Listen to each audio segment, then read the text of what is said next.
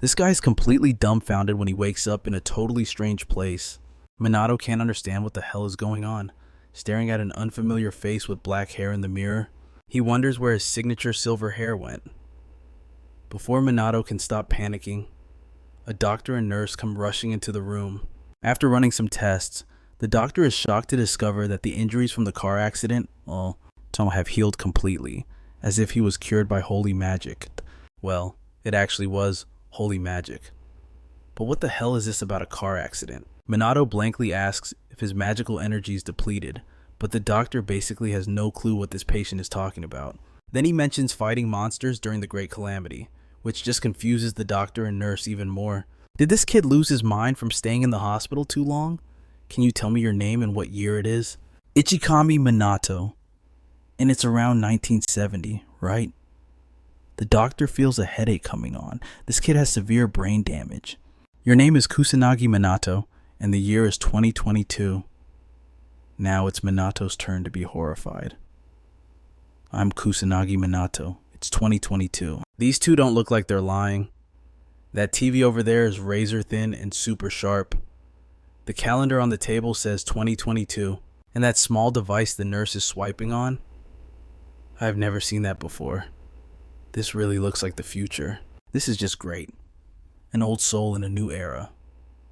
I don't know jack shit about this world, so how am I supposed to act? The doctor explains that the calamity he mentioned was 50 years ago. It's over now. Monsters still exist, but not many. The world has returned to peace. If that's the case, even if the truth is hard to swallow, he should thank the heavens first. And now he has to accept that the Ichikami Minato of 1970 died saving the world, and then reincarnated into Kusanagi Minato's body. Though nobody knows how such a miracle happened. A few weeks later, Minato is discharged. Following the original owner's memories, he returns to his room. So, this is Kusanagi Minato's room. And now mine. Kusanagi Minato's parents died when he was young. Since then, he's been living off the money they left behind. Minato lies back on the bed, deep in thought. He didn't believe in reincarnation, so his spectacular revival must be the work of the gods. Reading through Kusanagi's papers, Minato finds out the boy attends Kamui Magic Academy. Minato's era didn't have anything like this. Interesting. Suddenly, a noise comes from his bag. He picks up the phone. The screen shows Tadano is calling. Minato has no clue how to use it, so he just tosses it aside and doesn't give a damn. The phone lights up with a string of spam messages from Tadano. Heard you got out of the hospital, huh? Get your ass to school. I'm out of cash. Early the next morning, Minato somehow manages to show up at school. Being a grown man old enough to be these kids' uncle going back to school makes him a little nervous. Sounds cool in theory, but Minato immediately judges the place. A student yells and flicks a pathetic little fire spell at a wooden dummy right in front of him. Minato uses his expert gaze to scan the room. Everyone possesses pitifully weak magical power. He clutches his head in disappointment. He can't believe the descendants of mages are this useless. Compared to when Minato was a rookie, these kids aren't even a fraction of what he was. Minato walks in with a gloomy face, oblivious to how many eyes are watching him. Once in the classroom, Minato perks up. Sitting at the desk feels just like the old days. It's actually exciting.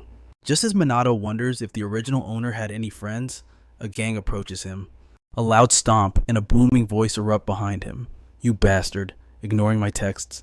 You're just a nobody from the Kusanagi family. How dare you? Minato replies calmly. Who are you people? The redhead glares and kicks Minato. He screams as he kicks. You son of a bitch. How dare you forget the great Tadano-jun, you useless piece of trash. Minato recalls the name Tadano from his phone. Ah, I remember. Are you my friend? Jun sneers and holds out his hand. Finally remember, you loser. Do you know what friend means? Minato immediately grabs Jun's hand tight. Friends help each other, of course. Jun shakes off Minato's hand violently. He grabs Minato's collar like he wants to eat him alive. Where's the money? Cough it up. Fast. Your dead parents left you plenty, didn't they? Minato sighs. Now he realizes Kusanagi didn't have friends. He was being bullied. This Jun guy is puffing up like a blowfish. Every word Minato says just makes him want to punch the kid. Just then, the classroom door opens, and a clear, sweet voice chimes in. Good morning. A girl with blue hair radiates charm, her face bright and radiant, her figure graceful with smooth, pale thighs. That alone leaves Jun mesmerized, practically drooling all over Minato's face. In front of his goddess, he doesn't dare make a scene. He just mutters a few threats to Minato and storms off.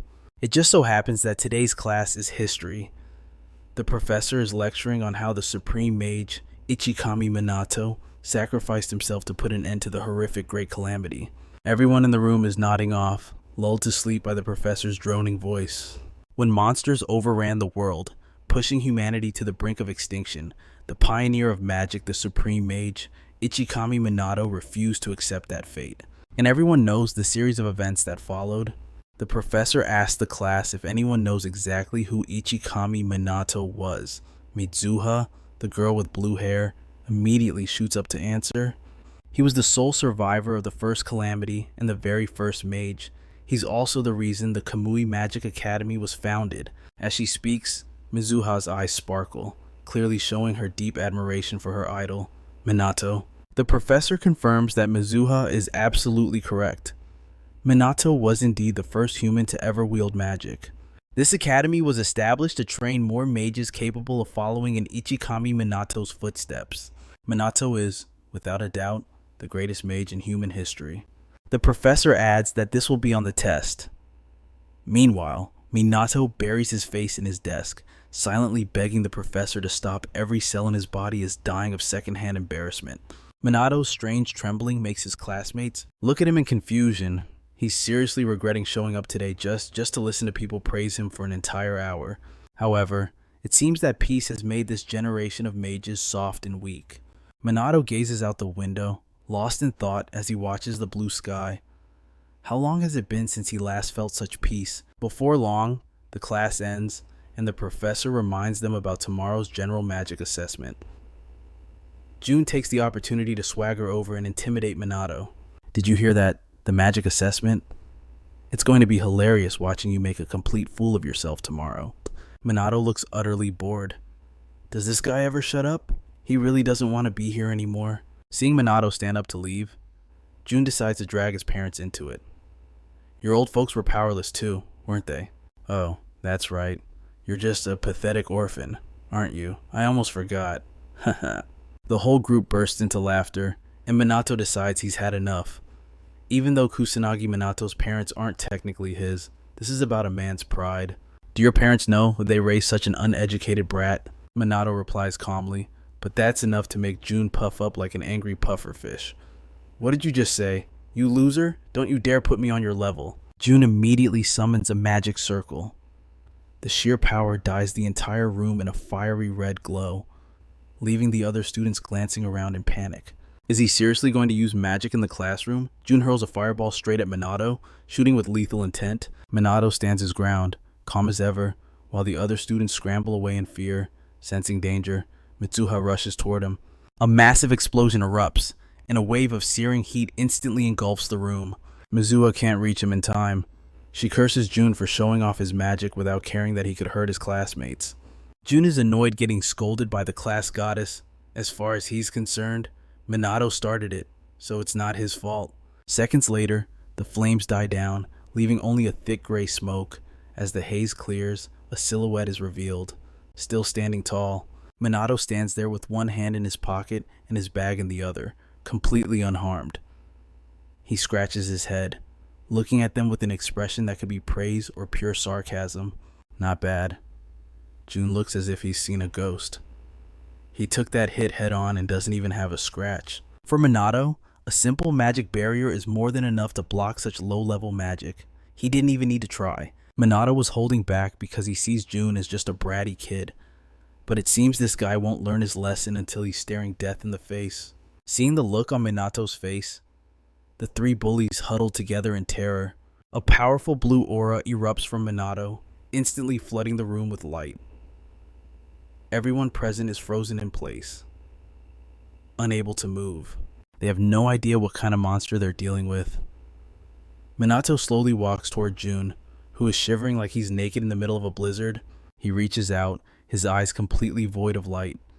Jun's face twists in horror, his mouth gaping open but unable to scream. What was that noise just now? Did one of you just use magic? A professor bursts through the door after hearing the explosion caused by June.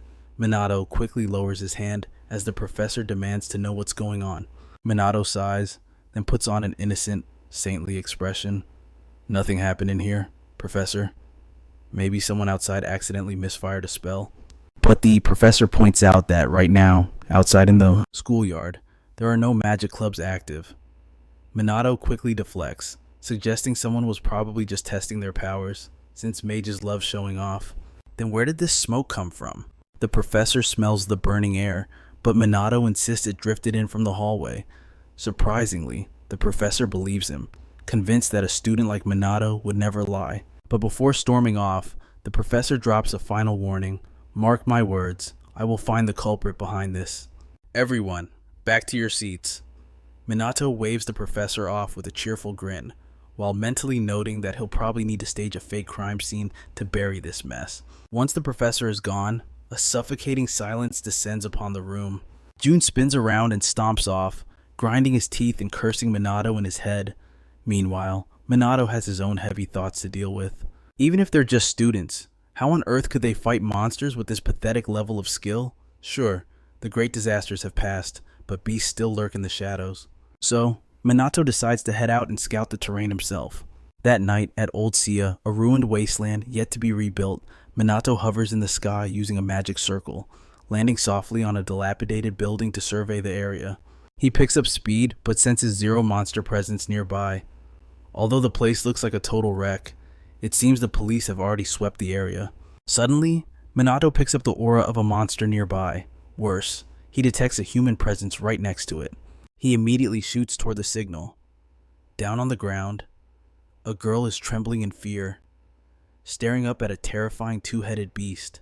Saliva drips from his jaws, as if it hasn't eaten in years. In that split second between life and death, Minato arrives. The monster lunges, but suddenly roars in agony. Minato summons countless sharp spikes from the earth, skewering its body instantly. Just like that, he obliterates a beast several times his own size. Minato glances back at the girl on the ground. The badge on her uniform marks her as Magic Police. Minato doesn't want to get involved, so he simply tells her to be more careful next time. Before she can even stutter a thank you, he zooms away as if he was never there.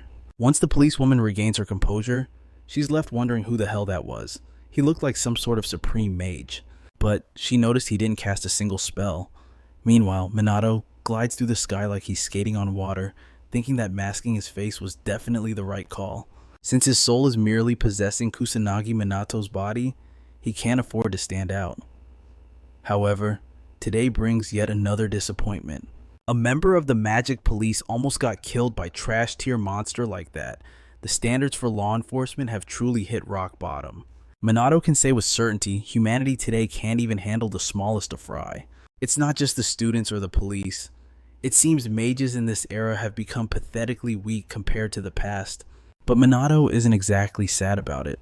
Actually, he's kind of pleased it means his power is still useful. Minato decides to use his mana to clear out the nearby monsters. He can't let them harm the innocent people living here.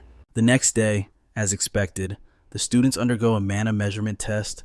Before them stands a massive, clunky machine. It measures both mana capacity and elemental affinity, the two most critical stats for anyone aspiring to become a professional mage. Minato is dumbfounded. Why has magical technology regressed so much? I get that students might be incompetent, but for teachers to rely on a machine because they can't sense mana themselves? That's just pathetic. Sensing mana is the very foundation of magic. Don't they know that? Suddenly, Mizuha approaches Minato. Do you have a moment? The sight of them talking sends the whole class into a whispering frenzy. Yuika notes that this is the first time they've actually had a proper conversation. She formally reintroduces herself as the second daughter of the prestigious Mizuha magic family. Mizuha Yuika Minato stares blankly, confused for the umpteenth time. What the hell is a magic noble? Yuika can't believe he doesn't know. The Mizuha family is one of the 4 great families leading the magical world. Minato doesn't know whether to laugh or cry. Back in his day, none of this existed. He's never even heard of the name Mizuha. Besides, Yuika's mana levels aren't even that impressive. For a so-called famous mage family, this amount of power is honestly underwhelming. Meanwhile, Yuika can't understand his attitude. She approached him first, yet Minato doesn't seem the least bit grateful. Over on the side, Jun is grinding his teeth, green with envy that Minato got approached by Yuika. Minato scratches his head, deciding to play along. So, what does a member of such a powerful family want with a guy like me? Yuika really wants to punch him in the face, but as a noble, she has to maintain her elegance. Her posturing just makes Minato lose his patience. Yuika sought him out because Minato was completely unharmed after taking Jun's attack yesterday. There has to be a reason. Yuika barely gets 3 words out before the professor announces that the test is starting. Minato beams perfect excuse to get away from this high-maintenance girl. Yuika is helpless to stop him but stays calm. After all, this test will reveal Minato's true power anyway. Next up is Jun. His face shows zero doubt, only pure arrogance. He blasts his mana into the machine, making it glow brightly. The number on the screen quickly climbs and stops at 1,000. Jun hoots and hollers like a chimpanzee. I'm incredible, I'm even stronger than before. Minato ponders this. If that counts as 1,000, then the grading standards haven't changed in 50 years. Next is Yuika, looking just as confident as that idiot Jun. She barely touches the machine, and the score instantly skyrockets to 2,000 with the water attribute. The professor's jaw drops as he praises them. Their mana levels are truly at the top of this year's class. You two are destined to become exceptional mages. The whole class erupts for these rising stars. Only Minato isn't smiling. Dua is at the top with just 2,000 mana. That's barely better than a total amateur. Dua glances at Minato, wondering if he feels ashamed seeing her results. Minato tries to ignore her challenging stare. This girl is such a pain. Next up is Minato. The class knows he's a bookworm, but when it comes to practical magic, he's always dead last. Jun still thinks Minato is talentless, even though just yesterday the guy was so scared of him he nearly wet his pants. Dua watches Minato's every move with skepticism, convinced he can't possibly match her. Minato hesitates, wondering what he should do. In his past life, he stood out too much and ended up lonely.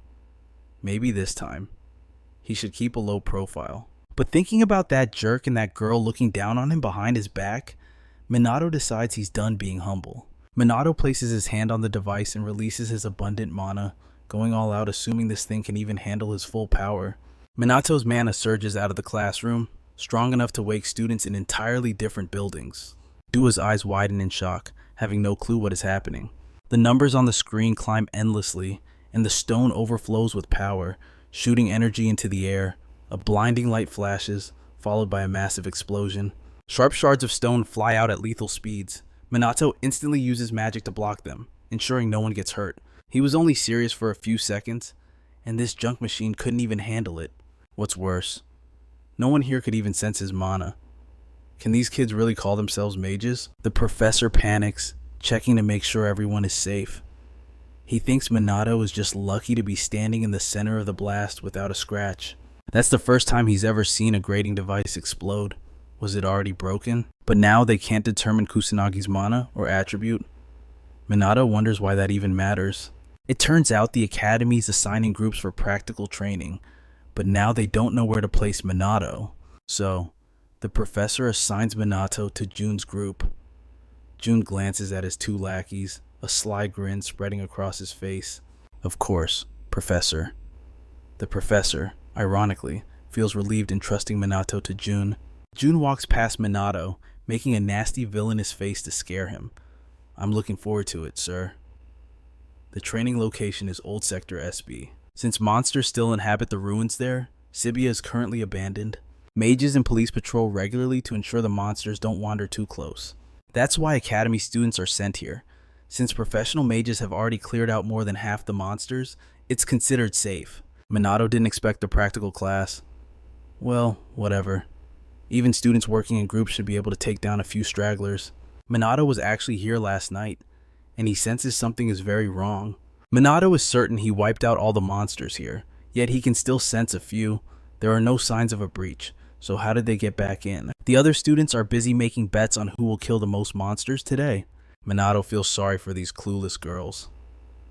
The professor announces the start of the session, and Jun immediately shoves Minato against a wall. With an arrogant sneer, he says, "Hey, stay right here and don't get in our way. I'm being generous, so don't you dare beg to come along." Minato brushes the dust off his sleeve. If you don't like me, you can just ignore me. Hearing Minato's calm logic, Jun snaps, his temper flipping like a switch. Don't speak to me like an equal. You bottom feeder, you're trash. So why is Mizuha so interested in you? Minato looks confused. Is this psycho picking a fight just because of a girl? Suddenly, it clicks. Oh, do you have a crush on Mizuha? Jun's eyes bulge with rage, but Minato has already lost interest. He senses something approaching. Jun prepares his magic again, and his two lackeys step up to help. Minato warns him to stop, but Jun thinks he's begging for mercy. Minato calmly tells him to look behind him, but Jun yells, "You think I'd fall for that childish trick?" Suddenly, a massive shadow looms over them, forcing Jun to turn around. A gigantic two-horned monster is standing right there. The three punks huddle together, trembling in fear. What is that? Why is it here? Why is there a demon soldier here? Faced with a real monster, these bullies are nothing but small fry. The two lackeys beg Jun to do something. Despite his fear, Jun still has some confidence in his skills. Take this, you bastard. Jun blasts the demon soldier with fire. When the creature doesn't move, he thinks he's won. Piece of cake. But no, as the flames clear, the demon soldier stands there, without a single scratch on its body. Minato isn't surprised in the slightest. How could a demon soldier fall to a measly first-tier spell? But still, he decides to stand back and watch the show for a bit. And the demon soldier takes slow, heavy steps toward them. Jun is so terrified he collapses to the ground. His eyes are welling up with tears, teeth chattering so hard he can't speak, and his pants are already soaked. Looks like he forgot his diaper today. The beast lunges at Jun, but halfway there, it freezes dead in its tracks the moment it spots Minato. Bloody memories of its slaughtered comrades flash through its mind, and the demon soldier instinctively recoils in fear. Minato steps forward, calm and collected. Even a demon soldier knows who the predator is here. It can clearly see the overwhelming mana radiating from him. The monster's arm trembles. It lets out a desperate roar and summons multiple magic circles. Minato simply raises his hand, summoning his own magic circles without chanting a single word. Behind him, the cowards scream, "How can you beat it with first-tier magic? We're gonna die." The brats behind him keep whimpering in terror. Suddenly, the demon soldier unleashes a second-tier spell, Stonewall. Massive boulders hurtle straight toward them. Jun squeezes his eyes shut, too afraid to look, but Minato just smirks. He casts the first-tier spell, Fire Arrow. A massive vortex of flame erupts from his hand. Just looking at it, you know it's gonna swallow that demon soldier's tiny pebbles whole. Sure enough, the rocks are incinerated instantly. Followed by the demon soldier itself, a massive explosion sends shockwaves through the air, whipping Minato's coat in the wind. The trembling coward finally opens his eyes, wondering, what the hell just happened? Did Minato just one-shot that demon soldier and save his life? Minato walks over to pick up the demon soldier's mana stone. Why is this thing here in Sibia? He hunted every last one of them down yesterday, yet they're still popping up. Unless this is a prelude to the great disaster. The situation is far more critical than Minato anticipated. Recalling those tragic memories of death and destruction, Minato can't help but shudder. But even if the calamity strikes again, he swears he will save everyone this time. Meanwhile, Jun's two lackeys exchange stunned glances. He just took down a demon soldier, didn't he? Is that really the same Kusanagi from before? Suddenly, Jun punches the wall in a fit of rage. How can he show his face if Yuika finds out about this? Little does he know, she's hiding behind a rock right now, and she saw his entire wet pants performance. Rewind a few minutes earlier, elsewhere, the other students are facing off against magic beasts, but they're just low-level monsters. Yuika easily wipes them out with first-tier magic. The students watching from the sidelines cheer in excitement. That's amazing, as expected of the Mizuha family. Hearing their praise, Yuika lets out a weary sigh. It was nothing special, yet they're staring like that. These commoners are only good at kissing up to people. Well, she's a genius after all, can't be helped. But just then, Yuika spots Jun's gang dragging Minato into a dark corner. Remembering how Minato was constantly bullied, Yuika frowns, falling into thought. Finally, she turns to the others. I'll leave the rest to you guys. She quickly chases after the group. She can't just ignore this, can she? So, Yuika hides in the shadows, silently observing them. But when the demon soldier appears, the blood drains from Yuika's face. Panic sets in. She knows for a fact that group can't handle a monster like that. Her panic grows by the second, and she clenches her fists. She has to do something. She is a member of the Mizuha family, after all. Finally, Yuika rushes out and screams, "Everyone, run now." But before she can finish, a streak of magic flies right past her, leaving her stunned. Boom! An explosion erupts in front of her, filling the sky with smoke and fire. As the smoke clears, the scene comes into focus. Yuika sees Minato standing there, tall and unyielding. She frowns in disbelief. Was that Minato's magic? She remembers him being shy, with absolutely zero talent for sorcery. Now, he looks like a completely different person. And she didn't hear a single chant. Silent casting. What's more, he took down a demon soldier effortlessly. And he did it using only first-tier magic. A demon's power is determined by the mana stones it holds. That is the absolute law of their ranking system. Normal magic beasts are rank 6. A demon soldier is rank 5, one level higher. Then comes the demon commander at rank 4, the demon general at rank 3. Above them at rank 2 is the demon king. And at the very pinnacle stands the demon lord. The power required to damage each tier is absolute. Every modern mage knows this. You need at least 3rd tier magic to scratch a demon soldier. So how did Minato do it with 1st tier magic? Yuika simply cannot wrap her head around it. While she's lost in confusion, Minato slowly walks toward her hiding spot. Yuika jumps in fright and presses herself deeper into the shadows. But she quickly realizes, wait, why is she hiding like a criminal? Once Minato walks past, Yuika peeks her head out. Too bad Minato already noticed her. He pouts and says, "Spying on people seems to be a hobby of yours, doesn't it?" Yuika freezes. She frowns and asks, "How did you know I was here?" Minato shrugs indifferently and replies, "If you call yourself a mage, it would be weirder if I didn't know." But after Minato finishes speaking, Duha looks even more confused. Seeing her reaction, Minato just sighs in frustration. "You guys really can't sense magic, can you?" With that, he turns on his heel and walks away, leaving a bewildered Duha standing there alone. Once she snaps out of it, she chases after him. "Hey, wait a second," she calls out urgently. "What was that about?" "Explain yourself." But sadly, he's already vanished. There's no one left in front of her.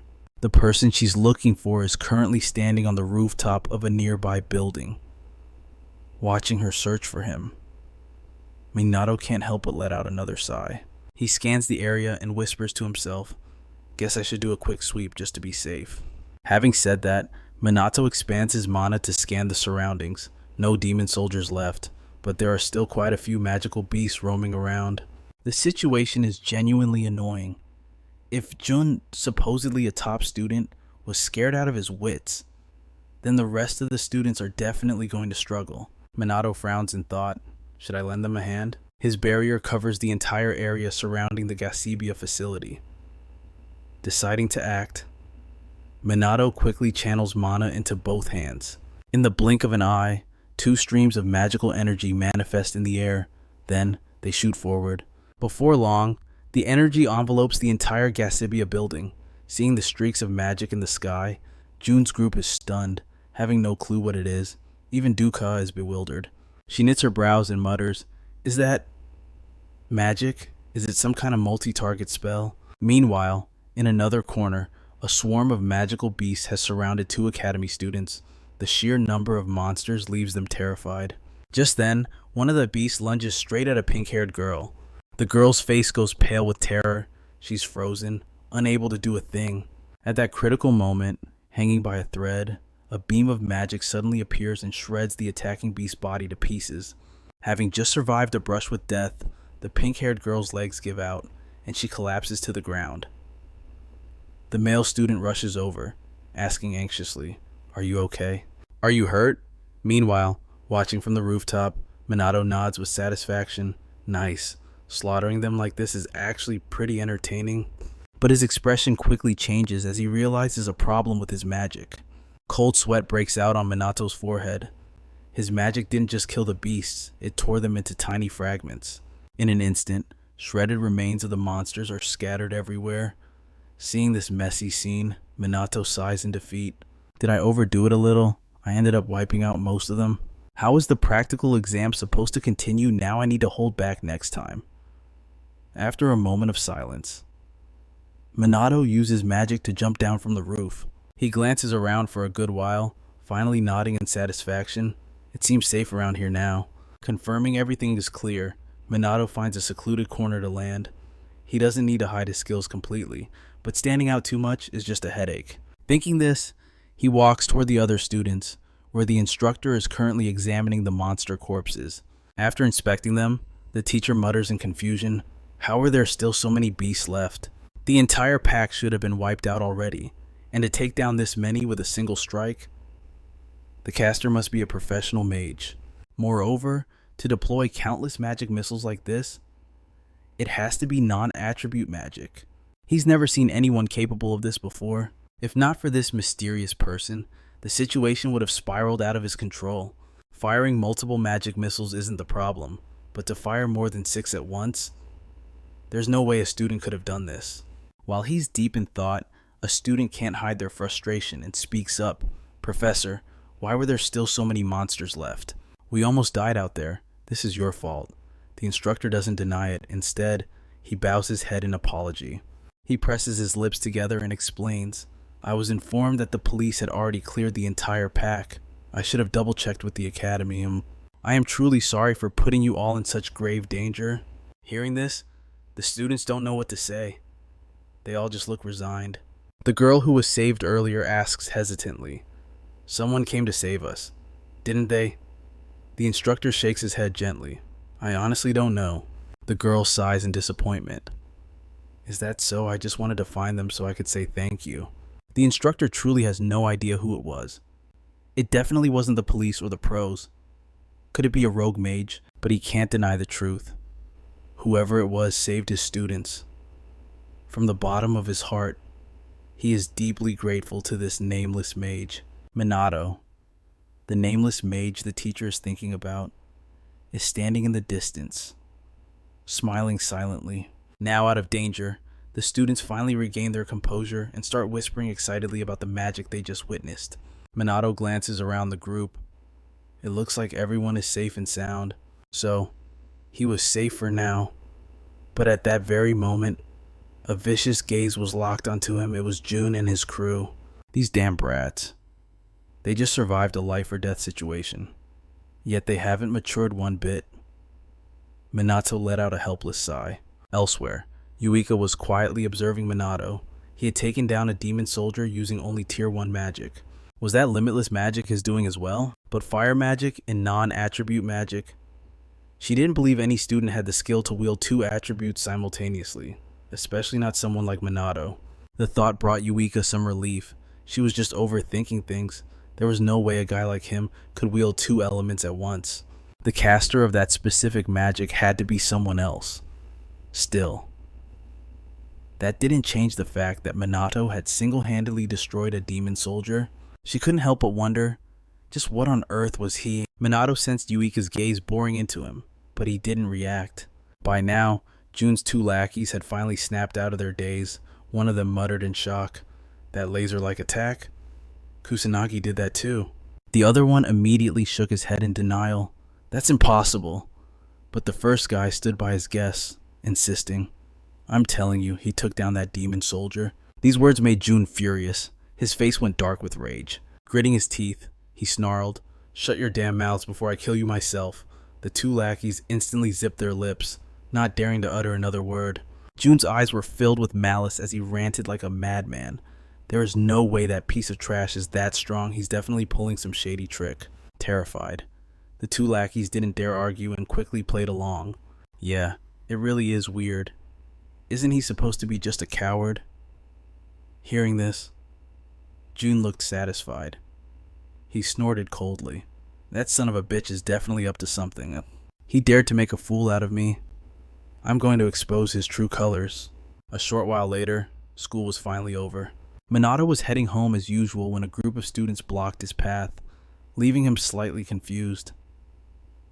Leading the pack was that punk, Jun. Jun glared at him and said coldly, "I've been waiting for you." Minato, utterly fed up with these childish idiots, sighed. "Are you guys deaf or just stupid?" Instead of running around causing trouble for your parents, why don't you use that time to actually study magic? It'd be a lot more useful. That remark struck a nerve. June roared furiously. You don't have the right to speak, you lying bastard. Lying. Minato looked genuinely confused. What are you talking about? June scoffed in anger, shouting, Don't play dumb. How the hell could someone like you use that kind of magic? You're definitely pulling some trick behind my back. Minato stared at him, bewildered. He honestly had no idea what nonsense this guy was spouting. When Minato didn't answer, June commanded coldly, Follow me. I'm not letting a cowardly rat like you escape. As he spoke, the others stepped up behind him. Scum really did tend to move in packs. Minato looked at the gang of punks in front of him, shrugged indifferently, and said with a sneer, Why would I need to run? Provoked by his attitude, Jun yelled, Shut the hell up, you bastard. You can't use magic here, can you? As soon as he finished speaking, he clenched his fist and lunged forward. In an instant, Jun's fist was inches from Minato's face, but Minato didn't even flinch. His lackeys quickly joined in, rushing forward and throwing punches. Jun laughed arrogantly. Without magic, you're helpless, aren't you? Even if you lick my shoes now, I won't let you off the hook. Die. As he spoke, Jun's grin became increasingly twisted. Unfortunately for him, he couldn't even touch a single hair on Minato's head. Minato stood there calmly, his eyes filled with contempt. Their pathetic flailing couldn't even reach him. Minato's mana was automatically protecting him. They could punch him until dawn and it wouldn't make a dent. Still, these pests were annoying. Minato considered just letting them land a hit to get it over with. So, he slumped to the ground, pretending they had actually hit him. But right then, a loud shout rang out. What the hell do you think you're doing? The group jumped in surprise and looked back to see Yuika standing there. Jun's expression turned ugly in an instant. His lips trembled as he muttered, Yuika. He was terrified that she would think less of him. Jun hurriedly tried to explain, No, wait, we were just playing around. Yuika scoffed coldly. I know exactly what's going on. You're all ganging up to bully Kusanagi. She demanded, You're wearing the Magic Academy uniform, yet you act like a pack of bullies. Have you no shame? Hearing this, the faces of Jun's lackeys fell.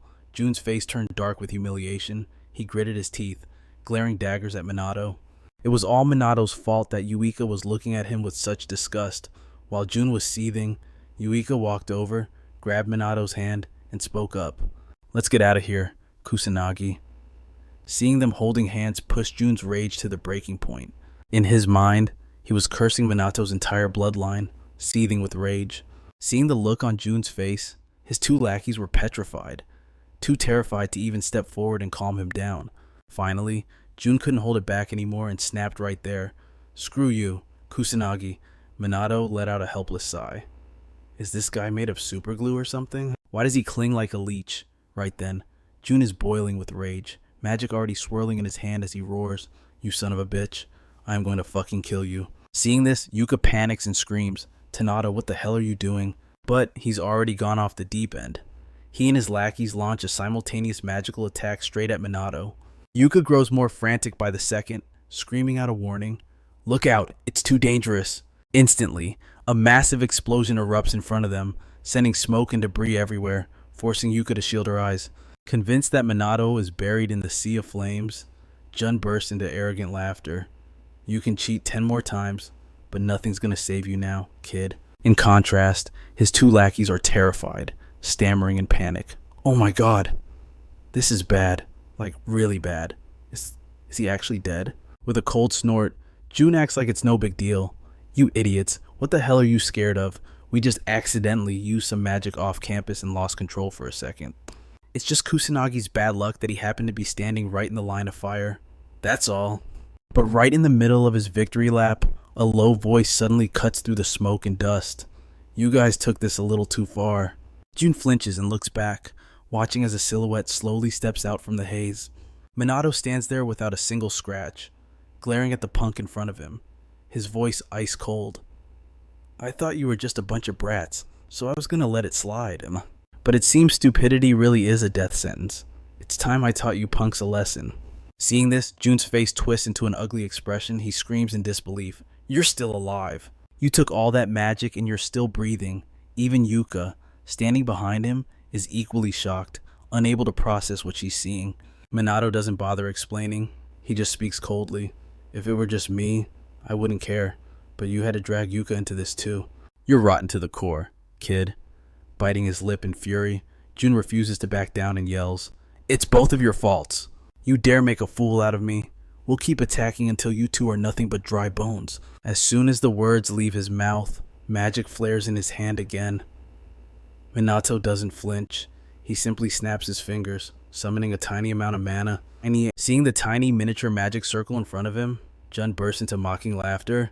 "Ha ha, what is that weak-ass magic? You're definitely dead this time." Immediately, they launch another synchronized attack at Minato. Yet Minato remains perfectly calm, muttering under his breath, "Mana drain." The moment he speaks, magical vines suddenly materialize in front of him. Like writhing pythons, they shoot through the air straight toward Jun and his gang, instantly wrapping tight around them. They scream in panic. What the hell is this? Let me go. But within seconds, they deflate like pop balloons, collapsing onto the ground, completely drained of energy. Seeing this, Minato withdraws his vines. Without the vines to hold them up, Jun and his crew faceplant right into the dirt. Minato is a little surprised. He only drained a tiny bit of mana, and they all collapse like that. Well, hopefully, that's enough to teach them a lesson. Witnessing this, Yuka is even more shocked. What kind of magic was that? What just happened? Why did Jun and the others just pass out? While she's lost in thought, Minato grabs his bag, ready to leave. Seeing this, Yuka hurriedly shouts to stop him. "Hey, wait a second." She bombards Minato with questions. What was that magic? What just happened here? You shouldn't be able to use magic that skillfully. Yuka keeps badgering him, sounding like an interrogator, and Minato is starting to find her incredibly annoying. He gives a cold snort. "Instead of grilling me like that, isn't there something else you should be saying?" Yuka knows exactly what he means. She stubbornly turns her head away. "Fine, I'll acknowledge you, since you just saved me." "Thank you. There, now answer me." But before she can even finish her sentence, he's already vanished without a trace. Yuka shouts in frustration, "Where did he go this time? Ugh, seriously." That night in Old Shibuya, the atmosphere is gloomy. A silhouette uses magic to glide through the dark sky like the wind, before quickly touching down on a skyscraper in the city. It is none other than Minato. He's in disguise, wearing that familiar hoodie of his. Minato uses magic to scan the area, feeling a sense of unease. Just as he suspected, he killed all the monsters this afternoon, yet the place is crawling with them again. Is this a bad omen? If it were just Shibuya, Minato could handle it on his own, but he can sense them in other places too. This might be too much for the police to handle. The magic police aren't exactly competent, but he can't kill every single monster in Japan by himself. Minato realizes he needs to come up with a solid plan for this situation. After some thought, he decides to first eliminate the monsters in the immediate area. However, he must be careful not to draw any attention to himself. With his mind made up, Minato uses magic to leap down and begins the slaughter. Frenzied beams of magic rain down from the sky, mowing down the demonic beasts like wheat. Just then, a drunkard is stumbling blindly down the street below. He is completely oblivious to the demonic beast stalking him from behind. In a split second, the monster lunges at the unsuspecting man. In that critical moment, Minato appears out of nowhere, moving as fast as the wind. He slices the beast in half. Feeling a gust of air rush past him, the drunkard whips around, but sees no one. He thinks he's hallucinating, but in reality, Minato has already vanished into the shadows. Shrugging it off, the man stumbles on his way home. Only after confirming the man is safe does Minato leave the scene. But he made one mistake. Someone in the distance filmed the entire encounter. The witness uploads the video to social media, a smug grin spreading across his face. If this doesn't go viral, nothing will. The next morning, inside the Magic Academy principal's office, a tense meeting is underway. The principal glares at the students before him and speaks in a grave tone. "We have received reports that some students were seen using magic outside campus grounds. If this proves to be true, the academy will be forced to expel those involved." The accused students are Minato and Yuika. Jun and his gang were also summoned. And seizing the opportunity, Jun speaks up first to shift the blame. "What do you mean? Sir, we didn't use any magic. It was Kusanagi who came looking for trouble with us." Minato is stunned by the sheer shamelessness. The guy lies without even blinking. It's almost impressive. Minato realizes he can't stay silent any longer. Since he's been dragged into this, he has to defend himself. But before Minato can say a word, a loud shout echoes through the room. Lies. Everyone, including Jun's gang, freezes in shock. It's Yuika. She points the finger furiously at Jun. Kusanagi was being bullied by Tadano and his lackeys. Tadano's group used magic first. Hearing this, the teacher frowns and asks for clarification. Does that imply Kusanagi used magic as well? Yuika fires back immediately. It was self-defense. He did nothing wrong. Minato is surprised. She's actually standing up for justice, telling the whole truth. But Jun's face is thicker than 8 layers of concrete. Even now, he stubbornly denies it. We didn't do anything wrong. Yuika's patience snaps. Shut the hell up. What kind of scum bullies someone and then tries to pin the blame on the victim? Do you have no shame at all? Despite being chewed out, Jun argues back shamelessly. It's Kusanagi's fault. He doesn't deserve to be at this academy. I was just taking out the trash. Yuika glares at him, her face twisted with pure disgust. You're the one who doesn't belong here, Jun counters arrogantly. I'm one of the top students in the class. I'm the only one on your level, not that piece of trash, Kusanagi. Yuika can't stand it anymore. You're full of crap. Jun refuses to back down. He steps closer to Yuika and declares with absolute confidence, Open your eyes, stop defending that loser and look at me. Be my woman. As Jun says this, his eyes are filled with sincerity. Unfortunately for him, Yuika couldn't care less. She scoffs coldly. Dream on, kid. Instantly, Jun freezes like he's been thrown into a freezer. He is completely stunned. But she's not done. Yuika lists exactly why she's rejecting him, calling him a violent bully. The rejection is so brutal that Jun faints from the shock. Watching this unfold, Minato can't help but sigh. He knows Jun deserved it, but that was absolutely brutal. The principal finally speaks up. It appears the fault lies entirely with Tadano and his group. Kusanagi was acting in self-defense. We do not tolerate students using magic for personal vendettas. You are all expelled. Jun's lackeys panic immediately. No, please. We were just following Jun's orders. The principal ignores their pleas and dismisses Minato and Yuika back to class. The two nod and promptly leave the office. Even outside, Yuika is still fuming. She keeps grumbling. That guy. It's been a long time since someone annoyed me that much. Minato walks beside her and asks, what will happen to them now that they're expelled? Yuika pouts slightly and replies indifferently. They'll never become mages. That's obvious. Then, she suddenly spins around, glares at Minato, and snaps at him. And you need to stand up for yourself. Minato feels a bit helpless. He was planning to, but she beat him to it. When he doesn't respond immediately, Yuika suddenly looks a bit flustered. Minato frowns in thought for a moment, then speaks quietly. Now that I think about it, how many times have you tried to save me? Back in the classroom when Minato was dragged into a fight, Yuika stood up for him, and now she stepped forward to testify on his behalf. Thinking about this, Minato flashes her a smile. You're actually really kind. You know, his words make Yuika blush furiously. She turns and runs away in a panic. Oh, shut up, I'm leaving. Minato watches her retreat, a faint smile playing on his lips. She's actually pretty cute. Suddenly, reality hits him. Kusanagi Minato is dead, and Ichikami Minato has reincarnated into this body. Was this poor kid bullied to death? Or was it just a generic car accident? Minato doesn't know for sure, but those bullies are definitely guilty of something. Hopefully, karma comes around. Meanwhile, inside the principal's office, 2 students stand before the desk. A girl's clear voice cuts through the air. So, a student used magic outside of school grounds, and others got caught up in the mess. The principal nods. Correct. However, no civilians were harmed. The girl frowns, confused. Then why did you call me here, sir? The principal replies calmly. The student involved was Yuika. The girl freezes. After a long pause, she speaks. I understand. Thank you for informing me. She turns sharply and walks away. The principal doesn't stop her. He simply adds, Please give my regards to your father. Without looking back, she replies coolly, Don't worry. My father will continue his investment in the school. As the 2 students step into the hallway, the boy walking beside her finally speaks. If the principal is telling the truth, this Kusanagi guy must be seriously strong. The girl mutters, her voice low, taking on multiple mages at once.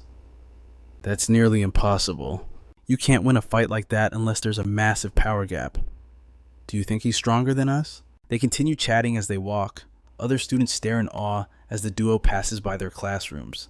Ignoring the attention, the girl's tone turns serious. First, I need to verify Kusanagi Minato's abilities. Then, I'll decide if I should have my sister withdrawn from this school. This girl is Yuika's older sister, Mizuha, a third-year student in Class S. Beside her is Kasaragi Rui, also a Class S third year. Rui nods with a grin. Sounds like a plan. Meanwhile, back in the classroom, Minato is slumped over his desk, sighing dramatically. Now that things have calmed down, he's lost all motivation. Suddenly, a commotion from the other students catches his ear. Check that out. So cool. Is that a dark mage? I know him? Minato frowns, confused. A dark mage like from a noble clan, but realizing it has nothing to do with him, he lets out another bored sigh. While Minato is busy moping, the teacher marches in and shouts, "Hey, Kusanagi." Minato and a few others follow the instructor to the examination room. Students who missed the previous assessment are getting tested now. Yuika is there too. She narrows her eyes at Minato. This time, she's determined to uncover his true power. But suddenly, her eyes go wide with shock. Her sister Mizuha and Rui are also in the room. Yuika looks anxious. Why is she here? Ignoring the tension, the test begins. Moments later, it's Minato's turn. Minato stands before the magic measurement device, hesitating. He blew up the machine last time. He definitely needs to hold back. Making up his mind, Minato channels a tiny sliver of mana into his palm and places his hand on the sensor. Trying to suppress his power to such a low level actually makes him sweat. The numbers on the display start to climb. Minato quickly pulls his hand away, hands on his knees, panting heavily. The instructor looks concerned. "Hey, are you alright?" Minato shakes his head, signaling he's fine. The instructor glances at the result on the screen, hesitating before reading it out. Well, we have the final result. Kusanagi Minato's attribute is none. Yuika stares in disbelief. Mizuha and Rui, on the other hand, don't look surprised at all. They probably assume Minato wasn't anything special, but the real shocker comes next. Minato's mana level reads only 100. The students immediately start whispering, "That's gotta be the lowest score in our entire year, right?" But having no attribute, isn't that actually kind of rare? Hearing the gossip, Rui can't help but sigh. Mizuha, losing patience, turns to leave. "Let's go. We're done here." As the two seniors leave, mocking laughter erupts in the room. Look at him. Just a simple reevaluation, and he's completely winded. Guess there's no fixing weak mana. The instructor, worried Minato might be discouraged, walks over and pats his shoulder. "Don't let it get to you, Kusanagi. Your mana level doesn't define your worth as a person. The only one who doesn't buy it is Yuika. Something's not right. Minato easily took down those demon soldiers. He should possess both fire and null attributes. I've never heard of anyone being able to suppress their mana output like that. What the hell did you just do, Minato?" Contrary to everyone else, Minato looks incredibly pleased with himself. Perfect. That went exactly as planned. Just as planned, Minato only needed to output a precise amount of magic power. But damn, it was exhausting enough to leave him gasping for air. Fortunately, it worked. He managed to pull the wool over everyone's eyes. Moments later, out in the hallway, Minato walked side by side with Dua. He glanced over and asked, "So, were you watching the evaluation too?" Mizuha Duika gave a slight nod. "I was just a little curious." But their conversation didn't last long. Two figures suddenly stepped out to block their path. It was Ruka, accompanied by Ryuji.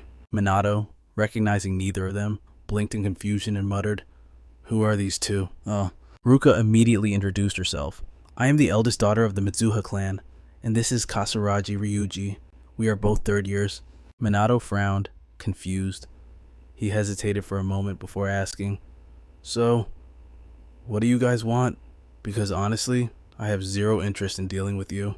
Ruka let out a cold snort, ignoring him and stepping forward. Seeing this, Dua instantly panicked, her body trembling out of pure reflex. In a flash, Ruka was standing right in front of Dua. She spoke with a chilling indifference. It seems you're absolutely nothing compared to those rule breakers over there. Are you? Dua lowered her head, not daring to look her sister in the eye. Ruka wasn't going to let it slide that easily. She pressed on. I also heard you were saved by some guy whose mana barely scrapes past 100. Is that true? Dua hesitated for a moment. After a long pause, she answered in a small voice, Yes, that is true. Hearing that confirmation, Ruka immediately snapped, barking out an order. Drop out of the academy. Dua looked up, aggrieved and confused. Why? Why do I have to do that? With a scoff, Ruka replied coldly, Have you ever won against me even a single time? Dua froze, struck dumb by the question. Ruka was right. Whether it was academics, martial arts, or even the use of magic, Dua had never once surpassed her older sister. Ruka stepped closer, looming over Dua, her voice stern. You aren't fit to become a mage. Having just me in the family is enough. Dua's face went pale. She desperately wanted to refute it, but the words stuck in her throat. Ruka offered no quarter, laying down her demands. All you need to do is listen to me. Leave this place and go find some random school to attend. Dua trembled, tears welling up in her eyes. She clearly wanted to protest, but she simply didn't have the courage. Seeing her silence, Ruka asked again, Do you understand me? Dua clenched her hands into tight fists, fighting a war inside her own mind. Finally, she broke. She was ready to give up and agree, but before she could finish speaking, Minato cut in. That is just way too rude. Ruka shot a glare at him, her voice icy. Excuse me, what did you just say? Minato didn't flinch. He spoke calmly. You're just rambling on without bothering to listen to a single word the other person wants to say. If that isn't rude, then I don't know what is. Ruka scoffed, her expression indifferent. This is a private conversation between family members. An outsider like you has no business meddling. Minato pursed his lips. You actually call that a conversation? You're just barking orders at your sister. That remark struck a nerve. Ruka exploded with rage. What did you say? You little piece of trash. Minato faced her fury with total calm. Forcing someone to do something against their will is the ultimate taboo. It's the same as telling someone to throw away their dreams. But Ruka didn't feel a shred of remorse. She didn't think she was wrong. She sneered. My sister doesn't have the aptitude to be a mage. She has never won against me. Not once. Dua stood to the side, her face full of sorrow. It was just as Ruka said, she was nothing. For so long, she had tried to fool herself into thinking she was a genius, that she had potential, even though she had never once surpassed her sister. But just as Dua was drowning in despair, Minato spoke up with absolute confidence. She can beat you, you know? Dua froze, looking at him in disbelief. Even Ruka couldn't believe her ears. She frowned, muttering, Beat me. Minato let out a soft chuckle. Of course, not right at this exact moment. Ruka glared at him, curling her lip in contempt. At least you have some self-awareness. Then how about this A 2-on-2 duel in 2 weeks? Hearing the offer, Minato tilted his head, asking for clarification. 2-on-2. Ruka immediately sneered. I thought you were scared. You were spouting all that nonsense a minute ago, but now you're tucking your tail between your legs. Minato let out a cold laugh. Don't be ridiculous. I'm in, senior. Then he turned his gaze to Dua standing beside him. What about you? Dua was stunned by the sudden proposal. She hesitated, unable to answer immediately. She was fighting an internal battle should she give up on her dream or stand up and fight for it just this once. After a long silence, she finally found her answer. She spoke up, her voice trembling but determined. I will participate too. Minato smiled with satisfaction. Then it's decided. He looked back at Ruka, grinning. If we win, you never bring up this quitting nonsense ever again. Ruka accepted without hesitation, laying down her own terms. And if we win, Dua leaves the academy. I won't go easy on you. You two better prepare yourselves to face reality. With that, she turned on her heel and walked away. Ryuji quickly followed, but not before giving the two of them a friendly wave goodbye. A little while later, Minato and Dua stood together on the rooftop of the academy building. Yuka suddenly broke the silence. Kusanagi, I need to ask you a favor. Please, teach me magic. Hearing those words, Minato let out a long sigh of relief, and here he was wondering why on earth he'd been summoned to the rooftop out of the blue. Gathering his thoughts, Minato slowly replied, "I'm just a weak mage with a mana level barely scraping 100.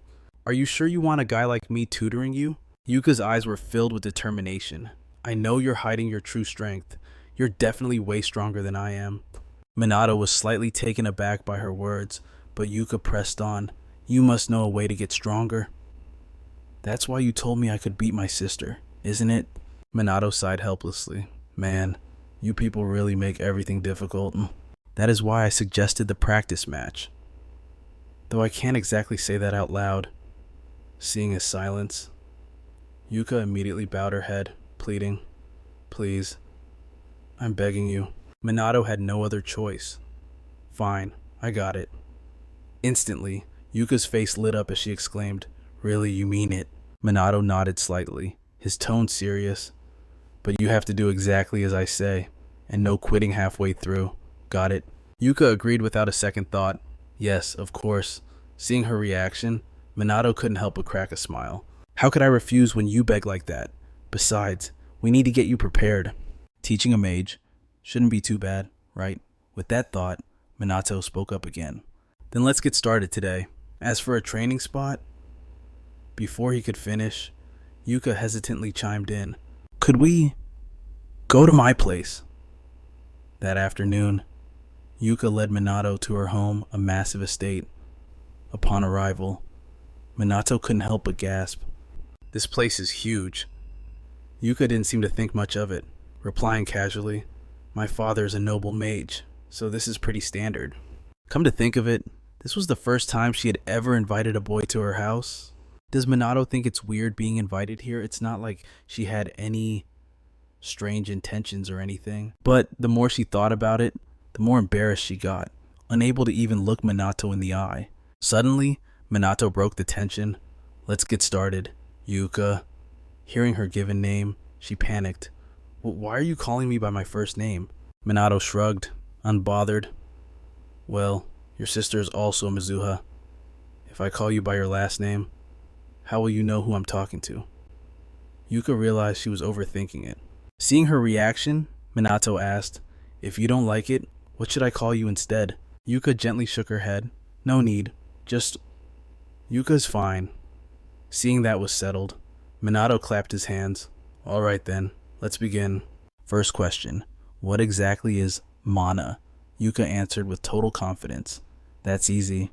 It's the energy found within the body, the foundation for forming magic." Minato didn't confirm or deny. He simply asked, "And what about incantations?" Yuka replied calmly, "They are programs that help convert mana into magic." Minato pressed on, "And is it possible to increase your mana capacity?" Yuka shook her head confidently. "Impossible. A mage's mana limit is determined at birth. Once you reach a certain age, your mana pool stops growing completely." After giving her answers, she grinned triumphantly. "Hehe, how was that a perfect score? Right. Everything you just said was wrong." Minato scoffed, his voice cold. Yuka froze, staring at him in disbelief. Minato sighed, shaking his head. How can modern mages be so clueless? What the hell happened in 50 years ago? With no other choice, he began to patiently explain. "First off, mana doesn't just exist inside the body, it exists all around us in the environment. Incantations are just tools to assist your magic, and yes, you can absolutely increase your mana capacity manually." Yuka gasped in shock. That's impossible. If that were true, wouldn't everything the Magic Academy teaches be useless? Minato shrugged indifferently. "I don't need you to believe me right now. I'm simply going to teach you those 3 concepts I just mentioned. Sit down." Yuka obeyed, sitting cross-legged on the floor as Minato continued calmly. "I'm going to pour magic into you. Let me know when you feel it." Yuka looked at him skeptically. "Wait, you can actually sense mana. You can't get stronger if you don't." Minato replied flatly. "Close your eyes. Here we go." He placed his hand on Yuka's back. He began channeling magic into her body. However, seeing no reaction from her, Minato increased the flow of magic. He thought she still hadn't felt a thing. Suddenly, Yuka yelped, "Ah, my back. It's heating up. I feel something." Minato pulled his hand back and sighed. That was just basic mana sensing. Yuka stared at him, murmuring in confusion. So, is this what you meant by sensing mana? Minato nodded. Exactly. Make sure you remember that sensation. Once you can feel it, you can recognize it. Then, you can find mana sources in nature. Make that your goal. Yuka winked and grinned. Heh, I'm a daughter of the Mizuha family. After all, I'll master this in no time. Minato rolled his eyes. I had to pour in a massive amount before you even noticed. It seems Duka truly has zero talent for becoming a mage. A week later, back at Duka's villa. Just as Minato predicted, Duka was screaming in pure desperation. It's not working. Minato felt pretty helpless too. It had been a whole week of intense training, but this girl was incredibly slow on the uptake. Still, the tournament was right around the corner.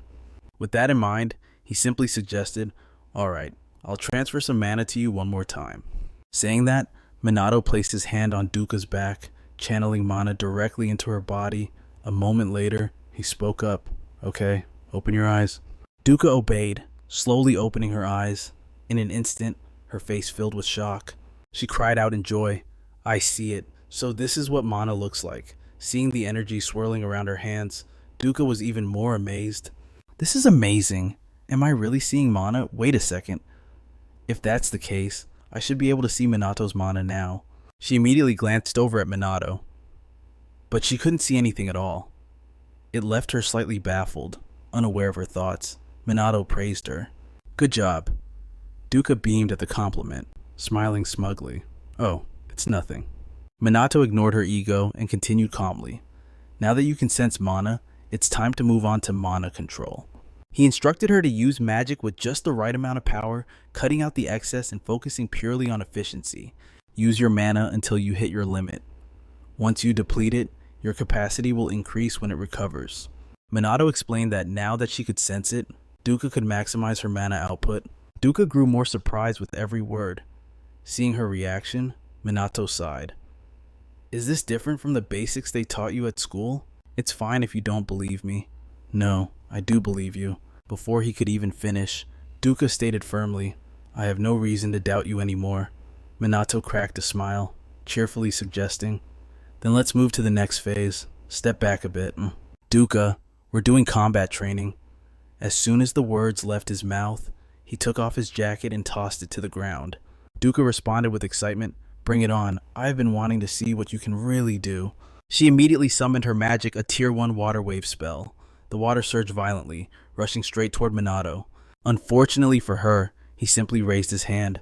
A defensive barrier appeared instantly, blocking the oncoming wave. Witnessing this, Duka gasped in shock. He blocked it. Minato spoke slowly. This is just a tier 1 non-elemental shield. If you can't even break this, don't even dream of hurting me.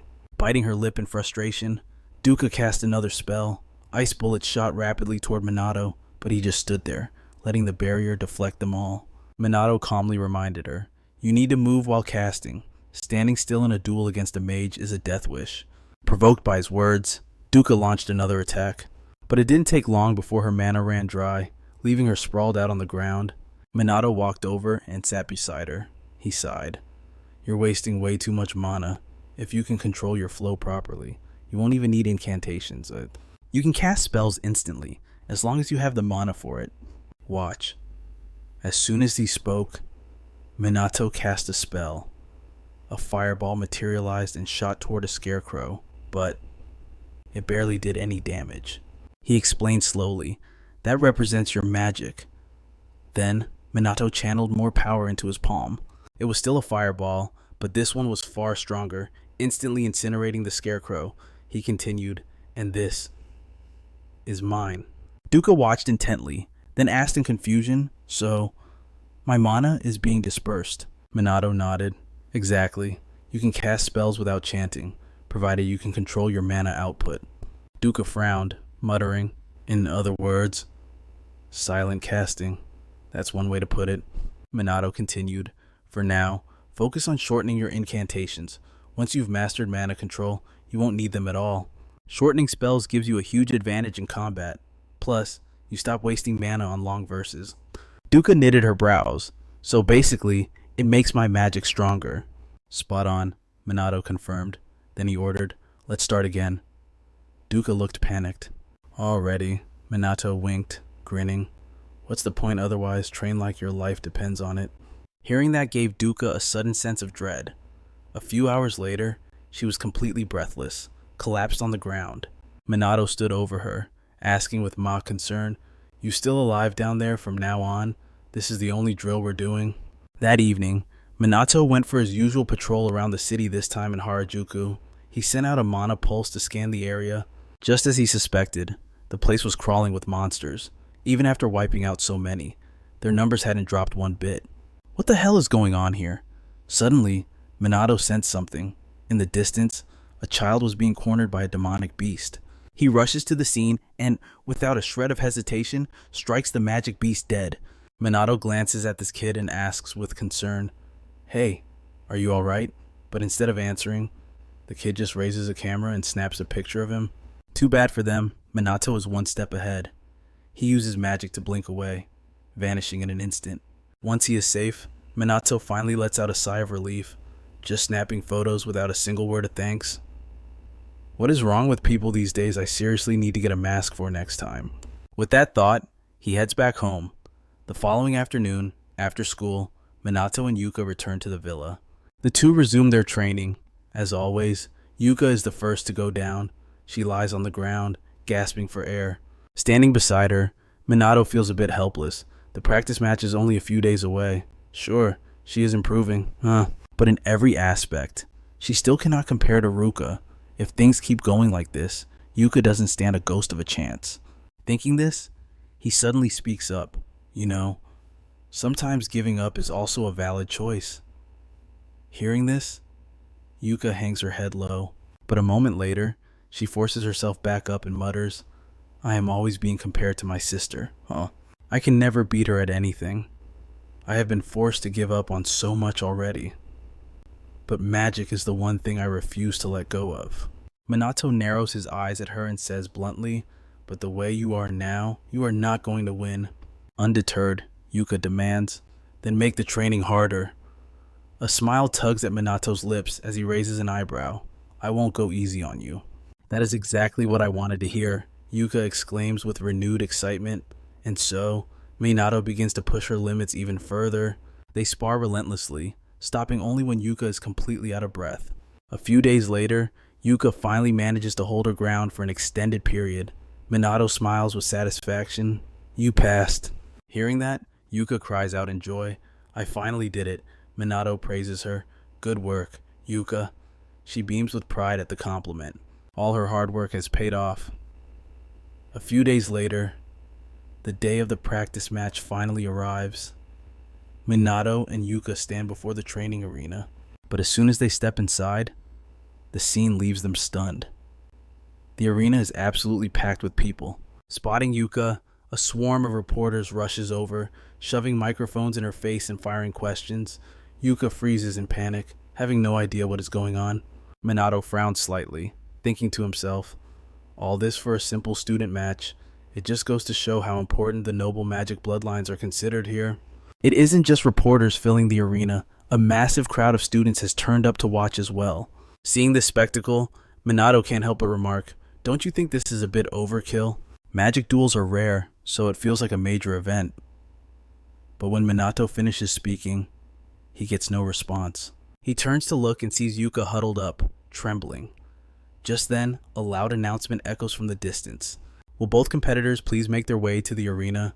Startled, Yuka jumps up, looking ready to bolt. Seeing her panic, Minato quickly calls out to her. Yuka is a nervous wreck.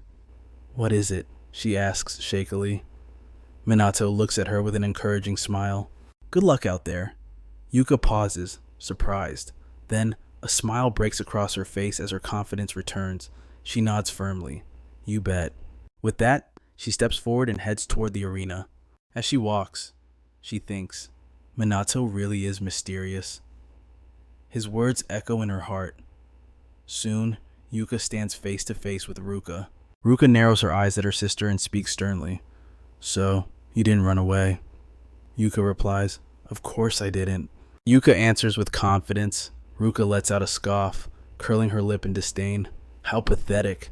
Do you really think you stand a chance against someone like me? She raises an eyebrow, staring at Yuka with absolute arrogance. She looks completely certain of her victory. Yuka refuses to back down and shouts back, I am going to win. Ruka clicks her tongue, unimpressed. It looks like you have made some progress in the last 2 weeks. Ruka admits. Yuka stays silent. She knows just how strong her sister is. The gap in power between them is massive, but Yuka is not about to give up. Just then, a loud voice booms across the arena. Let the match begin. Instantly, both Mizuha sisters shift into their battle stances. Yuka is the first to cast a spell. She shortens the incantation to conserve mana, but Ruka isn't just standing around either. She begins casting her own magic. Watching from the sidelines, Minato can't help but be impressed. Ruka definitely knows the basics of a wizard duel. Yuka is so nervous she forgot to move. She just wasted the advantage she gained from that fast incantation. Just as he predicted, Ruka closes the distance in the blink of an eye, appearing right in front of Yuka. Both unleash a tier 1 water spell. 2 surging waves of water crash into each other instantly. However, due to her weaker mana, Yuka's wave is quickly overpowered. Ruka's attack surges toward her, but Yuka manages to disperse it just in time. Ruka is visibly shocked. You actually dispelled that. She's getting stronger. Even Ruka has to admit it. In just 2 weeks, you have actually become stronger. Hearing this, Yuka lights up with joy. It is the first time her sister has ever praised her. Seeing her reaction, Ruka asks with obvious displeasure, What's there to be happy about? It's just a comparison. I wasn't complimenting you. Then, her gaze becomes steely. She speaks in a cold voice. I am going to raise the magic tier now. Finishing her sentence, she summons her water waves again. Dua doesn't dare to lose focus, hastily summoning magic to defend herself. In the blink of an eye, tier 2 water magic appears. It dances relentlessly in the air, splitting into tiny water bubbles before frantically rushing toward Dua. Dua can't withstand it. She gets knocked flying by the barrage of bubbles. Her body falls like a kite with a cut string, landing right at Minato's feet. Glancing down, Minato can't help but sigh helplessly. In terms of casting speed, Dua actually had a winning chance, but her opponent is simply stronger than her. While he is thinking, Ruka walks over from a distance, speaking coldly. Am I too cruel? Aren't you going to help the girl? You protected her before, didn't you? No need, Minato answers without hesitation, making Ruka's eyes go wide with shock. Just then, Dua stands up from the ground, though her body is still trembling uncontrollably. Ruka is even more shocked, crying out in disbelief. How is this possible? I attacked you with tier 2 magic. How are you still standing? Biting her lip fiercely, Dua says firmly, I won't lose. Magic is the only thing I have. Even if I lose everything else, I won't give up. As soon as she finishes speaking, Dua summons her magic. Ruka snorts coldly and quickly summons defensive magic. In a flash, the 2 water spells clash violently against each other. But very quickly, Dua weakens. She keeps repeating the same phrase over and over. I will definitely win. I won't give up. Then, she collapses powerlessly to the ground. The result of the battle is decided. Dua has run out of mana. Victory belongs to Ruka. Dua lies trembling on the ground, fists clenched tight, muttering in frustration. I couldn't do anything. Nothing at all. Minato sighs helplessly and goes to help Dua up. This was a battle based on magic control, but she lost due to her mana capacity. Right then, Ruka speaks up indifferently again. Do you understand now? That girl has no talent whatsoever. Kusanagi, you must have thought so too. Minato replies nonchalantly. It's true that she has no talent. Dua is clumsy, improves very slowly, has no affinity, and is even weaker in actual combat. But there is one thing Minato is very satisfied with about Dua. She works hard and trains obsessively like a fool. Hearing this, Dua looks at him in surprise. Ruka, on the other hand, doesn't care much, pouting as she says, and this is the result. But before she can finish, Minato cuts her off coldly. She did lose, but I like hardworking people like her. These words move Dua to tears. This is the first time someone has acknowledged her efforts. Minato ignores Ruka and continues, Dua is my student. I find it very annoying when you badmouth her. Dua gets more and more emotional, tears streaming down her face.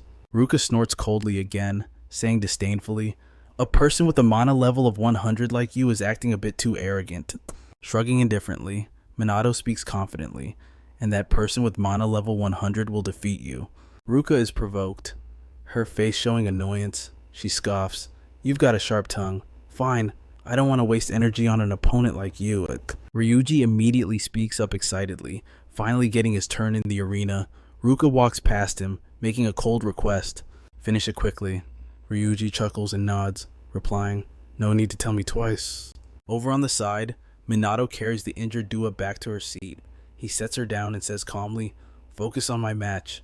Dua nods slightly, acknowledging him, but just then, she realizes something.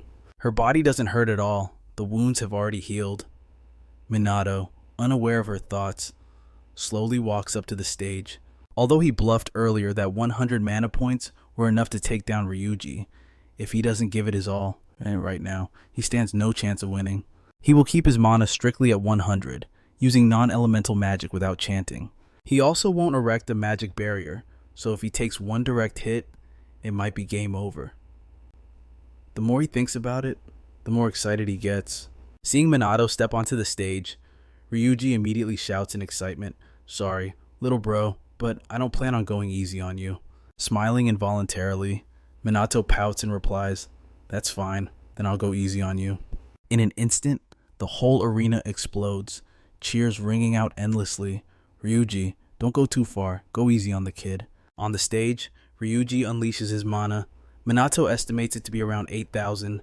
To the old him, this would be insignificant. But right now, he can only use about 100 mana points. Immediately, the second match between Minato and Ryuji officially begins. Ryuji summons magic while laughing. "Don't hate me for this. Just this one attack is enough to check if you're really the one who beat those expelled guys." Ryuji wants to see if he can withstand this full power attack. But before he can even launch the move, a beam of magic shoots straight into the middle of Ryuji's forehead. Minato curls his lip in disdain. Too slow. The spectacle leaves the students in the stands completely dumbstruck. It's over. It hasn't even been 3 seconds. Since Ryuji is out cold, the victory goes straight to Minato by default. Ruka rushes over to check on Ryuji, unable to hide the shock rising in her heart. Minato knocked Ryuji unconscious with a single hit. She didn't even hear him chant a spell. What the hell did he just do? While Ruka is lost in thought, Minato's mocking voice drifts into her ears. "I wrapped it up quick and clean, just like you wanted, didn't I?" Watching from the sidelines, Yuka cheers in delight. "That was amazing. He actually took him down." Ruka glares daggers at Minato, her voice ice cold. "It seems you do have a little talent after all." Minato just laughs it off, unbothered. "As long as I'm better than you. Can you never just shut your mouth?" Ruka grits her teeth in fury, then instantly unleashes her full magical power. Minato estimates it to be around 10,000. Not much, but still stronger than Ryuji. As the tension between them peaks, the proctor's voice rings out across the arena. A shocking turn of events after the second match, contestant Kusanagi's fighting style has truly captured the audience's attention. The final match will be Minato versus Ruka. Everyone is waiting with bated breath to see who will emerge victorious. The moment the match is declared open, Minato wastes no time. He holds nothing back, charging straight at Ruka. Ruka doesn't panic. Standing her ground, she calmly summons her magic to counter. Minato knows his current mana is only around 100, so obviously his raw magical output is weak. That's why, if Minato doesn't aim directly for Ruka's forehead, he won't be able to inflict any real damage. Ruka also realizes she shouldn't move around too much, deciding to focus entirely on defense. Just as Minato predicted, Ruka defends with ease. She remains rooted to the spot, unleashing waves of water to attack him. Countless high-pressure water jets slash through the air toward him like frenzied blades. But the scene that follows leaves Ruka shaking in terror. Minato dismantles her entire magical assault effortlessly, without a single hair on his head being harmed. Ruka's eyes widen in disbelief. He hasn't used a single spell this whole time? What the hell is this brat doing? It's not just her. The students in the stands are equally bewildered, their whispers turning into a buzzing commotion. Shouldn't he be getting pulverized? He's not even wet. What is going on? Yuka, on the other hand, isn't surprised. She's just trying to figure out what technique Minato is using. Meanwhile, Ruka is furious that Minato has neutralized her attacks. She's certain he's hiding some cheap trick. With that thought, she launches another assault. But this time, Minato moves. He looks like he's dancing through the air, gracefully dodging every water jet Ruka fires at him. Seeing this, Ruka's pupils constrict. She screams out in disbelief, "You're dodging all my attacks without even using magic." On the sidelines, Yuka can't help but frown. Usually, a mage counters with another spell. The two attacks would cancel each other out to some extent. Everyone knows if you don't do that, getting hurt is inevitable. A tier 2 spell has a completely different scale and speed compared to tier 1. There's no way a guy like him could dodge all of that without taking a single scratch. Ruka is convinced Minato is just a reckless fool with a death wish. Minato seems to read her mind and lets out a soft chuckle. But it doesn't matter. As long as I can sense the mana flow, dodging these trash attacks is no problem at all. Well, I guess I need to be a bit tough, too. At that moment, Ruka begins casting a tier 3 water spell. In the blink of an eye, a wave of water shaped like a massive arrow materializes, hurtling aggressively toward Minato. Seeing this, the crowd gasps in horror. A tier 3 spell, if that hits him, he'll be sent to the afterlife before he even knows he's dead. Boom! The water arrow explodes on impact, sending spray flying wildly into the air. Ruka collapses to the ground, exhausted but smiling in satisfaction. How could he possibly block that? But suddenly, a beam of magic shoots from the distance, striking her right in the center of her forehead. When she sees the shooter, Ruka screams in shock. "Impossible! How you're still standing? How did you dodge that?" Minato speaks calmly. "I used a spell to absorb your magic, and simply walked right through the center of your attack." The air instantly goes deathly silent. Ruka sits there, frozen stiff, unable to react for a long time. Just when Minato thinks she's gone catatonic, she suddenly throws her head back and laughs loudly. "You simply walked through it. So I've really lost, haven't I?"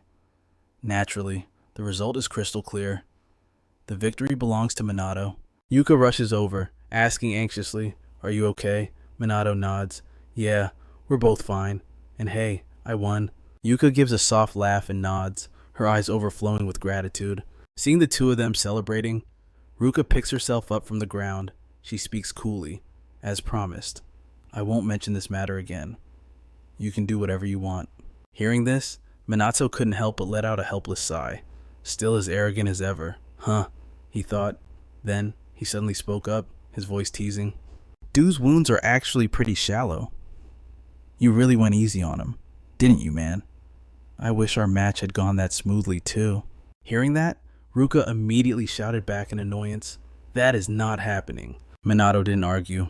Instead, he continued, "Du has gotten a lot stronger in just 2 weeks. You must have noticed it too, right? Stop being so overprotective of him." At this, Du also made a firm promise. "I will definitely become stronger, so you won't have to worry about me anymore." "Sis, that's a promise." Ruka narrowed her eyes at the two of them. She hesitated for a long moment before finally nodding. "Yeah, I guess you're right, huh?" Yes. Thanks to this battle, the Mizuha siblings had become much closer. Watching them, Minato couldn't help but feel a strange sense of happiness. Right at that moment, dark clouds suddenly gathered in the sky, bringing with them a terrifying aura. It made Minato jump. He hurriedly looked up at the sky, his expression instantly turning grave. This abnormal magical energy. Could it be a catastrophe? Ruka and Du sensed it too. Everyone's face went pale. Meanwhile, back in the classroom, Jun's gang was ransacking Minato's desk, throwing his stuff all over the floor. Jun's lackey searched for a long time but found nothing. He spoke up, annoyed. "It's just books and notebooks. This guy is practically a saint. Bro." Jun gritted his teeth aggressively, his lips trembling as he spoke. There has to be something, otherwise, how the hell could he use that kind of magic? But right then, the lackey saw something and immediately screamed. "What the hell is that?" Jun thought they had found something and quickly looked over. But what met his eyes terrified him. The sky outside was dyed a horrific blood red. In an instant, all three of them were thrown into a panic. Realizing what it was, one of the lackeys screamed in terror, "It's a catastrophe, but how can it be a catastrophe?" Outside the arena, the reporters and students were in total chaos. No one expected a catastrophe to descend right on the Magic Academy. Minato's expression was grim. Why would a catastrophe happen right now of all times? Don't tell me this is related to the Shinjuku incident. The first catastrophe happened in Shinjuku too.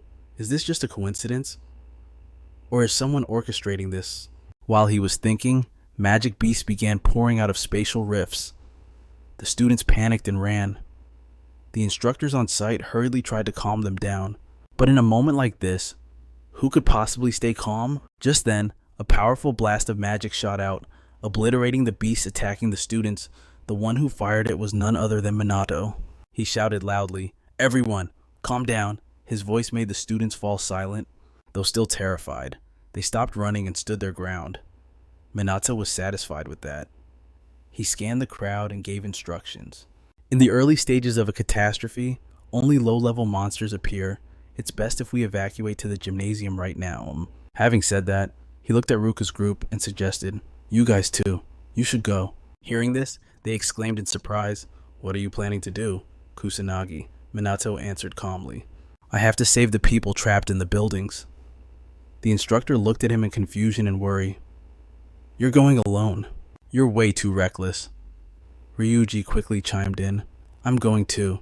That should be fine, right, Teach?" The instructor hesitated, but Ryuji raised an eyebrow and continued.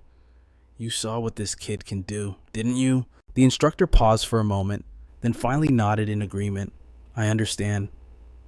But don't push yourselves too hard." Ryuji chuckled softly. "How could I possibly die?" Saying that, he glanced over at Minato.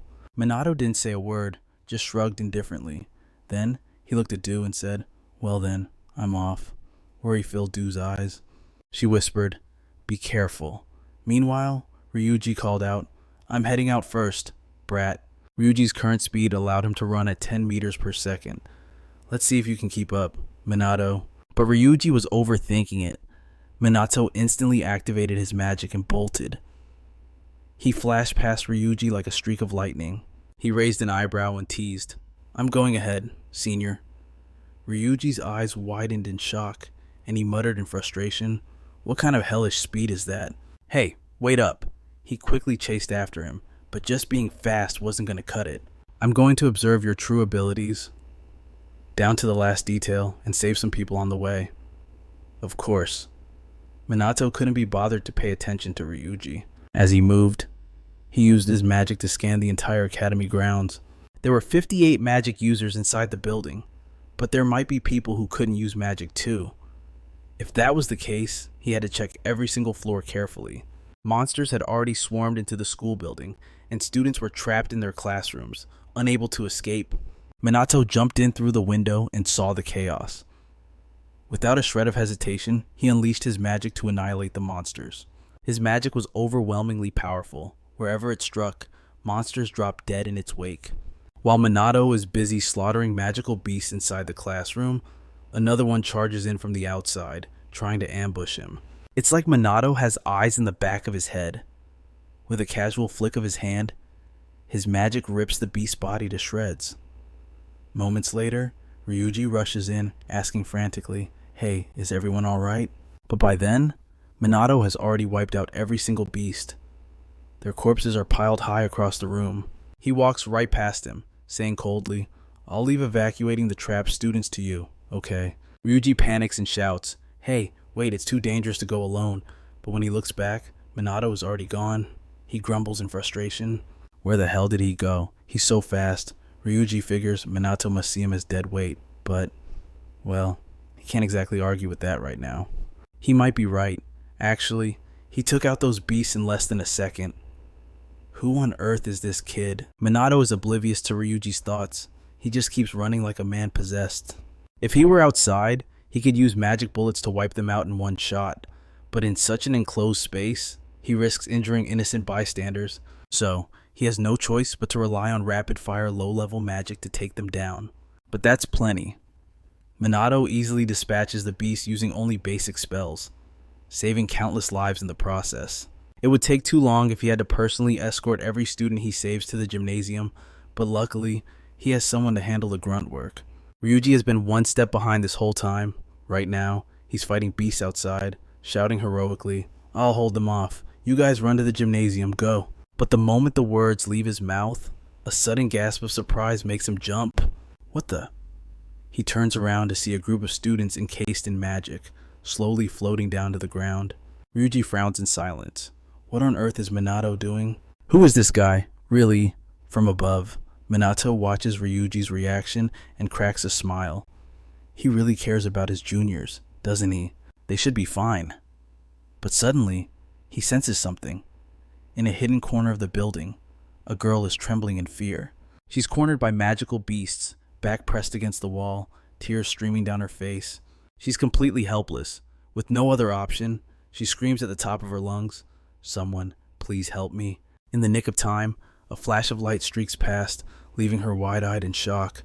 She recognizes that light. It's exactly the same as the one that saved her before. While she's still dazed, Minato descends from the air, asking with concern, "Are you hurt?" Realizing who it is, she stammers, "Kusanagi, wait. Were you the one who saved me?" "Yeah, I suppose I am." Minato nods slightly. He reaches out a hand to pull her up. She presses on. "That time in the practical class?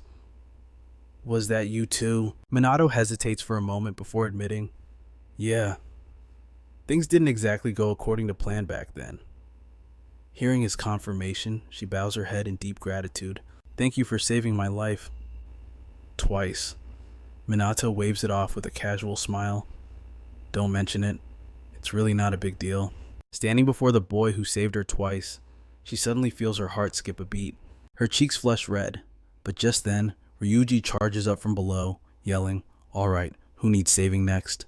Minato glances at the girl and instructs, "Just follow him. You'll be safe. I've got to go." She tries to call out to him, but he's already vanished. Even Ryuji looks resigned. Minato ignores them and continues rushing upstairs. There are still too many students trapped. He can't wait for the police to arrive. He has to act now. Meanwhile, at the Prime Minister's residence, top officials have gathered in response to the catastrophe unfolding at the Magic Academy. The Prime Minister, seated at the head of the table, speaks with grave seriousness. A calamity-level event has struck the Kamui Magic Academy. The officials whisper anxiously among themselves. Why is this nightmare happening to us? There hasn't been a calamity recorded since the one 50 years ago. What are we supposed to do? The Prime Minister raises his voice sternly. We are attempting to coordinate with the Magic Beast Response Unit at the City Police Department, as well as the Noble Mages. The Ground Defense Force is also on standby, ready to deploy. The high-ranking officials object with dissatisfaction, but the Defense Force mages only specialize in natural disaster relief. None of them have any actual experience fighting magical beasts, do they? The Prime Minister knows this all too well. This is the price of complacency, of living in comfort without fear of calamity. Now, their only hope lies with the police and the noble mages. The more he thinks about it, the tighter he clenches his fists. The nightmare of 50 years ago has returned. But Ichikami Minato is gone. Who will save us now? At that same moment, a police cruiser is speeding desperately toward the Magic Academy. The female officer behind the wheel asks skeptically, "Is it really a calamity, sir?" A deep, calm male voice replies, "Yeah, there's no mistake." The policewoman heard this and panicked, speaking up, "But we've been peaceful for so many years." "So this peace was only temporary, is that it?" Inspector Sadugo smiled as he spoke. "But that doesn't matter. After all, that's the reason we are here." The female officer driving was Sergeant Sanda Karen. She hesitated for a moment before speaking up. "I'll do my best, sir." Right after that, the two of them quickly headed toward the scene. At the same time, a helicopter appeared in the sky above the Magic Academy. It wasn't reinforcements, but the press. They are broadcasting the situation of the demon beast attack to everyone in the country. The reporters who were already at the academy are also being evacuated to safety. They are also reporting live, while the instructors and students capable of using magic outside are trying to destroy the low-level demon beasts. News of this disaster is a hot topic. Everyone is currently glued to their screens watching it. Everyone is worried. The current situation is truly terrible. The area next to the Magic Academy is also under attack by demon beasts. The nearby residents are in extreme panic, and the situation has already spiraled beyond the government's control. The people of Japan are all turning their eyes toward the Magic Academy. Everyone is waiting for news from the media. Some are worried because there are people in the nearby area, fearing that the disaster will repeat itself just like 50 years ago. In short, all of Japan is drowning in panic. Over at the Magic Academy, Minato is still ceaselessly destroying demon beasts to save people, but the beasts keep flooding into the school in massive numbers, and it's almost time to enter Phase 2. Each phase will introduce new, stronger demonic creatures. Furthermore, they will keep appearing no matter how many are killed. As long as the boss is still alive, there will still be demon beasts lurking around. The boss will reveal itself in the final phase. Minato has to hold out until then. The more he thought about it, the more annoying it felt. Honestly, a disaster like this is just too much of a hassle. After saving people from the monsters, Minato used magic to warp them downstairs. This batch had 20 people in total. Everyone was scattered everywhere, so just rescuing them was difficult enough. But Minato didn't think of giving up. He ran back upstairs to continue. Meanwhile, inside a classroom, Jun was trying to destroy the demon beasts flooding in. However, his mana wasn't enough, and before long, he was gasping for air. He gritted his teeth and muttered, "No good, I can't attack anymore." Because attacking them weren't just normal demon beasts, but demon soldiers as well. They were extremely terrified right now. Every single one of them was scared enough to almost wet their pants. Jun was still unwilling to accept it and shouted, "That bastard Kusanagi took it down in just one hit. Why can't I do what he did?" As soon as these words came out, a disdainful voice rang out from behind him. "Because you're weak as hell." Jun immediately widened his eyes. Before he could even see who it was, a brilliant flame shot out, directly burning the demon soldier to ash right before the terrified eyes of those three. Only then did Jun clearly see who had attacked. It turned out to be the person he wanted to see the least. Minato. After striking, Minato didn't say a word and turned to leave. Jun bit his lip aggressively. It happened again. He had been saved by him yet again. He couldn't accept it. Hurriedly chasing after Minato and shouting, "Stand right there!" Minato paused his steps as Jun aggressively questioned him. "Why did you save me? You're supposed to hate me, right? If so, then why?" Shrugging indifferently, Minato spoke calmly. "No reason at all. I saved you because I could. That was all." Hearing these words, Jun's body trembled. He pursed his lips and muttered, "You saved me because you could? Is that all you have to say?" However, Jun couldn't accept this reason. He shouted furiously, "Stop screwing around. You're just a weak little wimp." He claimed that Minato couldn't even use magic properly, so how could he get so strong so fast? Minato narrowed his eyes at Jun and spoke coldly.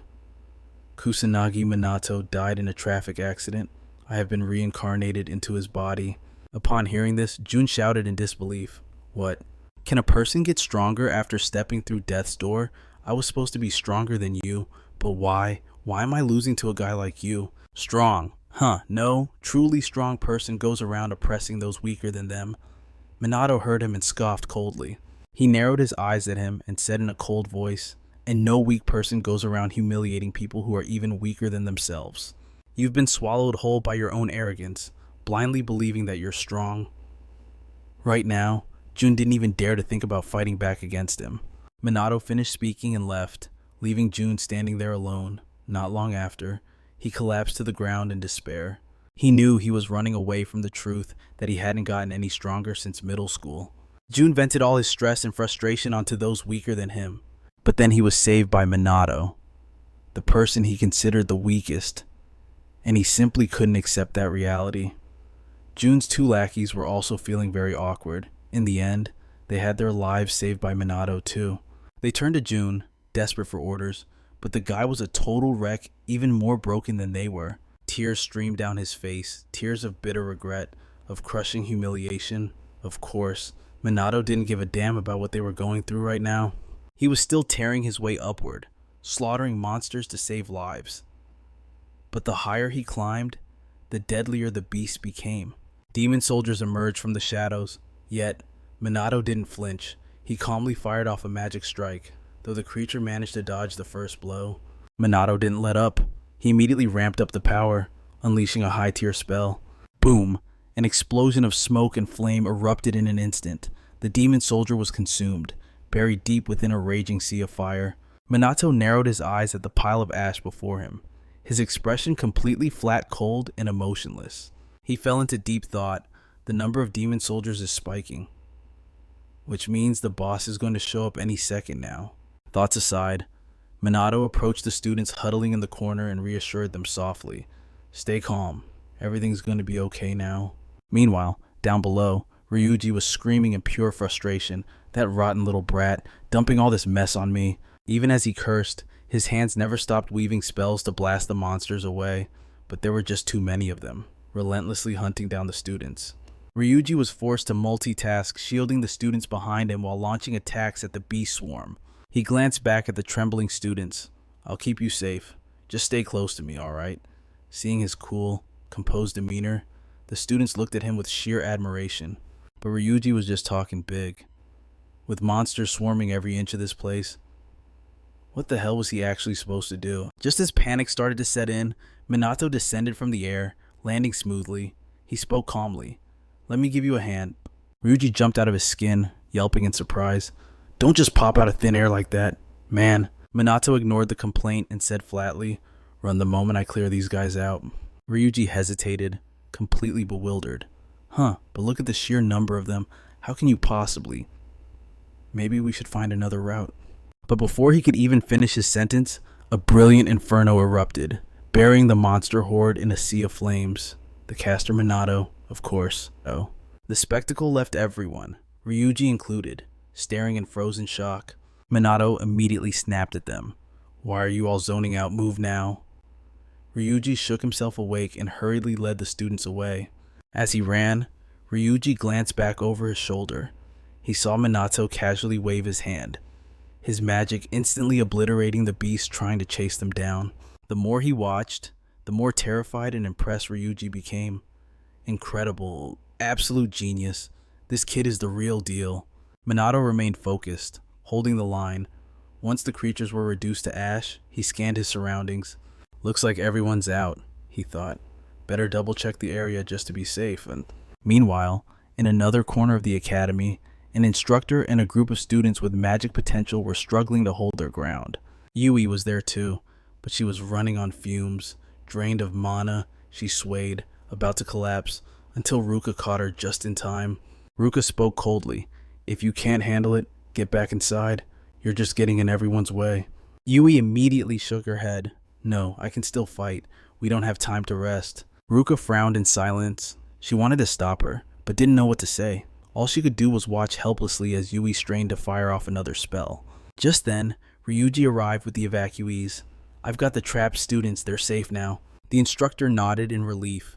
Excellent work, get them inside, quickly. Ryuji handed off the students and rushed over to the Mizuha sisters. How's it looking? Ruka sighed, clearly exhausted. We can't hold them back much longer. Yui looked around, concerned. Wait, where's Kusanagi? Ryuji chuckled, raising an eyebrow. That kid, not a scratch on him. He's still breathing and absolutely tearing the place apart out there. Really? Yui let out a sigh of relief. Ryuji didn't dwell on it. He jumped back into the fray, casting spells alongside the others, but his mouth kept running. Kusanagi. That kid is something else. With him on our side, getting through this disaster is going to be a walk in the park. Yui nodded in agreement. I think so too, Senior. With Kusanagi here, we'll definitely... But before she could finish, the ground shook violently, throwing everyone into a panic. The instructor screamed, Evacuate everyone, get out, now. A massive horde stood before them, and these weren't low-level pests. They were demon soldiers. Ryuji yelled, panic rising in his voice. There's too many of them. We have to run. Hearing this, everyone scrambled to turn and flee. Ryuji and the Mizuha sisters were no exception. They stood no chance against a horde like that. But they hadn't gone far when Yui sensed something. She glanced back and saw the monsters being decimated by magic. Blood sprang through the air like rain. Ryuji and the sisters stopped, stunned. Without them noticing, the magic police had arrived. Inspector Sugo, leading the charge, shouted urgent orders, wipe them out, prioritize the students' safety above all else. Swiftly, the other officers launched their assault on the horde of magic beasts before them. Seeing this, the students behind them finally breathed a sigh of relief. They are finally saved. Sugo cuts down a beast while shouting to reassure them. Don't worry, we'll get you out of here. Just evacuate according to the instructions, quickly. But then, Ruka speaks up, offering to help. Let us assist you. Sugo looks at her in surprise, his voice firm. You civilians should evacuate to the gym. It's safer. Before Rika can say a word, Ruka cuts in sharply. We aren't civilians. We are mages. Sugo hesitates for a moment, then finally nods in agreement. Fine, then support us by attacking from the perimeter.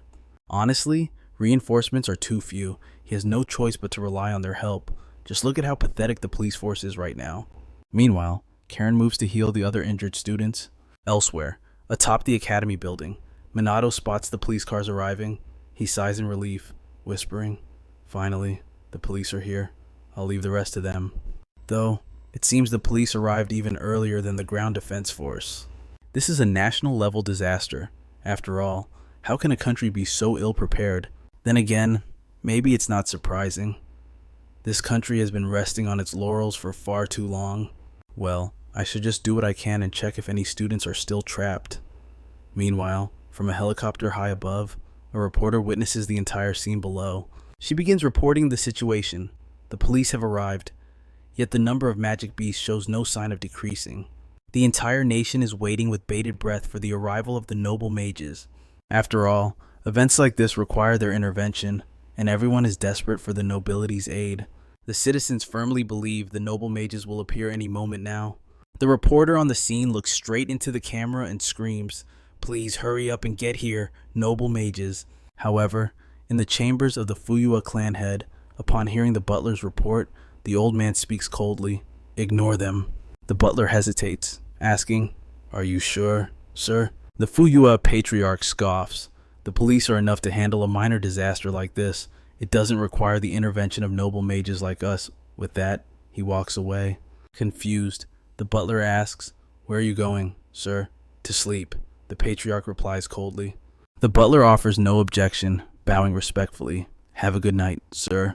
Meanwhile, back at the Magic Academy, Sugo struggles to hold off the beasts, but the situation is deteriorating. He glances at his subordinate. "Can we handle the ones near the entrance?" The officer shakes his head. "Impossible. There are too many of them." Sugo's face instantly turns grim. They are spawning faster than predicted. He won't be able to evacuate the civilians in time. Outer perimeter support is crucial, yet it hasn't arrived. Now, their only hope is the noble mages, but they can't even be reached. The more he thinks, the angrier Sugo gets. He roars, "Damn it, where are those good-for-nothing nobles when we actually need them? Useless when it matters, we're forced to rely on students who are still not studying at the academy. It just shows how pathetic Japan's military strength has become." Sugo frowns fiercely. He has read about this phenomenon before. There's a reason it's called a calamity. Did the people of Japan face this in the past too? If the boss appears now, we're done for. And as if summoned by his thoughts, the ground shakes violently again, striking fear into everyone. Sugo bites his lip. No way. Is that demon general the boss? Rika's face turns pale with dread. That monster rarely appears in this area. Only the noble mages have the power to take it down. Rika knows full well it requires magic higher than tier 5 to defeat, but no one here can cast anything that high level. While everyone is paralyzed by panic, a blazing trail of fire strikes towards them. Ruka doesn't hesitate. She jumps in front of Rika to block the attack. Ruka collapses right before Rika's eyes, leaving the girl utterly terrified and filled with worry. Lying on the ground, Ruka's body trembles uncontrollably. She looks up and gasps, "Run, Rika." But Rika just sits there, frozen, legs unable to move as everyone else flees in panic. She hugs Ruka tightly, her eyes filled with desperation. Sugo and the magic police try to resist, but they are no match for that beast. Ryuji is too weak now. He can't do anything more. But in front of them, a figure emerges from the roaring flames. Seeing it, everyone's faces twist in despair. It seems they have accepted their fate. They are going to die here. Rika still clutches Ruka tightly, screaming at the top of her lungs, "Kusanagi, please save us, Kusanagi." The flames rage intensely as the beast charges straight toward them. Yuika screams in utter despair, "Minato, the heat!" It's getting closer to everyone. The beast prepares to lunge, but suddenly freezes. Something is blocking its path. A massive surge of magical energy bombards it from the heavens. In that split second, a figure flashes in front of Yuika. It's Minato. His voice is calm and serious. Sorry I'm late. Kept you waiting, didn't I? Yuika lights up with relief the moment she sees him, but Ruka is in bad shape. Tears stream down Yuika's face again. Kusanagi. She's, Minato steps over to check her pulse before speaking. It's alright. She just passed out. He places his hand over her, beginning the healing process. Yuika, still trembling, bows her head in silence, waiting. Minato focuses entirely on healing Ruka. After a long moment, he grits his teeth and stands up. Yuika starts to panic and calls out to him. Minato glances back, his voice completely flat. I'm going to deal with this insect. Yuika freezes for a second, then nods firmly. Okay. Instantly, a defensive barrier envelopes the entire area. Yuika gasps in shock. What is in this magic Ruka's wounds? They're healing so fast. She stares in disbelief. The other students, sensing this overwhelming magic for the first time, are absolutely terrified. Karen steps out from the ruins, her eyes going wide as she witnesses the scene. Is that a tier 3 holy healing spell? Even she can't cast that. Who could possibly? She shakes off the thought and rushes over to Sugo, asking frantically, Senpai, are you alright? Sugo shakes his head weakly. I'm fine. Just pushed myself a little too hard. Karen helps him to his feet, her eyes darting around the chaos. What on earth is happening here? Sugo shakes his head helplessly. I'm not sure, but we have to protect the civilians until our very last breath. Karen looks terrified, hesitating before she speaks. But that's suicide. You could die out there. Senpai. Sugo bites his lip so hard it bleeds, his voice steady and determined. If we do nothing, every single person here is going to die. Karen knows he's right, but panic grips her. It's impossible. In the end, we're all going to. Our entire defense force has already fallen. She's right. A corner of the academy is engulfed in flames, and the magic police are wiped out. Sugo clenches his jaw, his eyes burning with frustration and rage.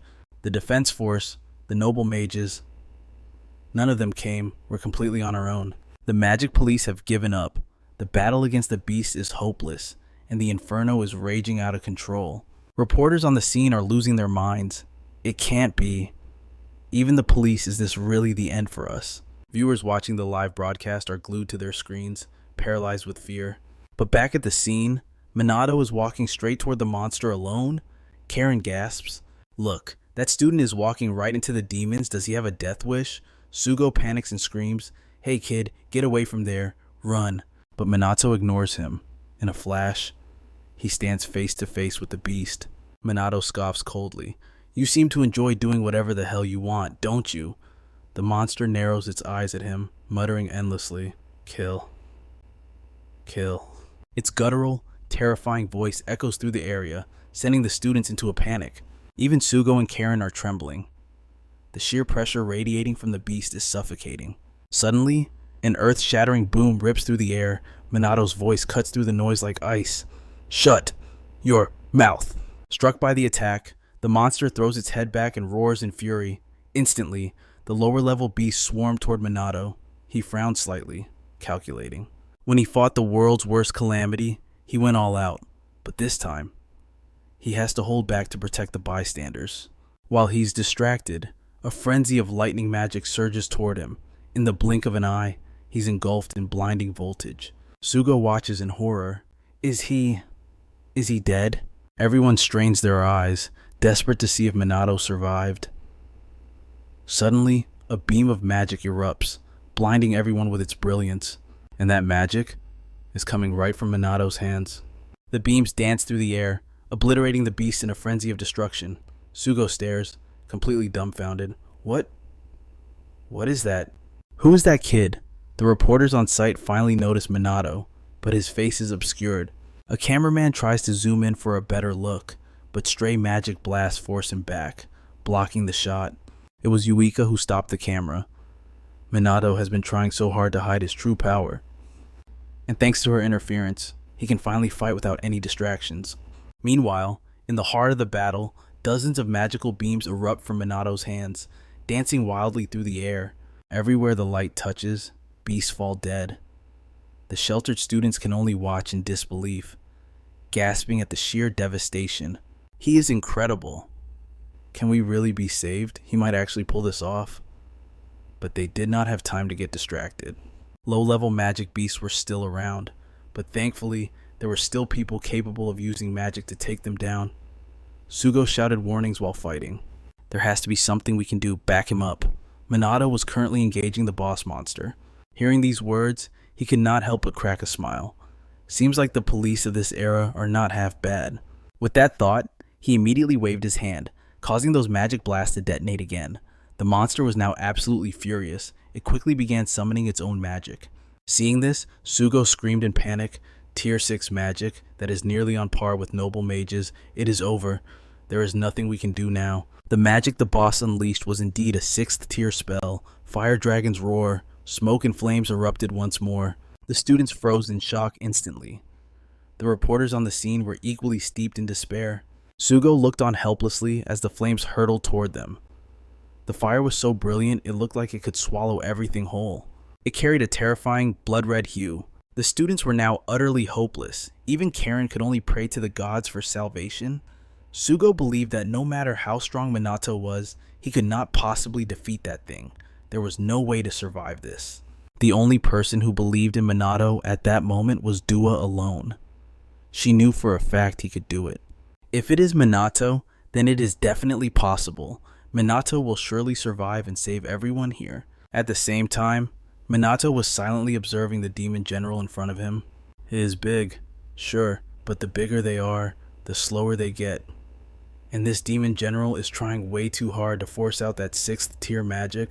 So if I hold back my power, I won't be able to scratch it. I really didn't want to do this. But I have no choice. Thinking this, Minato immediately extended his hand, summoning 2 types of magic simultaneously. In the blink of an eye, he unleashed his true mana. Dua stared blankly at the massive amount of mana dancing before her eyes. Her eyes went wide with shock, but mostly, she was filled with joy. Under the astonished gaze of the crowd, a gigantic serpent crafted from water magic materialized. Sugo looked on, more confused than ever. Is that composite magic? Just then, the demon general's fire dragon charged aggressively. Minato's water serpent did not back down, clashing directly against it. With a deafening boom, the 2 mighty forces collided. They entwined, fire and water battling fiercely for dominance. The demon general below unleashed magic frantically, muttering incomprehensible words. Slaughter? Humans? Die. Immediately after, the fire dragon grew even larger, charging forward with ferocious momentum. Seeing this scene, Minato could not help but curl his lips in disdain. His giant water serpent lunged at the fire dragon, obliterating it in a split second. But it was not done yet. The serpent surged forward, skating along the path until it was right in the demon general's face. It was swallowed whole by the tidal wave. Before it died, it could only mutter a single word, why? Minato watched it fade away with a rippleless expression, snorting coldly, because you lack training, that is why. Although he said that, Minato thought it might put up more of a fight, but it seems it was weaker than he expected. After the boss died, the Magic Academy's sky returned to a clear blue. Minato looked up at the sky and smiled. Looks like with the boss destroyed, the disaster is over. At least now, he could enjoy a rare moment of peace. It was only then that the students snapped back to reality. They had been saved. Immediately, the whole crowd began cheering and hollering, celebrating their escape from the gates of hell. Even the reporters on the scene were no exception. They were weeping with joy. Karen also let out a sigh of relief. Safe at last. The disaster has passed. Meanwhile, Sugo was utterly stunned. He could not believe it. A mere student like Minato defeated a demon general. That was something even noble mages might not be able to take down so cleanly and quickly. Who on earth is he? But before he could finish the thought, his legs gave out, and he collapsed to the ground. He clicked his tongue in annoyance. It seems even his knees had decided to go on strike. Over on the other side, Minato walked up to Dua, smiling as he spoke. I did it. Dua looked up at him, her eyes swimming with tears as she opened her mouth. Yes. I believed you could do it. Thank you, Minato. Think nothing of it. Minato shook his head with a smile, dismissing the gratitude. While the two were talking, the other students stampeded toward them, startling Minato. Before he could even understand what was happening, he was surrounded by a mob of students, all praising him to the high heavens. Minato sighed helplessly. In the end, he could not escape the fate of being the center of attention. He could already see his future looking as gray as the stormy sky from earlier. Seeing his reaction, Dua could not help but giggle. He looked so uncomfortable. The next day, media outlets everywhere reported on the disaster at the Magic Academy, including the fact that it was quelled by a mysterious student, but everyone at the academy knew exactly who that mysterious student was: Minato. After the Calamity event, the crowd surrounding Minato just kept growing. Every time he stepped into class, he was swarmed by people asking all sorts of questions, and it was getting incredibly annoying. Of course, there were also those who weren't convinced and voiced their dissatisfaction, claiming someone was getting a big head just because he was being sucked up to. How could a student like him be that powerful? And just like that, the students started arguing loudly in the classroom, splitting into two factions. One side supported Minato, while the other refused to believe in him. Seizing the moment while they were making a ruckus, Minato slipped away outside. He was seriously terrified of those people. Just then, Yuka appeared beside him, laughing as she spoke. "Rough life, huh?" Minato scoffed coldly. "Don't even start." Chuckling softly, Yuka casually teased, "Well, you are the hero who saved everyone, so it can't be helped, right?" Minato refused to comment. "Let's change the subject." "You were transferred to Class S2, right?" Yuka nodded nonchalantly, probably because of that practice match and the recent incident. Minato furrowed his brow slightly, asking suspiciously, "You don't seem too happy about it." Hearing that, Yuka turned her head away, pouting as she mumbled, "I do. After all, someone special is there." Minato didn't read too much into her words and continued asking, "Come to think of it, how's the situation with Ruka?" Yuka smiled and replied, "She's doing fine. Plus, we've gotten a lot closer now." Yuka was truly happy about this, and it was all thanks to Minato. Her eyes sparkled as she looked at him, smiling sincerely. "Thank you. Meeting you here was truly the luckiest thing to happen to me." Hearing this, Minato got annoyed and flicked her forehead, leaving Yuka confused. "What was that for?" Minato pouted, replying, "Say thank you once. Why do you keep repeating it?" Then he turned around and walked away. Yuka watched his retreating back and smiled. This maiden's heart seemed to have skipped a beat. Meanwhile, in the Prime Minister's office, high-ranking officials had gathered. The Prime Minister was constantly on the phone. After a while, he finally spoke up. "With this, the conference call with other nations is officially closed." Someone asked skeptically. "Finding the cause of the second calamity wasn't easy, was it, sir?" The Prime Minister nodded slightly. "They have exhausted all efforts trying to figure out how to deal with it." Rumors were spreading about the student who defeated that final boss. They continued to deliberate on the calamity and the fact that Minato had destroyed the demon general. Elsewhere, on the rooftop of the Magic Academy, Minato had been summoned once again. This time, it was Ruka and Rui, along with Yuuka. The four of them stood there looking at each other, the atmosphere heavy with silence. After a long pause, Ruka spoke slowly.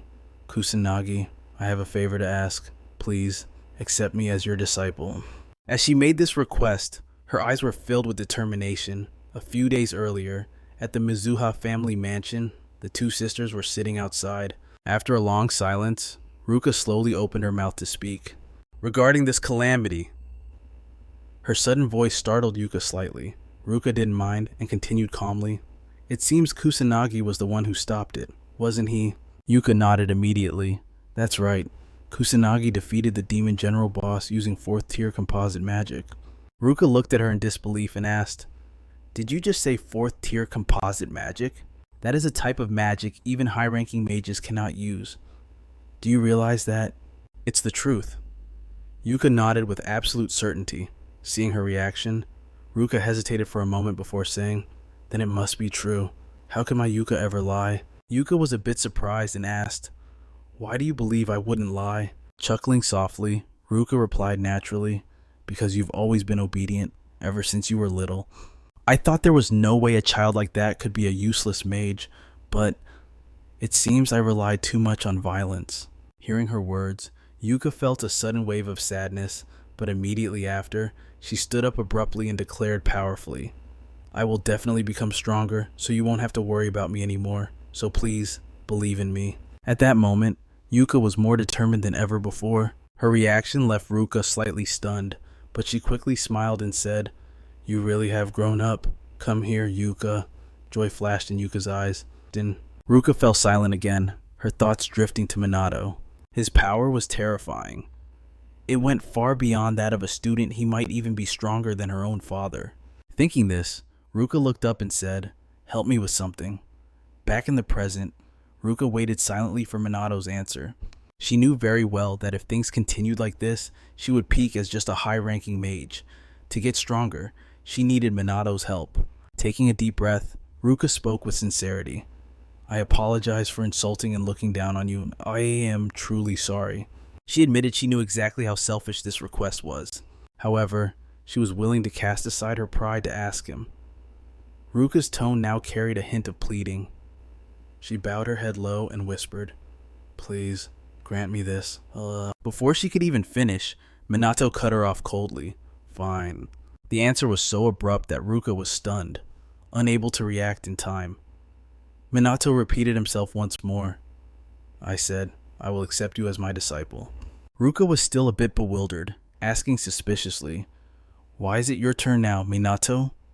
He looked at her, perplexed. "What are you asking?" "You're weird. You're the one who wanted this," Minato said. Ruka hurriedly replied, "That is true. But I've done so many terrible things to you." Shrugging indifferently, Minato spoke calmly. "You apologized, didn't you? So, I forgive you. Besides, you wanted me to accept that apology anyway." Just like that, Ruka stood there stunned. Was his answer really that casual? Right at that moment, Rui hurriedly cut in. "Then count me in too." Minato didn't bother arguing, pouting as he replied, "Fine, teaching one or two more people works for me." Seeing Ruka still confused, Rui explained, "He's just that kind of person, sis." Ruka narrowed her eyes at Minato, thinking to herself, "You really are a strange kid." A while later, in a classroom at the Magic Academy, Minato and Yuika found themselves summoned without knowing why. Standing before them were Inspector Sugo and Sergeant Karen. They bowed their heads to Minato, speaking sincerely. "First, please allow us to thank you. If it weren't for you, both the civilians and our team would have been wiped out." Minato smiled helplessly. "You two have been thanking me since the interrogation." "I think that's enough. Is there anything else?" Sugo nodded slightly. "The investigation into the disaster is closed, but there are still a few things that concern us." Minato asked in surprise. "Things that interest you?" Sugo didn't hide his intentions. "Kusanagi, you awakened your mage abilities after a traffic accident, correct? The people around you testified to that effect, so there shouldn't be any mistake. However, during the investigation, I heard someone say that after the accident, you became like a completely different person." Minato froze, a look of wariness flashing in his eyes. Sugo ignored it and continued, "Your personality changed, and your power increased abnormally. You were even strong enough to destroy a general rank demon." The more he spoke, the more confused everyone became. Yuika couldn't help but voice her dissatisfaction. "Wait a minute, what are you implying?" Sugo seemed to realize he had misstepped. He frowned and muttered, "Then let me rephrase the question." He asked, "Do you know the Black Mage?" Both Minato and Yuika were stunned. What did that Black Mage have to do with anything? Sugo slowly explained. "He's a mage who defeated the wandering magic beasts and helped citizens under the cover of night. The video is going viral online. Haven't you seen it?" As he spoke, he showed them the video. Karen, standing aside, seemed to realize something Yuika did not. She frowned and asked, "What does this have to do with Kusanagi?" Sugo calmly replied, "Because the two of them share similarities in both physique and age. The Black Mage is rumored to be a famous figure, but their magic signatures don't match. Not to mention, the time he started operating coincides exactly with when Minato was discharged from the hospital." The instructor sitting nearby turned pale upon hearing Sugo's words. He looked incredibly worried. Karin remained silent, while Sugo continued, "Using magic within the city without a license is illegal. Since this has attracted so much public attention, the police have no choice but to intervene." Hearing about the severe consequences, Yuika glanced at Minato, her face filled with worry. Sugo stared intently at him, speaking coldly. "If you admit to everything, we promise to do whatever we can to reduce your sentence. So answer me honestly, are you the Black Mage?" No, sir. Minato shook his head, denying it with absolute confidence. Hearing this, Sugo broke into a smile. He spoke cheerfully. Understood. So you aren't him. That is good news. Immediately after, Sugo and Karen stood up to leave. Thank you for your time. We'll be going now. As they quickly exited the room, Sugo recalled Minato's reaction. The boy hadn't shown even a hint of nervousness. If he really was the Black Mage, he had nerves of steel. On the other hand, Karen seemed certain that Minato was indeed the mage in question.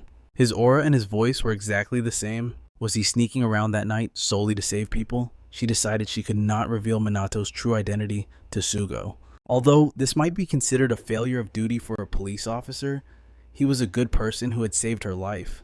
And so, the two officers found themselves in completely opposite states of mind. Sugo was determined to uncover Minato's secret, while Karen was determined to protect it. Meanwhile, after the meeting, Minato and Yuika headed to their new class. The teacher stood on the podium and announced clearly, "These are our new students, Kusanagi and Mizuha. They will be joining our class starting today. Please make them feel welcome."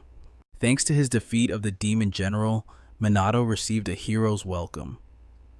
The moment he sat down, he was swarmed by classmates peppering him with questions. Of course, given her prestigious family background, Yuka is in the exact same boat, and she's finding it a bit hard to handle the chaos. Seeing the students swarming around the two of them, the teacher sighs in helplessness and speaks up. "Everyone, please settle down. Class has already started."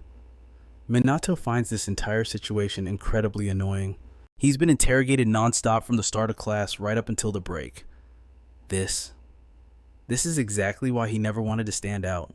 Minato tries to slip away during the break, but someone calls out to him. Suspicious, he turns around. It turns out to be that pink-haired girl he saved from the magic beast the other day. She looks at him timidly, her voice shy. "Kusanagi, could you come with me for a moment?" A short while later, on the academy rooftop, Minato feels utterly resigned. Ugh, not this place again. Is this some kind of trend now? Dragging people up to the school rooftop every time you want to have a chat? Surprisingly, Yuka is here too. She just wanted to find a secluded spot to train without anyone watching. She never expected Minato to show up. And he's with some random girl. What on earth are they doing here? The pink-haired girl stands before Minato and asks hesitantly, "Do you remember me?" Minato shakes his head, feeling a bit guilty. "Sorry, I don't." The girl doesn't look surprised. She lowers her voice. "I'm the person you saved during the disaster recently." That clicks. Minato nods. "Ah, right. I remember that part." Her cheeks instantly flush red. She bows her head, speaking softly. "During practicals, I was attacked by monsters again, and someone saved me with magic. That magic? It was you, wasn't it, Kusanagi?" Minato thinks back to that day he just did it on a whim. But the girl is overwhelmed with gratitude. "Thank you for saving my life, Minato shakes his head gently. "Don't mention it. I just did what I could." Even though he brushes it off, she looks at him shyly. "You're really cool, Kusanagi." Meanwhile, Yuka is straining to eavesdrop, but she can't hear a thing. Suddenly, the pink-haired girl shouts, "Kusanagi, I like you. Please, go out with me." Yuka freezes. Wait. A confession. Even Minato, the target of the confession, is startled. Seeing his silence, the girl continues with determination. "I know I'm not amazing at anything, but I'll work hard to improve myself. So please, let me be your girlfriend, Kusanagi." Minato stands there, stunned and silent. Just when she thinks he won't answer, he speaks. "Thank you for liking me." Her face lights up, but that joy doesn't last long. Minato looks apologetic. "But I'm sorry. I really don't have time to think about dating right now. There's something I absolutely have to do." The girl bows her head, whispering, "I see. I understand." But she quickly looks up, her bright smile returning. "Thank you for being honest with me. I think I can finally let go of these feelings now." With that, she turns and runs off the rooftop. Yuka tries to stay hidden behind the wall, but Minato spots her anyway. He huffs coldly. "And you? How long are you planning to hide there?" Yuka flinches. Taking a deep breath, she pokes her head out, looking embarrassed. "I thought I concealed my mana perfectly." Minato scoffs. "Your control is terrible." It's leaking out everywhere. This is the second time, you know. Do you enjoy stalking people? Yuka snaps back. I just happened to overhear. It's not like I did it on purpose. Then she pauses. But hey, why did you reject her? She was pretty cute, right? Minato shrugs. I'm just not thinking about that stuff right now. He turns to leave, leaving Yuka standing there blankly. Minato's real reason is the massive mental age gap, even though physically, they're in the same grade. Yuka watches his retreating figure, murmuring hesitantly. Got it. So you're not gonna date anyone at all, huh? Then it hits her. Why does she feel so relieved hearing him say that? Deep in thought, Yuka follows Minato downstairs. He really won't date anyone. Suddenly, Minato turns around, making Yuka freeze in her tracks. He speaks indifferently. Practice controlling your mana more often. You're still way too clumsy. Yuka snaps out of it and pouts. I know, stop nagging. She vows to train harder, to become strong enough that one day, Minato will have to acknowledge her. That night, Minato goes out on patrol as usual. The number of monsters hasn't dropped at all. The disaster is over. But could this be a sign that another wave is coming? Suddenly, a loud scream tears through the darkness. Help me. It's a girl's voice. Behind her, a mage is chasing her down. The mage sneers. Nobody's going to be loitering around here at this hour to save you. But ironically, someone actually is. Minato stepped right in front of that girl, scaring the wits out of the mage. Before the guy could even process what was happening, Minato buried a fist deep into his gut. The guy went flying backward. Minato narrowed his eyes, scoffing internally. An amateur mage who gets off on being a pervert, huh? His close combat skills are indescribably trash. I bet he's never actually clashed with another mage before. The girl looked at him with deep gratitude, but realization hit her fast. She gasped in shock. Is it really you, the black magician? Before she could even finish her sentence, Minato vanished into thin air, completely ignoring her cries for him to stop. Minato used his mana to relocate. The black magician, huh? The students at school and even that bastard Sugo mentioned him. It really does seem like they're talking about me. But since when did I become a celebrity? Good grief. The next morning, on the academy rooftop, Minato gathered with Yuka and the others. He frowned and asked, that guy Sugo brought it up earlier, didn't he? Some amateur mage playing mysterious in the middle of the night. People have been gossiping about him nonstop. So I was just wondering what the deal was. Ryuji answered between bites. It's probably because he's a trending topic on the internet. Minato blinked in confusion. Internet, what is that?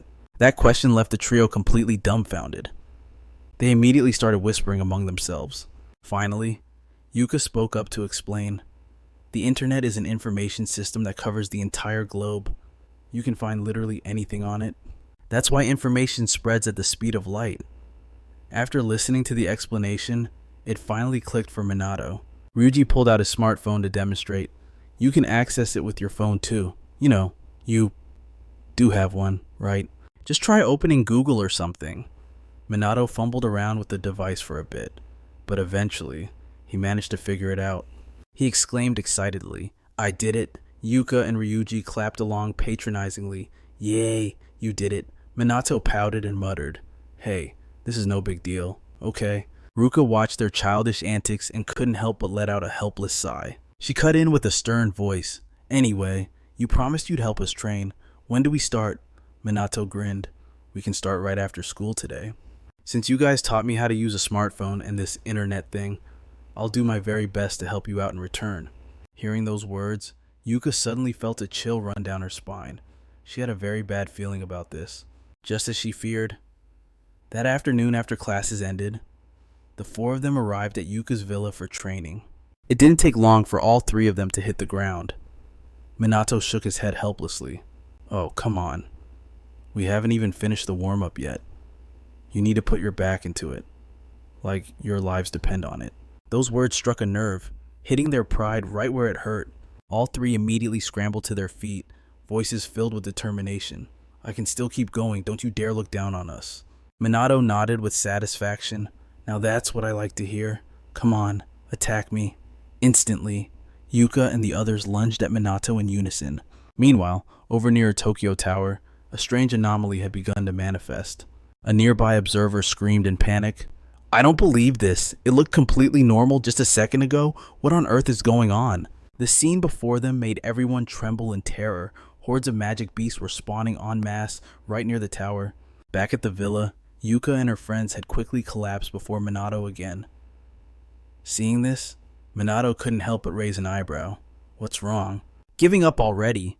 Not yet, take this. The three of them stood up aggressively, channeling their mana to launch a combined attack on Minato. But Minato simply erected a defensive barrier, effortlessly blocking every single strike. Not only that, he infused mana into his fingers and flicked Ruka and Ryuji right in the middle of their foreheads, making them wince in pain. At that exact moment, Yuka seized the chance to ambush Minato from behind. She cried out triumphantly. I've got you now. Minato just smirked. He stepped to the side, cleanly evading Yuka's attack. Taken aback, she gasped in shock. He dodged that. Before she could even recover, a beam of mana flicked against her forehead too. Just like that, Minato had taken down all three of them again. He exhaled and said, All right, let's take a break. Hearing this, the three of them dragged themselves over to the bench to drink some water and rest. After only a short while, they were completely soaked in sweat. Ryuji wiped his brow and spoke up. You know, you're a little too strong, aren't you?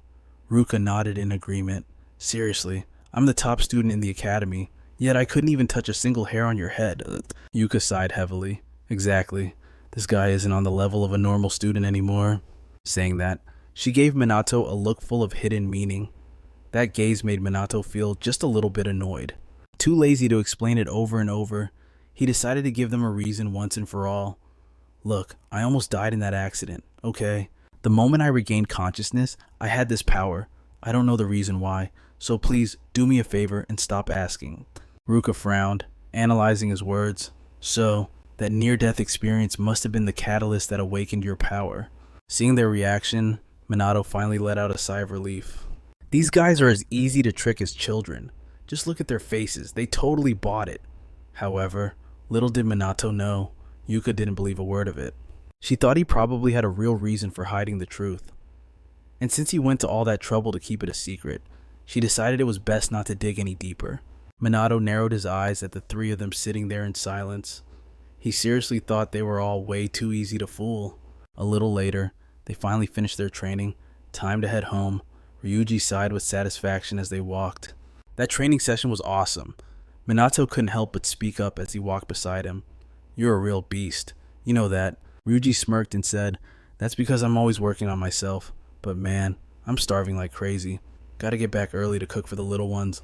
Hearing this, Minato asked skeptically, You cook even though you look so massive? Ryuji shot him a disgruntled look.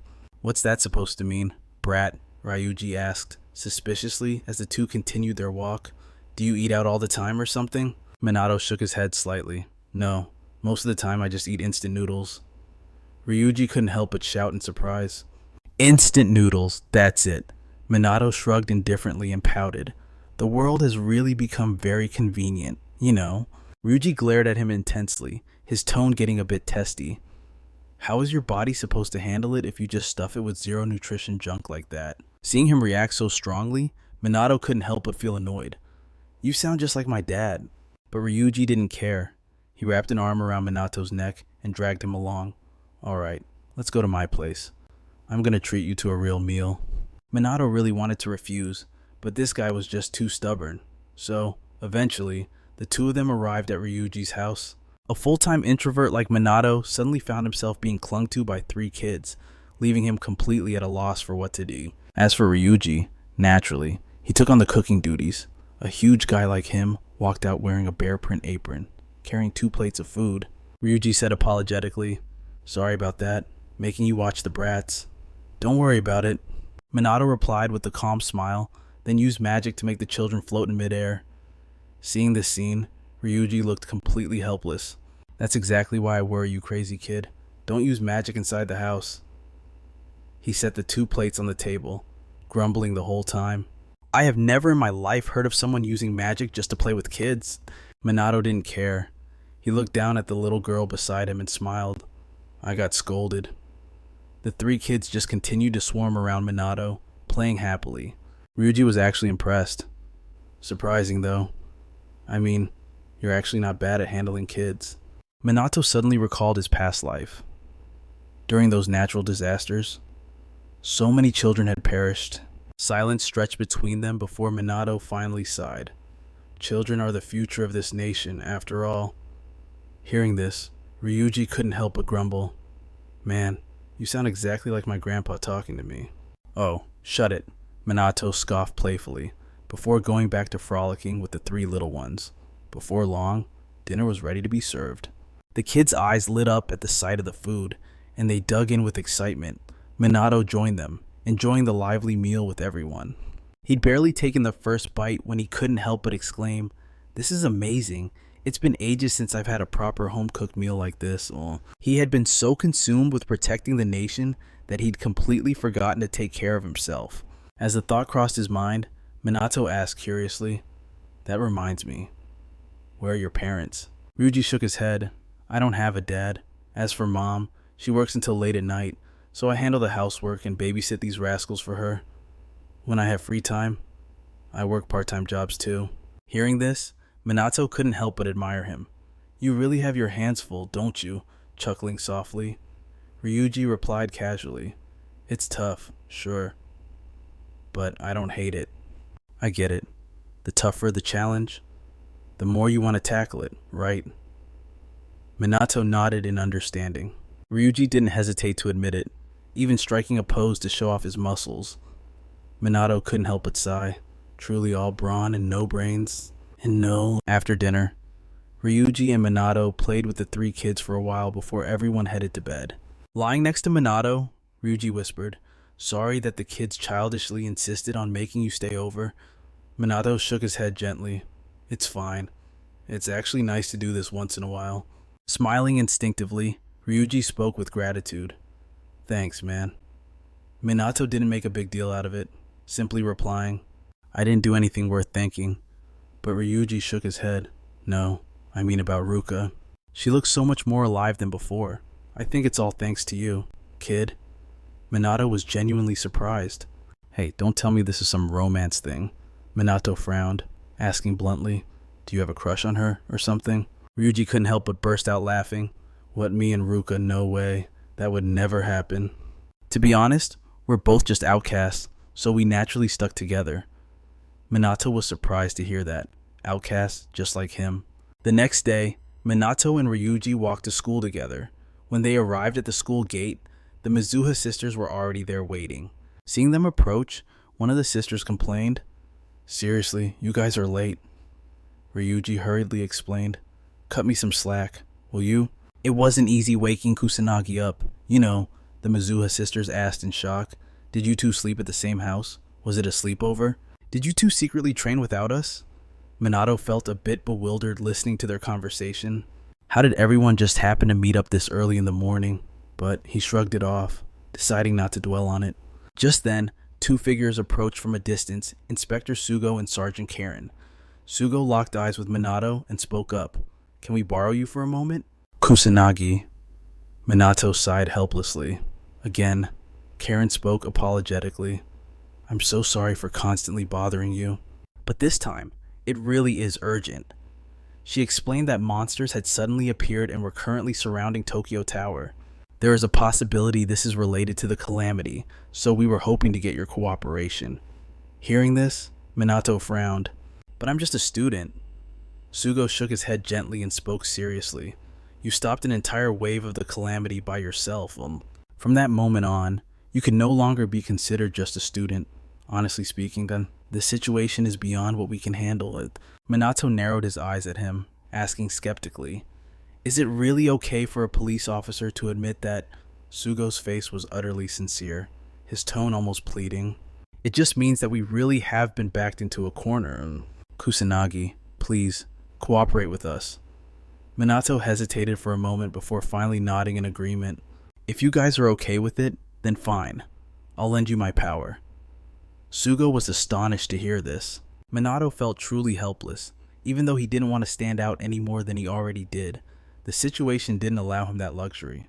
Of course, Sugo had no idea what Minato was thinking. Hearing him agree, Sugo immediately lit up with joy. "Of course, You'll receive appropriate compensation for this. And don't worry, we'll contact the academy on your behalf. Ruka and the others standing behind them heard this and wanted to help too. The three of them spoke up in unison. We want to help too. We can provide support from the rear. We want to participate. Sugo sighed resignedly.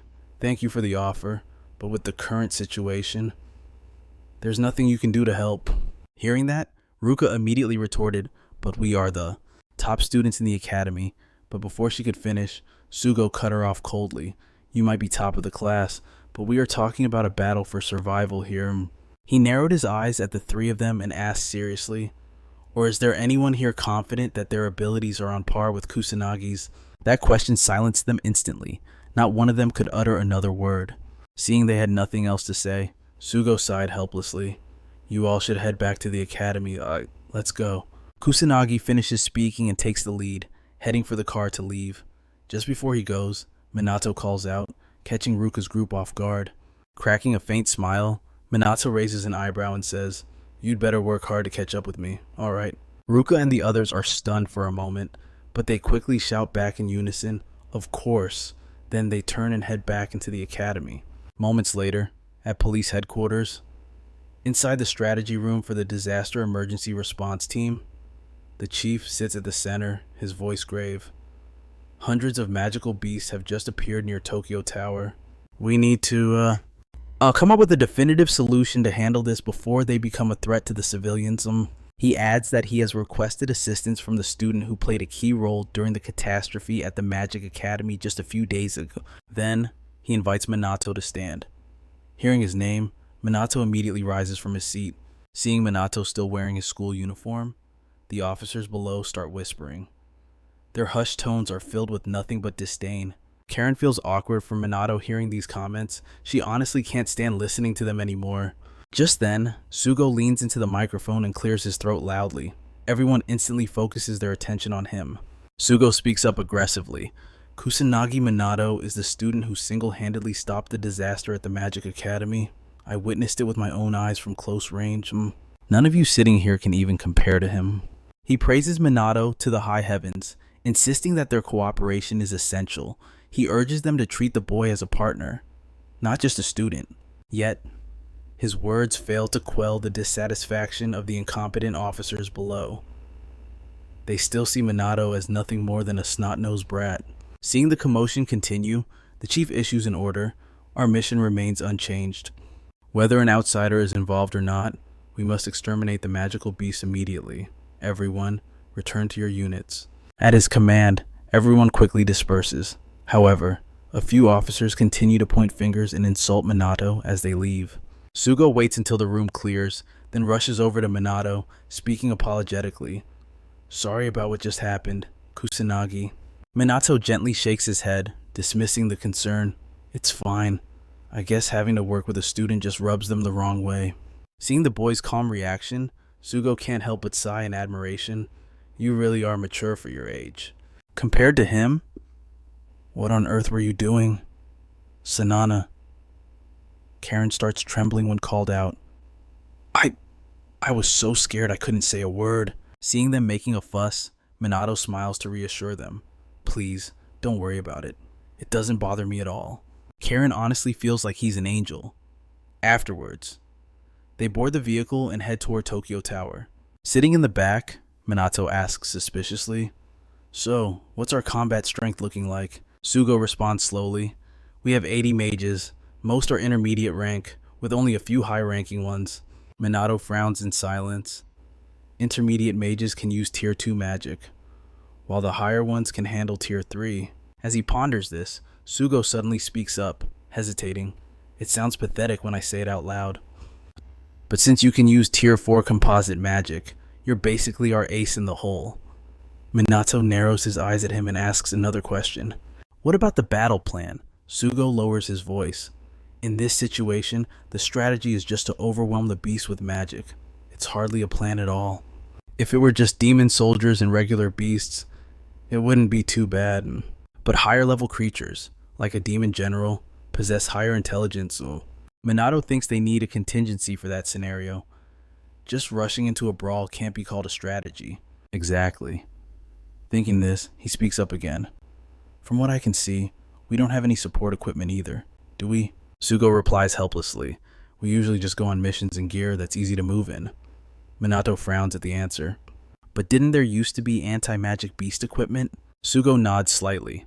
True, but they're rarely used now because there are hardly any left. Minato falls deeper into silence. How is that possible? There used to be plenty of them. I know magic and mages aren't what they used to be. But what the hell has happened in the last 50 years? Watching through the rear view mirror, Sugo sees Minato sitting silently in the back, seemingly lost in his own thoughts as well. A while later, the police car finally arrives at the Tokyo Tower area, which is currently overrun by magical beasts. Getting out of the car, Minato looks at the scene before him. He can't help but feel overwhelmed. The catastrophe hasn't even fully hit yet, but the number of beasts is abnormally high. He wonders, what on earth is actually going on here? The police officers, seeing this sight, turn pale as ghosts. They tremble, muttering, Is this real? There are even more than reported, and to their horror, a demon general is standing right there among the horde. How could they possibly win? We have to ask for reinforcements from private organizations or even the noble mages. Sugo let out a helpless sigh. He'd already sent a request for backup, but there was no way they could get here in time. With the sudden surge of demonic beasts and rogue mages lately, headquarters didn't have the manpower to spare for us. Upon hearing this, panic instantly seized the police officers. Was there really no other choice? Did they have to take down that entire horde of beasts by themselves? That was basically a suicide mission. Sugo glanced over at Minato and asked, Kusanagi, can you handle this? Yeah, I can do it. Minato nodded without a second thought. But the police officers weren't having it. They snapped back. Quit acting tough, you little brat. Don't try to play the hero here. How is a kid like you supposed to stand a chance against them? Minato couldn't be bothered with their insults. He simply stated in a cold tone, but something feels off. His words left them confused and uneasy. Right at that moment, the demonic beast began to act strangely. The clear blue sky was suddenly swallowed by an ominous blood-red hue. Karen looked up in horror and screamed, The sky! It's a calamity! Emergency alerts were issued immediately. A natural disaster of unprecedented scale had engulfed the entire country. Panic spread across all of Japan. Meanwhile, Minato narrowed his eyes, staring down at the swarm of monsters below. In stark contrast to his calm demeanor, Sugo's team looked absolutely terrified. The officers, witnessing this for the first time, couldn't help but scream in terror. Another calamity. How is this even possible? It makes no sense. Minato was deep in thought. Calamities usually occurred naturally, but it seemed like the demonic beasts from before were the trigger for this one. Have they really figured out how to trigger a calamity in just 50 years? Realizing the situation was critical, someone suggested that they couldn't handle this without backup and needed to regroup first. While Sugo was hesitating, Minato suddenly spoke up. They're moving. Just as he said, the horde of beasts began marching toward the city. The police officers panicked even more. Chaos erupted as some wanted to fight while others wanted to retreat. Seeing this, Minato let out a cold snort of contempt for police officers.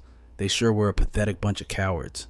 This provoked one of the officers, who yelled back, What did you say? You punk. How the hell are we supposed to fight a living fortress of monsters like that? Minato just smiled confidently. Then, without a moment's hesitation, he jumped straight down. His target was the swarm of beasts below. In an instant, he landed right in the center of their formation. Minato looked like he was dancing amidst the demonic beasts and demon soldiers. Seeing him, the monsters went into a frenzy. From above, the police watched in horror. That kid's gonna get himself killed. Run, get out of there. But the moment the words left their mouths, a massive surge of magic erupted, unleashing a devastating wind blade. The sheer power left the officers dumbfounded. Sugo was just as surprised, but mostly, he was relieved. With a single wave of his hand, the surrounding low-level beasts were obliterated. The demon soldiers, enraged by this, immediately summoned their mana to attack Minato. In the blink of an eye, a barrage of spells hurtled toward him, but they slammed into an invisible barrier, completely blocked from reaching him. A simple magic barrier should be enough. Since there were so many eyes on him, he decided to put up a shield just to be safe. Then, he unleashed his magic to annihilate the demon soldiers in front of him. Sugo watched in growing shock. What kind of monstrous power is that? Can Minato use multiple magic attributes? It was just as he suspected. Only he could pull something like this off. Sugo immediately shouted, "Follow him!" Karin quickly sprinted after them, yelling, "I'll back him up." The other officers were still shaking like leaves, hesitating to move forward. However, they quickly pulled themselves together and rushed after Sugo's team. Their magic wasn't anywhere near Minato's level, but they could handle the low-rank beasts. Up ahead, Minato saw them joining the fight and smiled with satisfaction. Not bad. They're actually doing something. But suddenly, a demon general appeared right in front of them. Its massive body struck fear into the officers. Compared to it, they were like mere insects. Only a legendary mage could hope to take down something this big. But right then, a gigantic water serpent materialized out of nowhere and swallowed the demon general whole. Minato said coolly, "I'll handle this one. You guys take care of the rest." When the water subsided, a massive trench was left in the ground, terrifying the officers. Did that kid just take it down? Such terrifying power. Sugo quickly snapped them back to reality. "We need to keep clearing the beasts until the boss shows up. Leave the demon generals and anything stronger to Kusanagi." Up ahead, as Minato slaughtered the demon generals, he thought to himself, 60 years ago, a global catastrophe occurred. The first calamity. Following that, smaller scale disasters began to appear one after another, intent on destroying the world. If the nightmare from 60 years ago is truly repeating itself, then this catastrophe will engulf the entire world. But this time, we have Minato, and he won't let them wipe out humanity. Meanwhile, as Karin tends to the wounded, a demon soldier suddenly materializes right beside her. Panic sets in as it raises a hand, ready to crush her on the spot. But just as death seems certain, Minato flashes in and obliterates the creature. From behind, Karin stares at Minato's sturdy back. It's exactly like that moment, the time the Dark Mage saved her life. After dusting off the enemy, Minato turns to her, concern in his voice. "Are you okay?" His voice snaps Karin back to reality. "Ah, yes, thank you, Kusanagi." Minato narrows his eyes at her. He thinks to himself, that scene was identical to our past encounter. Did she figure it out? His instincts were right. Karin has indeed connected the dots. She wonders why Minato chose the path of a dark mage, and how he possesses such absurd, overwhelming power. But she fears Minato might hate her if she pries into his secrets. Suddenly, she feels guilty for even thinking about it. He's just a student. She tells herself, I shouldn't be having these kinds of thoughts about him. While she's lost in thought, a demonic beast lunges. Minato instantly pulls Karin aside, dodging the strike before blasting the creature with magic. Karin looks at him with guilt. I'm so sorry. Oh. Minato brushes off the apology and instructs in a low voice, stay close to me. He notices she doesn't seem to have any offensive magic spells. Karin is startled but quickly nods. Understood. But she can't help wondering, is Minato really just a student? He acts far more mature than she does. Suddenly, a terrifying scene unfolds. The police officers turn pale in an instant, muttering in panic, What is that? I can't stop shaking. The demon general is now engulfed in a massive aura of magical energy. Witnessing this, Sugo cries out in alarm. A mutant demon general. Why is a high-ranking monster like that doing here? The officers collapse to the ground, legs turning to jelly. They mutter in despair. It's over. I don't think even a noble-class mage could defeat that thing. The only one standing tall is Minato. As he steps forward, the terrified officers scream at him. Are you crazy? Stop. No matter how strong you are, you don't stand a chance against that monster. But Minato just smiles at them, his voice brimming with confidence. I've got this. His words leave the officers stunned into silence. Strangely, the trembling in their bodies suddenly stops. Karin silently prays, hoping with all her heart that Minato can defeat the mutant general. Sugo watches with anticipation. He's probably as strong as a noble mage already. He thinks, defeating that thing isn't impossible for him. A grin spreads across Sugo's face. Now, show me what you've really got, Minato. To ensure Minato isn't distracted, Sugo orders the squad to focus all their fire on the lesser demon soldiers. Meanwhile, Minato narrows his eyes at the mutant general, falling into a deep, calculated silence. He stands face to face with the beast. But while Minato analyzes the situation, the general launches its attack. A blazing fireball hurtles toward Minato, but it misses him by a hair's breadth, exploding violently behind him. Smoke and flames fill the sky. The officers behind watch in awe. That was just a basic attack. What kind of insane power is that? Yet amidst the chaos, Minato stands perfectly still, casually brushing a speck of dust off his shoulder. The mutant general stares him down, its voice rumbling like thunder. "What are you?" Minato shrugs indifferently. "Just an ordinary student? At least, for now." The answer confuses the monster. But before it can react, Minato's magical energy erupts like a volcano. Sensing that overwhelming power, the general instinctively feels a threat to its life. It mutters, "Kill. Strong. Human." Suddenly, a massive sphere of fire materializes right in front of Minato. From a distance, the police watch in horror. Is that a tier 6 spell? That's impossible, yet Minato remains unmoved. He calculates his options. If he dodges or counters directly, the explosion will engulf everyone standing behind him in a sea of fire. At that exact moment, the lesser beasts attacking the police suddenly pivot, aiming all their magic straight at Minato. In the blink of an eye, a barrage of spells screams toward him, a nightmare of magical destruction. Sugo's face twists in shock. Are they coordinating their attacks that shouldn't be possible?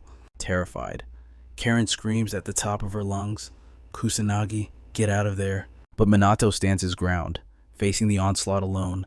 The barrage of spells and the raging inferno close in on him from all sides. But just before it could touch Minato, a massive tidal wave surged forth. The flames met the water and were instantly extinguished. And that wasn't all. Minato blocked every single spell from the other magic beasts too. Before they could even graze him, they crashed uselessly against an invisible barrier. The sight left the mutated demon general completely stunned. Minato raised an eyebrow, looking at it with cold indifference. Done already. Even Sugo, watching from the sidelines, stood there with his eyes wide and jaw dropped. What the hell is this kid? Karen was no exception. She gasped in pure shock. What just happened? Sugo felt like this was way beyond his imagination. Even seeing it with his own eyes, he couldn't believe it. Something this absurd was happening right in front of him. Karen couldn't help but marvel at the sight. Only noble mages can use tier 6 magic? Oh. It's a special technique on par with remote-controlled telekinesis. Can Kusanagi really pull that off? Sugo pursed his lips and muttered. But what's even more shocking is that he can cast a second spell simultaneously. Usually, you can only use one type of magic at a time. You have to wait a moment before casting another. Yet Minato used 2 different spells at almost the exact same instant. This reality truly astonished Sugo. Just one spell alone carries immense power. To use more than one at the same time, he truly felt that Minato might even far surpass a noble mage. Sugo grew more excited with every word. His gut instinct wasn't wrong. Minato was truly the one he had been searching for, a second Ichikami Minato. But little did Sugo know, the current Minato was that great mage, reincarnated. At that very moment, the demon general charged madly toward Minato. Minato didn't panic in the slightest. He spoke calmly. "It's getting boring down here. Let's go somewhere more fun." The remark left the demon general confused. Before it could even process what was happening, an invisible force blasted it high into the air. Minato had used magic to launch it upwards, but the demon quickly used its own magic to stabilize itself in midair. Immediately after, Minato flew up as well, hovering right across from the demon general. He smirked, mocking the creature. "Looks like you can use flight magic too, huh?" The demon general narrowed its eyes at Minato, its voice dripping with malice. "If you don't want to suffer another," but before it could finish, Minato coldly cut him off. "I don't give a damn about your pathetic little tactics, because up here, I don't have to hold back anymore." Seeing he wouldn't cooperate, the demon general lunged to attack, but Minato dodged the strike with ease. Of course, the demon general didn't give up. It struck out wildly again, forcing Minato to slide back. Seizing the opportunity, the demon summoned its magic. Minato frowned slightly as he looked up. A fireball appeared, radiating intense heat through the air. At the same time, the demon general closed in on him. Without hesitating, it slammed down viciously, knocking Minato from the sky and sending him crashing to the ground. The demon general looked down from above. Boom dust and smoke obscured the ground. But as the smoke cleared, the demon was instantly shocked. Because Minato was still standing there, tall and completely unharmed. The demon general cried out in disbelief. How is this possible? Minato certainly wasn't going to explain it. He shot up from the ground again, appearing in front of the demon general in the blink of an eye. He pouted mockingly. Looks like magic isn't working for you anymore, is it? Only hand-to-hand combat left. But that's useless too. As he spoke, Minato's eyes turned steely with determination. He charged at the demon general without hesitation. Minato scoffed coldly. You can't beat me. In a flash, his powerful fist slammed down, sending the demon general flying. It muttered in disbelief. Impossible. A human's fist shouldn't work on me. It quickly used magic to stabilize itself in the air again. Furious to the breaking point, it roared, You damn bastard! What are you? Minato didn't answer. Instead, he smirked. You think I can only use magic? Then let me show you. My exclusive technique. As he spoke, a wicked smile spread across Minato's face. Immediately, a swirl of magical energy appeared around him. Strangely, it was multicolored. In an instant, it exploded into the air, a power that seemed ready to devour everything. Seeing this, the demon general panicked. What kind of terrifying magic is this? Sugo and Karen were just as shocked. What's going on? Is that kid doing something up there? Minato ignored everyone's reaction, focusing entirely on releasing his mana. He closed his eyes, concentrating, seemingly gathering all the mana in the atmosphere. When he felt it was enough, Minato slowly opened his eyes. His face was now filled with confidence, and his aura had completely changed. The demon general grew more terrified by the second, but it stubbornly screamed, Even if you cloak your whole body in magic, human attacks won't do a thing to us. Just try it then. Minato sneers, and in a flash, he appears right in front of the demon general. In the blink of an eye, the demon general panics. It tries to dodge, but it's too late. Minato's fist is already coming down. And he doesn't stop there. He unleashes a relentless barrage of punches straight at the demon. Minato's ferocity is overwhelming, forcing the demon general on the defensive with every strike. Sugo watches in disbelief, completely stunned by this spectacular display. He mutters in confusion, That kid is overwhelming a demon general in hand-to-hand combat. How is that even possible? How can a human punch deal damage to a monster? And it's not just physical. Minato is hurting it with magic too. This is beyond anything I could imagine. In moments, the demon general's body is riddled with wounds. It roars in frustration. Why? How are a human's attacks actually hurting me? Minato replies coldly. Normal punches and weapons are useless against you lot, but it's a different story if I infuse them with a massive amount of magical power. I'm attacking while cloaking my body in mana. It's a strike that combines both magic and martial arts. Minato adds, You can call it composite magic arts if that makes it easier to understand. The demon general grows even more furious. It bellows aggressively. A puny human surpassing me impossible, there is no way. The demon charges madly at Minato, but Minato dodges the attack with ease, counters, and slams a heavy fist right into its gut. That single punch pierces straight through the demon general's stomach, sending it crashing to the ground like a broken kite. Its body slams right into the center of the horde of magical beasts. With the demon defeated, the sky returns to its original blue. Seeing this, everyone cheers in joy. The disaster has stopped. That kid actually did it. Sugo, seeing the celebration, quickly shouts a warning. Everyone, don't let your guard down. Clear out the remaining beasts. Minato looks down from above and smiles in relief. I can leave the rest to the police. With that thought, he quickly withdraws the magical aura surrounding his body, and it fades away completely. Minato returns to his normal state. A thought crosses his mind, and he chuckles to himself. It's been a while since I used composite magic arts, hasn't it? I'm getting a bit rusty. He lands on the ground, but the scene before him takes him by surprise. The police have finished dealing with the beasts and are now standing in a solemn formation. Seeing him return, Sugo speaks up clearly. We are truly grateful for your hard work. Regarding the defeat of the boss monster, on behalf of the police department, thank you for your cooperation. He salutes. Salute to Mr. Minato Kusanagi. As he finishes speaking, the entire police force offers Minato their most solemn salute. Since that day, disasters have begun to strike everywhere across the globe. Thanks to the timely response of the police and the noble mages, the disaster was officially halted. However, tensions regarding the disasters are rising. A wave of public criticism is being directed at the government and the police force. The mages are facing a constant storm of both high expectations and crushing disappointment. As public anxiety escalates, someone says, "If only the Black Mage were here, the Black Mage could protect us." From there, a wave of support for the Black Mage spreads across the internet. But regardless of online trends, Minato is currently dealing with a headache of his own. Somehow, news leaked that Minato participated in the battle to stop the disaster. His classmates are swarming him again, peppering him with questions. Minato is incredibly annoyed. Dealing with them is more exhausting than killing the demon general. Yuka, sitting next to him, watches him sigh repeatedly and can't help but feel worried. Just then, the teacher enters the classroom. She stands at the podium and speaks seriously. Today, we will be discussing the recent disaster event. As the students listen to the teacher drone on about the duty to protect the country, their expressions turn grim. The teacher, oblivious to the mood, continues, "So we cannot rule out the possibility that you may be drafted one day. Therefore, please be ready at all times. Although, we already have one student in this class with experience." As she says this, her eyes drift toward Minato.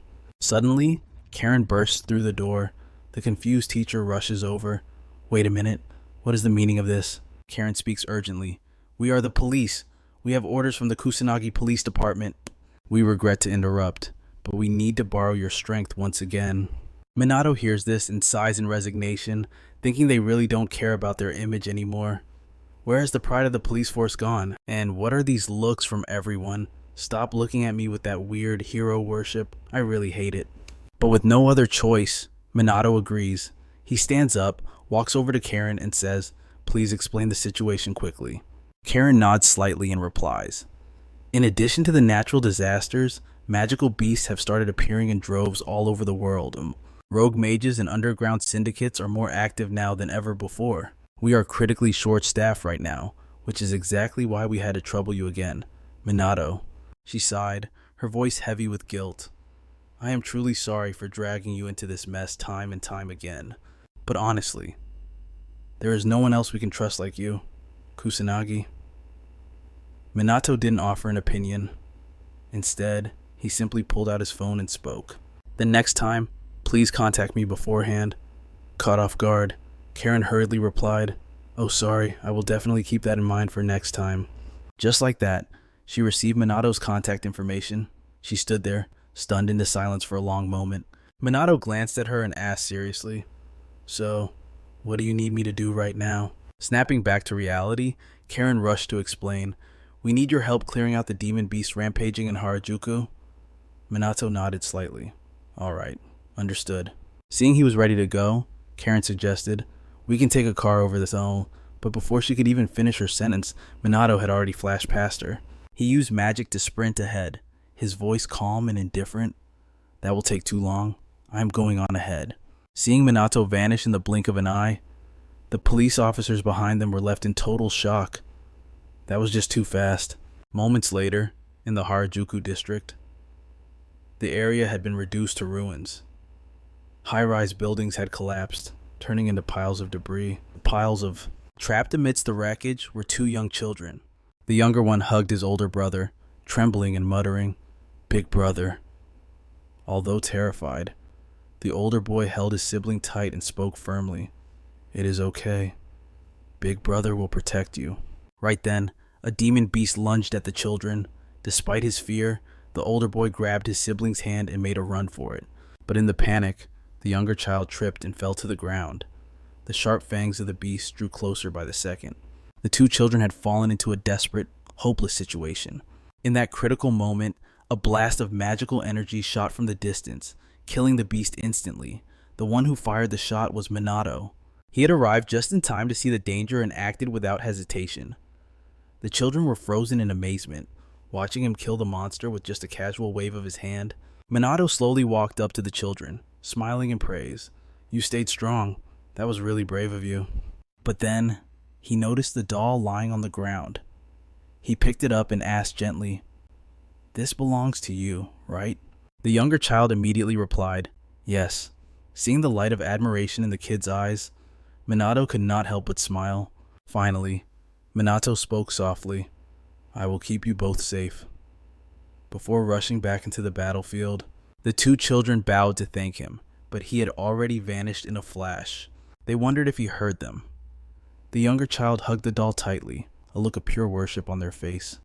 Meanwhile, Minato had already ventured deep into the city. The battle in this city was proving to be even more troublesome than the one at the academy. Since people were still fleeing, he could not use his magic bullets freely. Minato could distinguish between the magic of beasts and humans, but he could not sense civilians who had no magic power. The only way to save everyone was to patrol the area personally. While Minato was thinking, the magic police squad arrived on the scene. The leader shouted orders to his team, telling them to focus on destroying the demon beasts and leave the civilian rescue to the firefighters and the military. Just then, a police officer noticed Minato. He looked up, waved his hand, and shouted, "Hey Kusanagi."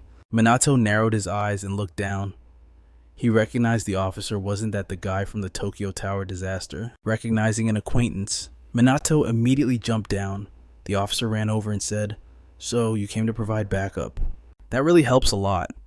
Minato had no interest in small talk and went straight to the point. "What is the situation?" The officer answered immediately. "We haven't even been able to save half the civilians yet." The situation was so critical that they could not reach the eastern sector. That area is swarming with demon beasts. Hearing that, Minato said, "Then I will go check that part of the city." And with that, he immediately took off running. The officer hurriedly warned him, "There are reports of rogue mages over there too. Be careful." But he knew deep down that worrying about someone like Minato was pointless. With that thought, the officer glanced back at his teammates. Those who had not been present during the Tokyo Tower disaster were seeing Minato destroy demon beasts for the first time, and they were bewildered. Who exactly was that young man? He had annihilated the monsters in the blink of an eye. The officer chuckled softly and spoke calmly. "Maybe he only appears for us during these times of chaos." Meanwhile, in the eastern part of the city, Minato was currently using Tier 6 magic to wipe out hordes of demon beasts. However, there was one thing weighing on his mind. A demon captain appearing outside of a great catastrophe period. That was something that simply should not be possible. Even compared to a few years ago, the beasts were multiplying and growing stronger. Things were escalating to a point where even Minato would struggle to keep everything under control.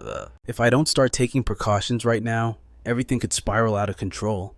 That's what he thought, but saving lives was the priority right now. Minato reached out to the two people trapped under the rubble and pulled them free. After handing them over to the firefighters, he dashed off again. He had a few plans in mind, but he wasn't sure which one to go with yet. Thanks to Minato's help, many trapped civilians were saved. Only when the situation stabilized a bit did Karen arrive with her team. Minato didn't pay them any mind and kept saving people.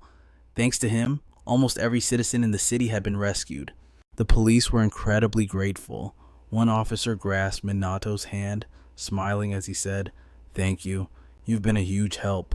Kusanagi, thanks to you, we were able to minimize casualties."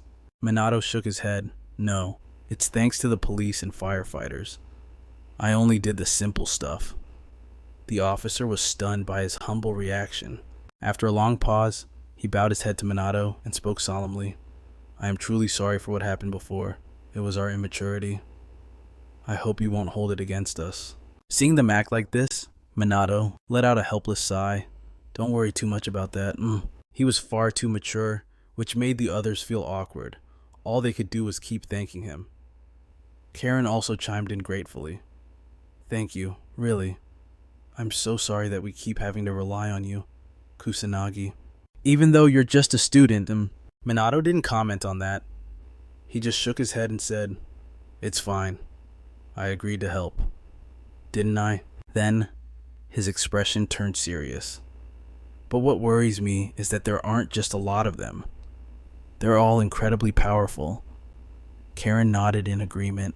Right. We need a plan to deal with the monster horde and this disaster. Senior Sugo is taking action as well. But while the two of them were talking, the two kids from earlier suddenly walked up to them. Seeing the kids, Minato smiled. I'm glad you guys are safe. Just then, the younger child asked innocently, Big brother, are you the great sage? Hearing this, the older child hurriedly explained, I'm sorry, my little brother really loves the great sage. Minato didn't mind. He stared at the doll in the child's hand. If he wasn't mistaken, that was him from his past life. The corners of Minato's lips quirked up. He was clearly quite happy. He nodded and replied, That's right, I'm the great sage. You knew it, didn't you? The child's eyes immediately lit up, and he cried out in excitement. 50 years ago, back when he was Ichikami Minato, he had been very unhappy about being made into a doll and had questioned the person beside him. But that person didn't care and cheerfully said, Not just dolls, there are photo cards and keychains too. Minato sighed helplessly. There's no way anyone would want stuff like that. The other person stood firm, declaring passionately, The great sage is the pillar of everyone's heart. These items are must-haves, especially for children. Minato still didn't agree.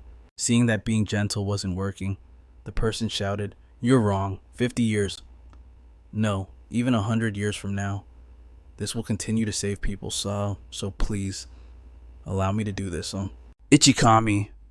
Snapping out of the past, Minato smiled softly. It seemed those words were true. But simple dolls don't have the power to save anyone. A great sage like him was still needed in times like this. Meanwhile, at a bar in the city, a group of people had gathered to report on the Black Mage. The man sitting in the chair was Kuroi Akuto, the leader of the organization Black Rebellion. After hearing his subordinate's report, he gritted his teeth. An illegal mage who doesn't belong to any guild? Does that mean there's some bastard out there daring to go against me? Hearing the anger in his voice, the subordinates trembled in fear. Cold sweat broke out on one guy's forehead as he stammered, Yes. With a scoff, Akuto ordered coldly, Find out the Black Mage's true identity. I don't care if you have to use military force. The subordinates went dead silent. Suddenly, a man wearing glasses stepped forward. This was Kagasuji, the manager of the Kabukicho district. He smirked and asked, And if he refuses, can we kill him? Akuto let out a cold laugh and sneered, Only after we torture him. I'm really looking forward to that. Suji looked even more pleased, a wicked smile spreading across his face. The next day, Minato's group was training as usual at the Mizuha family villa. During a break, Ruka suddenly asked with a hint of suspicion, By the way, Kusanagi, what's your current magic power level? Mayu was also curious, maybe around 100,000, or if it's high, maybe 500,000. If it's Minato, that's possible. While everyone was speculating, Minato calmly replied, Actually, it's 99,990,000. That number made Ruka and the others completely freeze up. They didn't believe him for a second. Ruka pouted and muttered, Even Ichikami Minato only had around 1 million. Hearing that, Minato couldn't help but frown. Ichikami Minato's magic power was only 1 million. Yu immediately replied, That's why people always say 1 million is the ultimate limit for magic power? Ruka asked in surprise. You seriously don't know? That's basic common sense. Minato didn't answer. He never thought his magic power from his past life was only around 1 million. I need to check this online first. No sooner said than done. Minato quickly searched for information online. But even after searching for a good while, he couldn't find a thing. Minato sighed helplessly. I've totally forgotten how to use this brick. Whatever. It's too much of a hassle anyway. Screw it. Just then, Minato's phone suddenly rang. It was a call from Sugo. He quickly picked up and asked suspiciously, Hello, what's up? On the other end, Sugo replied urgently, Sorry for calling you out of the blue like this. Are your friends there with you? Minato nodded. That's right. Sugo paused for a moment before saying, Could you please put me on speaker? A tech gamer like Minato didn't actually know how to turn on the speakerphone, so he had to ask you to do it for him. Soon, Sugo's voice projected from the phone. The truth is, to deal with the natural disasters and an unusually large number of magic beasts, We've decided to form a unit dedicated to hunting them down. It'll be called the Special Mage Unit, and I want to nominate Minato to be the captain." The three of them were stunned upon hearing this, not knowing how to react. Yu thought that if one calls themselves a mage, they must see such a title. There was no way Minato would refuse. However, Minato refused without a second thought. "I don't agree." Before Sugo could even ask, Yu shouted in confusion, "Why?" Minato didn't get it. Why was she getting so annoyed? What did it have to do with her? On the other end, Sugo spoke up again. "Can you let me explain first?" Minato frowned slightly and muttered, "Fine, go ahead and speak." Sugo explained slowly. "First off, there are too many problems happening at once right now, and we don't have enough manpower to handle them. Furthermore, the current situation is that we can't clean up the magic beasts on our own." Minato furrowed his brows upon hearing that. Is it because the current rank of the mages is too low? Thinking for a moment, he asked suspiciously, "What about the noble mages?" Sugo quickly replied from the other side. "The heads of the Mizuha, Homura, and Kaihi families haven't returned from their meeting overseas yet. Only the Fuka families left. But things are a bit complicated there." Minato looked up at the Mizuha sisters and spoke. "Come to think of it, I still haven't met your parents. Have I?" Yu pouted and said, "I've been away from home for quite a while now." Minato nodded in understanding and didn't say anything else. Sugo continued speaking on the other end, saying the members would include over 12 police officers and members from the academy, including the Mizuha sisters. "I'm nominating the three of you." He said they could leave all the troublesome stuff like permits and negotiations to him. All Minato needed to do was focus on training and leading the mages in the unit. "Of course, you'll be rewarded." Seeing he didn't answer, Sugo jumped up anxiously, his tone turning into a plea. "Please, I'm counting on you. Kusanagi, please accept the position of captain." Hearing him get more and more desperate, Minato sighed helplessly. In the end, he agreed. "Fine, let's do it." Sugo instantly rejoiced. Really, the three on this side also excitedly agreed. They had no reason to refuse. Plus, they didn't want Minato shouldering everything alone. Minato was still a bit worried, but he figured it would be fine since he could just retrain them. A few days later, a wave of public criticism began crashing down on the Fuka mage family. Besides neglecting their duties during the disaster at the Magic Academy, their handling of the magic beast was also moving at a snail's pace. Hearing these criticisms, the head of the Fuka family was furious, gritting his teeth and cursing. "Imbeciles, do they think noble mages exist just to do menial labor?" Just then, a sound came from outside. Someone knocked on the door. He immediately ordered, "Come in." The butler entered and reported in a low voice, "Excuse me, master, I received a document from the city police department." The Fuka family head frowned slightly as he looked at the document, muttering, "Notice of the establishment of a special mage unit. Those incompetents really love doing useless things, don't they?" But just as he said that, a thought struck him. He sneered and said, "Wait a minute. This alone should be enough to shut those commoners up. Call my stupid son over here." The butler immediately nodded to acknowledge the order, then left. The next morning at police headquarters, at Sugo's suggestion, a general meeting for the special unit was held. Naturally, Captain Minato was present. The other two were no exception, since they had accepted. They couldn't just be absent. Beside them, there was only Sugo and 3 other police officers. The turnout was much smaller than expected. Minato squinted at Sugo and asked in dissatisfaction, "Didn't you say 12 people?" Sugo explained apologetically, "Look, I'm sorry. Okay." At first, there were people asking to join, but by the deadline, nobody actually sent in their applications. Well, Minato sighed resignedly. "Well, I can guess what happened. Handing the captain position to a kid who hasn't even graduated yet? Nobody wants to deal with that kind of humiliation." While Minato was lost in thought, Sugo placed something in his hand and spoke up. "Here, take this too." It was a temporary mage's badge. Sugo explained slowly that while this was an outer perimeter operation, they were still students, so they should flash these badges if questioned. It's marked temporary because, technically, you kids aren't fully recognized mages yet. He handed badges to Ruka's trio, then patted Minato's shoulder with a grin. "My job here is done. The stage is yours, Captain Kusanagi."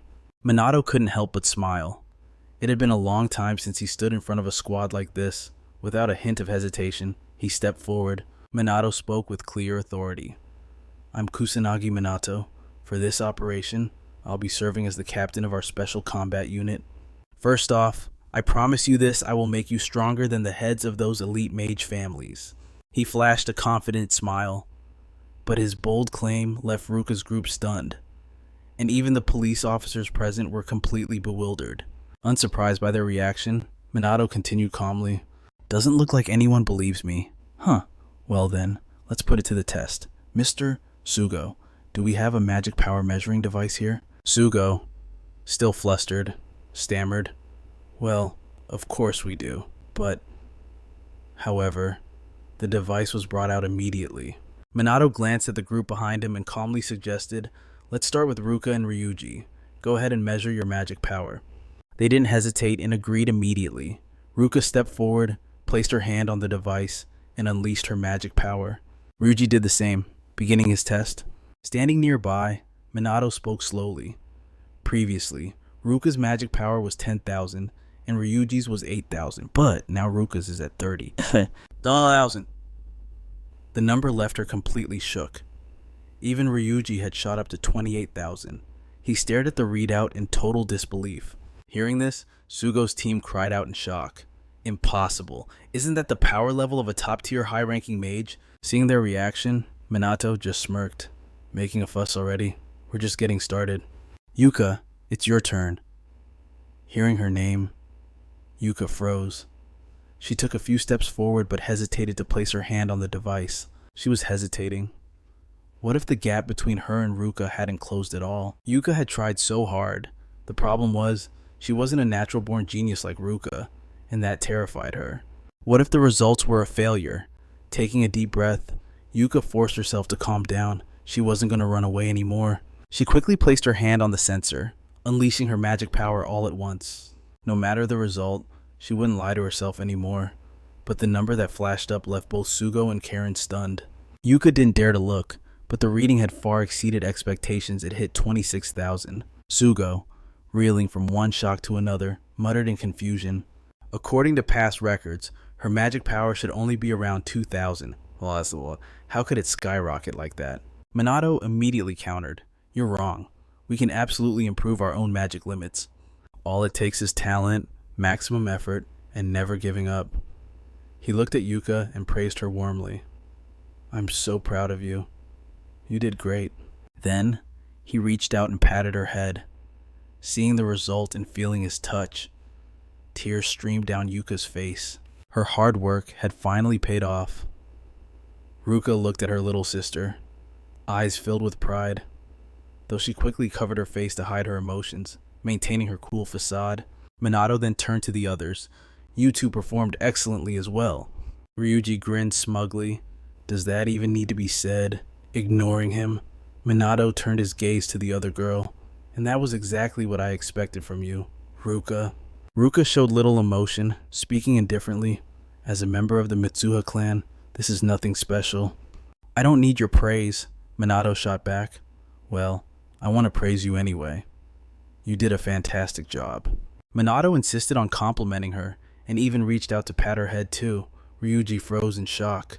At first, he thought Minato was just an emotionless brat, but now, the guy clearly didn't know the meaning of the word fear. Even Yuka was terrified. Good heavens, her sister was going to go berserk. But contrary to their expectations, Ruka just swatted Minato's hand away, grumbling, I'm not a child, you know. Minato just nodded, unbothered. Fair enough. Yuka and Ryuji let out a sigh of relief. Thank God Ruka didn't lose it. Ruka was secretly thinking that this was the first time anyone had patted her head like that. Not even her father had ever done it. While everyone was in high spirits, a shrill voice cut through the air. So, this is where you lot are. I've been tearing this police station apart looking for you. Why haven't you come to greet me properly yet? Huh? Sugo rushed over to explain. I was informed you wouldn't be coming, sir. So... But before he could finish, the man interrupted impatiently. Well, I'm here now, aren't I? Sugo is clearly disgusted by this guy, but with his hands tied, he has no choice but to play along. Then allow me to make the introductions. This is Lord Shu, a noble mage from the Fuoka clan. Everyone turns their gaze, only to see a green-haired slimeball standing there. The look on his face practically screams traitor, clearly. he is bad news.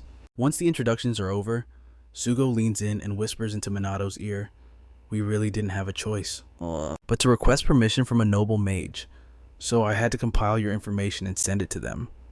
"I am sorry," Minato asks skeptically. "This Fuka clan, weren't they the ones who ignored the disaster at the school?" Sugo nods slightly.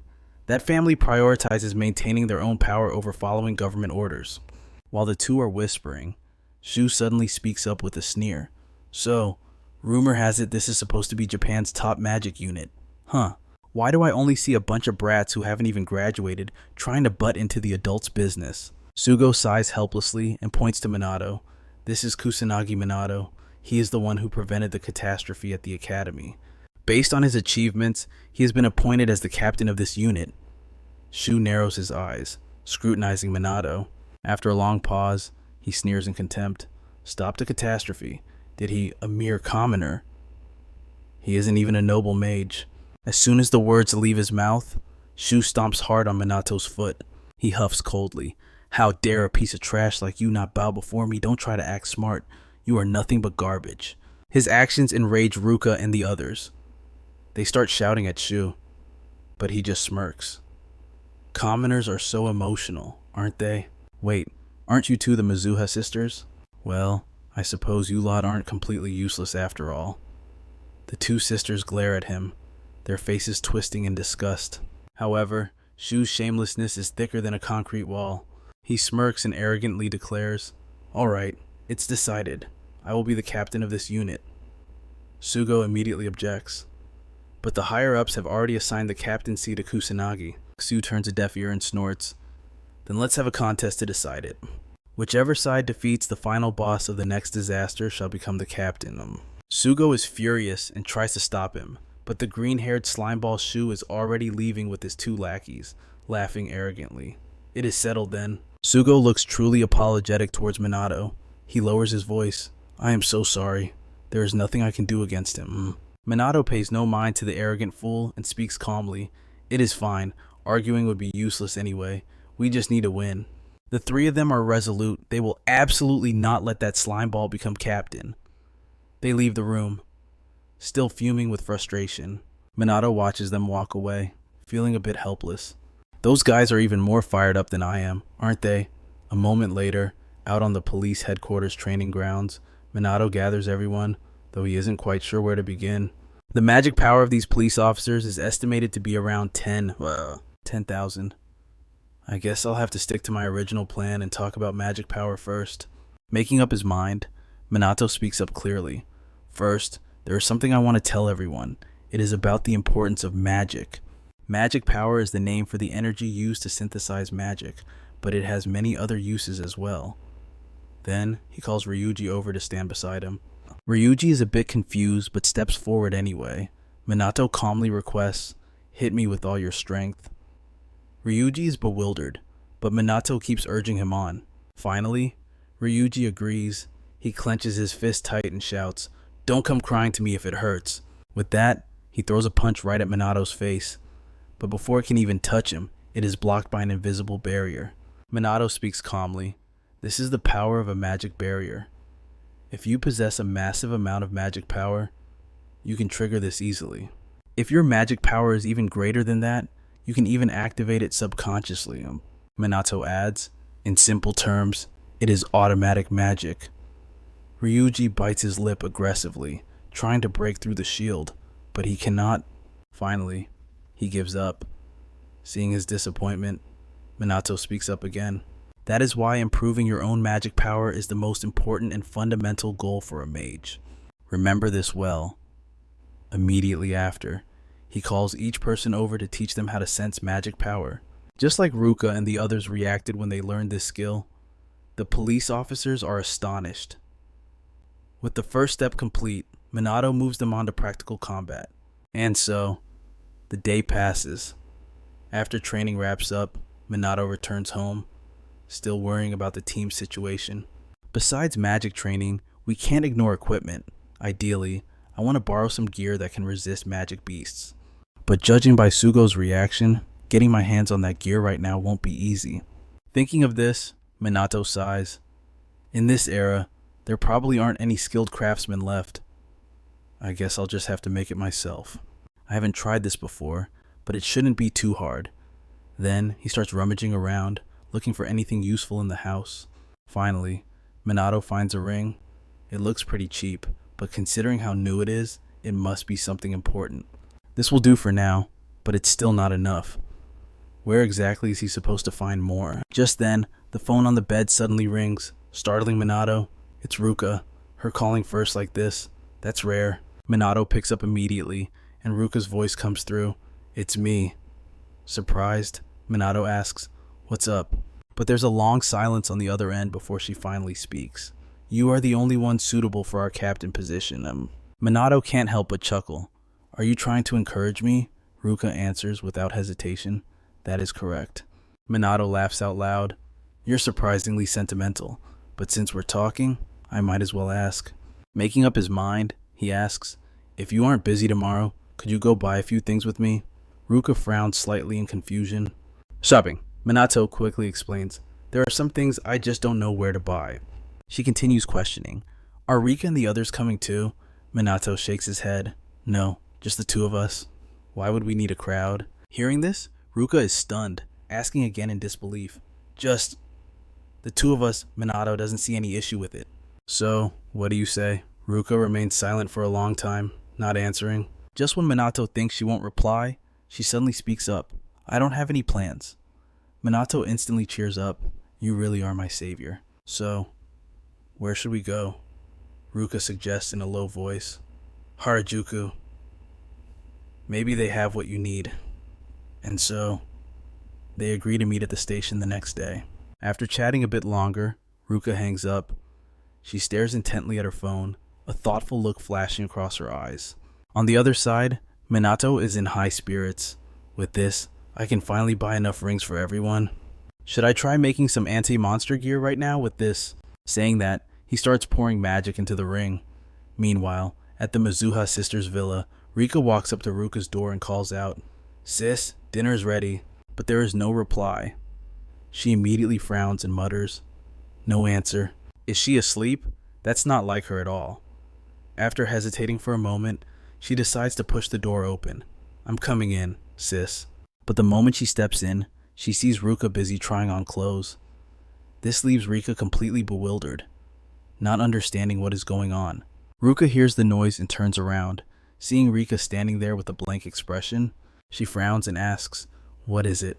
Rika snaps back to reality and hurriedly says, "Oh, I'm sorry, dinner's ready. So Ruka nods slightly, cutting her off. "I'll be right there." Rika quickly runs out, thinking as she goes, she has never seen Ruka look this excited before. Is she going out with someone? Could it be Minato? The next afternoon, at Harajuku Station, Minato is already waiting. Suspicious, Rika secretly followed Ruka all the way here, afraid Minato might spot her. She conceals her magic presence and keeps her distance. Feeling that her actions are a bit wrong, Rika feels helpless. Why do I have to stalk them like this? In the distance, while waiting, Minato sees a figure approaching. It's Ruka. Unlike her usual style, today she's wearing tight jeans, a sleeveless top, and a khaki jacket thrown over it, looking incredibly energetic. Everywhere she walks, people turn to look. Ruka ignores them, walks up to Minato, raises an eyebrow, and asks, "Did I keep you waiting?" Minato shakes his head. "No, I just got here myself." Seeing the two standing together, the people around them immediately start whispering. Some even assume Minato is Ruka's boyfriend. Hiding nearby, Rika hears this and panics. "My sister is dating Minato. How did this happen?" Unaware he is being followed, Minato and Ruka quickly head into Harajuku. As they walk, Ruka asks, "So, what are you looking for?" Minato replies casually, "Rings, a large quantity of them." Hearing this, Ruka asks suspiciously, "Ruka, for gifts?" Minato nods slightly. "Something like that. I need a lot of them." Ruka is stunned. "A lot? You want to give them to a lot of people?" Minato, not thinking much of it, casually admits, "Yeah, pretty much." Ruka, on the other hand, overthinks it completely. She reminds him irritably, "Japan has a monogamy law, just so you know." Minato is a bit confused and mutters, "I know that." Ruka turns her head away, pouting, and says, "If you want to buy a large quantity, then a cheap store is your best bet. I happen to know a place." Hearing this, Minato lights up. "Great, I'm counting on you then." And so, the two quickly head to a jewelry shop to look for rings. Of course, Rika follows them too. Failing to find what he wanted, Minato and Ruka head to the street stalls instead. After walking around, they return to the jewelry store. Ruka stands in front of the shop and sighs helplessly. A ring that is durable, not too expensive, and low profile. I didn't expect finding a ring that meets all those criteria would be this hard. Minato goes inside to pick out rings, and after a while, he speaks up. "Even when I find one that looks okay, something still feels off. Oh, this one is just way too expensive." Meanwhile, outside, Dua had found a cafe right across from that jewelry store, silently observing the two of them. She grumbled discontentedly, muttering, "What the heck? And why on earth are they standing so close like that?" Inside the jewelry store, a staff member quickly rushed over to greet them. "Welcome. Is there something specific you two are looking for if you're buying a ring for your girlfriend? We actually have a discount promotion running right now." Hearing the word girlfriend, Minato immediately wanted to deny it. "Oh no, she's not my..." But before he could even finish his sentence, Ruka hardened her expression and cut in, "I am not his girlfriend." Hearing that, the staff member looked apologetic and stammered, "I am terribly sorry. Please, feel free to look around." Then he immediately turned and fled, leaving Ruka completely bewildered. Minato also let out a helpless sigh. A while later, at a diner. The moment Minato sat down, he started complaining. "So much walking. I'm going to die of exhaustion, especially walking in a crowded place like that. We put in all that effort and still didn't find a single thing." He was wondering if he should reconsider his criteria, but right then, Minato noticed that Ruka's expression didn't look too good. After a long silence, Ruka hesitated before murmuring, "I'm not very good at expressing my emotions. You know me. You understand what kind of person I am, right?" Minato was slightly startled, but quickly reacted, nodding in agreement. That's true." Dua was also sitting not too far away at that moment. Hearing Ruka's confession, she felt a slight jolt of surprise. Ruka lowered her voice again, saying, "I can't even bring myself to be affectionate with Dua. You really should just ask her out and go with her instead. Well, me tagging along just gets in the way." "Not at all. That's not true." Minato gently shook his head, denying it. "You looked into all the jewelry stores beforehand, didn't you? And you really considered every item carefully." Hearing this, Ruka fell silent, her eyes still revealing a sense of insecurity. Minato continued, "Even though we're shopping for my stuff, you took it so seriously, almost like you were buying things for yourself. What I mean is, you really helped me a lot." Ruka stared intently at him, and for a moment, she felt shy. She lowered her head, twirling a lock of hair by her ear, and whispered, "Is that so?" Dua, hearing their conversation, couldn't help but walk out. She had never seen that kind of expression on Ruka's face before. She wondered, what am I even doing here? Maybe she should just go home. And with that, she turned around and headed back. Minato and Ruka searched a bit longer, and finally, they found it. Minato cried out in excitement, "Finally found it." Walking beside him, Ruka asked skeptically, "But you're buying 5 of them," Minato replied calmly. "Well, everyone gets one, right?" Ruka grew even more suspicious, staring intently at Minato. After a long pause, she spoke softly, "I'm sure they'll really love this gift, since you chose it so carefully." Minato glanced at her and said with a matter-of-fact expression, "This is equipment for our entire unit, so of course they have to be happy with it." Ruka was stunned, but then realization dawned on her and she nodded. I see. So that's what it is." Minato didn't notice what she was thinking. Thinking back on the day, he spoke gratefully. "If you hadn't been here today, I wouldn't have known what to do." "Thanks." Ruka dismissed it. "No need. Knowing I could help you is enough for me." But Minato still wanted to thank her, hurriedly adding, "I should repay you with something, shouldn't I?" Ruka pouted slightly. "That's not necessary." But the moment the words left her mouth, Minato suddenly pulled out a ring, leaving Ruka completely stunned. Oblivious, Minato hurriedly said, "Give me your hand." Ruka, now even more confused, mumbled, What? What are you doing? Just give it here, Minato said impatiently, then grabbed her hand and slid the ring onto her finger, her ring finger, specifically. He winked and grinned. This is the first piece of equipment I've made. Keep it safe, okay? Realizing the implications of this, Ruka's cheeks instantly turned crimson. She hurriedly avoided Minato's gaze and ran off in a panic. I'll cherish it. See you later then. Minato was a bit confused, wanting to call her back, but she was already gone. I was still explaining its function. Oh well, I'll tell her next time. On the other side, Ruka had sprinted away, putting a good distance between herself and Minato. Only then did she stop to catch her breath. Ruka gazed intently at the ring on her ring finger. Suddenly thinking of something, she clutched it tightly against her chest. The next day, at the police headquarters training ground, Minato gathered everyone and announced loudly, I'm going to distribute your equipment now. Everyone, pick one for yourselves. Then he handed out the rings to everyone, holding them in his palm. Everyone was astonished. Karen stammered in shock. There's a magical reaction. Could this be anti-demon beast equipment? Minato nodded slightly. That's right. This is anti-demon beast gear that has been enchanted with wind magic. If you use it in conjunction with your own magic, it can be amplified into first-tier wind magic. Hearing this, Sugo was even more shocked and asked, Where on earth did you get these things? Minato replied casually, I made them myself. Sugo went from one surprise to another. Only highly skilled craftsmen were supposed to be able to create anti-demon beast equipment, and nowadays, there was almost no one left who could do it. Yet this kid had managed to create such a large quantity. Thinking about it, he couldn't help but sigh in admiration. We really can never stop being amazed by your abilities. Can we? Minato was distributing rings to everyone, but when he reached Yuka, he just breezed past her, leaving her completely confused. But then, she instantly spotted a ring already sitting on Ruka's ring finger. Yuka was stunned. She had never seen her sister wearing that ring before. Could that be a gift from their date yesterday? Did something happen between them after she went back home? What on earth is going on? Minato had no clue about the storm of thoughts running through her mind.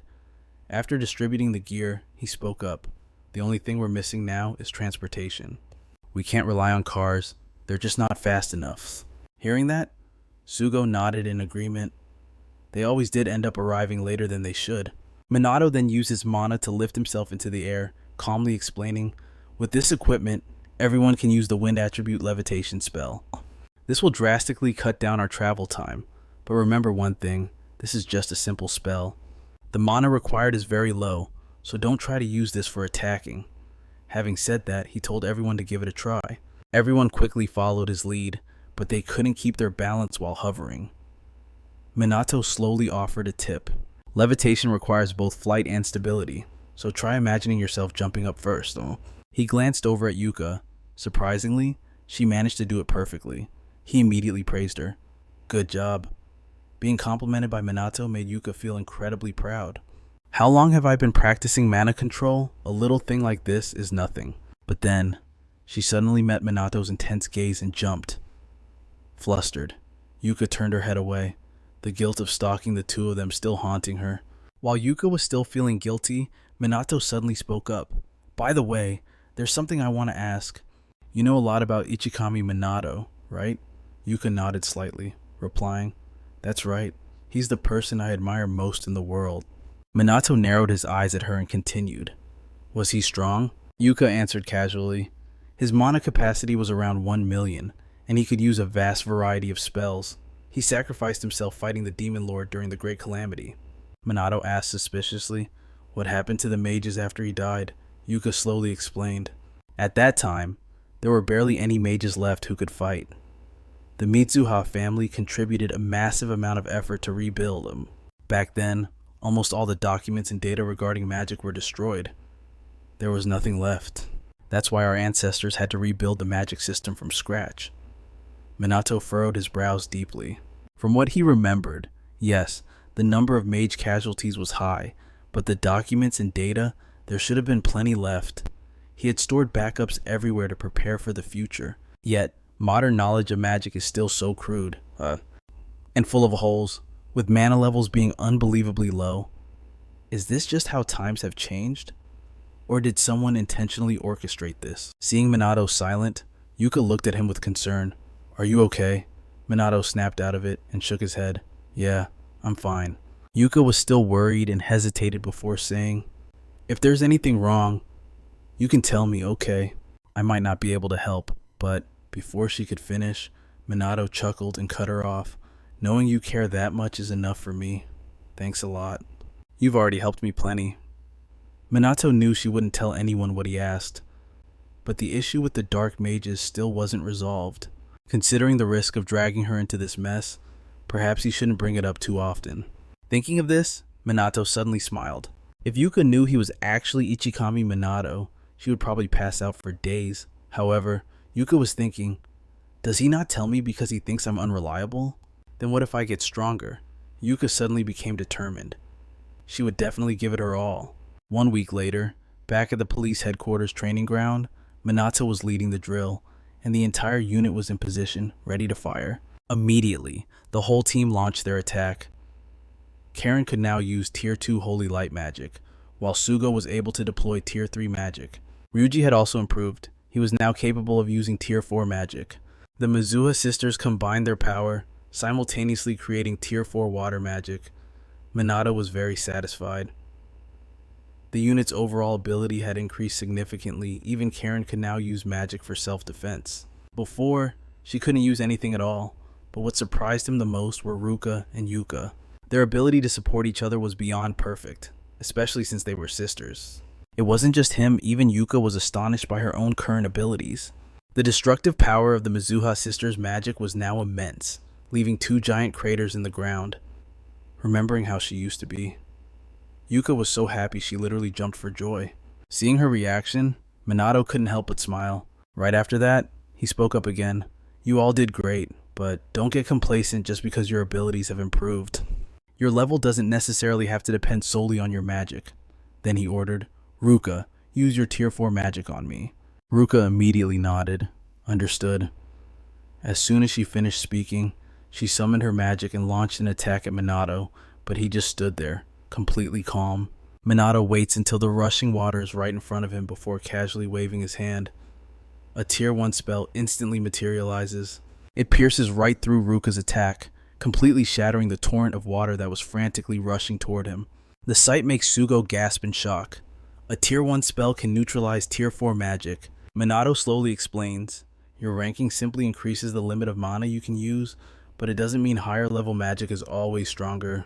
He continues, saying that even with a Tier 1 spell, if you pour your maximum mana output into the incantation, it can still defeat a Tier 4 spell. Of course, you also have to consider what element your opponent is using. Water's weak against earth, Minato adds. Don't limit yourselves just because of the difference in levels. If you understand the nature of mana and master your incantations, every single one of you can become even stronger. Hearing these words, the group gets fired up. It's like they can finally see a path to surpassing those arrogant noble mages. Minato narrows his eyes at them and continues, also, never forget that you have teammates right beside you. If we combine our strength, we'll be stronger than ever before. As soon as he finishes, everyone responds in unison. Right then, a hateful voice cuts in. Oh my, you commoners sure have it rough, don't you? It turns out to be Shu, flanked by his 2 bootlickers. Sugo frowns and asks, why are you here? Shu clicks his tongue and pouts. The Calamity still hasn't arrived, and I'm bored to death waiting for it. Sugo asks suspiciously, if you're not training, why don't you go help take down some magic beasts? Shu shakes his head and laughs. Nah, that's a drag. That's a job for you police types anyway. His words make Ruka and the others furious enough to want to punch him. Exu ignores them, looking up to the sky and sighing. Man, if only. Talk about speaking of the devil, this guy really has a cursed mouth. Duika suddenly shouts, look at the sky! The sky, which was clear blue just moments ago, is now consumed by a blood-red hue. Shu screams in excitement. It's here. It's finally here, the Calamity. Then, he glances provocatively at Sugo's group. Don't forget, the team that kills the boss first gets to be the captain of the new unit. The real game starts now, you lowly commoners. Duika yells back in frustration. You think we'd lose to someone like you? Shu just smirks. Say whatever you want. See you later, losers.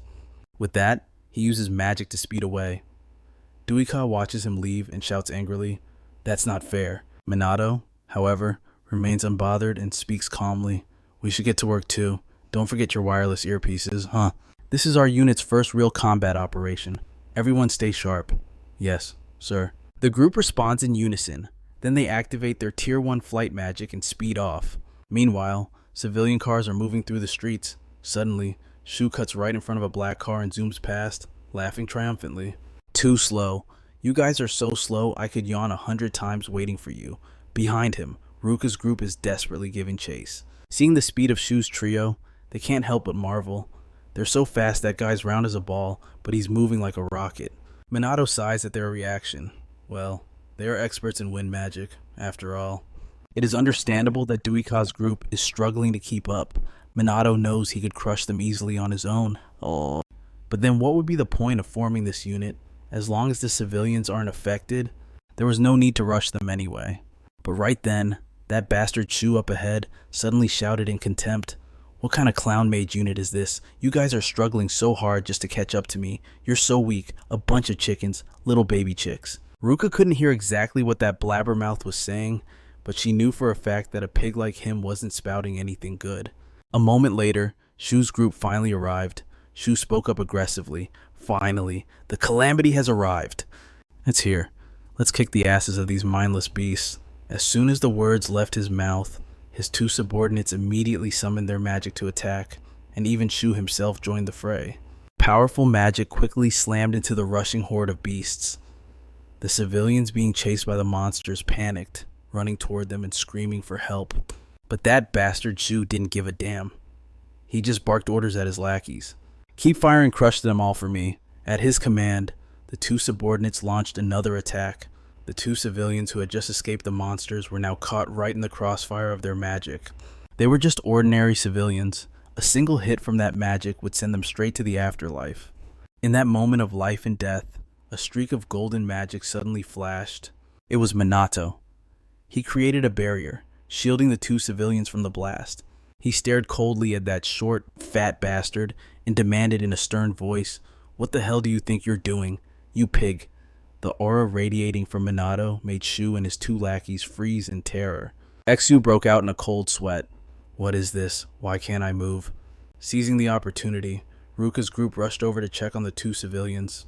Confirming they were unharmed, Ruka glared at Shu's group and lashed out. What is wrong with you? Don't drag innocent civilians into this. Shu didn't answer. It took a long moment before he could move again. What the hell did Minato just do? Hiding his confusion, he huffed coldly and said, It's their own fault, running around like headless chickens and getting in the way of a noble mage like me. They deserved it. That remark only made Ruka more furious. But that bastard Shu didn't care. He just puffed up his chest and shouted, I'm gonna go take care of the boss. You little chicks just keep kissing the asses of those peasants. With that, he quickly took his men and got the hell out of there. Minato watched the backs of those three scumbags. Nullifying Shu's magic was child's play. But letting him go made it look like I was folding on this bet. Didn't it, actually? This works out even better for me. With that thought, Minato issued his orders. I'll focus on evacuating the civilians. The rest of you, focus on taking down the beasts. Sugo spoke up, voice trembling with worry. But will you be okay on your own? Even for you, rescue and evacuation can get complicated. You know. Minato just smiled, his voice brimming with confidence. I am the captain of this special unit, remember? Stunned for a second, Sugo suddenly burst out laughing, then scratched his head in embarrassment. That was a stupid question, wasn't it? At that moment, Ruka shouted, We can't just keep relying on Minato. Let's take down these beasts ourselves. Seeing their enthusiasm, Minato called out, Go, bring home a victory for us. With his command, everyone rushed forward, using their magic to obliterate the low-level monsters. Ruka was feeling incredibly confident in her abilities. Low-level beasts or demon soldiers, she could slaughter them now with the flick of a wrist. She used to be terrified, unable to do anything right. But now she was taking down demon soldiers all on her own. She had truly become much stronger. Meanwhile, Minato found a rooftop and used his magic to scan the area. There's still too much magic energy. Our side and the monsters are all mixed up. It looks like a lot of civilians haven't been able to escape yet.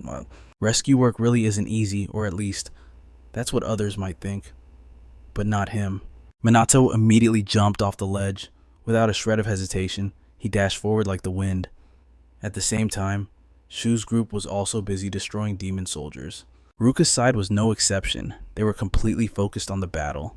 But just then, a massive surge of magic power suddenly appeared, causing Ruka to scream in panic. What kind of magic power is this? While everyone was still reeling, a demon general approached from the distance. Shu sensed the power too, and he led his men running toward it. The final boss belongs to me. I'll show you all what true tier 4 magic looks like. Shu's subordinate immediately tried to warn him. But sir, the opponent is a demon general. You can't take it down with just tier 4 spells. Unfortunately, Shu was too arrogant and reckless to listen. Who says I can't? Has anyone here ever actually fought a demon properly before? What makes you so sure? I am a noble mage. Victory is my birthright. Without waiting for a response, he summoned a tier 4 windstorm to attack. But the demon general didn't even flinch. It summoned its own magic. Brilliant flames instantly erupted. The flames met the wind and burned even brighter, swallowing his storm whole. Seeing this, Shu's face turned pale as a sheet, drained of all blood. He trembled, muttering, "My ultimate magic was nullified." But the flames were already hurtling toward them. Seeing the situation go south, Shu hiked up his pants and bolted. The direction they ran cut right past the civilians, drawing the deadly fire closer and closer to the innocent bystanders. Fortunately, just before the flames could swallow the people whole, Minato appeared, but before he could even lift a finger, a massive wave of water surged in from the distance. In the blink of an eye, it completely snuffed out the raging fire. The ones who intervened were Ruka's team. Minato smiled with satisfaction. Not bad at all. Meanwhile, that short, fat coward Shu, who had fled until his pants nearly fell off, finally found a spot to flop down his heavy rear. But it wasn't long before someone marched right up to him. It was Yuka, and she did not look happy. Gritting her teeth, she demanded, "Why did you drag civilians into this?" Zu scoffed coldly, curling his lip in disdain. "I already told you, if they didn't run away, who's to blame but themselves? If they dare get in the way of a noble mage, they should expect the appropriate punishment, which is death." But the moment the words left his mouth, Yuka raised her hand and swung down hard. A thunderous smack echoed through the clearing. That single slap sent Shu flying several meters through the air. Yuka, still fuming, shouted, "Noble mage, give me a break. You're just a fat, disgusting pig with absolutely no shame." Xu hadn't even recovered his senses yet. Trembling on the ground, he muttered in disbelief, You dared to slap me. You dared to slap a noble mage." Yuka just gave a dismissive snort. "Forget that spineless pig. Let's go finish cleaning up the magic beasts." Then they quickly dashed off, ignoring Shu, who continued to squeal and wail behind them. Minato, watching from a distance while rescuing civilians, couldn't help but be impressed. Wow, she's got that much fire in her, even in a place crawling with demons. But I have to admit, they regained their composure pretty quickly. That's probably for the best. Looks like there are still plenty of citizens who need help. He also needed to keep an eye on the boss monster. A demon general had actually appeared here. Unless they took it down, this disaster would never end. Meanwhile, in a ruined house, Shu and his 2 lackeys were cowering inside. One henchman kept pleading, "We don't stand a chance against those demons. Sir, we really should just retreat." The young master bit his lip aggressively. Shu ground his teeth, thinking to himself, "Those demons, they really are strong. Even for someone like me, wiping them all out wouldn't be easy." But then, a thought struck Shu. He hurriedly spoke up. "Wait a minute. What if we wait for them to weaken all the demons out there, and then we swoop in to wipe them out?" Hearing this, the 2 lackeys immediately cheered with excitement. Brilliant and wise as always, young master. Young Master Shu looked smug and declared, "Just standard procedure. Now let's just lay low here, rest up, and wait for our moment." Outside, Ruka's group was facing off against that demon general. The amount of mana radiating from it was absolutely terrifying. Yuka didn't know if they could win. No, that wasn't right. They had to win. Just then, Ryuji roared aggressively. Let's finish this fast. Everyone immediately summoned their mana, launching a simultaneous assault toward the demon general. Waves of water and flashes of lightning surged forward madly, followed by a ceaseless booming thunder. Ryuji peered into the cloud of dust with anticipation, whispering, "Did that get him?" But as the smoke cleared, the silhouette of the demon general was revealed. It was still standing there, calm and completely unscratched. In an instant, the color drained from everyone's faces. Ruka pursed her lips and muttered, "What we need right now is a tier 4 spell, or enough raw mana to obliterate it completely." Right at that moment, the demon general unleashed its fire magic. Brilliant flames rushed toward them, the intense heat threatening to devour everything in its path. Seeing this, Yuka's group immediately scattered to escape. Yuka narrowed her eyes at the flames below, realizing with dread, it's even more terrifying than last time. Its mana might even be double mine. The gap in power was just too wide. They couldn't beat this thing. What were they supposed to do? While they were paralyzed with indecision, Minato's voice suddenly came through their earpieces. Looks like you guys are having a bit of trouble, huh? Here's a little advice: coordinate with each other. Minato was watching from a distance. It wasn't time for him to step in yet. Hearing his voice, Yuka immediately cried out. But we're already doing that, Minato calmly explained. Combine everyone's power in the purest way possible. The key lies with you and Ruka. Yuka was getting more confused by the second. She asked vaguely, "What do you mean?" But Minato didn't explain any further. Figure it out yourselves. Yuka wanted to say more, but he had already cut the connection. At that same moment, she felt a murderous intent striking toward her. It was the demon general's hellfire, rushing straight for her. Ruka and the others quickly used their magic to block. Ruka then spoke up. What Kusanagi said must have a specific meaning. We need to think this through together. Yuka frowned slightly. Ruka was right. Minato had always guided them. So, what did she need to do right now? She stood there for a moment, lost in thought. Then, very quickly, Yuka spoke up. Its magic is powerful, but the casting time is very long. Let's take down the minions first while dodging its attacks. She ordered Sugo and the others to focus on the eastern flank, while the three of them would handle the west. She would signal whenever it was about to attack. Sugo and Karen are a bit stunned, but they react quickly. Both of them nod and reply, "Understood." Then everyone follows Yuka's commands, while she waits for the demon general's next attack. As soon as the monster raises its hand to summon magic, Yuka immediately shouts, "Get ready!" She starts the countdown. At the very last second, the flames rush in. Yuka screams out, "Run now." Following her order, everyone uses tier 1 sky magic to scatter. Minato watches this scene from a distance, unable to hide his surprise. So Yuka is taking command. I thought Rui or Ruka would handle that, but she's actually fulfilling the role perfectly. Meanwhile, after leading everyone safely away from the demon general's fire, Yuka is gasping for air, totally exhausted. Their current magic levels and mana aren't enough. What now? In her panic, she tries to recall what Minato told her. What did Minato say back then, or did she misunderstand him? She's not even sure if this method will actually work. After hesitating for a long moment, she decides to risk it all. High risk, high reward. Immediately, Yuka steps in front of the group and asks with firm resolve, "Everyone, please, lend me your strength." Far away, Shu is secretly watching Ruka's team. He mutters under his breath, "What the hell are they planning?" Before long, Ruka's group has a strategy. Following Yuka's suggestion, the two sisters stand at the very front of the battle line. Sugo and Rui take the rear, with Karen and 2 other officers behind them. Sugo asks, still a bit hesitant, "Are you sure we can pull this off?" Yuka shakes her head slightly. "I don't know, but we don't have any other choice." Ruka, on the other hand, speaks up with full confidence. "I believe in you." Rui also chimes in firmly. "We just have to grit our teeth and do it. If it fails, we'll find another way." At that moment, the demon general summons a tier 5 magic spell. Flames form a massive sphere, covering the entire sky in the blink of an eye. The heat spreads so fast it even affects Shu's group nearby. Shu purses his lips and mutters, "Those stupid, ignorant peasants. They're dragging us down with them." But then, his subordinate cries out in alarm, "Sir, look at that." Shu spins around, his pupils constricting in shock. Ruka's group is charging straight into the flames. Karen has already summoned Tier 3 Holy Magic. In an instant, the Holy Magic wraps around Ruka and the others. Watching from afar, Minato can't help but smile. Not bad at all. They can't dodge a Tier 5 spell, so Karen is mitigating the damage. That's a smart move. Now, Yuka and Ruka will handle the offense. The combination of the Mizuha sisters will create a higher tier water magic. Minato nods in satisfaction. Exactly.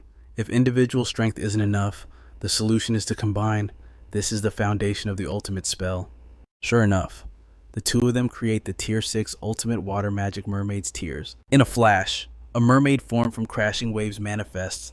Seeing this, Sugo can't help but exclaim, "Wow, who knew these sisters could pull off Tier 6 magic?" The demon general's flames are extinguished instantly, and the monster itself is frozen in place. Seeing this, Shu yells excitedly, "Now let's make a grand entrance."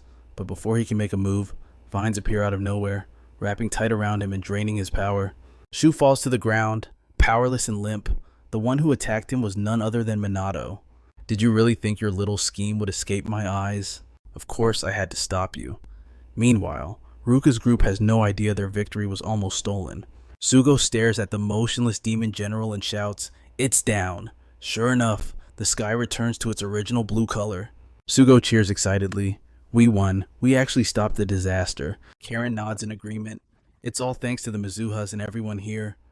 But just then, Ruka and Yuka stumble, about to collapse. Rui rushes over to check on them. "Are you two okay?" Ruka smiles helplessly. "My mana is completely dry. I can't move an inch." Yuka is weak too, but she's beaming. "We did it, big sister." Ruka nods gently, smiling at her. "Yeah, we won." Later, in the meeting room at police headquarters, Minato stands front and center to commend them. "Excellent work, everyone. We successfully prevented a catastrophe." This was our unit's first official mission. Everyone sitting below listens, filled with joy. Especially the Mizuha sisters. They were the decisive factor in this battle. Minato is thrilled with their performance and can't stop praising them. But honestly, everyone here demonstrated their abilities perfectly. I can truly see how much you've all matured. Especially you, Yuka. Your growth is the most remarkable of all. Du was momentarily stunned to hear her name, but she quickly puffed out her chest and straightened her back, wearing a look of pure, smug satisfaction. Minato didn't hold back his praise, either. The instructions he'd given her back then were absolutely perfect. That ultimate spell was impressive, too. "Did you plan that tactic in advance?" Du gently shook her head. "No, I didn't know a thing." "So that was the ultimate magic, I see." Minato was stunned. "Wait, you really didn't know? Then how did you pull it off?" Du chuckled softly and smirked. "It was thanks to your hint. The rest was just my instinct." Minato was even more bewildered. This girl, she might be more talented than he thought. Though, it wasn't really a big deal. Minato continued, "Either way, you did a great job, especially managing to deploy such a high damage spell right in the middle of a battlefield." Clearly, the trust and harmony between them played a crucial role. Just then, Minato glanced at the clock. It was almost time. He grabbed the remote and turned on the TV. A live broadcast of the press conference at the police station flashed onto the screen. A reporter was in the middle of questioning the chief of police. As far as we know, the leader of this special unit is a student who single-handedly stopped the disaster at the academy. "Is that correct?" "I'll answer that." Before the chief could speak, Sugo hurriedly cut in. He leaned into the microphone and declared loud and clear, "I am Shidugo. I am the spokesperson for the SMT captain, the leader of the special unit." It is true. He is a student, just as you've heard. The moment those words left his mouth, the reporters below were stunned, erupting into a buzz of whispers and speculation. Hearing the skepticism in the room, Sugo raised his voice. He possesses power that can easily surpass even a noble mage. When the disaster struck the Magic Academy, not a single noble mage showed up to help. Their absence pushed our police officers and civilians into a deadly crisis, but Minato appeared, and he saved everyone. Sugo grew more passionate with every word. "I believe he is the one who will shoulder the future of our nation. Apart from him, there is no one capable of taking on the role of captain." Minato, watching this unfold, felt helpless hearing such exaggerated praise. I really wish he'd tone it down a bit. Back at the interview, the reporters were clearly agitated by Sugo's words. The questions came faster, and the murmurs grew louder. They brought up the heads of the noble mage family specifically, the Fuyu clan. The chief was sweating bullets. He quickly interjected. "We are currently inside the police station, please. Do not ask questions that invade the privacy of the noble mages." Just then, a loud commotion erupted from outside. Everyone turned to look and saw that fat noble, Shu, standing there with two of his lackeys. He strutted into the hall and arrogantly declared, "That brat you call a captain isn't worth a damn. Only a noble, high-class mage like myself deserves such praise." Then, Shu aggressively demanded, "You didn't even bother to notify me, holding a press conference on your own. Do you have no concept of hierarchy or respect?" Sugo glared at him, clearly annoyed. "Why are you here? You lost the bet, remember?" Shameless as ever, Shu and his goons denied it instantly, pretending to have total amnesia. Sugo was furious, but Shu ignored him and continued.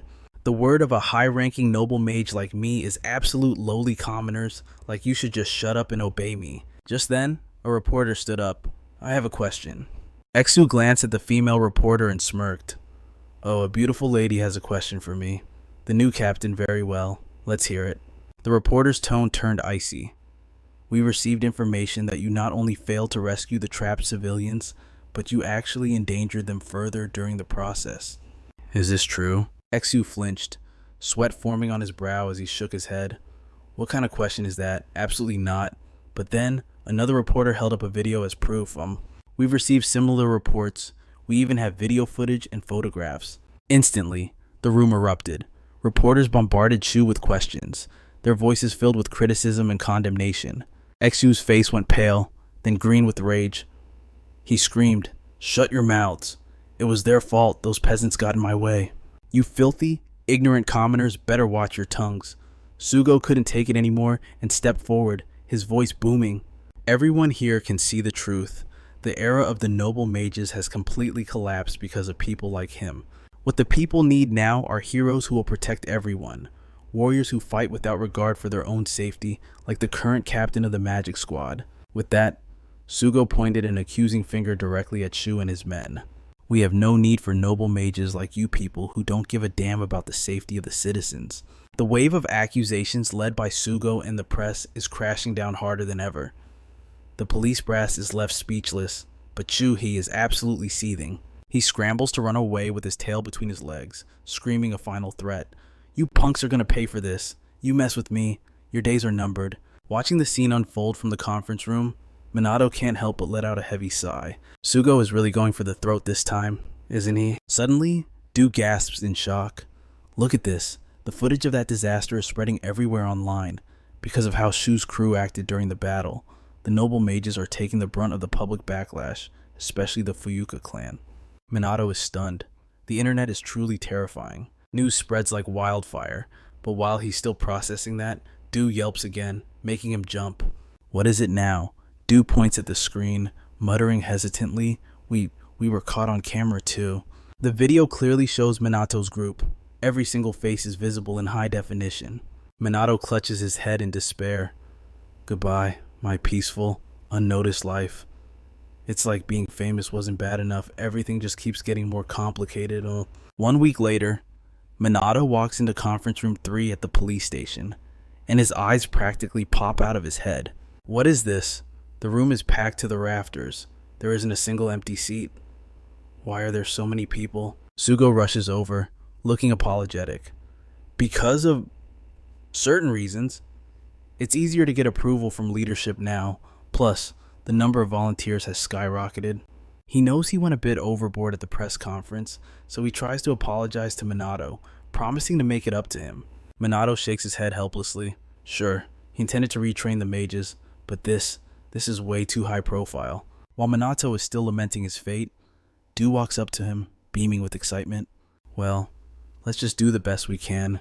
It's not like the world is going to take its eyes off you anytime soon anyway." Minato sighs, resigned. "This is so annoying. Please, just don't let anything worse than this happen." Meanwhile, in a dark, dank-slung basement, a man is tied tightly to a chair. From the shadows, a sinister voice echoes. "I'll ask you one last time. What do you know about that black wizard? As the words fall, a sharp blade presses against the prisoner's neck. The victim is Jun, and the man holding the knife against his throat is Suji. Jun is terrified, nearly peeing himself as he screams, "I really told you everything. I just know he's a guy who can use terrifying magic. That's it." But the moment he finishes speaking, the knife plunges down. Blood sprays out like rain. Overcome with agony, Jun throws his head back and screams. Suji speaks coldly. "I believe you know more than that." Jun begs repeatedly, but it's useless. Finally, he stammers out, "I remember now. The police are searching everywhere inside the Magic Academy. So there's a rumor he might be one of the students there." Suji nods, understanding. "I see. Seems I can't get anything else out of you." What a shame. Jun, hearing this, asks hopefully, You're going to let me go, right?" Suji sneers, pouting mockingly. "Oh my, of course I am. I'm letting you go. From this world." In a flash, he slashes the knife across Jun's throat. Blood spurts everywhere, splattering onto Suji's sleeve, making him grunt in annoyance. "Your blood got on my clothes. Filthy. Filthy. Filthy, so disgusting." Suji frantically wipes at the spot, his eyes filled with revulsion. Then, he frowns and mutters, "But a student, huh? I bet the desperate screams of a young boy begging for his life will sound absolutely exquisite. Just you wait for me, Mr. Black Wizard." With a twisted smirk, Suji turns and leaves the basement, his eyes brimming with excitement. Elsewhere, in Shinjuku, a figure appears. It is Minato, disguised as the Black Wizard. He has come to purge the demonic beasts. Suddenly, a noise comes from behind him. Minato quickly turns around. Two young men holding phones are slowly creeping through the darkness. He immediately leaps into the air, vanishing from their sight. Taking a few steps forward, they spot the carcass of a demonic beast on the ground. One says regretfully, "There's a dead monster here. The Black Wizard must have done this. Damn, I missed the chance to film him." High above, looking down, Minato sighs helplessly. He thought the hype around the Black Wizard would have died down by now, but they are still hunting for him. Even in quiet residential areas like this, patrols have increased.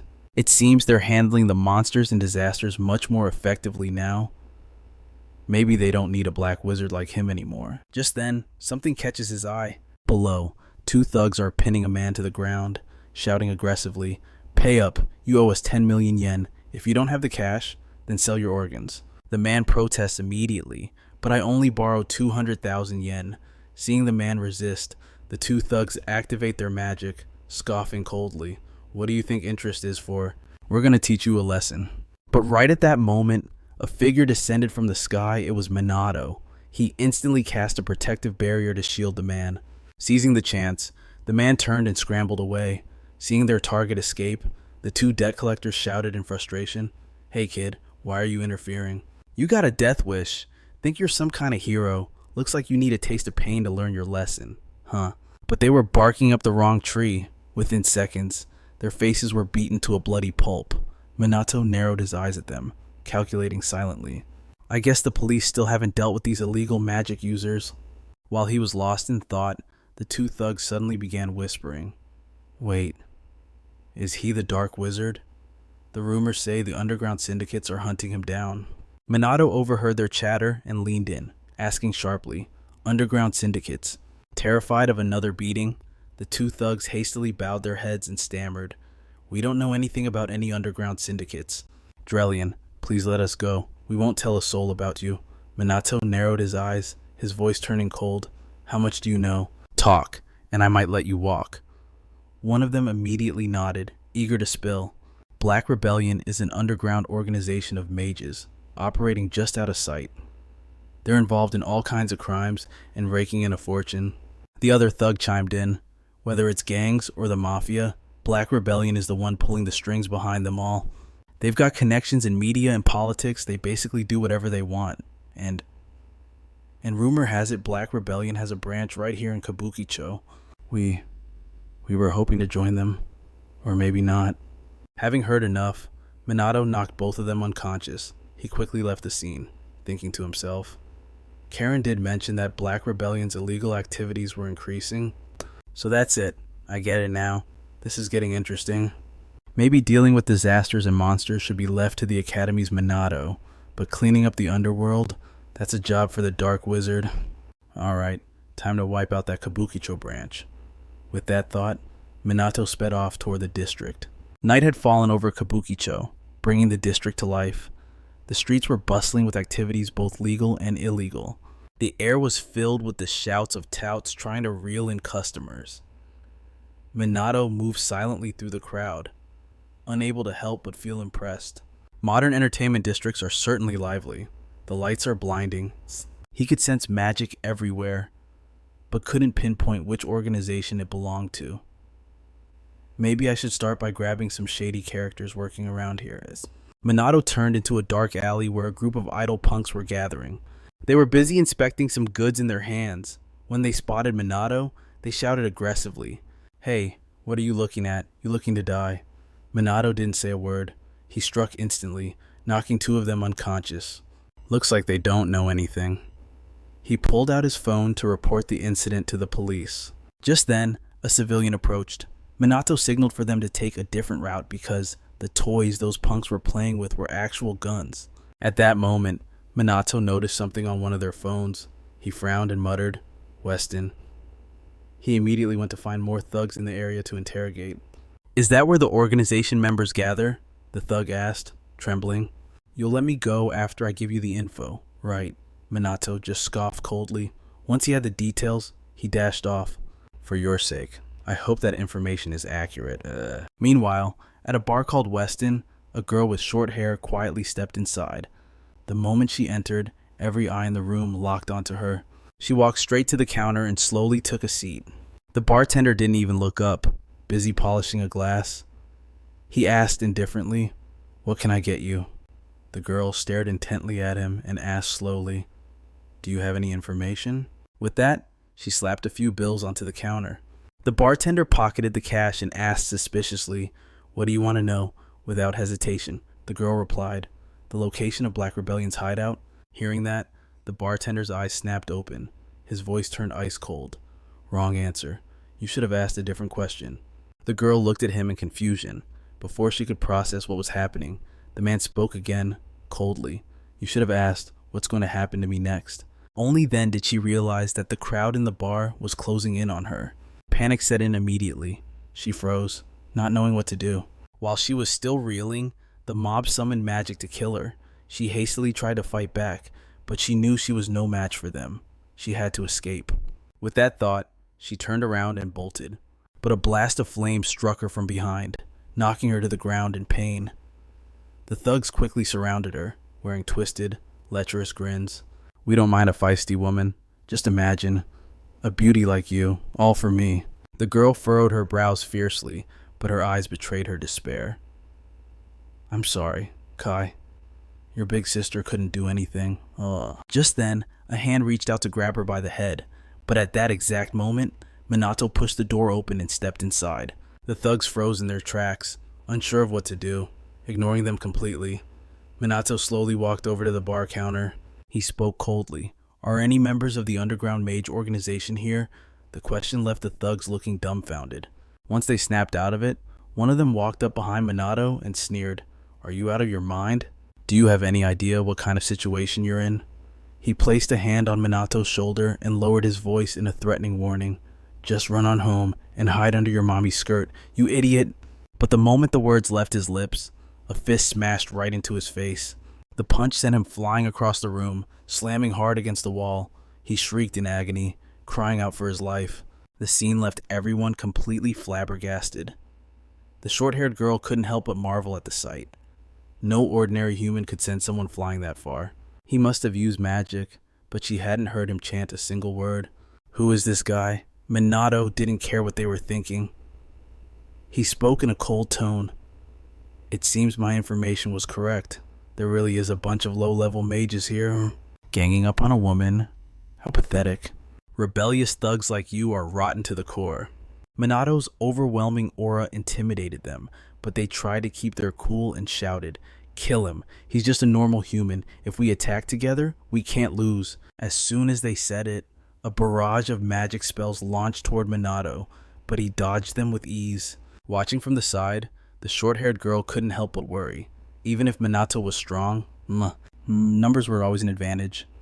He showed no signs of summoning high-level magic, so he didn't stand a chance. Thinking this, she screamed, "Run away!"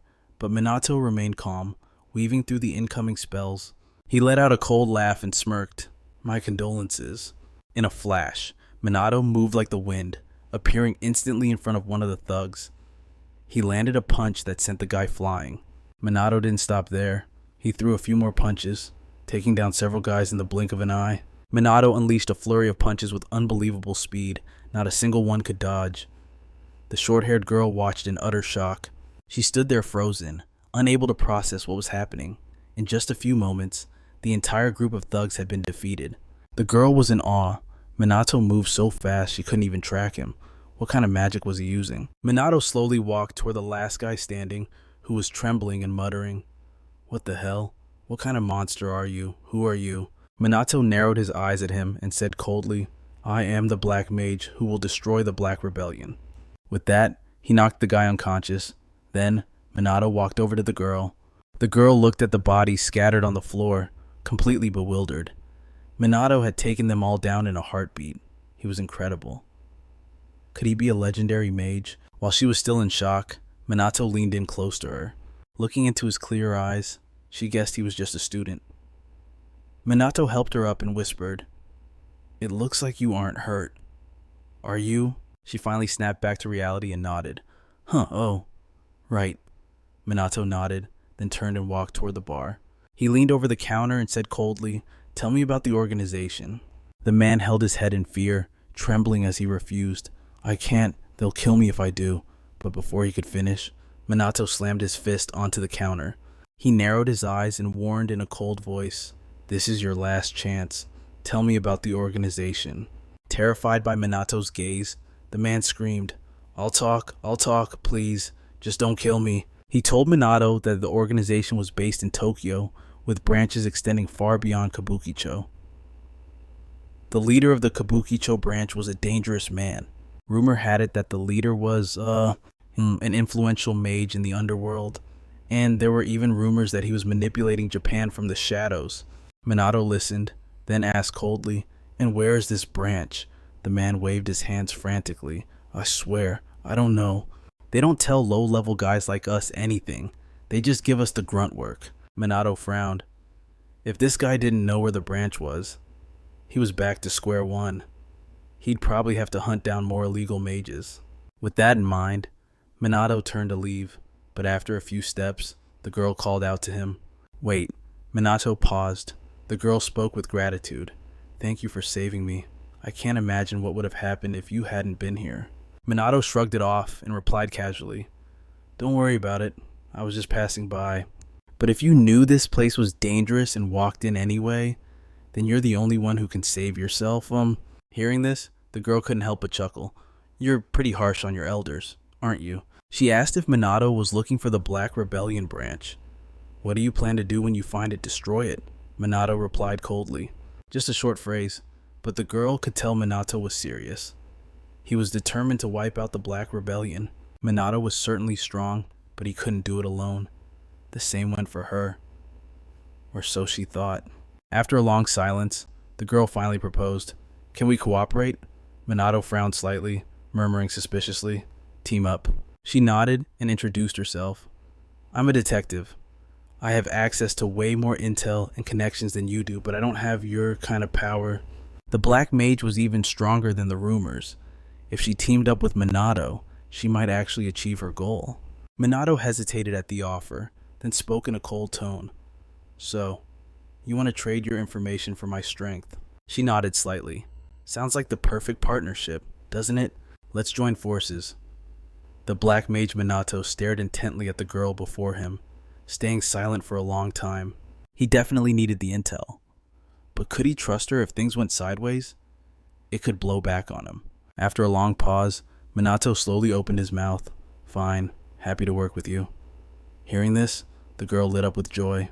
She hurriedly introduced herself. "I'm Leona." Minato introduced himself as well. "I am the Black Mage." Leona frowned and muttered, "Sounds a bit flashy and long-winded. Don't you have a shorter name?" Minato shook his head. "No, that is what people call me." But seeing this, Leona eagerly started thinking of a name for him. After a while, she hesitantly asked, "How about Chrono?" "Fine by me." Minato agreed without hesitation, then asked suspiciously, "So, why did they attack you?" Leona answered casually, "I was looking for the Black Rebellion's hideout." Minato sighed. "Reckless." Leona shot back, unconvinced. "Aren't you doing the exact same thing?"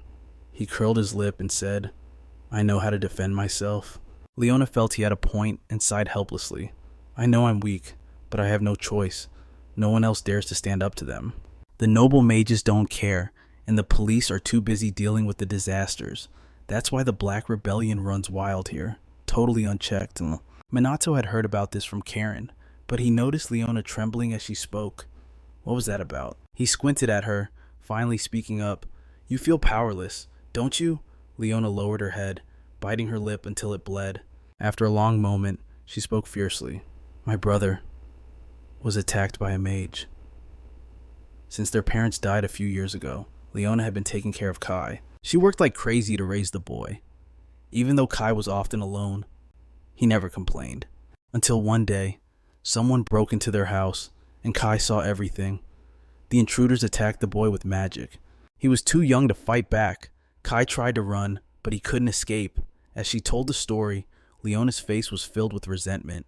Minato glanced at her and asked, "So, is he injured?" Leona shook her head slightly. "Not physically injured, but he's unconscious." Minato was surprised. "Can't healing magic fix him?" Leona shouted in frustration. "The doctors say he might wake up. He's only 9 years old. It's all because of them. They were arrested. But that's not enough." Leona's eyes were filled with hatred, rage, and helplessness. Minato recognized that look. He asked, "So, you want revenge?" "I want justice," Leona screamed.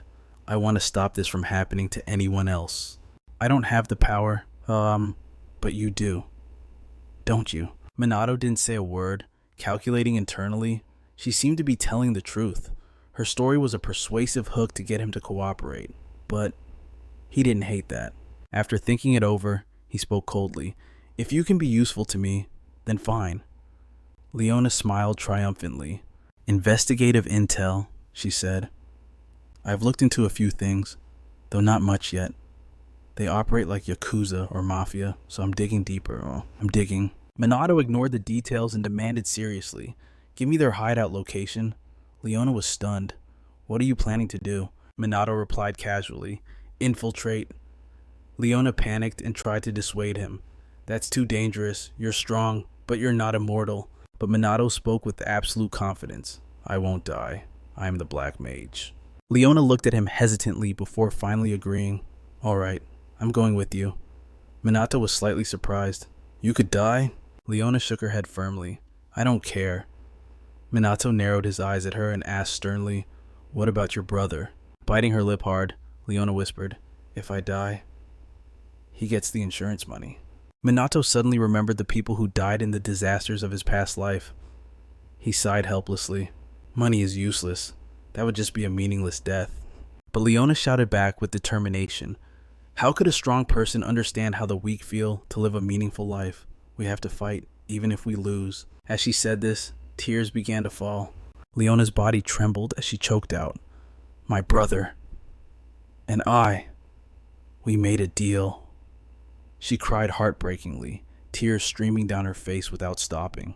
Minato stood there silently, watching her. Just as Leona fell into despair, thinking he wouldn't agree, Minato suddenly spoke. "What are you waiting for? Take me there."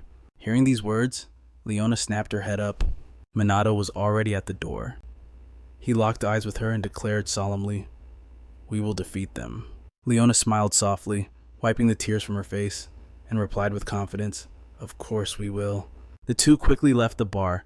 Leona started complaining that walking was tiring, but Minato just shook his head and said, "We don't need to walk." Then he walked straight toward Leona. Without hesitation, he scooped her up, causing Leona's eyes to go wide with panic. Moments later, in a room atop a high-rise building in the city, a group of thugs was gathered. The guy keeping watch by the window suddenly let out a yelp, causing the others in the room to ask in confusion, "What is it?" Before they could even react, the window shattered. Minato burst in with Leona, casually delivering a kick to the guy standing near the glass. The chaotic scene left the gang in shock. Minato set Leona down, scanned the room, and spoke up. "Is this the hideout of Black Rebellion?" Leona didn't answer. She was still gasping for air, terrified. She really thought she was going to die. Just then, the thugs in the room pulled out their weapons, guns, and swords alike. They aimed straight at Minato, warning him coldly. "Who are you? Do you have any idea where you are?" Minato didn't panic in the slightest. He remarked indifferently, "So this is all the Yakuza amounts to." A guy with glasses stepped up to Minato and asked coldly, "Who are you, you little brat?" Minato replied coolly, "The Dark Mage." Hearing this title, the fat guy shouted in annoyance, "Are you crazy?" "Kill them immediately." The thugs surrounded the pair. Minato lowered his voice and instructed, "Don't wander too far from me." Leona nodded slightly. "Okay." At the same time, a thug rushed them with a sword, but he struck something invisible, and his blade snapped in two. The guy immediately panicked, trembling as he muttered, "What the hell is this?" Seeing the sword attack fail, the thugs quickly opened fire on the two of them. Unfortunately for them, the result was the same. The bullets merely hit an invisible barrier and vanished. This scene made the thugs feel like they were facing a ghost, disbelieving.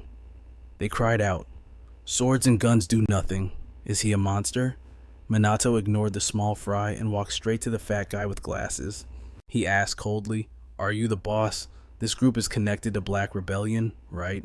These words made the man freeze. After a long moment, his body suddenly started to tremble. He roared aggressively, "You bastard! Do you think you'll survive this? Don't you know what the Yakuza is?" As soon as he finished speaking, the leader and his underlings frantically opened fire at Minato. Regrettably, it was still useless. Minato stood there calmly and whispered, "Good, so they really are just underlings." Leona, breaking out in a cold sweat, asked shakily, "Aren't you scared? And how are we not getting hurt?" Minato didn't answer. He was scanning the room for magical energy. After a moment, he spoke. "There is no magic here, which means they aren't connected to them. No need to stay." Just then, the leader shouted again, "You're dead, die."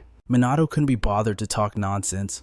He swept his leg in a circle, sending the whole group slamming into the wall, collapsing on the spot. Minato didn't even use attack magic, yet they were already defeated, truly weaklings. Leona stared at the scene, frozen, her eyes full of disbelief. Minato offered no explanation, simply stating coldly, "They don't have any information. Let's go somewhere else." Leona gazed intently at Minato, marveling inwardly. "He's so strong. Is this the power of a dark mage? Surely he can take down the Black Rebellion too, right?" While she was lost in thought, Minato suddenly hoisted her into the air. Leona trembled, muttering, "What? Don't tell me." Minato said indifferently, "Time to leave, Then, he threw himself off the high-rise, causing Leona to scream in terror. A while later, using the exact same method, Minato carried Leona as he smashed through a window into another gang's hideout, beating people up to extract information. After visiting a few places, Minato suddenly asked in confusion, "Why do they always attack us first?" "Are the Yakuza just idiots?" Leona panted for a moment before replying in frustration. "They aren't tools. Did you really think they would just listen to us?" Then she glared at Minato and demanded aggressively, "And can we stop entering through the windows? It alerts them. I'm afraid of heights. You know." Minato ignored her, muttering to himself, "I figured if they were Yakuza, it would be fine." Leona looked at him, speechless.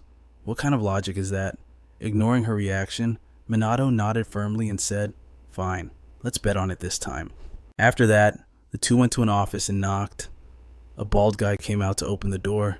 Seeing the pair, he frowned and asked, "Who are you?" Minato replied coolly, "We want to know about the Black Rebellion." Immediately, the door slammed shut, accompanied by an annoyed shout, "Don't know, get lost!" Leona was speechless at Minato's approach. She held her head helplessly, who walks up and knocks on the front door to ask about an underground organization. Minato does. Unfortunately, it didn't work. So, he proceeded to smash the door down and force his way in.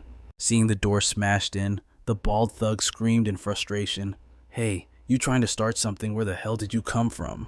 Minato just repeated his earlier words. I just want to ask about Black Rebellion. His words made the bald guy lose his patience. He clenched his fist and charged forward. Minato looked helpless, thinking, listen to people when they talk, will you? Then, he threw a single punch that sent the guy flying. His head slammed straight into the back wall, causing panic among his cohorts. Minato didn't care. He asked coldly, alright, where's your boss? Just then, a man in a suit walked out and spoke in a low voice. That would be me. Osiro, what are you here for? Minato didn't beat around the bush and got straight to the point. Is this place connected to Black Rebellion? Osiro frowned in suspicion. A subordinate behind him shouted indignantly, who do you think you are, asking questions like that? That bastard was about to attack Minato, but Osiro stopped him. Enough! The subordinate wanted to argue, but Osiro spoke coldly. Don't do it. He's not someone you can handle him. Then he glanced at Minato and spoke with integrity. We have no relationship with Black Rebellion. I swear on the honor of our gang. Minato showed no reaction and continued asking, then do you know where their hideout is? Osiro didn't answer immediately but asked back, if I answer, will you leave? Minato nodded, without hesitation. And so, Minato and Leona were invited to sit at the table. A thug brought them 2 cups of tea. Leona was bewildered, thinking, what on earth is going on here? At that moment, Osiro spoke up again. Let me reintroduce myself. I am Osiro. Minato replied politely, I am Chrono, the Black Mage. Leona quickly followed suit. I'm Leona. After the introductions, Osiro took out a map, pointed to a spot, and said, Black Rebellion's hideout is quite far from here. He said that was all he knew. Minato frowned. It matched what Leona had said. If they searched, they could find it. Leona is actually quite reliable, he thought. Minato narrowed his eyes at Osiro and asked coolly, but have you told me everything? Are you hiding anything else? Osiro shook his head slightly. No, we are enemies. After all, we just rarely go to war with each other. Minato smirked and pursed his lips. We certainly hope so. Osiro spoke forcefully. I don't lie to someone sitting in a Yakuza office. The Yakuza have principles. Don't speak to me like that. Minato was surprised to think someone like him still existed. With that thought, Minato stood up to leave. We got what we needed, so we're off. Osiro looked at his retreating back and asked hesitantly, what is your plan to fight Black Rebellion? Rumor has it they're connected to some influential figures. It won't be easy. Smiling involuntarily, Minato pulled Leona close to him, raised an eyebrow, and asked, what about opponents like us? I've faced countless enemies. As soon as he finished speaking, he grabbed Leona and jumped out the window, leaving behind a final hope we never meet again to Osiro. Osiro watched Minato's figure from above and smirked. I didn't expect someone like you to exist. If you're involved, Black Rebellion might actually be destroyed. Minato didn't know he was thinking that. He was still carrying Leona, heading toward their destination. Meanwhile, in an abandoned house in the city, 2 groups were conducting a transaction. The 2 leaders were very wary of their surroundings. Their subordinates were inspecting guns inside a wooden crate. A moment later, one of them spoke up. There are no issues with the quality. Confirming everything was fine, they began the exchange. A large briefcase of money was handed over. The leader in the black shirt smiled in satisfaction. The redhead walked over to shake his hand. The deal was sealed. The other man nodded slightly. A good deal. Japan is truly wonderful. No other country treats criminals so well. Hearing this, the redhead smirked and said, this place is full of people with peaceful souls. It's the greatest country ever. Then, they both burst into laughter. But right at that moment, the window was smashed to pieces. A figure landed right next to them. Immediately, both groups were startled and panicked. What the hell? Who is this guy? The arrival was Minato, with Leona. Minato spoke coldly. Finally found you, Black Rebellion. As he spoke, he scanned the crowd in front of him. He was wondering how many mages were there. All the ones looking like Black Rebellion members are magic users, and about half of them look like mafia. Leona tactfully stepped aside. She knew she shouldn't get involved in this battle. She didn't have that kind of power. So she quietly moved away and opened her phone to record video as evidence. Being interrupted made both groups furious.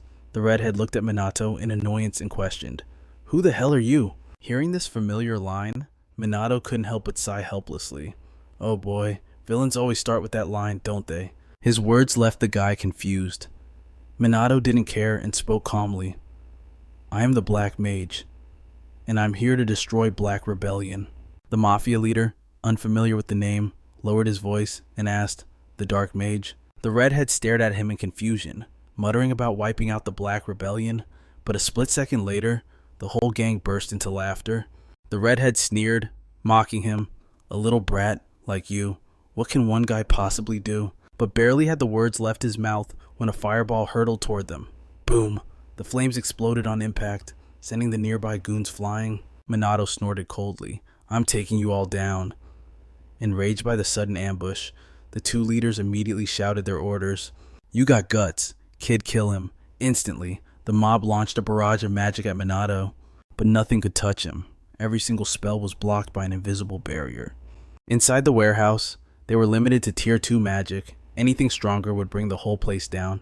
Minato could use combat magic, but the sheer number of enemies was tricky to handle. Seeing Minato standing there completely unharmed, the gang started to panic. Our attacks aren't working. The bullets aren't hitting him. The Mafia leader was just as bewildered, demanding, why isn't he taking any damage? The redhead felt totally helpless. How was he supposed to know? He'd never seen magic like this before. Minato sighed internally. It wasn't even magic, actually, but their panic was certainly entertaining. Suddenly, the Mafia leader roared, we still have the package I brought, don't we? The redhead suddenly remembered, and his confidence came rushing back. He sneered, enjoy your arrogance while you still can. Dark Mage, or whoever you are. Minato paused, slightly surprised. Looks like they've got their nerve back, huh?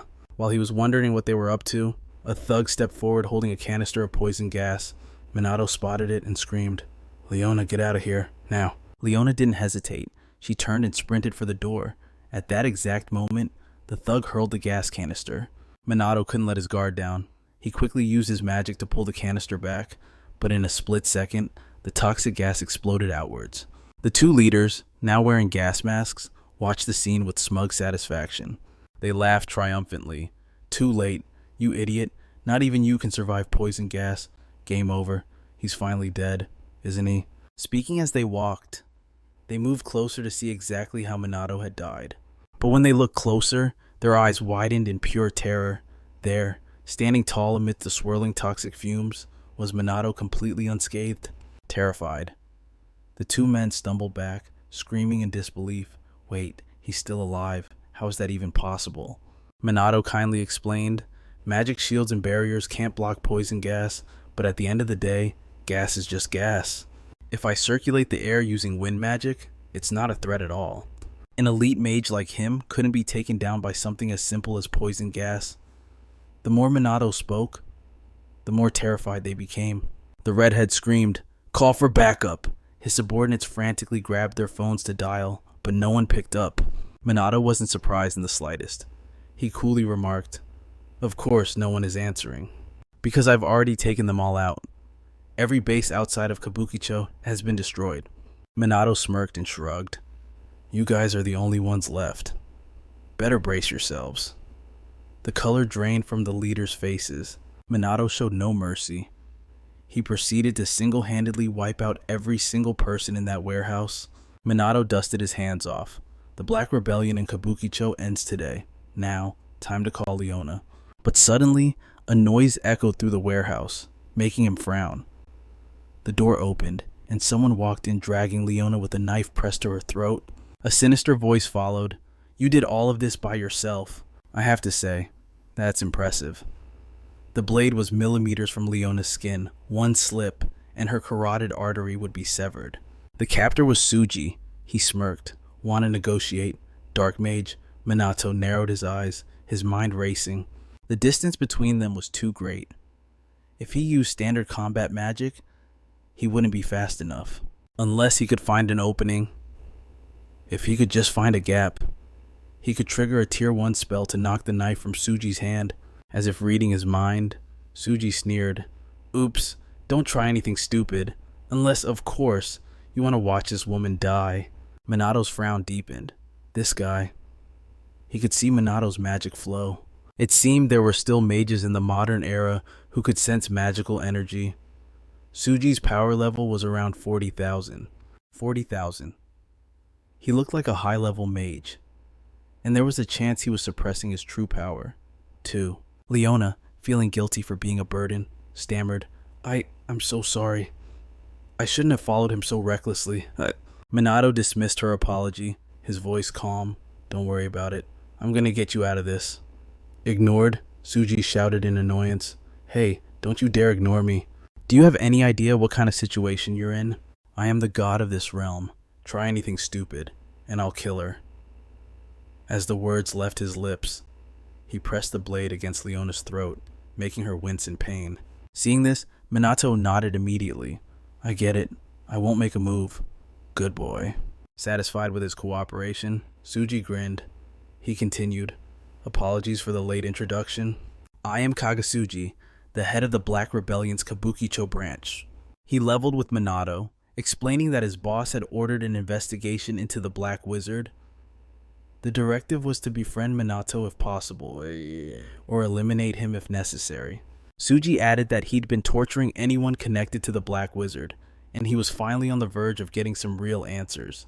Suddenly, he ground his teeth, his eyes flashing with fury as he screamed, "And yet, you decided to destroy this branch." As he spoke, Suji pressed the blade harder against Leona's throat, drawing fresh blood. Minato frowned at the sight. Catching his gaze, Suji feigned remorse. Oh, my bad. He pulled the knife back, pouting with a twisted smile. Please forgive my outburst. It's not like me. Killing a hostage wouldn't mean anything anyway, right? But the sight of Leona's blood on the blade only made Suji more excited. He let out a depraved laugh. Her blood smells so sweet. Truly delicious. And having you as an audience makes it even better. Worried he might actually kill her, Minato quickly intervened.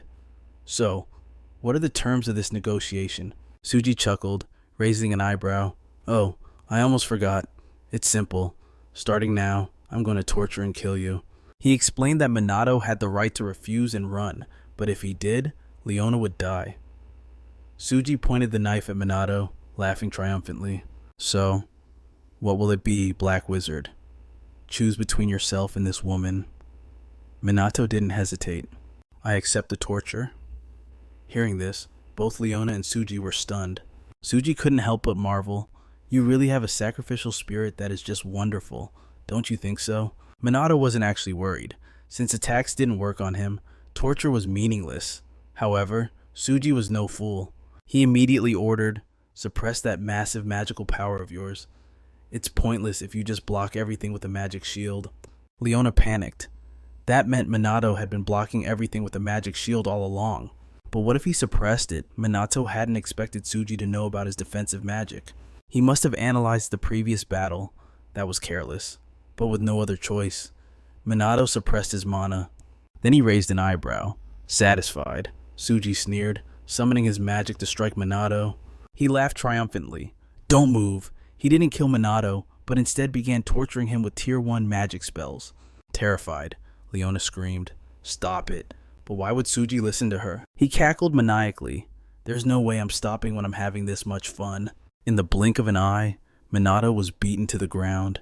Leona shrieked in horror. Chrono, her eyes filled with guilt. This was all her fault. She had resolved to destroy them even if it meant sacrificing herself, but her uselessness had only dragged him down with her. At this moment, Suji was certain of his victory. He shouted in a frenzy, What a pity, but this is the end for you. Thanks for the entertainment. Goodbye. Black Wizard. Leona bit her lip hard. She wouldn't let him kill Minato. He was her only hope. Determined, she began struggling to break free, simultaneously summoning magic in her hand. But Leona's clumsy attempts didn't escape Suji's notice. He sneered, shoving her to the ground. I can see right through you. He scoffed with disdain. If you weren't here, he wouldn't have lost. A great man like him is going to die. A death fitting for a stupid woman like you. With those words, Suji lunged forward with his blade, aiming to kill Leona. Suddenly, Minato moved. He slammed a fist into Suji's face, sending him flying like a broken kite. Minato scoffed, his voice cold. The only pitiful one here is you. Seeing Minato unharmed, Leona cried out in shock.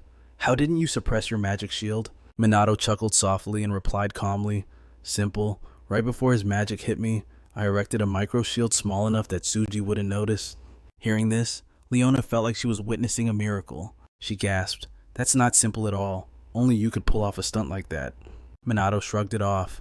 Anyway, we're safe now, so stop worrying. He then proceeded to heal the wound on Leona's neck. Leona finally exhaled in relief. Thank God.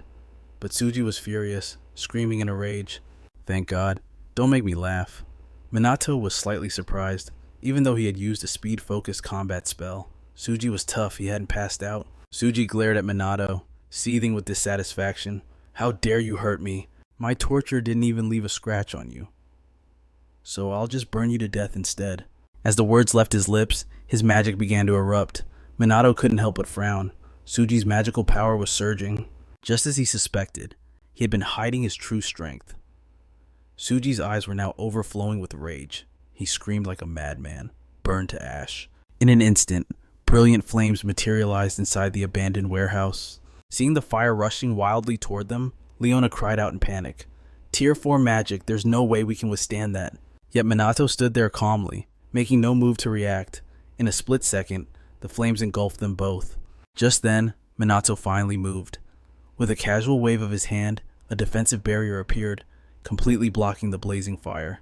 Witnessing this, Leona gasped in utter disbelief. Tier 1 magic completely blocking a Tier 4 spell. How was that even possible? She stood behind Minato, gazing intently at his sturdy back. What was this sense of relief Leona was feeling? Did she truly believe that he could handle anything? Who exactly was this person standing before her to possess such power? Seeing Minato block the attack, Tsuji didn't panic. Instead, he threw his head back and laughed, then let out a cold snort. Excellent. I knew it. You're strong. I figured my magic wouldn't work on you, but I have a trick up my sleeve. As he spoke, Tsuji reinforced his spell, causing Leona to cry out in surprise. Why wasn't there any sign of the magic fading? Shouldn't his magic have dissipated by now? It's sustained magic, Minato explained slowly, leaving Leona even more bewildered. Minato continued calmly. Normally, you can't cast multiple spells at once, and after a spell is cast, it eventually decays and dissolves. However, if you recast the magic with the same force just as it dissolves, the effect continues. It's the same principle you use when flying with wind magic. If you didn't do that, you wouldn't be able to fly. Hearing him bring up her flying technique, Leona shouted in frustration, Thanks for the lecture, but we don't have time for this right now. The barrier is about to, She stopped mid-sentence, realizing something strange. The barrier wasn't disappearing. Her eyes went wide with shock. Seeing her reaction, Minato spoke nonchalantly. If I can explain the theory, it means I know how to use it too. So obviously, I can use sustained magic as well. It's a piece of cake. Tsuji, however, was in total denial. He screamed in disbelief. Impossible. You can use sustained magic too. Leona regained her confidence and declared boldly, Your magic is useless against him. I suggest you surrender while you still have the chance. Hearing this, Tsuji lowered his head, his body trembling, but he quickly looked up, a twisted, evil grin spreading across his face. I was just kidding. Leona froze when she saw that smile. What do you mean? Tsuji let out a sneering laugh and spoke coldly. True, he's powerful. If we fought normally, I'd be in deep trouble. But as I said, I have a trump card. Immediately, he manipulated the flames swirling in front of them. Instantly, Leona felt a wave of agony. She struggled to breathe, trembling as she mumbled, It's so hot, I can't breathe. Why does my body feel so heavy? Tsuji laughed triumphantly. Do you know what happens when you set up a barrier in a closed space surrounded by fire? Naturally, the oxygen runs out, and the temperature keeps rising. Now Minato has two choices. Suffocate inside the barrier like Leona, or drop the shield and face the flames outside. For a normal person, those would be the only options, but Minato was no ordinary person. In a flash, Leona's suffocation vanished. She gasped in surprise. The air. It's not stuffy anymore. It's actually getting cooler. Tsuji watched this happen, his eyes wide with disbelief. Minato scoffed lightly and spoke in a cold tone. It's impressive that your fire magic can affect the atmosphere, but you seem unaware of the fact that magic itself also exists within the atmosphere. Suji trembled, muttering, "What kind of nonsense are you spouting?" Minato was kind enough to enlighten him. A magic barrier is a mixture of the caster's mana and nature itself. Magic exists within the atmosphere and carries the properties of the air. As he spoke, a layer of energy materialized around him. It swirled around the barrier, pushing back Suji's flames in an instant.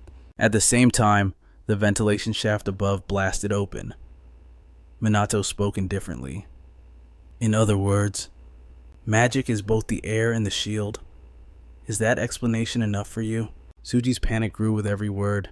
He clutched his head and screamed, "Impossible. How did it turn out like this? My technique was perfect.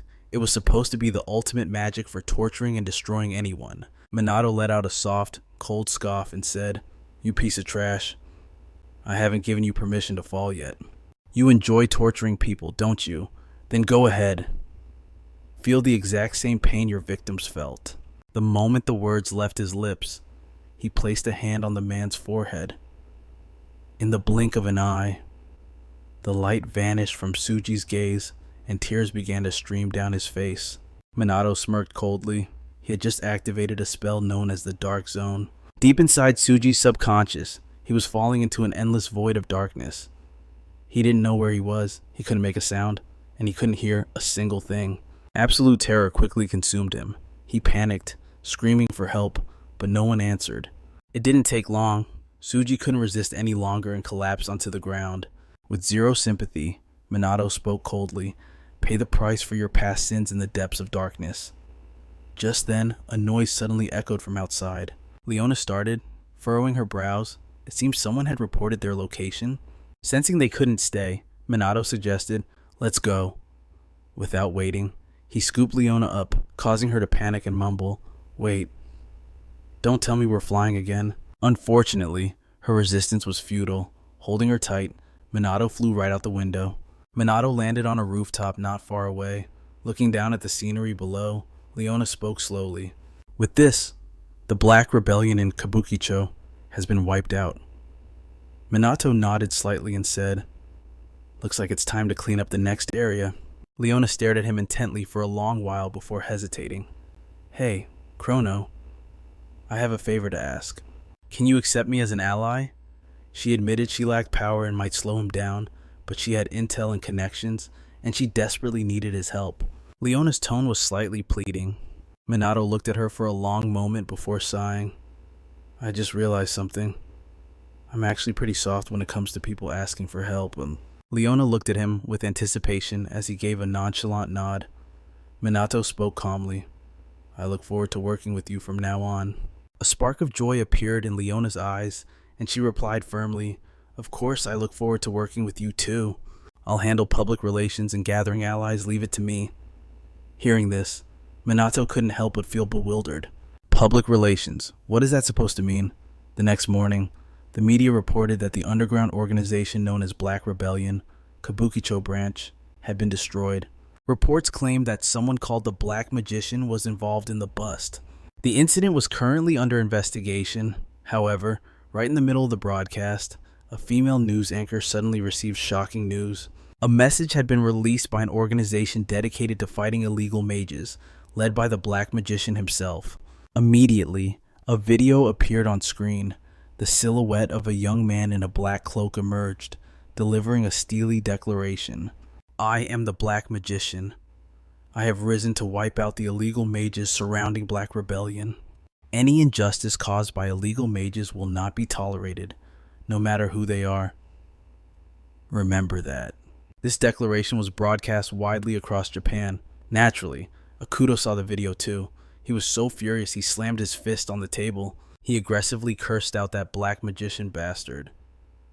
Just then, a man walked over to advise him. "No need to lose your temper. The Black Magician is nothing but a mediocrity." Hearing this, Haruto finally calmed down and nodded. "You're right. Besides, we have you." The man was none other than the head of the Fuyuka clan. Jin Fuyuka. He smirked and said, "Exactly, a high-class noble like myself. But why is a noble like Jin here?" Well, earlier, he had seen news reports of citizens criticizing noble mages. Major TV stations were criticizing noble mages, saying they were supposed to protect the people, yet their behavior in footage and press conferences was terrifying. Jin's expression grew uglier by the second.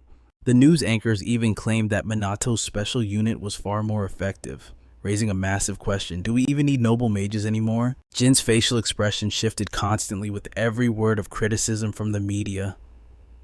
The butler, sensing the mood, stood silently by his side. Silently by. Sure enough, it didn't take long for Jin's rage to explode. He used magic to blast the television in front of him into smithereens.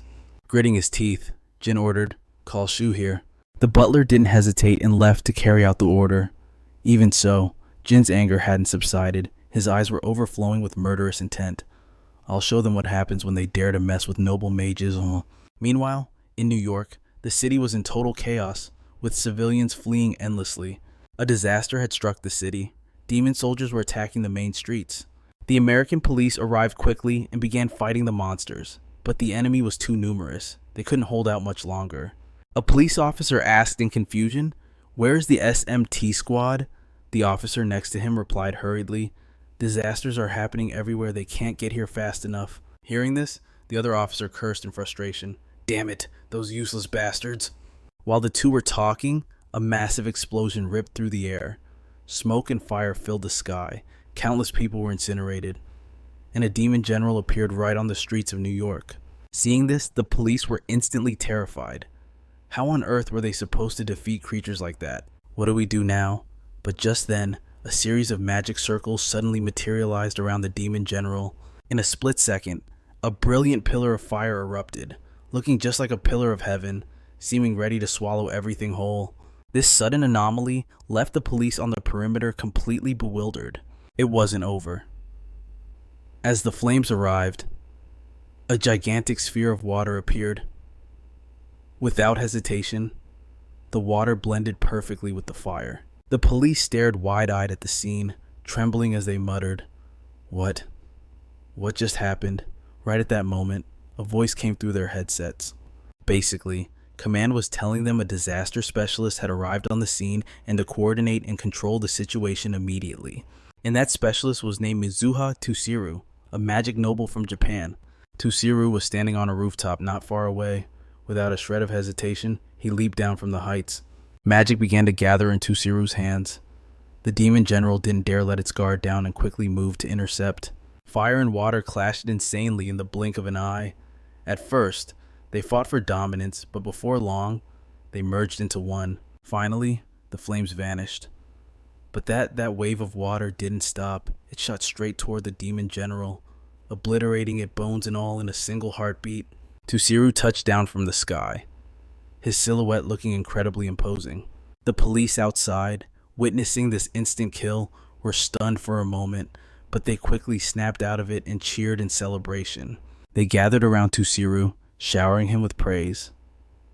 The next morning, the moment Tsuchiru arrived at the international airport, reporters were already there, snapping photos. A middle-aged man grabbed his hand, thanking him profusely. "Thanks to you, the damage was minimized. We are truly grateful." Tsuchiru calmly shook his head. "I was just doing my job. No need to thank me." Meanwhile, the two bodyguards beside the man were whispering about Tsuchiru. The gist of their conversation was that Tsuchiru had fallen out of favor. Apparently, aside from his noble title, his magic level was actually quite low. Tsuchiru seemed to hear exactly what they were saying, but he didn't react much. He simply took his people and quickly departed. The middle-aged man behind him waved goodbye. Japan's status, the current state of magic nobles, and even his daughter serving in the special magic force. He had to go back and deal with these issues. He couldn't let things go on like this. Meanwhile, back in Japan, Ruka's group was training with Minato as usual. During the break, Ryuji couldn't help but complain. "Kusanagi is just too strong. It's ridiculous. He might actually be the strongest person in Japan." And Tuika nodded in agreement. "Yeah, and it looks like he hasn't even gone all out yet."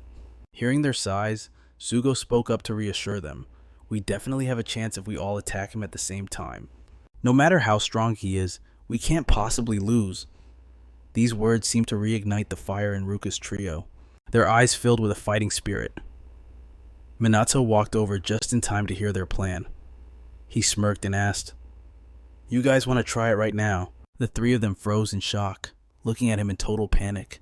Ryuji shook his head, denying it instantly. No, we were just chatting." Minato let out a soft laugh, really trying to run away. "Am I that scary?" His words made Ruka's group feel a bit indignant, but Minato didn't care. He calmly announced, "Break time is over. The next training objective is to try and defeat me. Use any method you want. Do whatever it takes." Hearing this, Ruka's trio immediately got excited, their eyes burning with battle lust. They all shared the same goal: take down Minato. Immediately, the three of them summoned their magic power. Even Sugo and Karen joined the fray. Minato didn't panic at all. He calmly created a barrier. Seeing the barrier, Ruka smiled confidently. "That shield won't be enough to protect you," but this time, Minato added another high-level magic shield on top of it. Ryuji watched in horror. He added another layer. Ruka frowned and yelled, "Focus. Use full power to punch through it."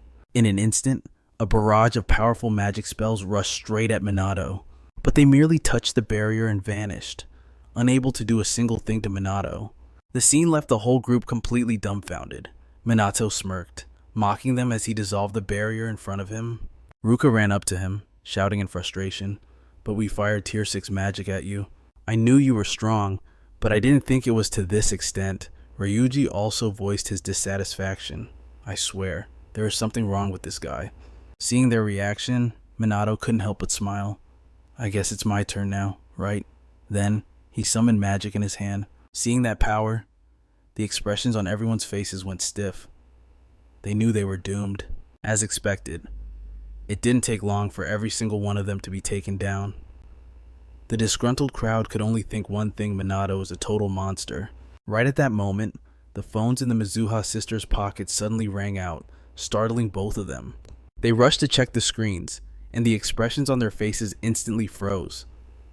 Seeing this, Minato asked in confusion, "What's wrong? You two?" Yuka looked up at him and whispered, "It's our father. He's coming home." A short while later, back at the Mizuha family estate, Yuka and Ruka had returned, and sitting right in front of them was Tusiru, facing the father they hadn't seen in ages. The sisters felt awkward. Tusiru didn't say a word either, letting the room fall into a heavy silence. After a long pause, Tusiru finally spoke, his voice slow and deliberate. "I heard that you two have joined the Magic Special Task Force." The sisters were stunned for a moment, but quickly nodded. "That's right, father." Tusiru narrowed his eyes at his daughters before suggesting, "Tell me more about it." Hearing those words, the sisters' expressions instantly changed, their eyes lighting up with excitement. Yuka was the first to speak up. "The Magic Special Task Force is making huge contributions to society. They've resolved countless magical disasters, and everyone there is absolutely amazing." Ruka chimed in as well. "We've matured so much. Our magical power has more than doubled, and we can even cast high-level spells now." They told Tusiru that most of this progress was thanks to Minato. They took the opportunity to heap praise upon him. Tusiru listened, then frowned, his voice dropping low. "This Kusanagi fellow seems to be quite the outstanding individual, doesn't he?" However, unnoticed by them, a shadow passed over his eyes. Unaware, the sisters kept rambling on and on about Minato's strength. Tusiru calmly took a sip of tea. He slowly set the cup down, then spoke coldly. "Quit the Magic Special Task Force." The sisters, whose excitement was cut short, froze in shock. Confused, they asked, "But why?" Tusiru replied indifferently, "I'm sure you've noticed. Right now, the reputation of the magic nobility is plummeting, and it is having a terrible effect on Japan. It is the magic nobility that holds this country together." He claimed the task force wasn't helping at all. In fact, they were making the situation worse. These words made Ruka and Yuka's faces darken, their eyes filled with defiance. But Tusiru didn't care. He continued his stern lecture, "Especially that Kusanagi Minato you mentioned. From now on, I forbid you from associating with him." The sisters instantly erupted in protest, arguing back fiercely. "That is completely unfair. This is just you forcing your will on us." Tusiru narrowed his eyes at his daughters and said coldly, "You two have always obeyed me, and you will continue to do so." Yuka bit her lip hard. She had always listened to her father, never once daring to talk back. But this time was different. Immediately, she made a bold declaration. No. Yuka stated firmly that she would not leave the task force, nor would she cut ties with Minato. He's the one who saved the world. Besides, we've been training non-stop all this time. The task force is doing the things that the magic nobility should have been doing. We are willing to cooperate if that's what you want, father, but forcing us to quit is... Before she could finish, Tusiru cut her off coldly. Then you are disowned. Don't you ever call yourself a magic noble again? I understand. Yuka refused to back down. She replied coldly, then turned around to leave. But when she reached the door, she suddenly turned back, smiling sincerely. I will serve in the Special Magic Task Force, but not as the Magic Noble, Yuka Mizuha. With that, she walked out. Tusiru watched Yuka's retreating figure, unable to stop himself from speaking. I didn't think Yuka would actually go that far. Ruka spoke up calmly. Yuka has changed, father, and so have I. Immediately after, Ruka also walked toward the door, making her stance clear. Tusiru narrowed his eyes at her and said coldly, if you leave with Yuka, you will no longer be allowed to use the name Ruka Mizuha. Ruka answered without hesitation, I know. If that means being disowned, then so be it. She bowed respectfully to Tusiru. Thank you for everything. Goodbye, father. Tusiru sighed with resignation. They simply don't understand the importance of the magic nobility. He looked truly helpless, his eyes filled with distress. Meanwhile, the two sisters dragged their suitcases as they walked away from the house. Yuka grumbled in frustration. Father is so conservative. We and Minato have been trying so hard. Ruka nodded in agreement. Exactly. We decide our own lives.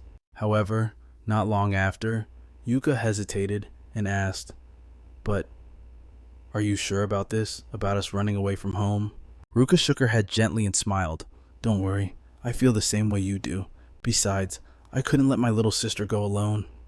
I am your big sister after all. Hearing this, Yuka felt deeply touched. She rushed over, hugging Ruka's arm and snuggling up to her. After that, they went looking for a hotel to stay in, but every place refused to take them in. After trying in vain for a while, Yuka sighed helplessly. Hotels, motels, even internet cafes. We're going to end up homeless at this rate. Sitting across from her, Ruka sighed as well. They all rejected us immediately because we're minors. She could try lying about her age to book a hotel room, but Yuka probably wouldn't have the guts to do it. Yuka took a sip of her bubble tea, grumbling in frustration. It's so ridiculous. We earned all this money from the Special Magic Squad, but we can't even spend a dime of it. Just then, two guys walked in from outside. The moment they spotted Ruka and Yuka, they started snickering and teasing them. You two are so cute. Are you celebrities or something? Come hang out with us. Without even waiting for an answer, these shameless creeps sat right down at their table. Yuka's face instantly darkened. Her voice turned ice cold as she warned, Hey, get away from my sister, or I will kill you. Seeing the murderous look in her eyes, the two guys panicked and scrambled away. Ruka watched them flee with their tails between their legs, scoffing in contempt. What a bunch of morons. Seeing her sister so riled up, Yuka couldn't help but crack a smile. Immediately after, she grabbed Ruka's hand and suggested, Let's just enjoy ourselves for now, Ruka asked, confused. But what about a place to stay? Yuka replied nonchalantly. We'll worry about that later. And so, they headed to the shopping mall, stuffed their suitcases into the lockers, and happily went on a shopping spree. This was probably one of the rare moments where the two sisters could actually act their age and have fun. After that, they went to a karaoke room and sang their hearts out. It wasn't until late afternoon that they finally left the arcade. Yuka laughed as they walked, saying, Today was so much fun. We did everything. Ruka nodded in agreement. She had never played this much since she was a child. Suddenly, Yuka stepped in front of Ruka. She flashed a radiant smile and said, I'm really glad we have each other. Big sister. Ruka looked at her with a doting smile. You think so, but we still need to figure out where we're going to stay. Yuka instantly deflated, sighing as she said, If only there was someone who would let us crash at their place. Just then, Yuka's phone rang. The notification sound indicated a message from Minato. The two sisters looked at each other, and suddenly, an idea popped into their heads. A while later, Minato reluctantly welcomed the two uninvited guests. He asked in surprise, Why did you two suddenly come over? Yuka looked at Minato with sparkling puppy eyes. She mumbled pleadingly, "Is it okay if we stay at your place?" Of course, Minato didn't kick them out. He invited them in to ask what was actually going on. After hearing about the disagreement between the father and daughters of the Mizuha family, he exclaimed in shock, "So, you two ran away from home because of that?" Thinking Minato disapproved, the sisters sighed helplessly. "You think so too? Huh, we knew it." Minato narrowed his eyes at them. Both of them had changed. They seemed much more honest with themselves now. Their bond as sisters had grown stronger too. While Minato was still thinking, Yuka spoke up again. "I know it's inconvenient to ask this, but can we stay here for a while?" Ruka also chimed in, pleading, "Please, we don't have anywhere else to go." Minato didn't answer immediately. He remained silent, deep in thought. He knew they were girls, but that didn't mean there was anything romantic going on between them. Well, it shouldn't be a problem. Finally, he nodded slightly and replied, "All right, you two can stay for a while." Hearing this, Ruka and her sister instantly lit up with joy. Seeing their reaction, Minato couldn't help but set a condition first. "Let me tell you beforehand, this place is really cramped." The sisters shook their heads, unbothered, and said, "We don't mind at all. We really like it." Minato sighed in resignation. "You two are such a pain." Only then did the sisters realize the implications of the situation. Yuka blushed in embarrassment. Looking at Minato now felt different than usual. They were going to be living together from now on. She felt like what they were doing was absolutely crazy. Ruka was no exception. Her heart was racing, and she honestly didn't know what this feeling was. While their imaginations were running wild, Minato spoke up. "Do you two want to take a bath?" The word bath seemed to trigger something in the sisters, making them jump in panic. Minato looked at them in confusion and asked, "What, you don't want to?" Yuka finally snapped out of it and shook her head hurriedly. No, we'll take a bath." And with that, she rushed into the bathroom to wash up first. After being out all day, the cold water made Yuka feel incredibly refreshed. Meanwhile, out in the living room, Minato looked at Ruka and said, "Anyway, what you two did was very brave. I never thought you'd actually run away from home." Forcing a small smile, Ruka replied in a low voice, "I'm just as surprised as you are. This is the first time Yuka and I have ever gone against our father's wishes. He's always been so strict, never allowing anyone to act freely." Hearing this, Minato frowned and hesitated before speaking, but it seems like his impression of the special mage squad is pretty bad. He might do something against us. Who knows? While the two of them were talking, Yuka stepped out of the bathroom. "That felt amazing, sis. It's your turn." Ruka nodded slightly. "Yeah, thanks." Then she went into the bathroom. As the water from the shower poured down, Ruka felt deeply satisfied. Outside, Yuka chatted happily with Minato. "You know what? This feels really strange." Standing in the room, Minato nodded slightly. "This is actually the first time I've had people over." Juika looked at him with a grateful smile. "Thanks, Minato. If it weren't for you, we would have been stuck sleeping on the streets." Minato offered an indifferent shrug, dismissing the praise. "Don't worry about it. It's really no big deal." Hearing that, Juika couldn't help but burst into laughter. Minato looked at her, confused. What is it?" Juika shook her head gently. "No, it's just that you always say that. Do you realize that?" Minato didn't see anything wrong with it and replied casually, "The special mage unit is my team. After all, you're a member of that squad, and you're my friend. No matter what happens, I'd never abandon you." Minato's words made Juika's cheeks flush bright red with shyness. Her heart began to race, pounding like it was about to jump out of her chest. Just then, Ruka pushed the bathroom door open and stepped out, startling Juika out of her embarrassment. Oblivious to the mood, Ruka spoke calmly. "I'm all done in there." Seeing that both girls had finished, Minato stood up and headed for the bathroom. "All right, I'm going to take a shower then." Ruka watched him leave, then glanced over at Juika sitting across from her. The atmosphere suddenly went quiet, as if Ruka was deep in thought. The next day, inside the police station meeting room, Sugo handed a file to Minato and spoke up. "This is our training schedule." Minato looked it over. He nodded with satisfaction. "Looks good." Seeing he had no objections, Sugo continued. "Then our regular meeting is adjourned." With that, he moved to stand up and leave. But Minato called him back. "By the way, I have something to report. Juika and Ruka have started living with me." Sugo froze, completely stunned. He panicked and shouted, So the three of you are living together? Minato calmly admitted it. Yes, that's right. Sugo was utterly speechless.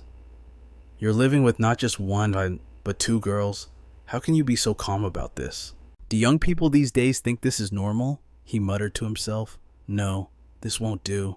Minato is clueless about social norms. I guess I need to teach him the basics. Thinking this, Sugo suddenly turned serious. Kusanagi, listen to me. Japan does not have a custom of polygamy, okay? Hearing that, Minato looked confused, muttering to himself, wondering if that was some kind of modern trend.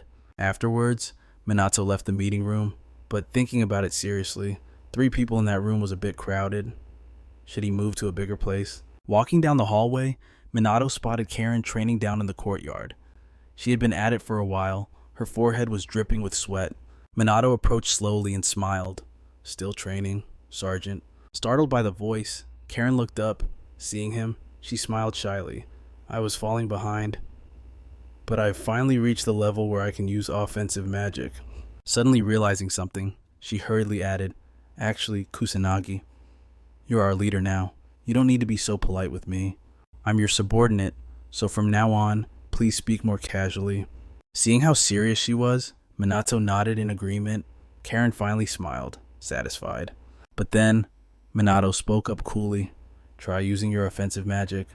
Karen looked confused, but he ignored her reaction and said calmly, I'll give you some advice. Hurry up. Karen then began to cast her magic. Minato stood by and observed. After a long moment, he offered some praise. You seem to have improved quite a bit. Keep this up, and you'll get stronger. Karen was happy to be praised, but quickly her expression darkened as she muttered, But compared to the others, I'm still very weak. Minato narrowed his eyes at her and said softly, Don't sell yourself short. I can see you've been working really hard. Karen smiled at him, but sighed. I only joined the police because they said holy mages are rare. How can someone like me ever compare to the others? She knew she was the weakest in the unit, and she hated feeling this way about herself. Realizing she was being too pessimistic, Karen waved her hands, afraid Minato would overthink it. Sorry about that. I must seem weird complaining like this. Minato didn't mind. He asked calmly, Why did you want to be a police officer? Karen hesitated. After a moment, she furrowed her brows and murmured, My grandmother was a holy mage.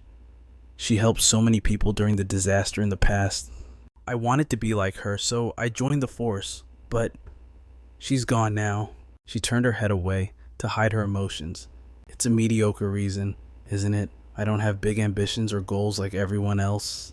She always felt she wasn't good enough, that she couldn't accomplish anything. Minato stared at her and asked coolly, Is that what you think? Karen didn't answer. Minato walked slowly toward her, smiling. Sanada, you have your own strengths. You can heal people, and now you're learning offensive magic too. That's actually pretty amazing. It didn't matter why Karen chose this path. What mattered was what she was doing now. She was working hard, with real passion. Minato placed a hand on her shoulder and praised her sincerely. You've improved a lot. That much is obvious. Hearing those words, Karen was moved to tears. Afterwards, the two of them went to sit on the stairs to talk. Karen looked at Minato apologetically. Sorry about that earlier. I must look like such a pathetic adult in your eyes. Minato declined to comment. I don't think age is an issue. Karen chuckled softly. You're right. When I look at you, I get that feeling too. Thank you, Kusanagi. Minato had saved her time and time again. To her, Minato was a true hero. A long day passed just like that, and night had fallen. Minato put on his familiar hoodie and headed out. He was now standing on a rooftop, looking at a person in the distance and speaking up. Why did you call me out of the blue? The person who asked him out was Leona. She raised an eyebrow, looking at Minato with a smile. I have some information that you'll definitely be curious about. It involves dark rumors surrounding the magic nobility. Hearing this, Minato furrowed his brows in deep thought. A moment later, he smiled and said, Impressive. Spill it. Leona wasn't in a hurry. She pointed at Minato, pouting as she reminded him, Put on your dark wizard uniform. Minato sounded disgruntled. You think I'm gonna wear that thing every day? Snorting softly, Leona got to the main point. I've been investigating illegal mages and underground magic organizations using my connections in the field, and I heard some dark rumors about the magic nobility. Money laundering, collusion, embezzlement, an endless list of crimes, especially the Fuya clan. They seem to be linked to the Black Rebellion. Hearing this, Minato frowned and asked, "Who is the leader of the Black Rebellion?" Leona replied casually, "Rumor has it, it's Kuroya Kuto, a former noble mage. Apparently, he was quite arrogant during his time there and eventually got expelled. It even made the news for a while." Minato nodded in understanding. That just confirms the shady relationship with the magic nobility, doesn't it? Leona replied calmly, "Exactly. There's a lot of suspicion but zero concrete evidence, no one talks, and no information can be found. They might use threats. Be careful if you want to dig deeper into this." Minato didn't care about the threat they posed. He calmly requested, "Send all the info to my phone." Leona asked suspiciously, "What are you planning to do?" "Serving justice." Minato chuckled, then used magic to jump off the building. He had countless ways to deal with enemies, and he would never show mercy. Minato quickly returned home. Rika and Ruka were doing their own things, ignoring each other. Ruka sat on the bed focusing on meditation. While Rika was diligently reading and doing homework, Minato, meanwhile, was messing around on his phone. He thought he needed to investigate Ichikami Minato, the disasters and the history of the last 50 years. He had also learned how to use a phone. Next, Minato started digging for information on Ichikami. Information on Minato appeared quickly on the web. Minato scrolled down to read. The history of Ichikami Minato up until his death was almost the same, but modern mages seem to be described as having a much lower level. There were also false rumors about the ancestors of the magic nobility being active. There was a lot of vague information about noble mages, secrets regarding high-level magic tiers, and their cultivation methods remained a mystery. If his grimoire hadn't been lost, mages wouldn't have declined like this. But according to what you said, it seems there are no books or data left about it. It is as if someone is plotting to weaken the mages. Maybe the previous generation of the Mizuha clan knew something, but meeting them now would be very difficult. There was also very little information about the disasters. The more Minato thought, the harder it was to understand why they were recurring, why they happened in the first place, or even what the disasters actually were. Minato sat there absent-mindedly. And seeing this, you looked a bit confused. The next day, at the police training grounds, Minato was training everyone as usual. Just then, an urgent alert sounded in his wireless earpiece. "Attention all police forces, a disaster has been detected. All units proceed to the location immediately." Receiving the intel, Minato quickly issued a command, "Let's move."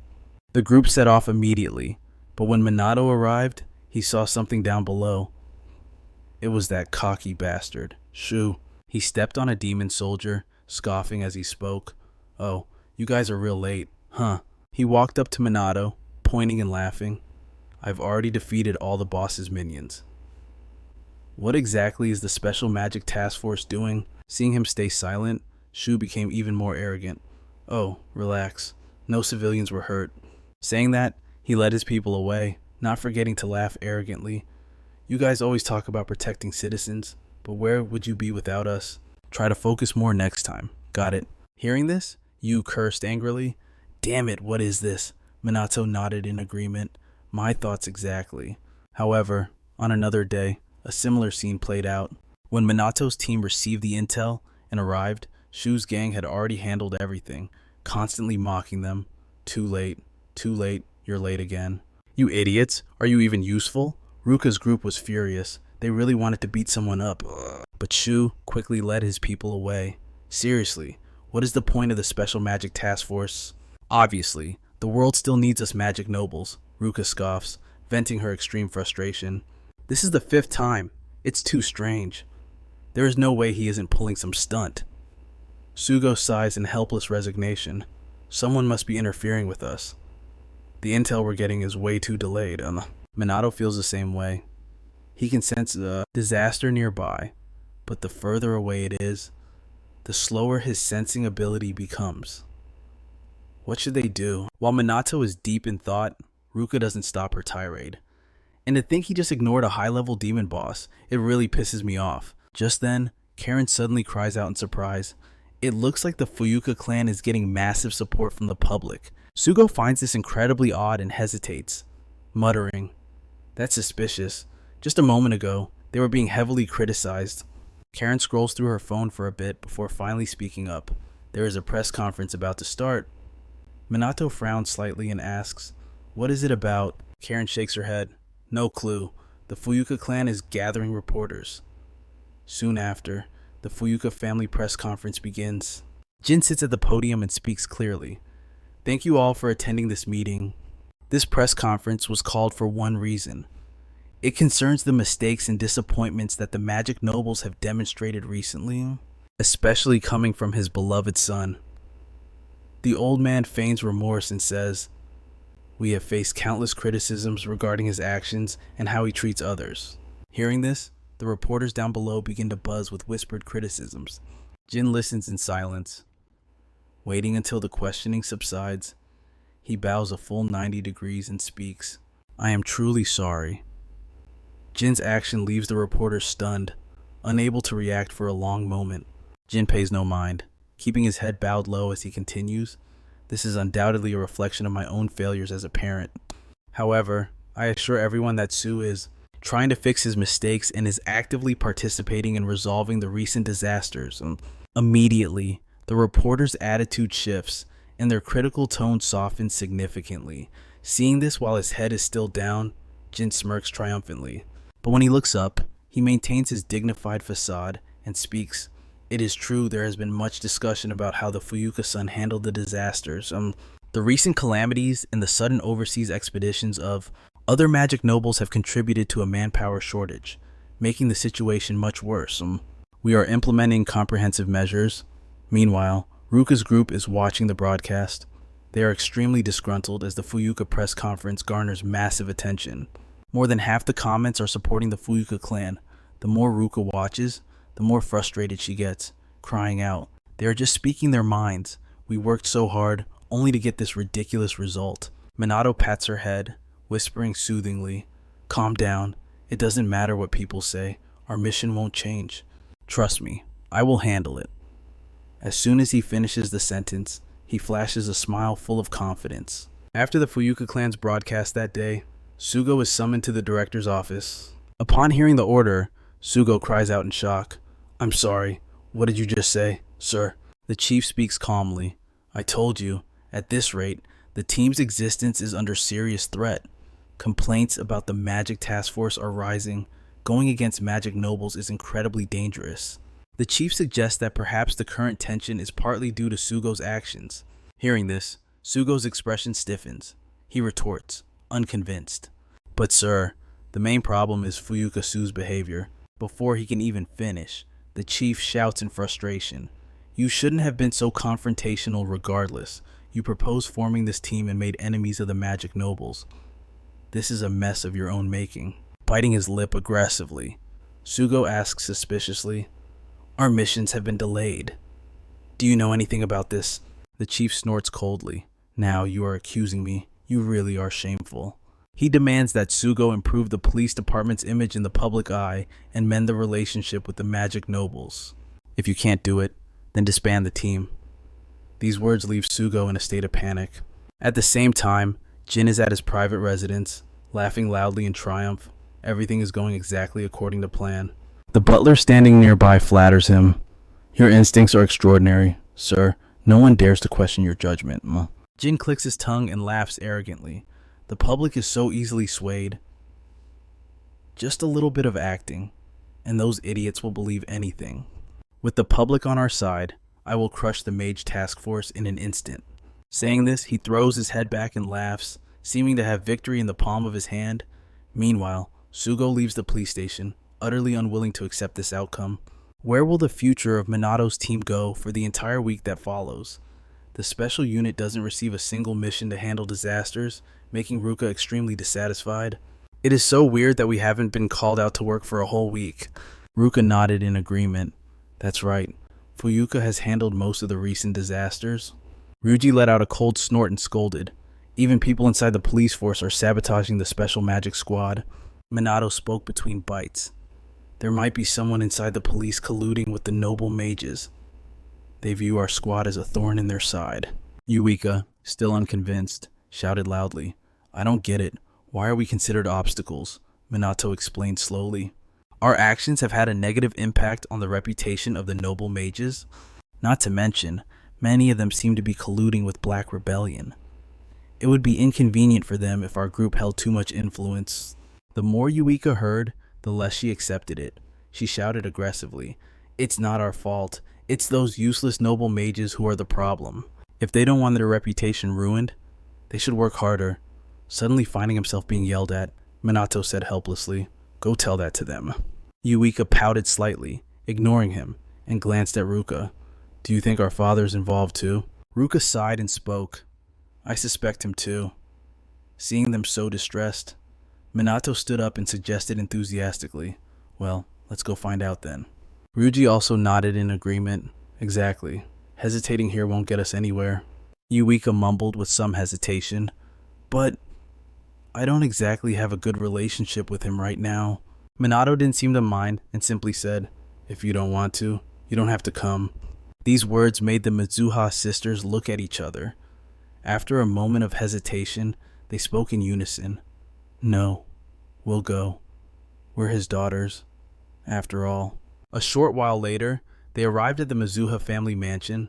However, the servant refused to let them see the master. Yuika hurriedly spoke up. We just want to talk. Ruka also asked sternly, Can't you make an exception? The servant shook his head without hesitation. The master gave clear instructions. My daughters are not permitted to enter. We cannot allow those who have been banished to cross this threshold. The expressions on Ruka and Yuika's faces froze instantly. They didn't know what to say. Minato finally stepped forward and spoke. I am Kusanagi Minato, captain of the Special Magic Squad. I have a few questions for Lord Mitsuha. The servant responded calmly, as if handling a media interview. Please make an appointment in advance. Minato gently shook his head. No, I'm not here for an interview. I just have a few questions. Long story short, they weren't letting them in. No matter what he said, the result was the same, making Minato a bit impatient. He really wanted to just barge his way inside. Luckily, Toshiro walked out from the interior at that moment. He squinted at Minato and asked suspiciously, What is going on here? The servant hurriedly reported, These people want to speak with you, sir. Toshiro frowned instantly, silently observing Minato. At the same time, Minato was staring right back at him. After a long silence, Toshiro ordered them to be let in. Minato's group was finally led inside the villa. Walking in, Minato whispered, I didn't know you guys had an older brother. Ruka sighed helplessly. That's our father. He's old, but he looks like he's in his 20s. Toshiro watched the three of them huddling and whispering, a look of displeasure crossing his eyes. A moment later, they were led into the guest room. Toshiro sat opposite them, squinting his eyes at Minato. Seeing him stay silent, Minato didn't say a word either, sitting there calmly. Finally, Toshiro spoke in a low voice. So, you're the one who led my daughters astray. Smiling involuntarily, Minato replied calmly, Blaming others for their children's independence is a bad habit many parents seem to have. Well, aren't you happy to see your children growing up? In an instant, the air between them was filled with the smell of gunpowder. Toshiro looked visibly displeased. Minato, on the other hand, remained very calm, keeping a standard smile on his lips. He didn't like beating around the bush and went straight to the main point. Why are you pressuring the Special Magic Squad? Toshiro replied nonchalantly. I never gave such an order, and I have absolutely no involvement. Noble mages rarely cooperate with each other. Fuyuka is acting on her own accord. Minato was slightly surprised. I didn't expect you to be so direct. I thought it would take a lot more talking. Toshiro replied with dignity. I respect those with ability. I've heard your story. A student possessing the power of a noble mage, praised as a hero who has stopped many disasters. But I have my doubts. Minato squinted at him and asked coldly, Do you want to test me? As soon as he finished speaking, Toshiro unleashed his own magical power. Minato didn't back down, clashing his magic directly against the man's. The three behind them were thrown into a panic by this massive surge of energy. What kind of magic power is this? Damn it, are they monsters or something? Their magical pressure is absolutely terrifying. The two powerful forces of mana clashed violently against each other. After a moment, both withdrew their power. Toshiro narrowed his eyes at Minato, offering praise. Impressive. There are very few people who can face my magical pressure. Minato didn't let the praise go to his head and spoke calmly. Sensing and controlling magical power is basic knowledge for using magic. And besides, you didn't release that much power anyway. Toshiro heard this and raised an eyebrow, chuckling as he said, "You speak well, boy." Minato narrowed his eyes at the old man. Toshiro's control over magic and his immense mana reserves were simply unrivaled compared to other mages. It was clear that he had far surpassed everyone else in this era. Talent and natural aptitude alone couldn't possibly explain such power. There had to be something more to Mizuha Toshiro. With that thought in mind, Minato calmly spoke up again. One last question. Why have modern mages become so much weaker compared to the past? Toshiro didn't answer immediately. Instead, he asked coldly, "On what basis do you make that claim?" Minato replied nonchalantly, "Because I know what happened 50 years ago." Toshiro hesitated for a moment. After a long pause, he finally spoke. "It was done to limit and to control," Minato asked, puzzled. "What does that mean?" Toshiro didn't answer directly. He said mysteriously, "You will understand when the time comes. But let me tell you this. Noble mages are a necessity." Minato didn't agree. He raised an eyebrow and shot back. "Even a family like the Fuyuka?" Toshiro couldn't answer that one, and Minato didn't press him further. He stood up from his seat and said calmly, "It's time for us to leave. Thank you for answering my questions." While he could stand easily, Ruka and the others couldn't move. Yu hurriedly shouted, "Wait a second, we can't move because of the backlash from earlier." So, Minato had to help them up.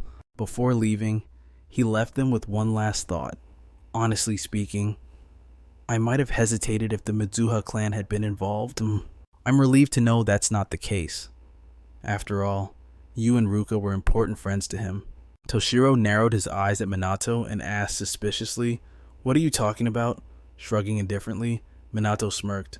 "Who knows?" A few days later, at police headquarters, they had just received a delivery of many cardboard boxes. One of the officers cheered excitedly. "Finally, our uniforms are here. This is anti-monster gear. It can even resist magic." Sugo nodded and smiled. "With this, we can finally operate properly." Minato didn't care much for the gear. He was looking at his phone and whispered, "It seems my preparations are finally complete." Hearing this, Sugo asked suspiciously, "Preparations on your end?" Minato nodded coolly and gave a mysterious smile. "Let's get started. We have a debt to settle." Meanwhile, at the Fuyuka estate, Jin was laughing triumphantly. "The Special Task Force's days are numbered. I, Fuyuka Jin, will control all of Japan with the help of the Black Rebellion." Exu heard this and laughed along in agreement. "Money and fame will belong to the Fuyuka clan. Those stupid commoners will have to bow down to us." But their joy didn't last long. Suddenly, people burst in from outside. It was the police. The captain shouted aggressively, "Police, nobody move." The situation threw Jin into a panic. He asked in confusion, "What is going on here? Do you have any idea whose house this is?" At the same time, a helicopter appeared outside, hovering nearby. A female reporter began broadcasting the events live. "Police have raided the residence of the suspect, Fuyuka Jin. This is the first time a noble mage has been criminally charged." Inside the house, the police captain produced an arrest warrant and spoke coldly. "You are under arrest for bribery, intimidation, and abuse of special authority. We are launching a full investigation." Hearing this, Jin recovered his wits and screamed, "Are you kidding me? How dare you treat a noble like a common criminal?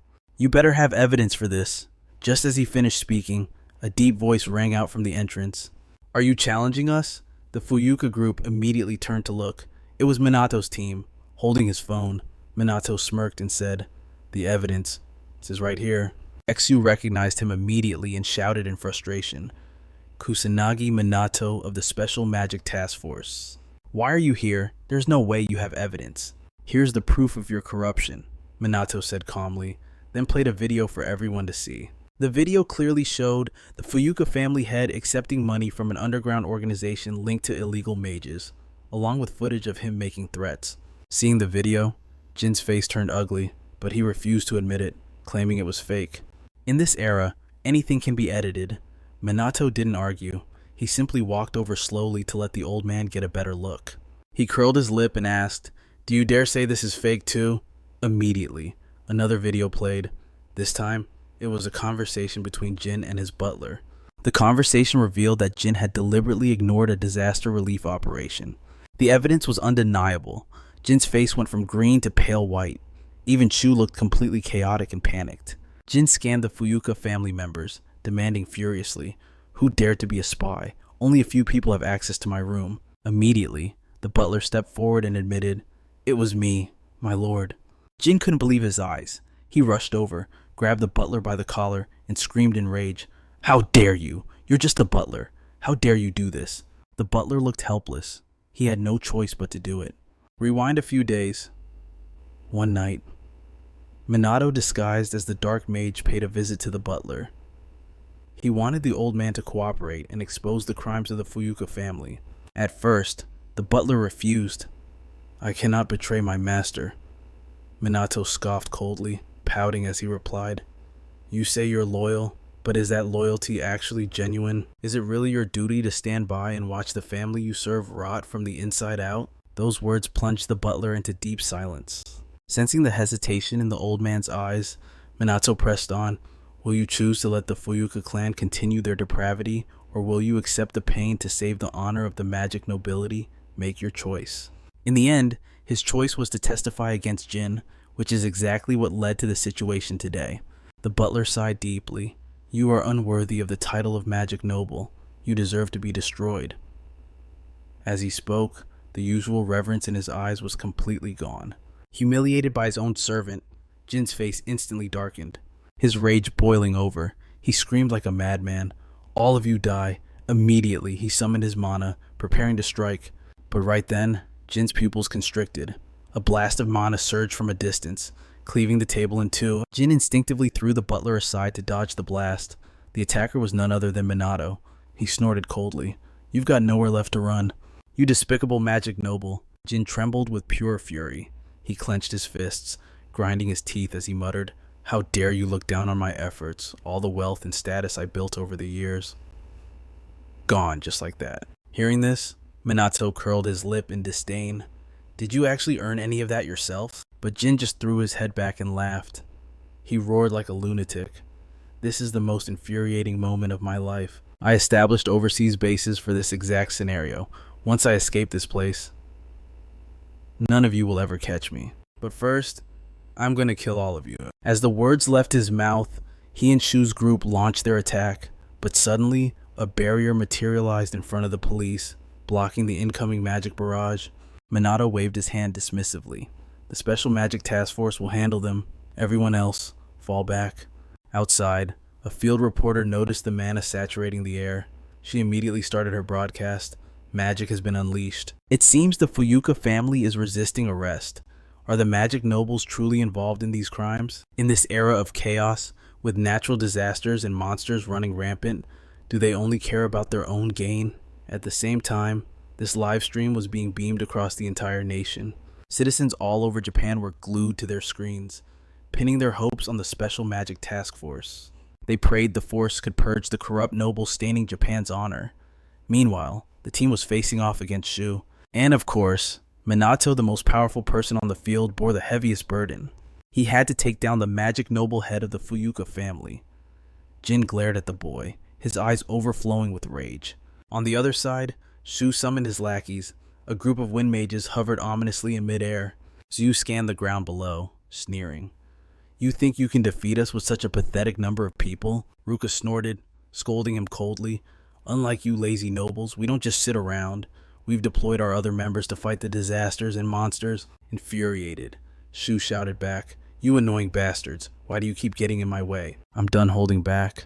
I'm going to kill every last one of you." Ruka stood her ground, her voice stern. "You are a stain on the lineage of magic nobles. I will never forgive you." Up on the villa's balcony, Jin locked eyes with Minato, smirking. Do you honestly believe you can defeat a magic noble? Minato replied indifferently. I see no reason why I'd lose to a bunch of flies like you. Then let's see how you handle this. Jin grunted, firing a bolt of mana into the sky.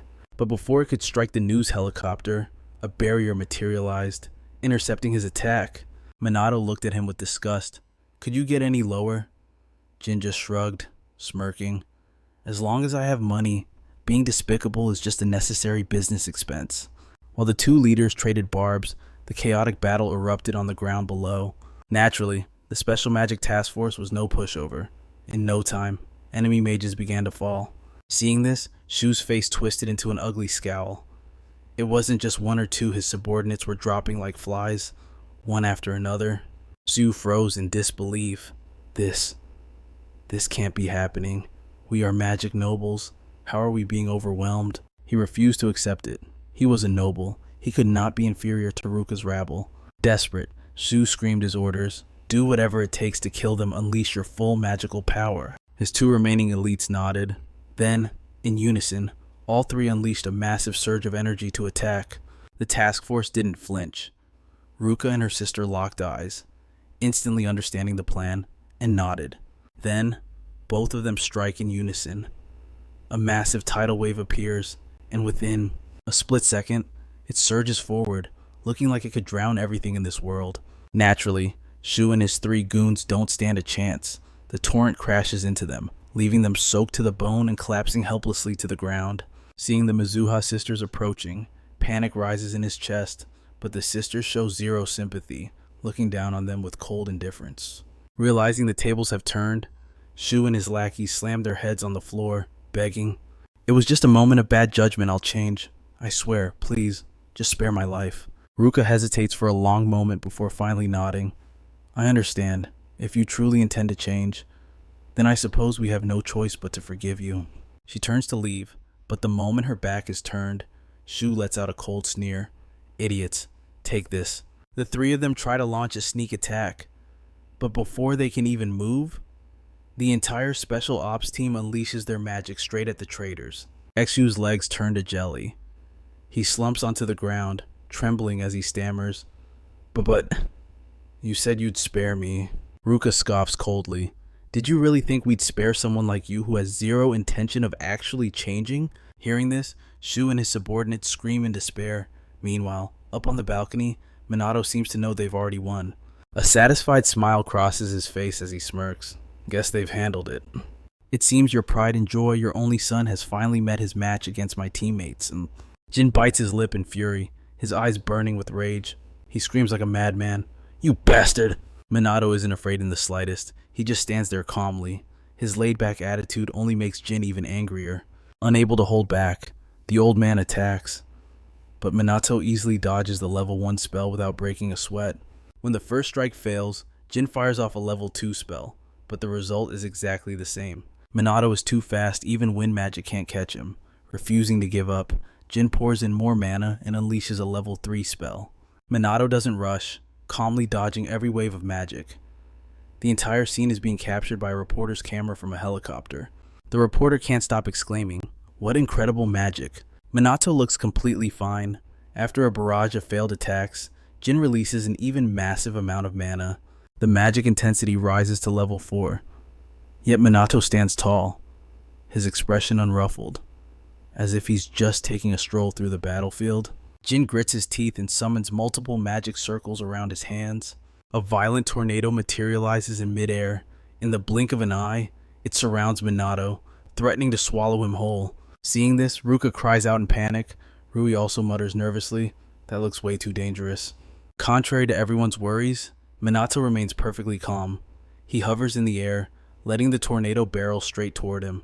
But shockingly, the moment it reaches Minato, the tornado suddenly vanishes. When the wind clears, Minato is still standing there, safe behind a few defensive layers. Jin's level 5 magic didn't even scratch him. Watching this, Ruka can't help but marvel. Did he just block that terrifying attack with a single barrier? That's Kusanagi for you. At the same time, the livestream viewers are completely losing their minds. Some are impressed by Jin's magic, while others are in awe of Minato's power. The on-site reporter continues her commentary. Neither side is holding back. I've never seen a battle like this. Minato descends from the air. He frowns, thinking to himself, that magic wasn't very strong. Is he stalling for time? He must be planning to retreat. But suddenly, Jin smirks and asks, hey, is something wrong? Can't move your legs. Minato narrows his eyes and replies coldly, I could defeat you instantly, but where's the fun in that? Show me all the power you have. His eyes are filled with pure provocation. I'll take it all, then I'll crush you. This enrages Jin. He grinds his teeth, muttering, you arrogant sewer rat. I'll grant your wish. But before striking, he gives a dark chuckle. Just a warning though, try not to wet your pants. Jin declares his magic power is 200,000. The number shocks Ruka and the onlookers. No one believes such a figure is real. Ruka snorts. He's just bluffing. Come on, we should help, even if it's just a little. Ryuji nods in agreement. Right, standing around watching isn't my style. Immediately, the group rushes toward the balcony. Minato senses them coming and turns back, but they are abruptly cut off. The one blocking them is none other than that old man, Jin. He scoffs coldly. Count your lucky stars. If you'd come any closer, I would have killed you all. Ruka and the others instantly turn pale. Right then, Jin suddenly throws his head back and screams as powerful magic surges out from within him. The magical power of the attack compresses until his body glows. This is absolutely terrifying. It's enough to kill even Kusanagi. This makes Ruka's trio feel anxious. Yet Minato just gives a scornful smirk, making Jin think he's actually scared. Old man Jin smugly says, my magical power is far beyond your imagination, isn't it? So let me show you my overwhelming power. Something even a fool like you can understand. As soon as he finishes speaking, a series of magic circles appear around him. In the blink of an eye, a spatial void opens up in midair.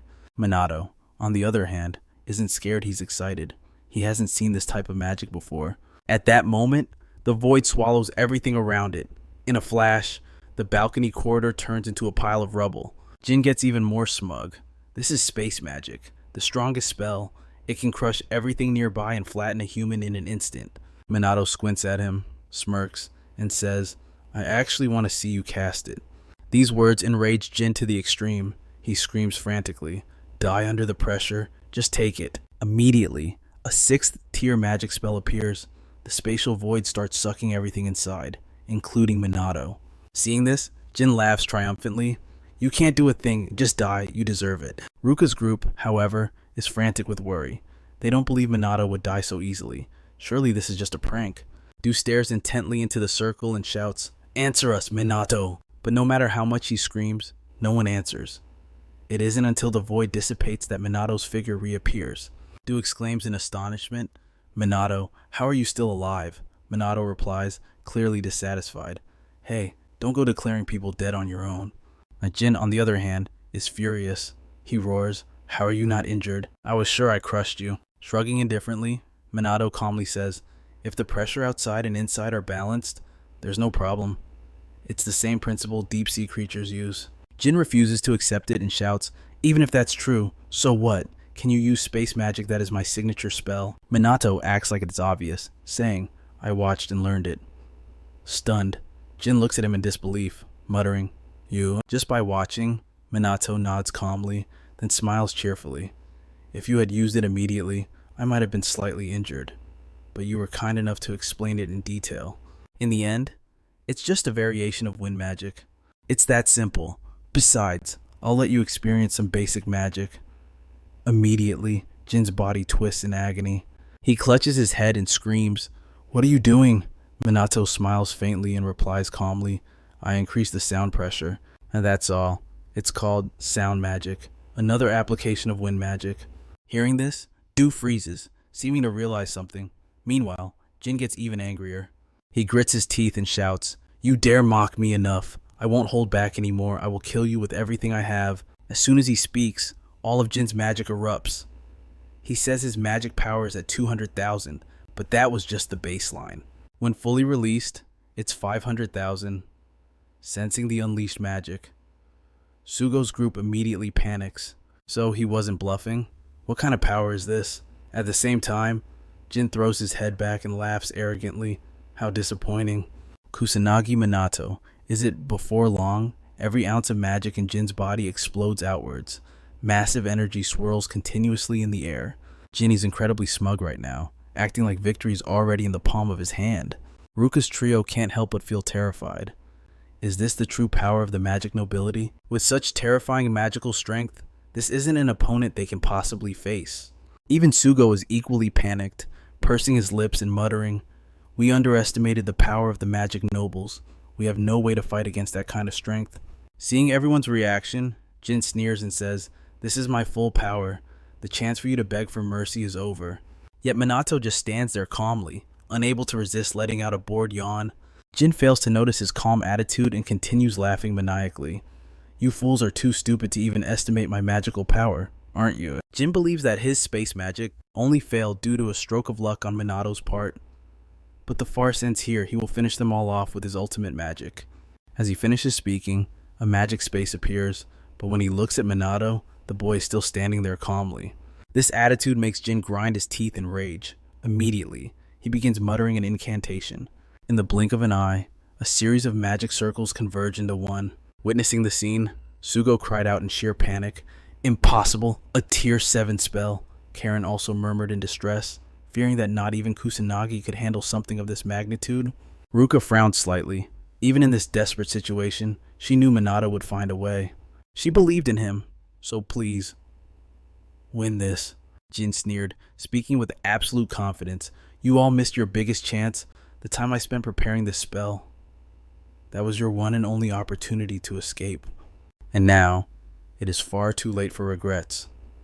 He was talking too much. Minato, losing patience, curled his lip. "All right, are you done running your mouth yet?" Hearing this, Jin shouted in frustration, "There won't even be a speck of dust left. Take this, my ultimate magic." As soon as the words left his lips, a massive dimensional space appeared.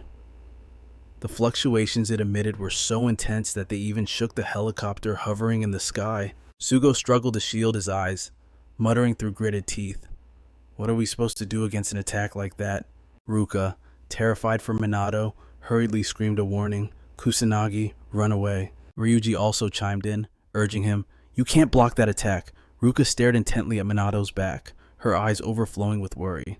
At that moment, Jin laughed coldly and spoke, "You can run if you want, but then I'll just kill your friends to make up for it." So, the old man wanted to see what choice Minato would make. Run away or stay and die. That colossal space arrived in front of Minato in an instant, yet he stood there completely calm. Minato smirked and said, "Obviously, I choose to face it head on." Then, he pulled a spirit stone out of his dimensional storage. Seeing this, Jin curled his lip in disdain. "What is that magic supposed to be? Do you actually think that can withstand my spell? Pay the price for your stupidity, turn to dust." Despite the old man's madness, Minato remained perfectly composed. Just before that dimensional space could suck him in, he flicked the spirit stone from his hand. Tearing through the wind, the spirit stone aggressively plunged into the space. Very quickly, it merged into the spell. But a few seconds later, the space was shattered by the spirit stone. This scene caused the expression on Jin's face to change instantly. Even Ruka and the others behind him were equally shocked. They never expected Minato to destroy a tier 7 spell so easily. Jin's body began to tremble uncontrollably, muttering in disbelief, Why did my magic disappear?" Letting out a soft scoff, Minato spoke indifferently. "Why, you ask? Because the wind element is nullified when it meets the earth element, a magic that takes so long to cast is easily neutralized." Saying this, he raised an eyebrow provocatively. "Do you magic nobles really not know these basics?" Jin couldn't believe it. He clutched his head and screamed, "No. No way my magic was defeated by such a low-level spell." Minato clicked his tongue and pouted slightly. "That's right. The purple crystal stone has no attack power. Even if it hits a target, it causes no significant damage. However, it contains high-density mana, so it can neutralize magic. Despite the difference in rank, I'd say this was a pretty useful lesson for you." Jin glared at him aggressively and asked in frustration, "Why would you use such useless magic?" Shrugging nonchalantly, Minato made a face as if it were obvious. "Because that is magic I created myself. Just for fun." Hearing these words, Jin fell to his knees in utter despair, mumbling incessantly, "You create magic just for fun. I spent decades perfecting my magic." Oh, Minato didn't care. He walked over coldly and spoke. Now, it is time for you to face your punishment. Jin finally felt true fear and hurriedly begged, "My mana is depleted. I can't move anymore." Minato smiled softly, but it was a smile filled with pure malice. "I don't want to waste time on useless things anymore." As he spoke, he raised his hand, aiming to flick Jin's forehead. Seeing Minato's action, Jin thought the boy was a fool. Did he really think a light tap would take him down? But he had underestimated Minato's strength. With a gentle flick of his finger, Jin spun several times in the air before being sent flying. Witnessing this, Ruka and the others were instantly stunned. Just a light tap sent him flying that far. Is Minato even human right then? The police squad rushed in and handcuffed Jin. Seeing this, the reporters at the scene immediately cheered. The noble mage has been defeated. Captain of the Magic Special Task Force, Minato Kusanagi, has claimed victory. The people watching the live stream were also incredibly excited. They cheered endlessly. Justice had finally prevailed. Back at the villa, the three of them ran over to congratulate Minato on his win. He glanced at them and didn't hold back his praise. "You guys did a great job too." Saying that, Minato looked back at Jin, who was being escorted away. Noble mages aren't all that impressive. To think this is considered the peak of Japanese nobility. The current generation of mages really needs retraining. Thinking this, Minato walked up behind Jin and spoke. "Hey, I have a question." Jin glanced back at him, waiting for him to continue. Minato spoke with a serious tone. "After Ichikami died, what exactly did the magic nobles do? Did they really destroy the ancient book from 50 years ago? If they did, then why would they do such a thing?" Jin let out a cold, dismissive scoff. How could a filthy commoner ever hope to comprehend the lofty philosophies of the magic nobility? Confused, Minato shot back. "What is that supposed to mean?" "Figure it out yourself." With a heavy humph, Jin dropped that short remark and walked away, leaving Minato standing there, staring at his retreating back in confusion. Following the brutal battle with the Fuyuka clan, Minato was immediately dragged into a press conference. Standing beside him, Sugo announced in a booming voice, "We are commencing the press conference with Captain Kusanagi Minato of the Magic Special Forces. First, I invite Mr. Kusanagi to say a few words." In the days that followed, Minato's face was plastered across every newspaper. But where was the man of the hour? He was currently chilling in Hawaii, lounging on a long beach chair. Minato couldn't stop complaining. "What are you doing in a place like this?" Just then, Dua approached from the distance, rocking a cool, revealing bikini. She asked softly, "Is something wrong, Minato?" Flashback to a few days ago. Everyone had gathered in the meeting room at the police station where Sugo made an announcement. Hearing the news, Minato exclaimed in shock, "Did you just say we're going to Hawaii?" Sugo replied with a helpless expression. "Look, everyone already knows. Recently, the Magic Special Forces have become the hottest topic of discussion. We are completely overloaded trying to handle the intense scrutiny from the public and the media." Minato looked at him in bewilderment. Dua showed him a video filmed at the academy featuring none other than Minato himself. Worse, it was going viral across every social media platform. Ruka chimed in. "The internet is flooded with articles about the Magic Special Forces right now." Ryuji nodded in agreement. "Even the TV channels are non-stop with news about the magic nobility and us. It's constant updates." Sugo glanced at Minato and sighed. "All of Japan has their eyes on you right now. That is exactly why I've decided to give you all a break. Go to Hawaii, relax, and let loose until we sort everything out. Thanks to you, Minato, the team has grown much stronger, and with the support of the Mizuha clan, we have enough resources to handle any sudden disasters or monster threats." Saying this, Sugo walked over, patted Minato on the shoulder, and grinned. "You've all worked hard lately. Take this time to really rest." And that was how Minato and the team ended up in Hawaii. Back in the present, answering Dua's question, Minato sat up from his chair and sighed. "I was just thinking about some stuff." Dua nodded in understanding, then asked, "By the way, what do you think of this bikini? Does it look weird?" Minato looked her up and down with a serious expression before replying, "It's cute." His blunt answer caught Dua off guard, and her cheeks flushed a deep crimson. Oblivious to her reaction, Minato calmly continued his critique. It matches your hair color perfectly. Honestly, it suits you so well. It's like it was made just for you. Simply put, it's really cute. Dua grew even more bashful, mumbling in a low voice, "Thanks." Just then, Ruka walked over, looking dangerously sexy in a black bikini. She frowned. "So, this is where you've been hiding. I've been looking all over for you." Seeing Ruka, Minato immediately scanned her from head to toe. Noticing his intense stare, Ruka asked suspiciously, "What, you got something to say?" Minato nodded and casually praised, "I just think you look absolutely wonderful."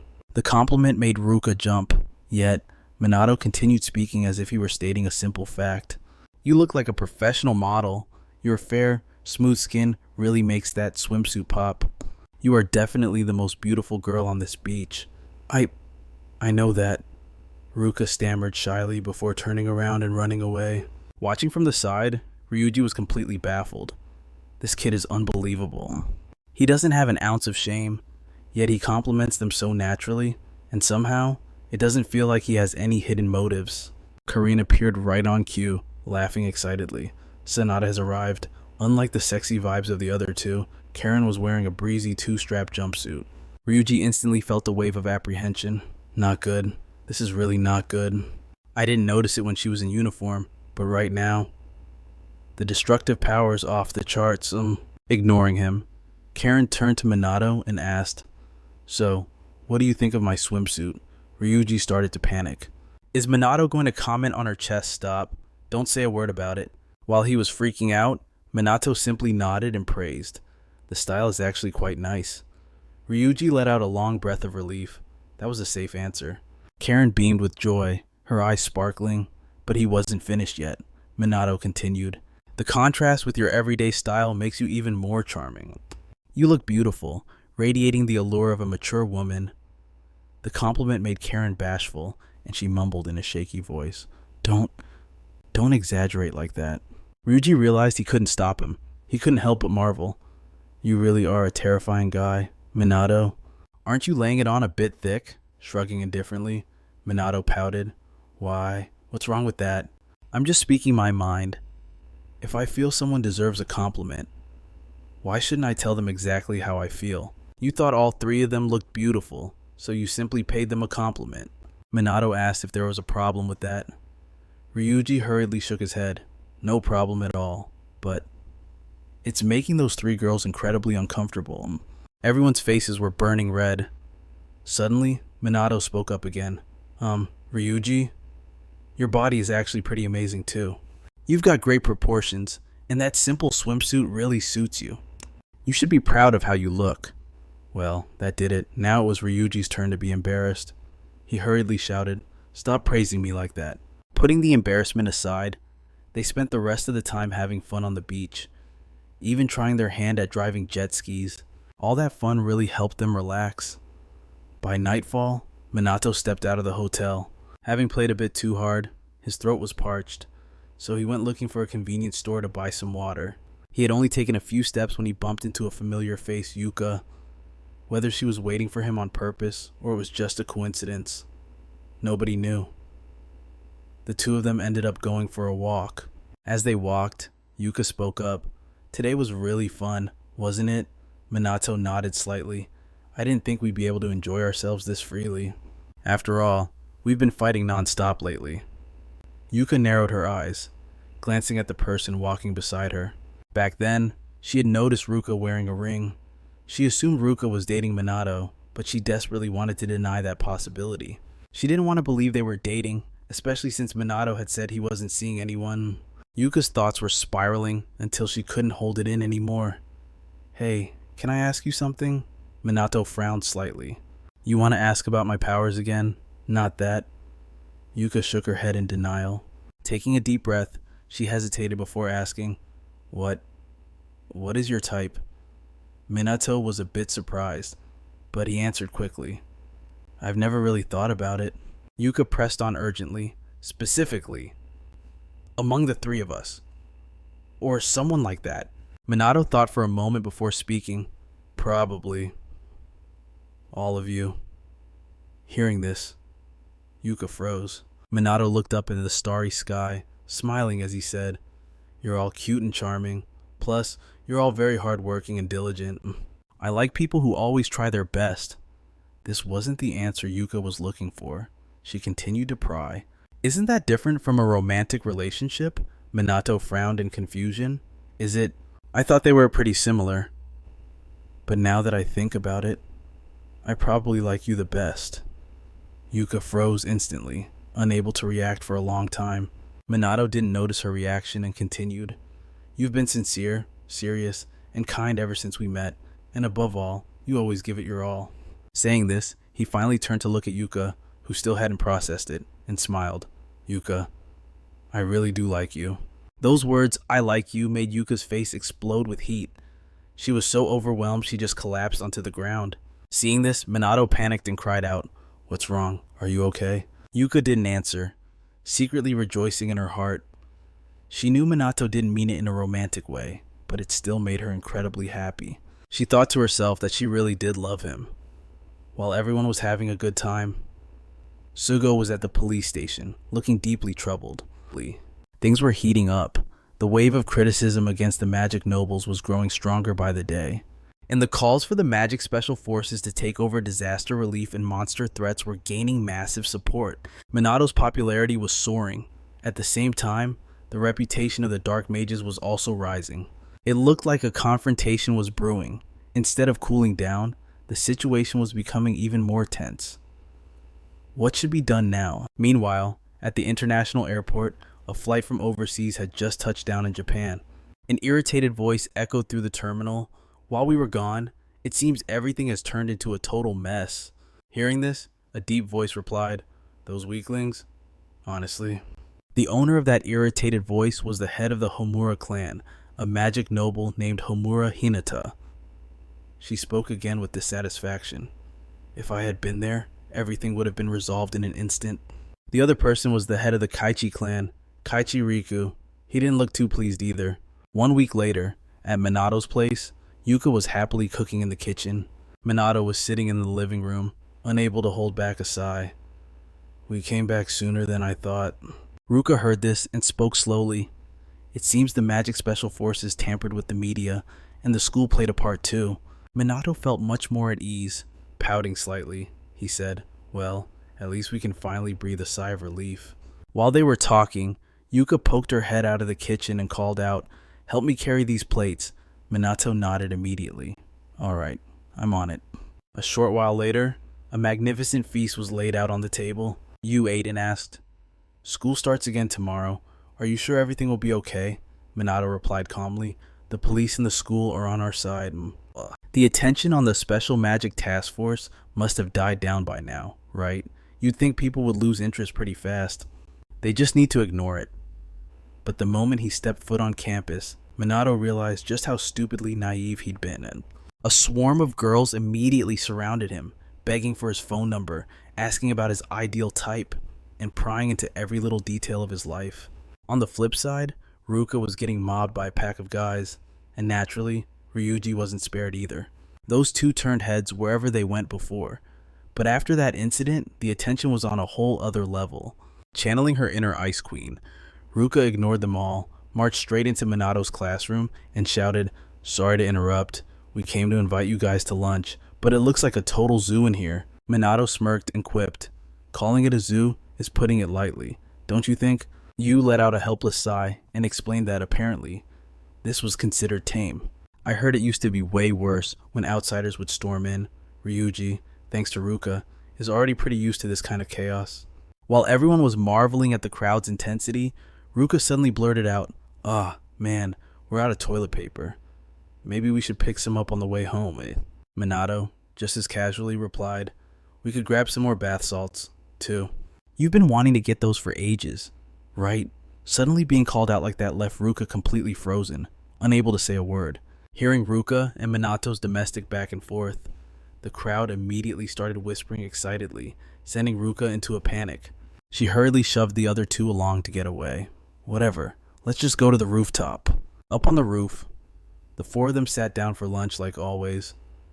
But after hearing Minato's situation, Ryuji screamed in shock. Say what?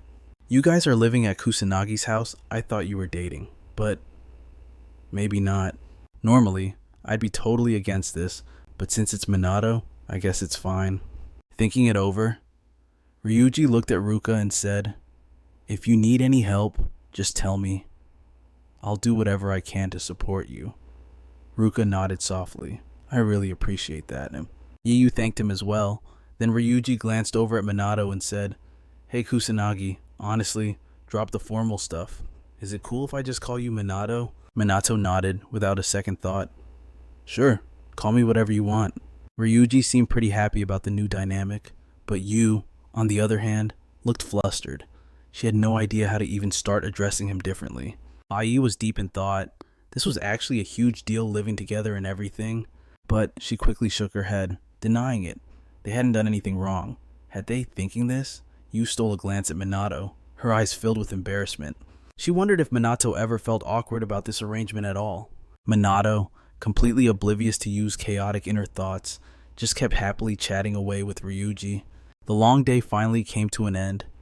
Minato and the others finished their routine and, as usual, squeezed into a single room to sleep. Naturally, the two sisters took the bed while Minato took the floor, but even though it was late, Yu's eyes were wide open.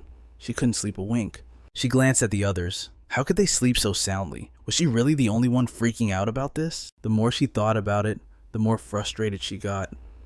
She turned to the wall, annoyed, and squeezed her eyes shut, trying to force herself to sleep. Before long, she finally drifted off, but the moment Yu fell asleep, someone else's eyes snapped open. It was Ruka. She couldn't sleep either. Ruka had the exact same question Yu did. Why were the people next to her sleeping like logs while she was wide awake? Was she the only one feeling uncomfortable? Ruka still wasn't used to sleeping in the same room as Minato. With that thought, she slowly sat up. She didn't understand why she was so tense. Why was this bothering her so much? Ruka glanced down at Minato lying on the floor. He was fast asleep, breathing peacefully. In an instant, Ruka's cheeks flushed bright red. Finally, she couldn't take it anymore and buried her face in her blanket. Ruka couldn't stop obsessing over how she should address Minato. By the next morning, on the way to school, it was still on her mind. Ryuji had already started calling him Minato. She was the only one left still calling him Kusanagi. When would be the right time to switch it up? And why was she hesitating so much? Why hold back? She should just call him Minato casually, right? It's not like he'd even care. Steeling herself, Ruka took a deep breath and opened her mouth to say it, but the words got stuck in her throat, and she ended up swallowing them back down. Her weird behavior just confused Minato. Ruka awkwardly changed the subject, blurting out, "Let's, have a great day today." Minato looked even more baffled, muttering suspiciously, "What was that about? Why the sudden enthusiasm?" Ruka clutched her head in frustration, internally scolding herself. Why couldn't she just say it? By lunchtime on the rooftop, Ruka tried really hard to use his first name, but she still couldn't get it out. All day long, she kept almost saying Minato, and then shouting something nonsense instead. Ruka's bizarre behavior continued for the rest of the day, leaving Minato completely bewildered and having no clue what was going on. That night, lying in bed, Ruka tossed and turned, unable to fall asleep. She had been avoiding the issue all along. She should have just said it earlier. Ruka thought to herself that she had never been such a coward before. A restless night passed, and the next day, Minato's group of 4 went to school as usual. Only Ruka trailed behind them quietly, not saying a word. Minato realized something was wrong, so he walked up to her and asked, "What's the matter? Are you just not feeling well?" Ruka shook her head gently and replied, "I'm fine, really." "Oh, Kusanagi." Hearing that name, Minato narrowed his eyes at her and spoke coolly, "Not Kusanagi." Ruka stared at him, stunned. Minato spoke slowly. "We aren't strangers, you know. Stop calling me Kusanagi, Ruka." His words left her completely dazed. A moment later, she turned away to hide her embarrassment, muttering softly, "Well, if you insist, I guess I can change it." Minato. With that, a smile finally returned to her beautiful face. Meanwhile, the noble mages were holding a meeting to discuss recent events. Hinata spoke up impatiently. The status of the noble mages is being threatened. She claimed everything was due to the rise of the Special Magic Task Force, serving the interests of some mysterious figure. They couldn't just stand by and watch. Hearing this, Riku frowned and muttered hesitantly, But their captain, Kusanagi Minato, how are we supposed to deal with him? Hinata nodded slightly, glancing at the person across from her. I agree. What do you think about this? Saru was naturally there as well. He thought for a moment before speaking. I only follow the master's will. This attitude annoyed Hinata, making her shout, You're as tight-lipped as ever. Don't you have anything else to say? Saru hesitated for a moment, then finally spoke. It seems Kusanagi Minato didn't recognize me. Hinata was slightly surprised and speculated in a low voice. Could it be that he doesn't even know we exist? Saru nodded slightly. That is highly likely. Riku narrowed his eyes at them and asked hesitantly, Then we need to test him. He might be of value to us. Hinata thought so too. She declared aggressively, If he turns out to be trash, we'll just eliminate him. Hearing them talk like that, a look of resignation appeared on Tsuru's face, but he didn't say another word. As for Minato, he naturally knew nothing of this. He was in the classroom at the police station, pointing at a map. The next disaster will strike Osaka. The calamities are following the same pattern as 50 years ago, except for the smaller ones. Hearing this, Yu frowned. That's already been spreading all over the media. Ruka nodded in agreement. The appearance method might be the same, but the frequency has clearly dropped significantly. Karin, sitting nearby, hesitated before saying, We can't predict when the next disaster will hit. Even the police can only stay on high alert. Minato nodded coolly and spoke calmly. Disaster response efforts are facing a lot of difficulties right now, but other regions don't have specialized teams like our Special Magic Task Force, so as soon as he finished speaking, Sugo suddenly burst out laughing. Haha, I knew you'd say that. Kusanagi Minato. Minato looked at him in alarm, wondering what he was planning. Smiling unconsciously, Sugo announced proudly, The truth is, we are working hard to establish a second Special Magic Task Force in Osaka. Hearing this, Ruka and the others were stunned. They asked in disbelief, A second squad, really? Sugo laughed cheerfully. That's right. It's a collaboration between the National Defense Force and the police to improve disaster response. In fact, they've asked us to train them. Saying this, he looked at Minato with a flattering smile and asked, You'll go, won't you? Minato huffed softly. Resigned, he said. You always have such a smooth way of leading the conversation. Fine. I don't have any reason to refuse anyway. Hearing that, Sugo cheered happily. Excellent, actually. There's someone waiting for you there. A survivor of the great disaster 50 years ago, and one of the few artisans who creates equipment to fight monsters, Shizuku. Hearing that name, Minato froze. It was far too familiar to him. Sugo didn't notice the change in Minato's expression and kept smiling. She's very interested in you and wants to meet in person. Don't feel too pressured about it. Minato shook his head slightly and spoke calmly. Not at all. I'll go meet her. Sugo smiled with satisfaction. I'm glad to hear you say that. After all, Takagami is the one who designed the uniforms for the Special Magic Task Force. Minato stayed silent, lost in thought about the name Shizuku. Sugo finally noticed something was off with Minato, but he couldn't figure out why. That afternoon, Minato carried his suitcase to the airport, ready to fly to Osaka. The three of them came to see him off. Standing in front of the airport, Minato smiled and said, All right, I'm off. You and the others nodded, then each said their goodbyes. Suddenly remembering something, Minato hurriedly said, Oh, right, I almost forgot to give you these. Then, he pulled several bracelets from his pocket and handed them over. Ruka and the others were totally confused, but they put the items on just like Minato asked. Minato narrowed his eyes, his voice serious. Keep these on until I get back. No matter what happens, do not take them off. Got it. The three of them replied in unison. Minato nodded with satisfaction, but a hint of worry still lingered in his voice. You guys will be okay without me, right? Du chuckled softly. Hey, we've gotten a lot stronger. You know, just head to Osaka without worrying about us. Ruka and Rui nodded in agreement. Hearing that, Minato finally felt relieved enough to leave. He waved goodbye to the trio. All right then, I trust you guys. Soon after, Minato boarded his flight. He flopped onto his seat and let out a long sigh. Finally, he could sit down and relax. It felt just like the trip to Hawaii, though the security check was seriously strict this time. But putting that aside, this seat felt a little too comfortable. Sugo really pulled out all the stops. Minato didn't have to worry about a thing for this Osaka trip, just grab his suitcase and go. At that moment, Minato noticed two people boarding the plane. It was Hinata and Riku. Whether by accident or design, they were on the same flight.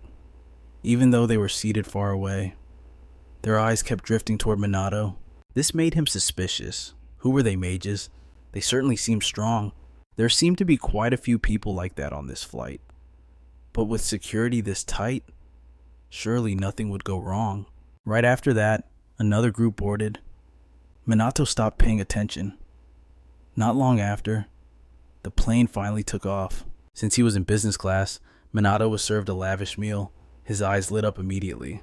The food looked absolutely delicious. Minato forgot about everything else and just dug in, eating and drinking to his heart's content. Meanwhile, a few men were constantly scanning the passengers, clearly up to something shady. Suddenly, a curly-haired man wearing glasses got up from his seat. He walked right past Minato's row, but Minato didn't notice a thing. He was too busy enjoying the gourmet food and the stunning view. Relaxing like this once in a while wasn't bad, but it looked like Minato wouldn't get to enjoy it for long. Sure enough, a few hijackers grabbed a flight attendant as a hostage and screamed aggressively, "Nobody move!" Other passengers were subdued, and even Minato had a mage guarding him. This was definitely a hijacking. But they had no idea who was on board Minato, the #1 mage on the server, along with two noble mages, Hinata and Riku. Talk about having the worst luck imaginable. Didn't they check the guest list before robbing the place?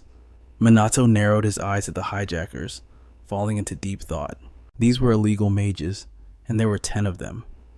If he took them down one by one, the passengers would be in danger. Besides, using high-level magic might destroy the entire plane. He couldn't handle this situation alone. Meanwhile, the terrified passengers started screaming. This annoyed the hijackers, who roared, "Shut your mouths! Did I say you could speak? Do you want to die?" There were children on board too. A terrified child clung to his father, sobbing uncontrollably. "Daddy, I'm scared." The father could only whisper, "It's okay, sweetheart, it's okay."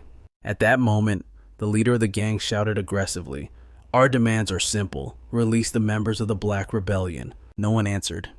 Silence filled the cabin, so the leader screamed again, "We will show no mercy to those who treat mages unfairly, you filthy inferior mundanes." He gave them 5 minutes to contact the ground and demand the release of his comrades. If not, they would start executing hostages one by one. In the cockpit, the captain heard the hijacker's warning, and his face went pale. Back in the cabin, Minato was deep in thought. Time was running out. What should he do? Meanwhile, Hinata looked visibly annoyed. Riku remained silent, but his expression was grim. Both of them released their magic power at the same time. Minato sensed their energy and frowned, looking ready to make a move himself. The other two noticed his gaze and looked right back at him. The hijackers noticed Minato too and barked a warning. "Hey, you move a muscle and you're dead." But the moment the words left their mouths, Hinata and Riku sprang into action. Without hesitating, they smashed their fists into the two nearest hijackers. Riku swung a black cloth-wrapped object, smashing it hard into another hijacker's face, then immediately dashed forward. But by the time he got there, Minato had already taken out the hijackers near him. The three of them stood there, locking eyes, a silent understanding passing between them. Hinata gave a slight nod, and instantly, all three of them charged. Seeing them, the hijackers panicked.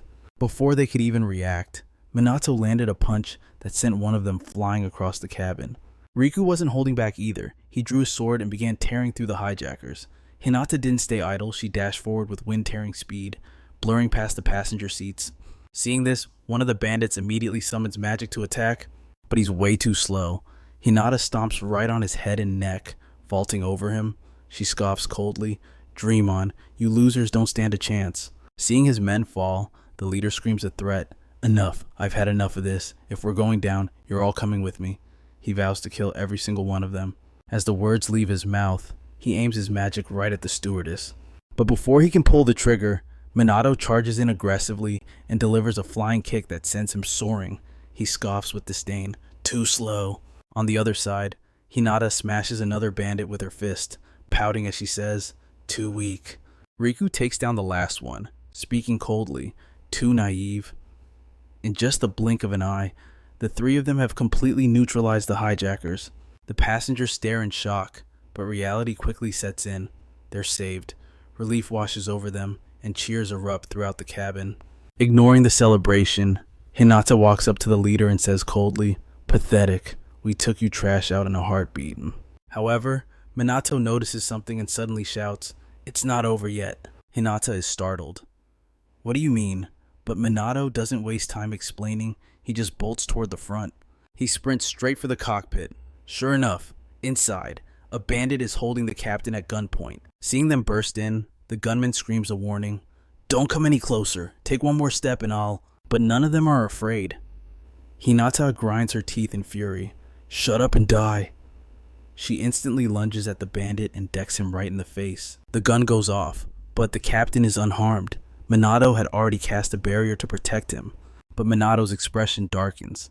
He frowns and mutters, "This isn't good." As soon as he speaks, the captain's control yoke begins to violently shake. The entire plane lurches Minato and the others stumble, struggling to stay on their feet. Outside, the passengers are thrown off balance. Inside the cockpit, Hinata demands, "What the hell is happening?" The captain replies, trembling with fear. "The system isn't responding, and the radio is dead. If this keeps up, we're going to crash." Hearing this, Hinata cries out in panic. "What did you say? Damn it, do something." In the midst of the chaos, the cockpit window shatters. The sudden depressurization sucks at them, making it nearly impossible for anyone in the cockpit to stand. The co-pilot starts shivering uncontrollably. "It's freezing. We'll freeze to death before we even hit the ground." Hinata can't hold back her terror. "This is bad. What the hell are we supposed to do now?" Riku speaks up, sounding defeated. "We're all going to die together." Hinata snaps back. "Don't say such scary things." "You idiot. Damn it. Is there really no other way?" Riku nods slightly, his eyes filled with absolute despair. It seems true. The co-pilot is in a full-blown panic, sobbing uncontrollably. "It's hopeless. We can't be saved. It's really the end. We're all going to die." But as despair consumes the cockpit, Minato suddenly speaks up. "There is no problem." The co-pilot looks up, confused. "What do you mean, no problem?" "We're all about to die." Minato looks at him with confidence, a smirk playing on his lips. "I will save everyone." The co-pilot stares in disbelief. "That's impossible. No human can stop this. It's over. We're dead." Seeing him start crying again, Minato sighs helplessly. Then, he walks calmly toward the shattered window. The captain screams in panic. "Hey, what are you doing?" Minato doesn't answer. He jumps straight out. Hinata rushes to the window, screaming, "That brat. He just left by himself." Suddenly, the plane lurches violently. It catches the wind and begins a terrifying nosedive. The captain feels the drop and gasps in horror. We're plunging at breakneck speed. At this rate, they'll smash into the ground in mere minutes. In the cabin, passengers feel the free fall and start screaming in terror. Desperate screams echo through the cabin. A little girl buries her face in her father's chest, wailing in fear. In the cockpit, the captain struggles with the yoke, but the plane keeps plummeting. Just as they are about to hit the vast ocean, the plane suddenly shifts direction and soars back up into the sky. The captain stares at his instruments, bewildered. The speed. It's stabilizing. Are we saved? What just happened? Hinata realizes the truth and mutters, "It's him. He actually did it." Outside, Minato is clinging to the tail of the plane. He is physically lifting the entire aircraft all by himself. Minato Sui has created a massive mana barrier and boosted his physical strength with martial arts energy, while simultaneously using wind magic to control the plane's trajectory. Lifting an entire airplane is a massive challenge even for him, but he's pulling it off. Realizing what's happening, the captain shouts in disbelief, "I can't believe it. We're flying thousands of meters above the ground. Not to mention that plane weighs a staggering 230 tons. Is it even humanly possible to do something like this?" Hinata couldn't help but feel a sense of awe. Captain of the Magic Special Task Force, Kusanagi Minato. We are truly traveling alongside an unimaginable monster. After the chaos subsided, the flight attendant finally announced to the passengers that it was safe. Everyone on the plane finally let out a sigh of relief. They had been saved at last. The little girl from earlier, still shaken, asked innocently, "Daddy, are we safe yet?" Her father immediately nodded to reassure her. "Yeah, don't worry anymore, okay?" However, up in the cockpit, the captain was still anxious. He pursed his lips and muttered, "But we can't relax just yet. The landing gear isn't working." A safe landing now depends entirely on him. And naturally, Minato was single-handedly supporting the aircraft from the rear. Waiting until it was close enough to the ground, he created a barrier layer, finally allowing the plane to touch down on the runway. Minato bit his lip aggressively, his limbs trembling slightly. He slid a long distance across the runway. It was a struggle, but he kept it safe. Minato let out a heavy breath. He had finally managed to land it. The passengers on this flight, having escaped death by a hair's breadth, hugged each other in pure joy. The captain was incredibly grateful to Minato. Looking down from the cockpit, he smiled and spoke up. "Thank you, Captain Kusanagi." Hinata and Riku also silently observed Minato from the plane, their thoughts unreadable. A short while later, at the airport exit, a swarm of reporters had already surrounded Minato, firing questions non-stop. He sighed helplessly. It was the same old headache as always. Fortunately, airport security stepped in to block the reporters. Only then could Minato escape them, guided by security to meet Shizuku. But before he could meet her, his path was blocked by none other than Hinata and Riku. Hinata raised an eyebrow at Minato, pouting as she spoke. "That was undeniably impressive what you just did." Shrugging indifferently, Minato declined to comment, simply saying, "Not really." He hadn't even finished his sentence when Hinata huffed in dissatisfaction. "Are you mocking us?" Riku, on the other hand, spoke up with praise. "That was truly impressive magic back there." Hearing this, Minato returned the compliment. "You two weren't bad either." The conversation was becoming too polite, making Hinata impatient. She waved her hand and said, "Fine, just keep doing your best. Captain of the Magic Special Task Force, Kusanagi Minato. We will meet again." With that, Hinata left with Riku. Minato watched their retreating figures without saying a word. Several hours later, at a villa in the center of Osaka, an elderly woman stood gazing blankly out the window.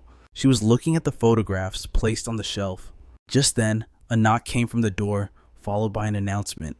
"Madam, a guest has arrived. Show him in."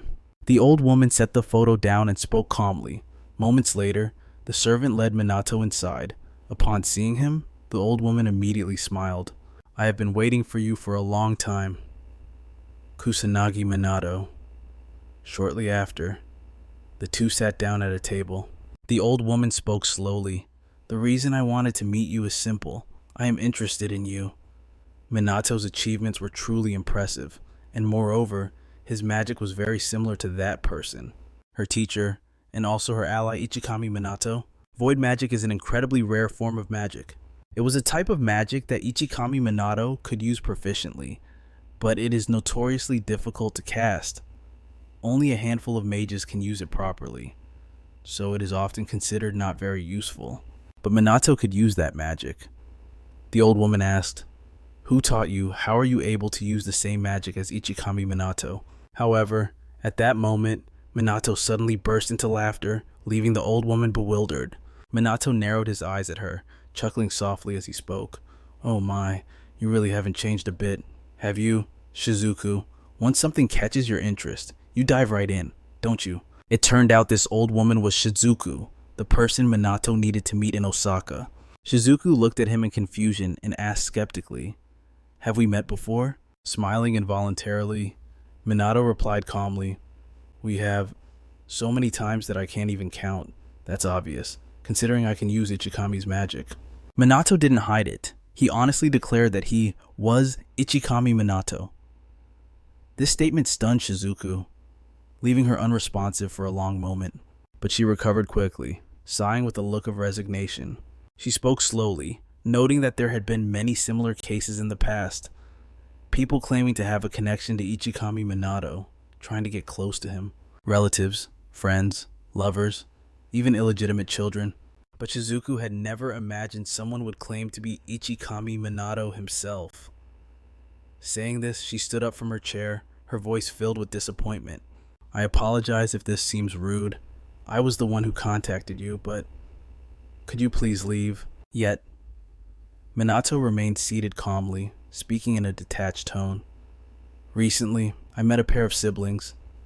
The younger one had an Ichikami doll. Shizuku looked at him suspiciously. So what? Minato smirked and said, You said it yourself back then, didn't you? I want to make a doll that looks just like you. Shizuku recalled the memory from the past, asking in shock, How? How do you know about that? Minato smirked, looking completely at ease as he replied, Just like you said, my dolls can make children healthy again. Even now, Ichikami Minato is still protecting everyone. Shizuku stared at him in disbelief, murmuring in confusion, Is this really happening? Is it really you? Minato asked, sounding a bit exasperated. You still don't believe me? Fine. Let me tell you another story then. Shizuku quickly sat back down, verifying everything Minato had just said one more time. In just a moment, her expression shifted rapidly. Minato didn't stop there. He kept recounting stories from the past. Stories that only the two of them knew. Shizuku listened in silence, until finally, she couldn't help but smile. It really is you. Minato looked a bit helpless, pouting playfully as he said, Finally decided to believe me, huh? Shizuku shot back defensively. Well, it's not like reincarnation is something easy to accept. Good heavens, you were always unique, but this is just unbelievable. As she spoke, she couldn't help but let out a sigh.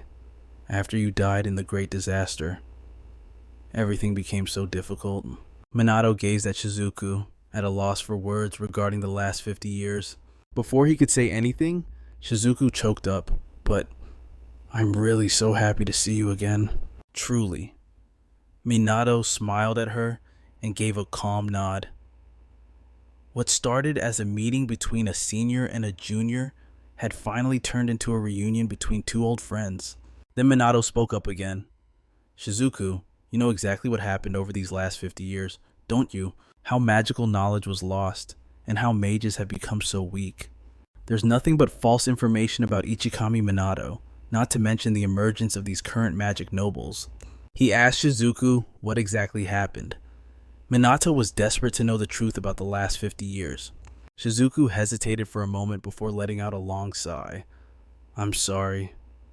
But just then, her phone suddenly rang, and her pupils instantly constricted in fear. Seeing this, Minato asked with concern, Is something wrong? Shizuku seemed to be hiding something, stammering as she shook her head. It's nothing. It's late. Let's continue this conversation tomorrow. Since you're already here, please stay the night. Minato didn't suspect much and went to rest in the room Shizuku had prepared for him. But in the middle of the night, someone quietly crept into his room, carrying a sword. It was Riku. He silently approached the bed, intending to attack Minato. Without a moment's hesitation, he swung his sword down. But when he saw what was beneath the blade, Riku froze. There was no one there.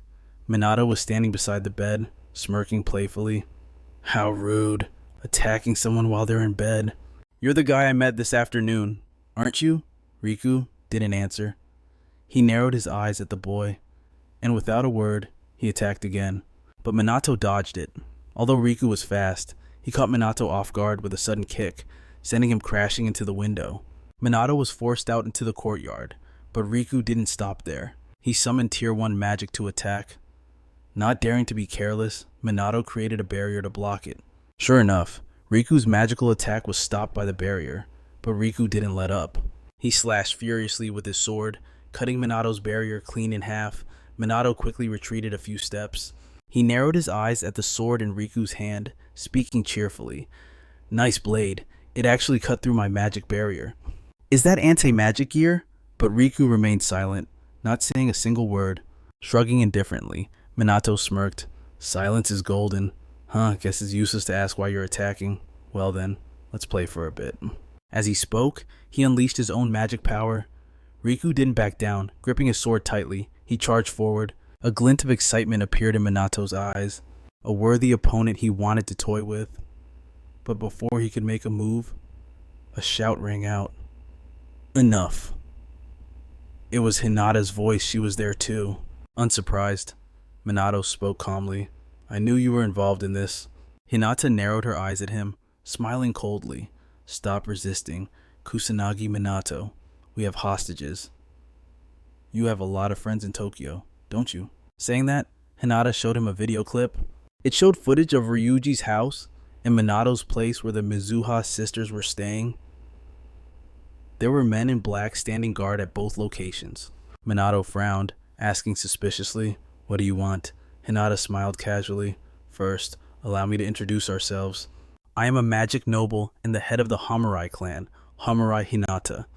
After speaking, she nudged Riku. Seeing this, Riku slowly introduced himself. "Magic noble, head of the Kaihi clan, Kai Riku." Introductions over, Hinata quickly stated her purpose. "We have a request. Join us. As a magic noble, you will gain fame and status, not to mention wealth, power, and women.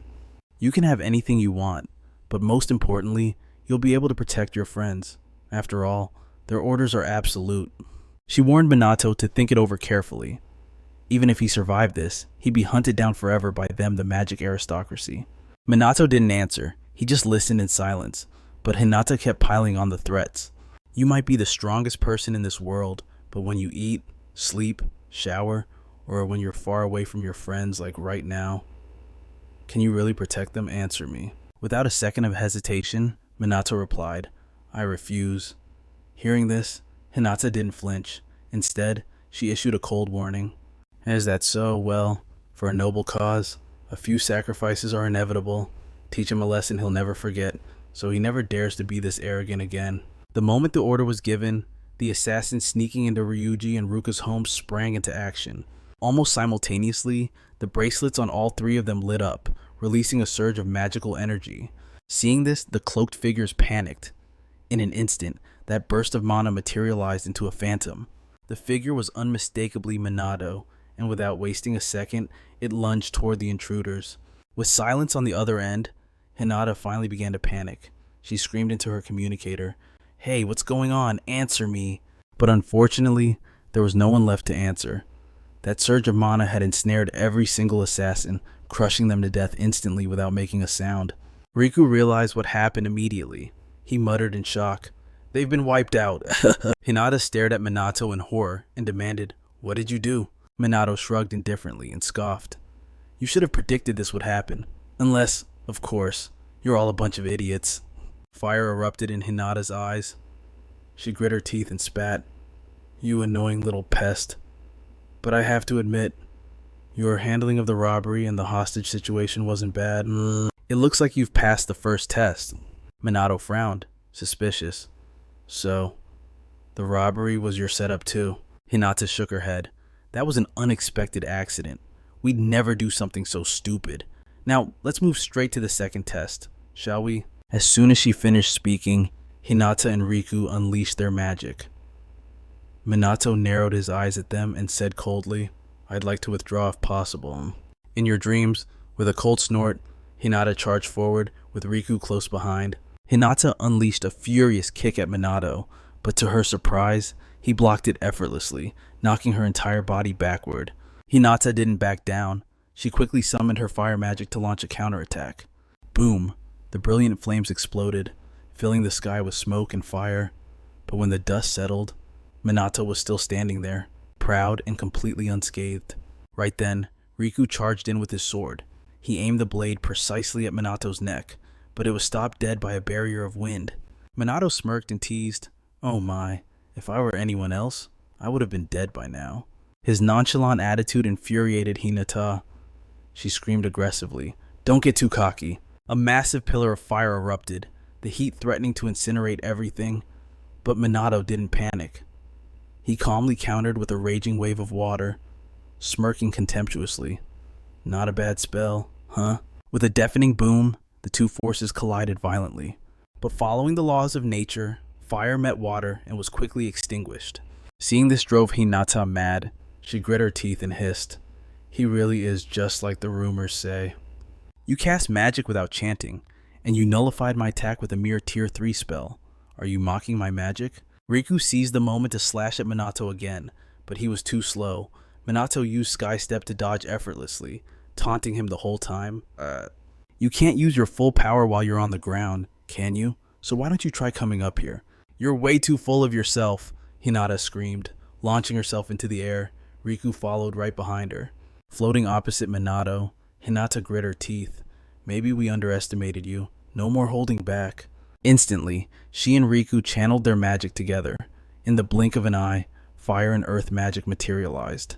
They shouted in unison, "Our attack will destroy everything." Blazing demonic flames roared toward Minato, accompanied by a colossal boulder aiming to crush him flat. Certain of her victory, Hinata gloated. "This spell has enough power to wipe out half the city. Do you actually think you can stop it?" In a flash, the flames and the boulder merged into one, looking exactly like a meteorite crashing down to earth. Yet, Minato didn't even flinch. He just gave a cold chuckle. Immediately, he summoned a Tier 7 void spell called Absolute Nullification. A massive surge of energy instantly enveloped the flaming meteor. In less than 3 seconds, the attack completely vanished into thin air. Hinata and Riku were left stunned, unable to utter a single word. Minato scoffed and smirked. "It's simple logic. I just decomposed and dispersed your magical energy, that's all." Hinata stared at him in disbelief and screamed in frustration. "I can't believe this. That's cheating. I won't accept this. You're disqualified. Everything up to now was just a joke. Now I'll show you my true power." With that, she unleashed her magic energy once again. But Minato ignored her completely. He had sensed something emerging. Even Hinata and Riku felt it too, crying out in horror. "This energy source, it's here." Minato looked up at the sky, now draped in a blood-red hue, signaling a catastrophe descending upon them.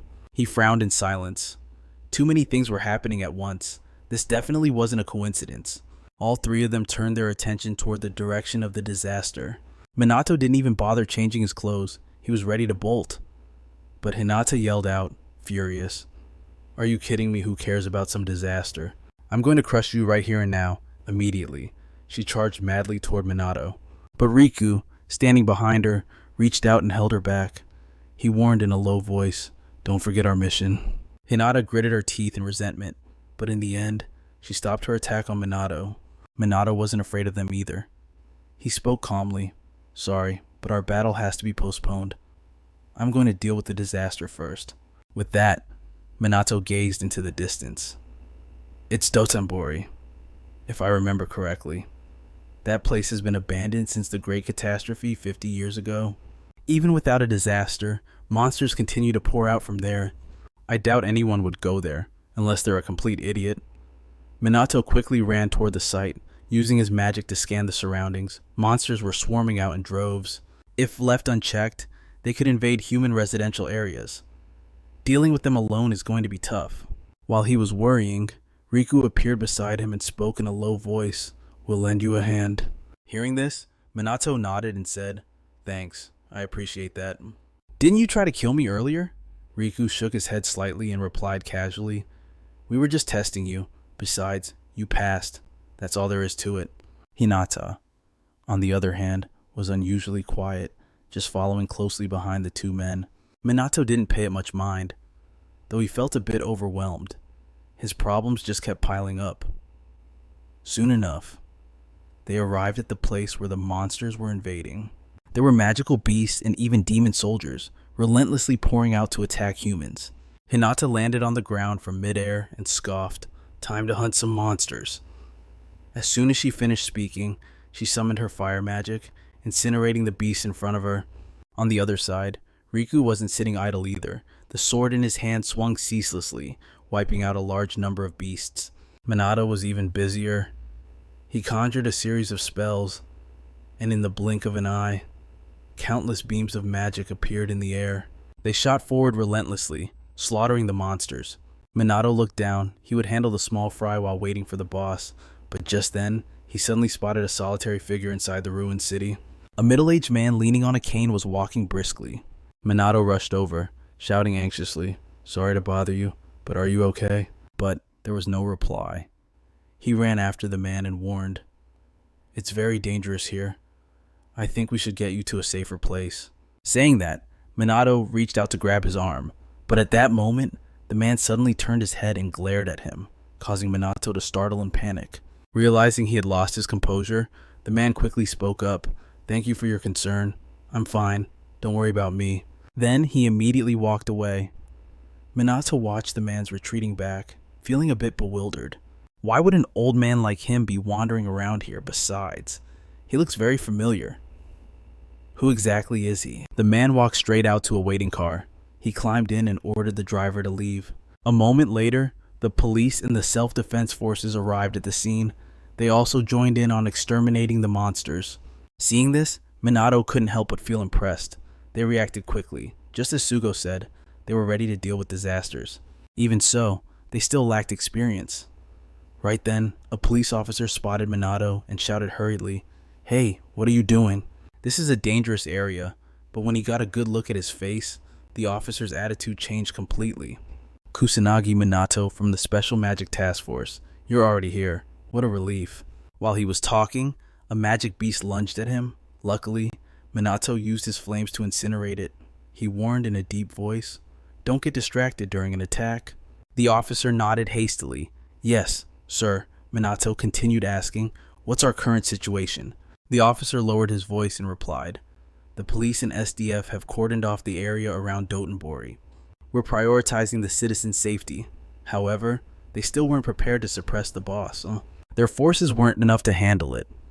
Hearing this, Minato spoke up to reassure him, "Don't worry, I'm here now." His words bring a wave of relief to everyone present. Minato offers a subtle smile and says, "And I'm not the only one here." The police officers instantly look up, and sure enough, they spot Riku and Hinata annihilating the monsters. They cry out in shock. Are those magic nobles? Isn't that the Homura and Kaihi clans? The Special Magic Task Force is collaborating with noble mages. But really, does it matter? Their confidence has skyrocketed. With Minato and the others here, they are certain of victory. However, right at that moment, a massive amount of mana suddenly floods the air, sending everyone into a panic. The officers tremble, muttering, What is happening? Their bodies feel impossibly heavy. Everyone turns their gaze toward the source of that mana. A silhouette has quietly emerged from within. It is a demon general. The boss has arrived. Seeing it, the officers are instantly paralyzed with fear. Impossible. That monster has enough power to wipe out the entire city of Osaka. There's no way we can beat it. Yet, in this moment of despair, Minato suddenly steps forward, his voice brimming with excitement. Seriously, took you long enough to show up. Hearing this, the officers are dumbfounded. This can't be real. They are facing a demon general. How can he be so incredibly calm? But before Minato can even make a move, Hinata shouts, "That prey belongs to us. Don't just stand there watching." Immediately, she and Riku charge forward. Minato sighs helplessly. They beat me to it. Oh well, surely they can handle an opponent of that level. Hinata and Riku rapidly close the distance to the demon general. Hinata yells with thrill, "This works out perfectly. I'll use you to vent my frustration." Riku nods in agreement. "I will strike you down right here and now." Hinata quickly summons her magic and screams, "I'll blow you into tiny pieces." Riku isn't slacking off either. He conjures a massive boulder. In the blink of an eye, the raging flames and the giant rock rush madly toward the demon general. The demon general doesn't flinch. It raises a hand, creating magic circles. A 5th-tier fire spell is unleashed, manifesting like a giant sun. The intense heat forces both Riku and Hinata to retreat. Even the police officers can't help but take cover. Yet Minato remains there, standing perfectly still and calm. When the blinding light fades, the demon general stands tall, completely unharmed, while the ground for 10 meters around it has been shattered. Seeing this, Hinata and Riku are terrified. It counterattacked. That magic was terrifying. Right then, the demon general speaks with utter disdain. "Weak, pathetic humans. Is there not a single formidable mage among you?" Hearing the voice coming from the monster, the surrounding police officers instantly fall into chaos. It can't talk. I heard they possess higher intelligence than normal monsters, but this... Minato glances at the officers, calculating. If these were just mindless beasts, perhaps the panic would be less severe. But knowing the enemy possesses intelligence makes their fear entirely understandable.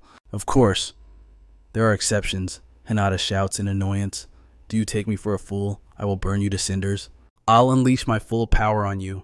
As soon as the words leave her mouth, her mana explodes outward. Riku isn't holding back either. He grips his sword tight and activates an 8th tier spell, the Spatial Blade. This is the secret technique of the Kaihi clan. Seeing this, Minato shouts excitedly, "Is that an original spell?" No one answers him. Hinata and Riku shout in unison, "This time, you are definitely dead." The demon general speaks coldly, "Impressive magic power." Hinata scoffs, "So, you finally realized it." But the demon general curls its lip and replies, "I wasn't talking about you."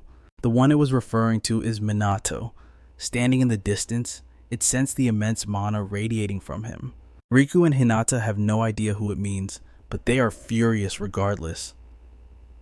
They charge in madly, screaming, "You dare look down on us, you bastard!"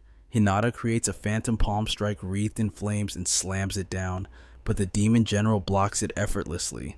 At the same time, Riku slashes with his sword, but the general flickers and vanishes into thin air. When it reappears behind Riku a split second later, the counterattack begins. Riku and Hinata coordinate their defense, but the demon general is simply too powerful, forcing them back step by step. Suddenly, complex magic circles appear in the sky. It's a 6th tier fusion spell, Violent Fire Tornado. The fire tornado sweeps across continuously, crushing Riku and Hinata under heavy pressure. Before long, they collapse to the ground. Biting their lips in frustration, the two quickly struggle to their feet, preparing to combine attacks again. But Minato steps in, saying, "Let me handle the rest." Hinata immediately retorts in annoyance, "You can't possibly stand against it. Even we, the noble mages, couldn't do a thing." Riku squints at him and suggests running away is not a bad option right now, you know. But Minato ignored him completely. He strolled forward, his voice ice cold. "Relax. A monster like that isn't even a threat to me." Riku stood there, stunned. "Are you blind? Can't you see that massive magical energy?" Hinata screamed from the sidelines. "Damn it, this can't be happening. I won't accept this," she muttered to herself. She couldn't afford to shame that person. She had to prove she was useful. Watching this unfold, Riku felt utterly helpless. Minato didn't care what they thought. He stepped right up to the demon general, a smirk playing on his lips. "Sorry, looks like I kept you waiting." The demon general stared him down, speaking coldly. Unbelievable magical energy. He paused. "Who are you?" Minato shrugged, looking bored. "Do I really have to answer that?" The demon general wasn't surprised. He spoke calmly. "Perhaps not. Negotiating with your kind holds no value for us anyway." Hearing this, Minato grinned, his eyes lighting up with excitement. The demon general didn't back down. "In that case, show me what you've got." As soon as the words left his mouth, he swiped his claws at Minato. The boy didn't flinch. He calmly released his magical power. The demon general launched a frenzied assault, but his claws struck an invisible barrier. He couldn't even touch Minato. Watching from a distance, Hinata couldn't see clearly. Thinking Minato had been hit, she laughed smugly. "See, I told you you're useless. You can't beat a demon general."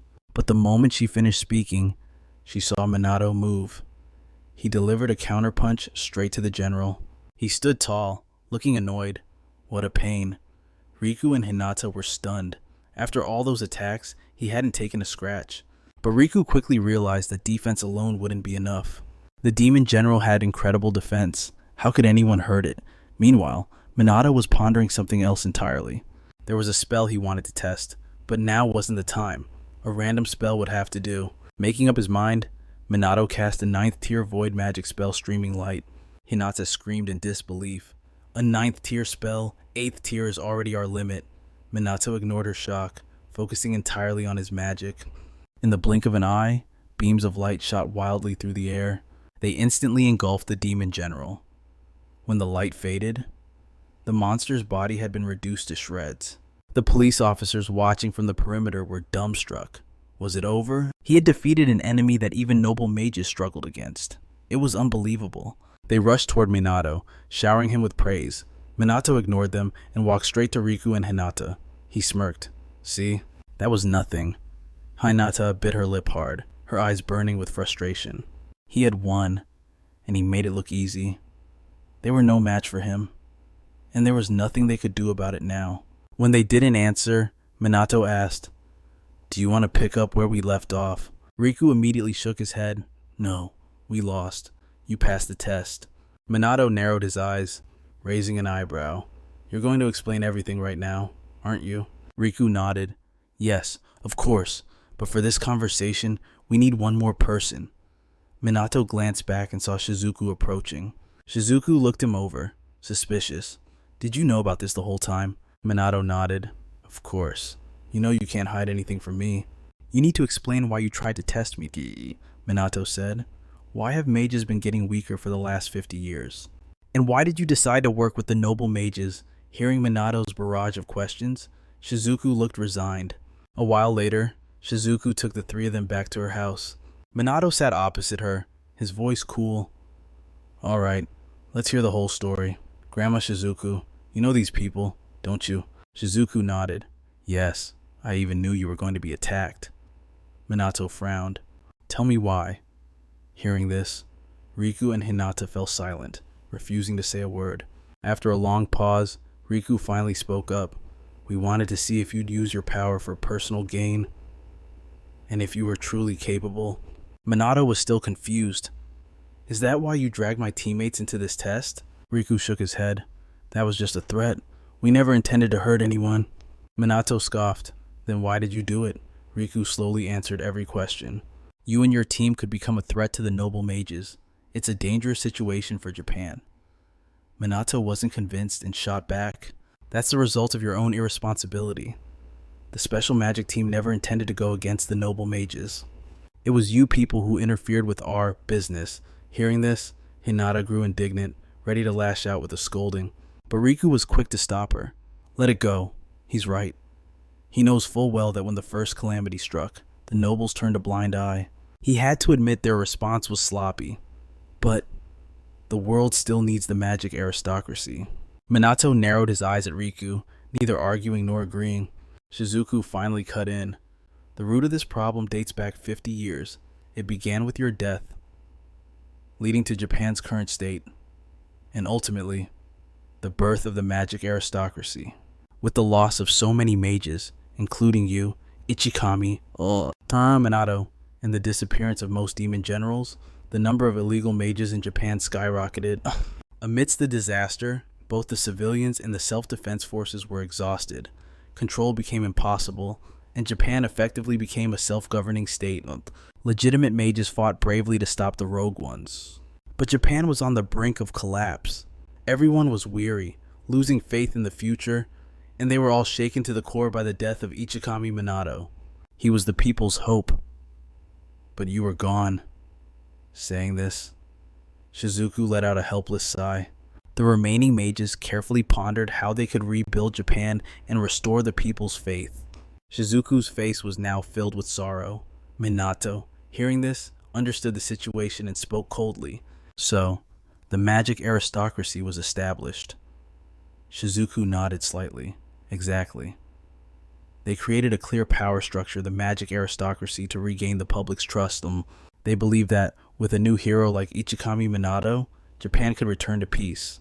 Mage power was considered too dangerous at that time, so the magic aristocracy confiscated all spellbooks and related materials across the nation. They recruited talented mages, and if anyone refused, they would kill them all to monopolize magic knowledge and skills. Shizuku sounded increasingly resigned as she spoke. A ban was enforced throughout Japan. At that time, even rumors or traditions concerning magic were strictly forbidden. Japan gradually returned to peace, but as a result, mages became weaker.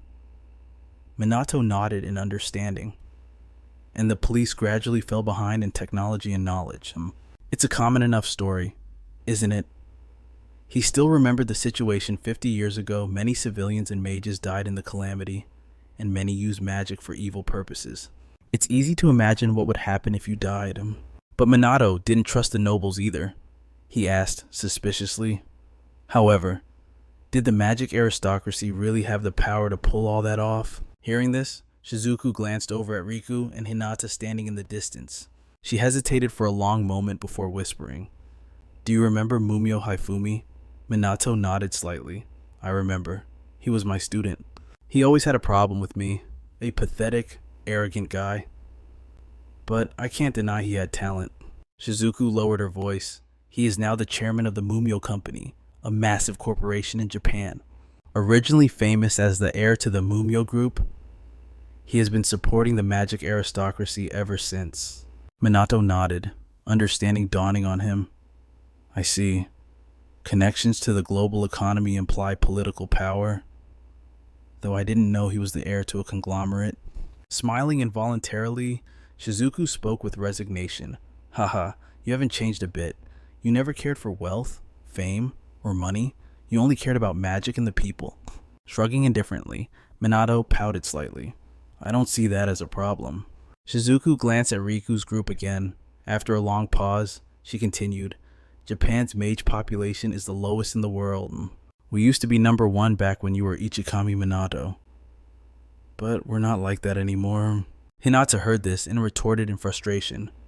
Japan became peaceful thanks to our predecessors. That fact has never changed. Minato glanced at her and scoffed. So, what's your plan if a disaster strikes again? The question left Hinata stunned, unsure of how to react. Riku hesitated for a long while before speaking up. Back then, we thought a disaster wouldn't happen again. And even if it did, we assumed the police could handle it. Worst case scenario, the magic aristocracy could solve everything. Minato let out a scoff, scolding them with dissatisfaction. So all those assumptions were wrong, huh? Riku immediately shrank back, falling silent. Minato glanced at Shizuku again and asked, You knew about all of this, didn't you? Shizuku, yes. I've been involved for 50 years. Shizuku nodded slightly. But I'm not part of the magic aristocracy. My power and influence aren't as strong as theirs. Now, I'm just a weapon maker fighting against monsters. Hearing this, Minato furrowed his brows. So this was the truth of 50 years ago. The magic aristocracy, the decline of mages, the lack of magical knowledge, the disasters, and the reasons behind it all. But is this the whole truth? Thinking this, Minato narrowed his eyes at Shizuku and questioned her. You've told me everything, right? Shizuku froze, then hurriedly replied, Yes, there are no more secrets. Riku and the others just glanced at him, staying completely silent. Minato scanned the 3 of them, and after a long moment, he let out a helpless sigh. He finally spoke up. Let's end the debate here. I have a proposition. Hinata furrowed her brows, muttering suspiciously. A proposition. Minato calmly continued. Why don't we form a squad? That suggestion immediately rubbed Hinata the wrong way. Ignoring her reaction, Minato pressed on. Think of it as a partnership. I'm not saying I'll be working under any of you. You all saw the last disaster. Our cooperation is absolutely necessary. Hearing this, Hinata immediately let out a cold snort of sarcasm. The great hero, Kusanagi Minato, actually needs our help. Minato didn't take the bait, simply explaining with a flat tone, Even I have my limits. If the magic noble families joined in, it would be ideal. Together, we could overcome any disaster. Surely, none of you object to saving civilians. Riku hesitated for a long while before finally speaking up. That is an offer we can't refuse. We can't defeat the demon leader on our own, so we have no choice but to rely on you. At that moment, Takagami also chimed in, asking to join. I can contribute in my own way by crafting weapons. Naturally, Minato didn't refuse. He nodded with a smile. Thank you both. Then, all 3 of them turned their gaze toward Hinata. Hinata's eyes were filled with unwillingness, but eventually, she shouted in frustration, Fine, you just want us to cooperate. Is that it? Hinata added. But in exchange, Minato, don't ever bring this up again. If you start complaining, I'll bash your head in. Minato nodded without hesitation. Deal. I understand. Just make sure you 2 don't go taking any hostages either. Hinata scoffed coldly. I know that. And just like that, the Special Magic Squad and the Magic Nobles became allies. It was the first time in 50 years that the Magic Noble families had cooperated with outsiders. Suddenly, Minato remembered something and whispered to himself, Now that I think about it, why do I feel like I've forgotten something important? Probably just my imagination. What he had forgotten was the group of men in black knocked out at Ryuji's house, along with the Juka sisters. When the girls saw the unconscious men, they were totally confused, having no clue what was going on. The next day, at the local police academy in Osaka, when word got out that Minato had arrived, a crowd gathered to greet him. Greetings, Captain Kusanagi Minato. Minato was actually startled by their overwhelming enthusiasm, unsure of how to react. Just then, a stern shout rang out. Get in line, you lot aren't students anymore. Hearing the voice, the group instantly straightened their backs and lined up. A middle-aged man quickly stepped forward to speak. Apologies for that, Captain Kusanagi. It's truly shameful for the police force to have members acting like childish brats. Minato looked at them in confusion, nodding slowly as he mumbled, Right, the man continued, but it is understandable. What the special magic squad displayed during the disaster was incredibly impressive. Even I want to join this training session. Minato could only let out a helpless sigh upon hearing that. There were not only police officers in the yard, but also a crowd of onlookers outside. Everyone wanted a glimpse of Minato, but he paid them no mind and began the police training. The moment his words ended, the entire police force simultaneously unleashed level 1 magic. During the training, several female officers kept stealing glances at Minato. He held his head helplessly. It seemed the media coverage really did have an effect. They might not look thrilled about the drill, but at least they're full of passion. However, he had no intention of going easy on them. And so, the group of police officers went through an exhausting day that felt no different from living hell. Minato stood on the sidelines like a demon instructor, shouting loudly, This is a drill to forge both your bodies and your power. Feel the magic as you run. Imagine your life depends on it. The group kept running and running until their bodies were completely drenched in sweat. Groans and cries of agony echoed throughout the training ground. Minato ignored them, flashing a devilish smile. Calm down. I have healing magic. Train as hard as you want if it hurts. I'll fix you. Now stop whining and keep running. The enemy doesn't care about your problems. The group continued to run in despair, gritting their teeth to keep going. 1 week later, all the officers participating in the training could finally sense mana. Minato nodded in satisfaction. Everyone did a great job. You are completely different from how you were a week ago. He told them to keep training, even when he wasn't there. You are the guardians of Osaka's peace. Hearing those words, the officers were deeply moved. Some couldn't even help but sob aloud. Minato didn't pay attention to the tears. He turned to leave. I'm counting on you all for the rest. After that, the magical power of the Osaka police force improved drastically, putting them on par with the Tokyo squad. Minato felt it was time to head back to Tokyo. If he stayed any longer, he'd get stuck dealing with a press conference. A few days later, the media quickly reported the news. The special magic squad and the magic noble families, the Hamurai and Kaichi clans, were officially cooperating. The media instantly blew up. People started buzzing about the event. Citizens across all of Japan were paying close attention to the story unfolding behind the scenes. Even students still sitting in their classrooms were fixated on this news.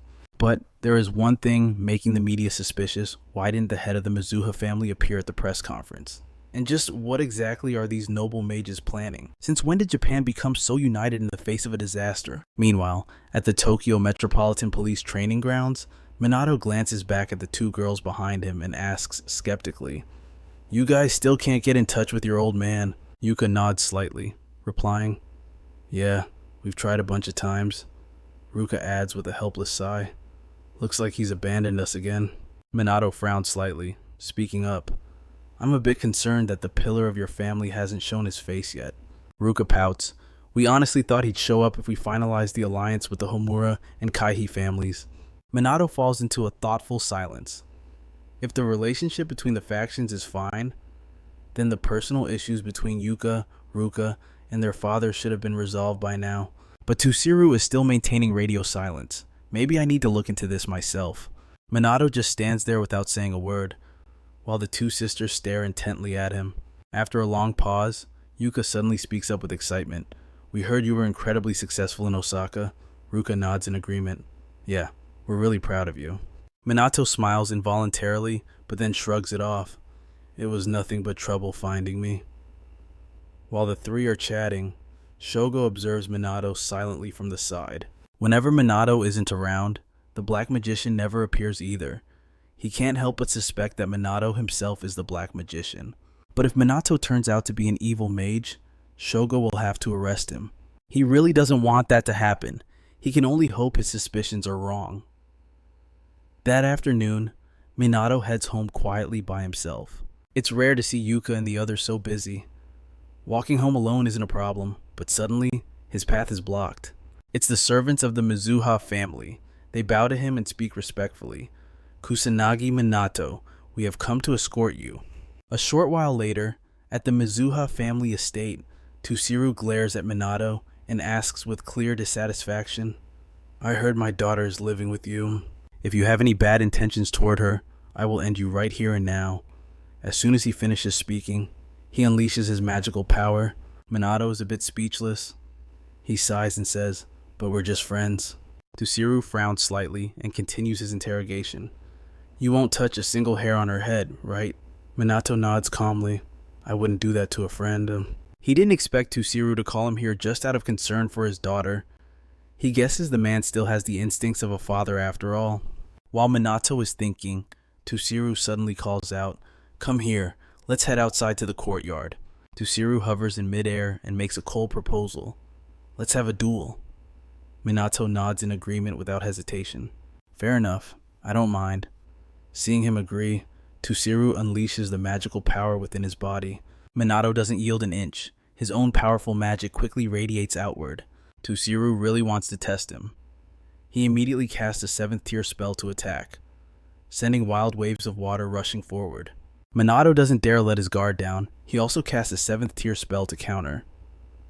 Boom, the two powerful energies collide violently.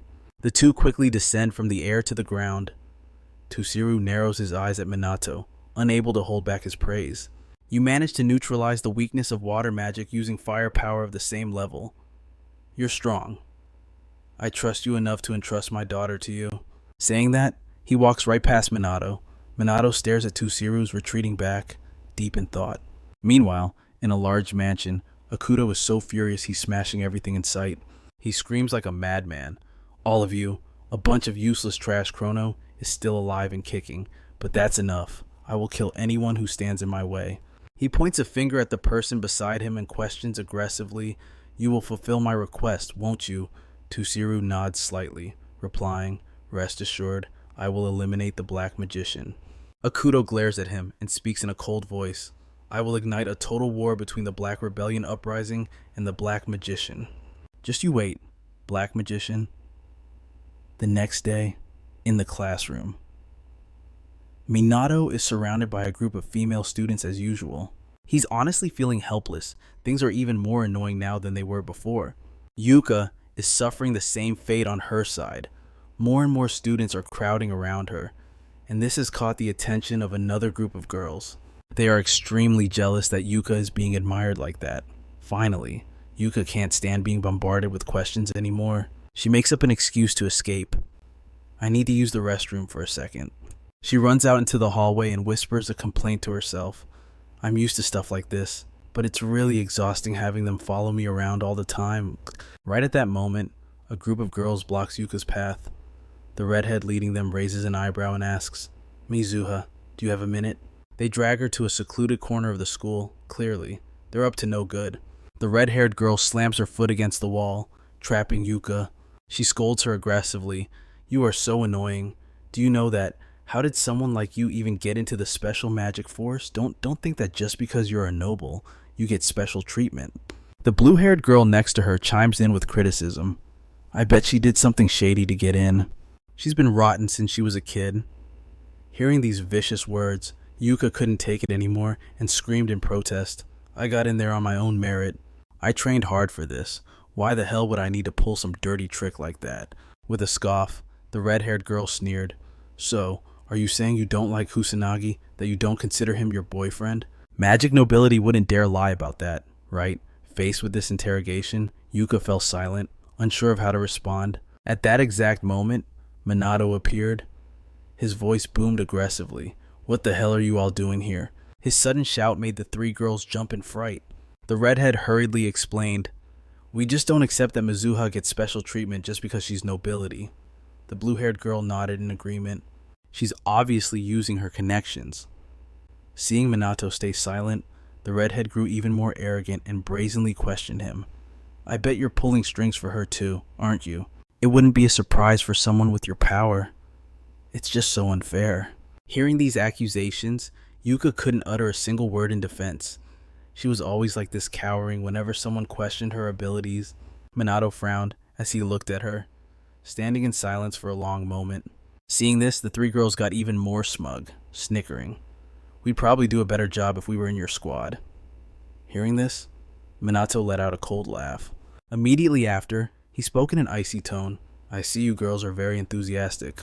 Fine then. I'll let you join the Special Magic Unit's training session. Minato declared that they would be recruited if they could complete the training. In an instant, the three girls lit up with excitement, swearing up and down that they would breeze through it. Yuka watched this unfold, feeling her blood run cold, unsure of what to do. That afternoon at the police training grounds, Minato arrived with the three girls and loudly announced that they would be joining the training starting today. Ryuji narrowed his eyes at the three girls and scoffed. He spoke coldly. Never seen these people before. Ruka nodded in agreement. They don't look very disciplined. It doesn't seem like they have any real power, either. Ruka was confused, not knowing what to say. Is Minato really going to let them participate? But she quickly forced herself to focus. All she needed to do right now was her own job. The three girls had no idea what kind of hell awaited them. They were still chatting away, bubbling with excitement. However, their chatter annoyed Ruka. They seemed to be taking this whole thing far too lightly.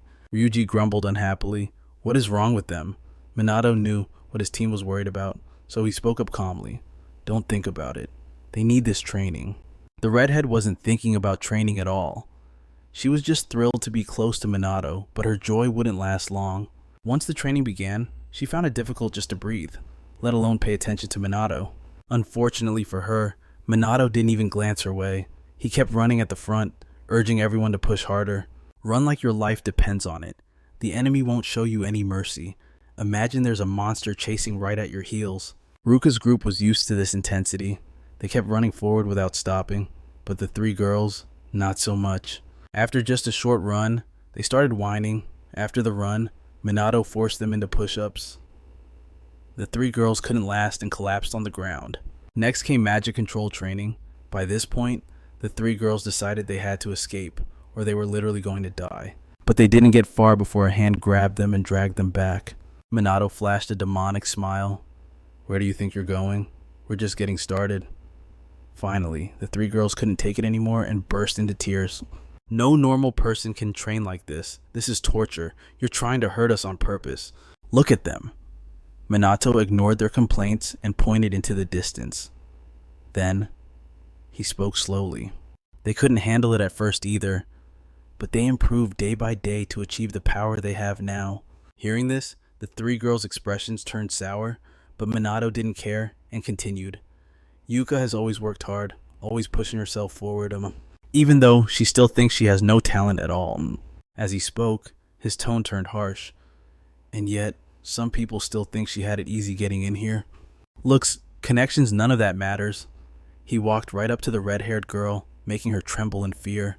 Minato showed absolutely no chivalry, his voice cold as he continued. Yuka is a very important friend to me. I won't forgive anyone who tries to hurt her. The three girls shook instinctively, tears already streaming down their faces. Finally unable to take it anymore, they turned and ran, screaming for mercy. Minato watched them flee, sighing helplessly. God, they're such cowards. They could have stayed if they were just willing to train. Ryuji walked up beside him, murmuring in confusion. What's wrong with them? Minato shrugged indifferently. Don't worry about it. Just a bunch of pathetic losers. At that moment, Yuka finally understood why Minato had allowed those girls to join the training. That afternoon, on the way home after practice, Yuka spoke up gratefully. I heard what you said back there.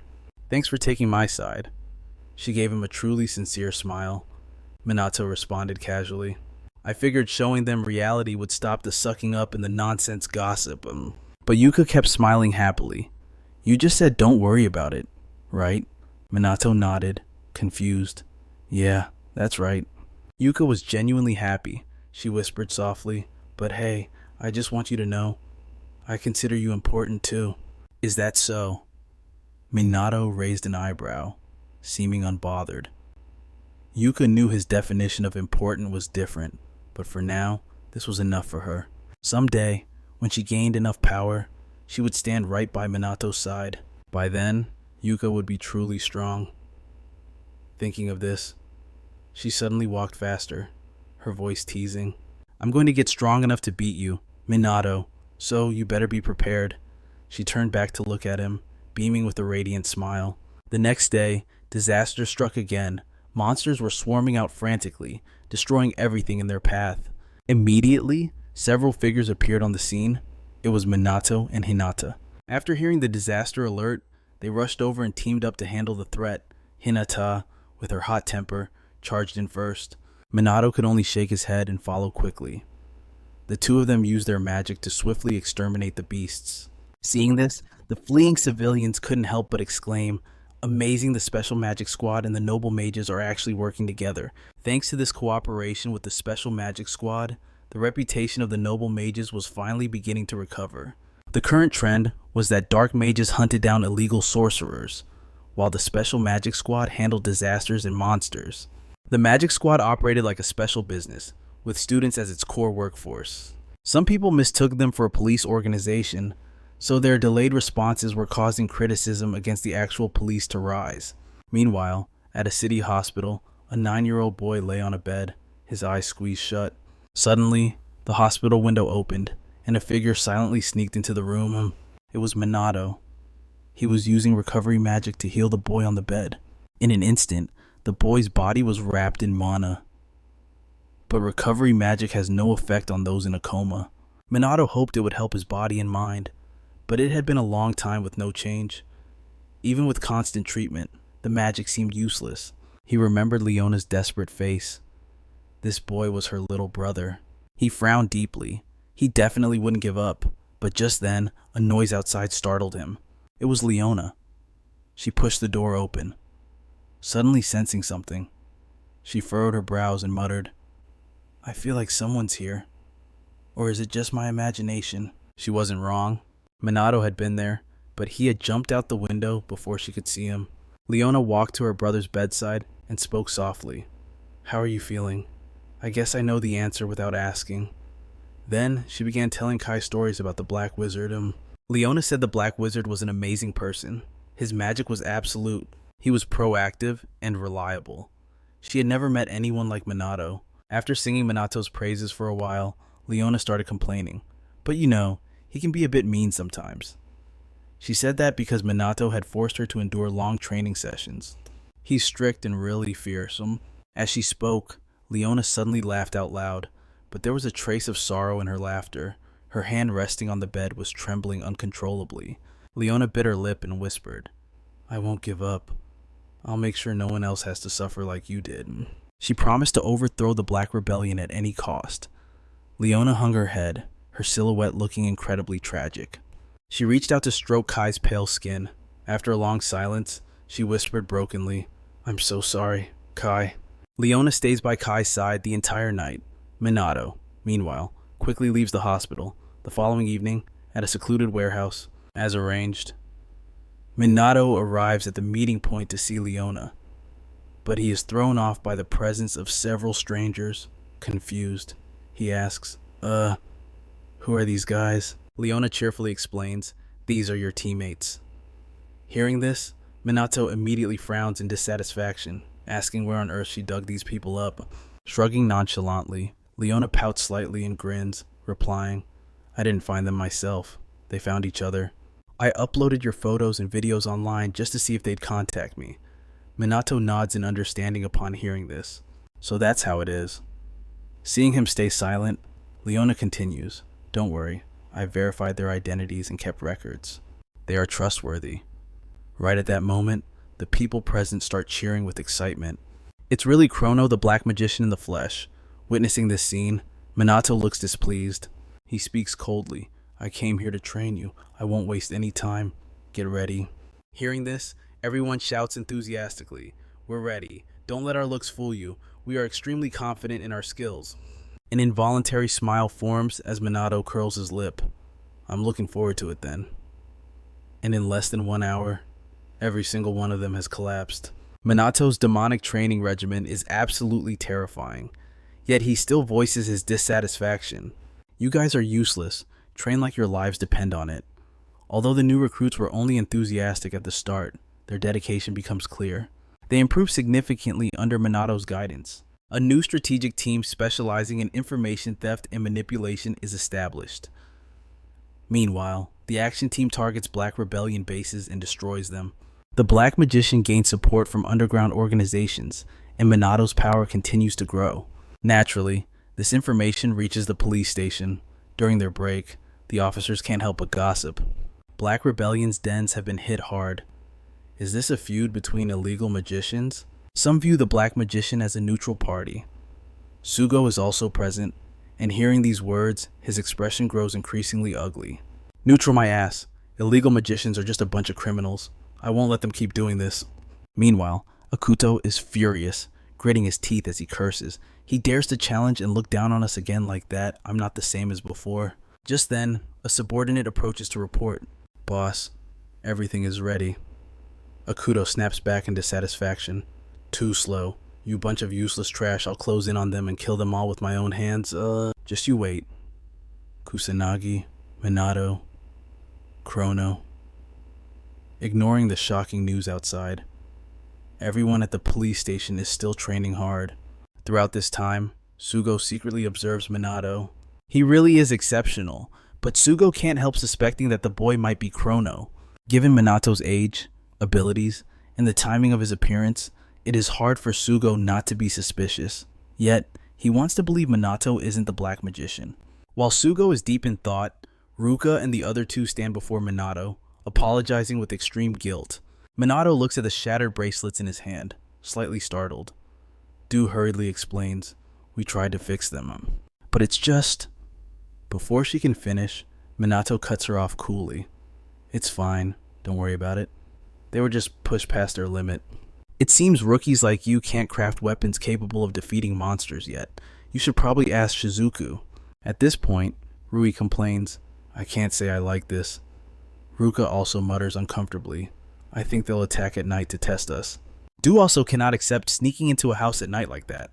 Seeing their dissatisfaction, Minato quickly speaks up. "It annoys me too, but thinking about the future, cooperating with them is necessary. I'm sorry, but can you guys let this slide?"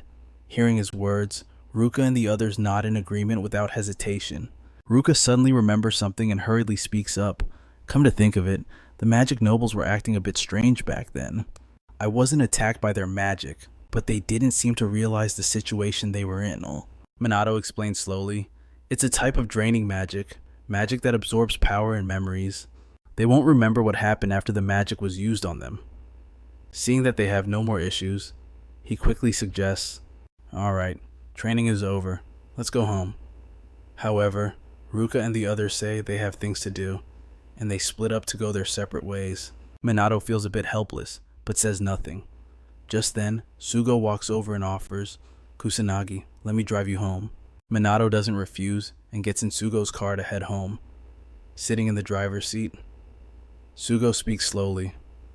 "Recently, the Black Magician has been expanding his influence." Minato frowns and speaks up, "Are you still suspecting me?" Sugo neither denies nor confirms it. He just smiles faintly and says, "Chronosu is exceptional. I think if you were in the same position, you would realize it at some point." Shrugging indifferently, Minato curls his lip. "I don't know anything." Sugo narrows his eyes at him, asking suspiciously, "Is that so?" Minato asks calmly, "Is this Chrono guy actually bad news? I haven't seen or heard of him doing anything evil." Sugo answered without hesitation, "As far as I know, he's a good person, but he is still a criminal." Confused, Minato asked, "Why?" Sugo hesitated for a moment, then pulled over to the side of the road. Silence filled the car. After a long while, he finally replied, "My dad was a police officer, an enforcer of justice. He was an outstanding man, and I used to have a happy, proud family. My dad used to say that criminals are humans too, that they have a conscience. Well, if you're honest with them, they'll understand. When I was young, I respected him for that. I wanted to become a police officer just like him, but then my dad was killed. He tried to negotiate with a criminal who was holding hostages, but that guy used magic on my dad. For someone like my dad who couldn't use magic, he went down instantly." As he spoke, Sugo grew more furious, biting his lip until it bled. Gritting his teeth, he said, He was too stubborn with his beliefs. He put his faith in criminals, and they paid him back with cruelty. That guy was charged with robbery and murder, and he was arrested. When asked why he killed my dad, he answered that he panicked. He said it wasn't his fault. It was my dad's fault. Every time he remembered this, rage flared up inside Sugo. He shouted aggressively, "Bullshit. He said he was scared. The one who should be scared is the victim. It was my dad, the one who was murdered, killed for such a worthless reason. I will never forgive scum like that. Well, criminals are all the same kind of dogs." He declared that even if they save someone, criminals don't deserve forgiveness. Finally unable to hold it back, Sugo rested his head on the steering wheel, sobbing as he mumbled, "Dad, what was all of this to prove?" Minato sat silently beside him, not saying a word. Since Sugo had shared so much, it must have had a huge impact on him. A moment later, Sugo realized he had lost his composure and quickly spoke up. "Sorry, I overreacted in front of you. I'm counting on you again tomorrow." With that, Sugo continued driving, dropping Minato off at his house. As for Sugo, he returned home carrying a heavy heart. The next morning at the Magic Academy, Dew and her sister were waiting for Minato, but he didn't show up, leaving them a bit annoyed. Meanwhile, Minato was running frantically down the street. As he passed a building, he saw two guys acting sneaky, clearly up to no good. Just then, the large screen on the building began to lose signal. When the picture returned, Haruto appeared on the display. He announced aggressively, "This broadcast has been hijacked by Black Rebellion." People around saw him and immediately panicked, but some recognized Haruto and started whispering, "Isn't that Kuroi, the former magic noble?" Haruto had taken over the TV station. He declared loudly, "Special Magic Team and Chrono, I have a gift for you." He stated that Black Rebellion had planted multiple bombs across Japan. Haruto also warned the police not to make any foolish moves. He threatened that if they disobeyed his orders, he would blow them up one by one. But the moment he finished speaking, Haruto snapped his fingers. Immediately, deafening explosions rang out. Smoke and fire filled the sky, throwing the citizens into chaos. Debris began to rain down. One hit would mean being crushed to pieces. Luckily, Minato was already there. He used a magic barrier to protect the civilians. After escaping the danger, the people hurriedly thanked him. At the same time, the police received the news, but the information was being jammed. Sugo bit his lip aggressively. Neither the police nor the special magic team could act. On the other side, Dew was trying to contact Minato, but couldn't get through. She said anxiously, "I can't get a hold of Minato. What on earth is he doing?" Meanwhile, at the TV station, Haruto laughed triumphantly. "Chrono, you must come to the designated location alone. If you don't comply, I will detonate all the bombs at once. You won't run away, will you?" Minato Chrono looked up at the big screen, his face turning solemn. By nightfall, Minato had donned his dark wizard uniform and arrived at the location Haruto had set. In his earpiece, Leona asked hesitantly, "This location is a warehouse at the port, formerly used as a hideout." "Are you really going to do this?" Minato nodded slightly and replied, "Yeah, it'll be fine." The other end of the line was silent for a moment before Leona said worriedly, "Be careful, Chrono. Don't go dying on us." "Of course." Minato smiled involuntarily and replied with confidence. A moment later, he walked into the designated warehouse. Although the warehouse was abandoned, the lights were on. A group of thugs with dyed hair were gathered there, their fierce faces showing they were nothing but trouble. As soon as Minato appeared, they surrounded him. Haruto stepped out from the crowd, smiling coldly. "I've been waiting for you." He threw his head back and laughed. "I've waited a long time for this day. The day I beat you to death, Chrono." He claimed that the people here were top-tier mages with superior power. "It looks like all of Black Rebellion's strongest members are gathered right here." With a cold scoff, Minato spoke icily. "So, if I take down everyone here, Black Rebellion is finished, right?" Hearing this, Haruto reacted as if he'd heard the funniest joke in the world, throwing his head back in raucous laughter. His lackeys joined in the jeering. "Are you brain dead, acting like you can take us all on by yourself?" Haruto bit his lip savagely, his body radiating pure killing intent. He grit his teeth and cursed. "Shut your mouth, you bastard." That's exactly how Juder underestimated his opponent and got his ass kicked. "But I'm different. I won't show any mercy. I'm going to kill Chrono. I won't drop my guard for a second." Minato let out a cold laugh. curling his lip in disdain. You really think you're capable of that? Saying that, he immediately prepared to charge. Seeing this, Haruto instantly grinned. Come on now, you know you can't fight back. If you try, I'll blow this entire city to smithereens. I wonder just how many people are gonna die today. Instantly, Minato's steps ground to a halt. Seeing his hesitation, Haruto smirked in triumph and bellowed the order to kill him. In the blink of an eye, a barrage of magic spells surged toward Minato, only to be effortlessly blocked by a defensive barrier. This made Haruto grit his teeth in frustration. A magic barrier. That annoying bastard. His subordinates kept pouring their attacks onto Minato, but before long, they were completely exhausted. Meanwhile, Minato stood there, completely unscathed. He spoke with cold indifference. It's useless. Tier 3 magic has no effect on me. Haruto's rage boiled over. He punched one of his lackeys, roaring furiously. You're all useless. You didn't even make him bleed a single drop. Watching this, Minato couldn't help but sneer. Trash. Haruto didn't back down, snorting coldly as he shouted, this trash is about to slaughter you in the most brutal way possible. They say you're strong. With that massive amount of mana and high-level spells, normally I wouldn't stand a ghost of a chance against you. Saying that, Haruto pulled out a gun, a twisted grin curling his lips. But how about this? Minato didn't seem worried in the slightest, replying calmly, guns don't work on me either. Yet, barely had the words left his mouth when a bullet grazed his cheek, leaving a small cut. Fresh blood began to trickle out. Haruto laughed maniacally. I've been dying to see that look on your face. This baby is enchanted with magic nullification. It can pierce through anything. Even the strongest magical barriers don't stand a chance. Then, he began unloading shots toward Minato. This time, not daring to be careless, the boy scrambled to dodge.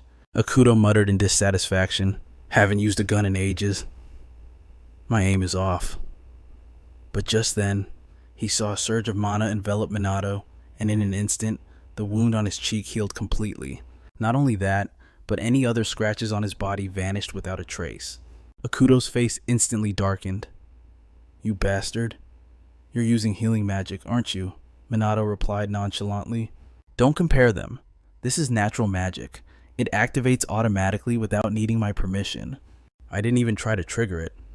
Haruto bit his lip aggressively, but quickly forced himself to calm down. Whatever. It doesn't matter anymore. Healing won't change the outcome. Actually, it's better for me. It just means I get to hurt you over and over again. As soon as he finished speaking, Haruto resumed firing at Minato. He pulled the trigger while laughing triumphantly. Does it hurt, huh? It must hurt like hell, right? Even if the wound heals, you still feel every bit of the pain. However, Haruto failed to notice the look of sheer panic growing on his subordinates' faces. Because the wounds on Minato were merely superficial scratches, and with his regenerative magic, they were healing almost instantly. Haruto looked on, his panic rising. This is weird. Not a single direct hit. Is he dodging them? That's impossible. Just then, a voice came through Minato's earpiece. He immediately nodded. Is that so? All right, I understand. Haruto roared in fury. You dare chat with your teammates right in front of your enemy? How dare you insult me like that? I've had enough. I'm going to kill you. But before he could even make a move, Minato unleashed a tier 5 spell. In a split second, a violent hurricane erupted inside the warehouse, engulfing the Black Rebellion members and blasting them outside. By the time the gale subsided, the entire group had been completely knocked out. Haruto bit his lip until it bled. He snatched up his phone and screamed an order to someone. Detonate the bombs now. But the reply from the other end, made him shriek in horror. What did you just say? Minato spoke up then, his voice calm. It's useless. All the bombs have already been defused by my allies. Haruto froze in shock. Minato let out a cold huff, speaking icily. I have to admit, those shots really did hurt. You know, but now I'm going to pay you back 100-fold. Hakuto's rage peaked, and he ground his teeth, screaming, You bastard, I'll kill you. Just then, Sugo arrived with his team, shouting sternly, That's enough. Duke glared at Haruto, his voice cold. All the bombs have been neutralized. Ruka also chimed in with a warning. Stop this useless resistance right now. Minato couldn't help but frown. They got here fast. Were they waiting nearby the whole time without being detected? Ruka stared at his back, whispering under her breath, "That's the Black Mage Chrono, isn't it?" Ryuji shouted in excitement. His power is insane too, but only Karen knew that the person standing before them was actually Minato. She couldn't help but feel a little anxious. Did he seriously come here alone? They knew they had to help him, and fast. Minato spotted them arriving and immediately called out, "The situation has changed." Akuto bit his lip aggressively, his eyes burning with rage. Just then, a figure stepped out from the shadows, his deep voice echoing through the air. "Looks like you're having a pretty rough time, aren't you?" Seeing the man, the two sisters froze in panic. It was Tusiru. Yuika couldn't hold back and demanded, Why are you here?" Ruka's father, clearly displeased, asked, "And why are you standing with that guy Kuroi?" A smirk crept onto Akuto's face as he smugly replied, "Because we're friends, obviously." His words left both Ruka and Yuika in total disbelief. They asked in confusion, Is there any reason for this? Father, what is going on?" Tusiru remained indifferent, speaking coldly. "I have no obligation to explain anything to you two." Even now, the two sisters couldn't accept that the father they had always respected was conspiring with criminals from the underworld. But Sugo didn't care about the family drama. He rushed toward Minato, intent on capturing him. Minato frowned, annoyed. "Is this really the time to treat me like an enemy?" Karin immediately cut in. "Kusanagi isn't here right now. We need to work together." Ryuji nodded in agreement. "Yeah, we don't have time for misunderstandings." Sugo bit his lip in frustration, hesitating for a long moment before finally giving in. "Fine. We're teaming up, but just this once." Suddenly, Minato screamed, "Dodge it now." Almost instantly, several grenades dropped right in front of Sugo's group. Boom! A deafening explosion rocked the ground, fire and smoke spreading rapidly. Luckily, Sugo and the others managed to dodge just in time. Ruka pursed her lips, murmuring, "That power, it's terrifying." Those weren't normal grenades. Minato couldn't help but speak up too. He hadn't expected them to have not just guns, but anti-magic devices capable of neutralizing magic. But Akuto just laughed again. "That's not all I've got." He threw open his coat, revealing a vest strapped with smoke bombs and other weapons. Meanwhile, Ruka and her sister were silently watching their father. Ruka hesitated for a long time before saying, "I never thought I'd ever have to fight my own father." Yuika spoke up helplessly. Why did it have to come to this? While they were paralyzed by confusion, Tusiru cast his spell. A violent wave of water surged madly toward them. Seeing this, Ruka immediately jumped in front of Yuika, casting her own magic to counterattack. The two torrents of water slammed into each other with massive force. But Ruka's magic was weaker than Tusiru's. Her wave was shattered, and Tusiru's surge rushed straight at them. Thankfully, Ryuji created a stone wall just in time to block it. Having escaped danger, Ruka looked at Ryuji with gratitude. "Thanks. Thank you both," she added. Yet Tusiru showed zero concern for his daughters. He spoke with chilling indifference. "You two have certainly gotten stronger, and your teamwork isn't bad. But compared to me, you are nothing." As soon as he finished speaking, Tusiru's mana erupted. Ruka couldn't hide her panic. His power. It's terrifying. Ryuji murmured in shock. Could he be on the same level as Minato? Just then, confident footsteps echoed as someone stepped forward. Yuika walked forward with confidence, declaring fiercely, "We can act now.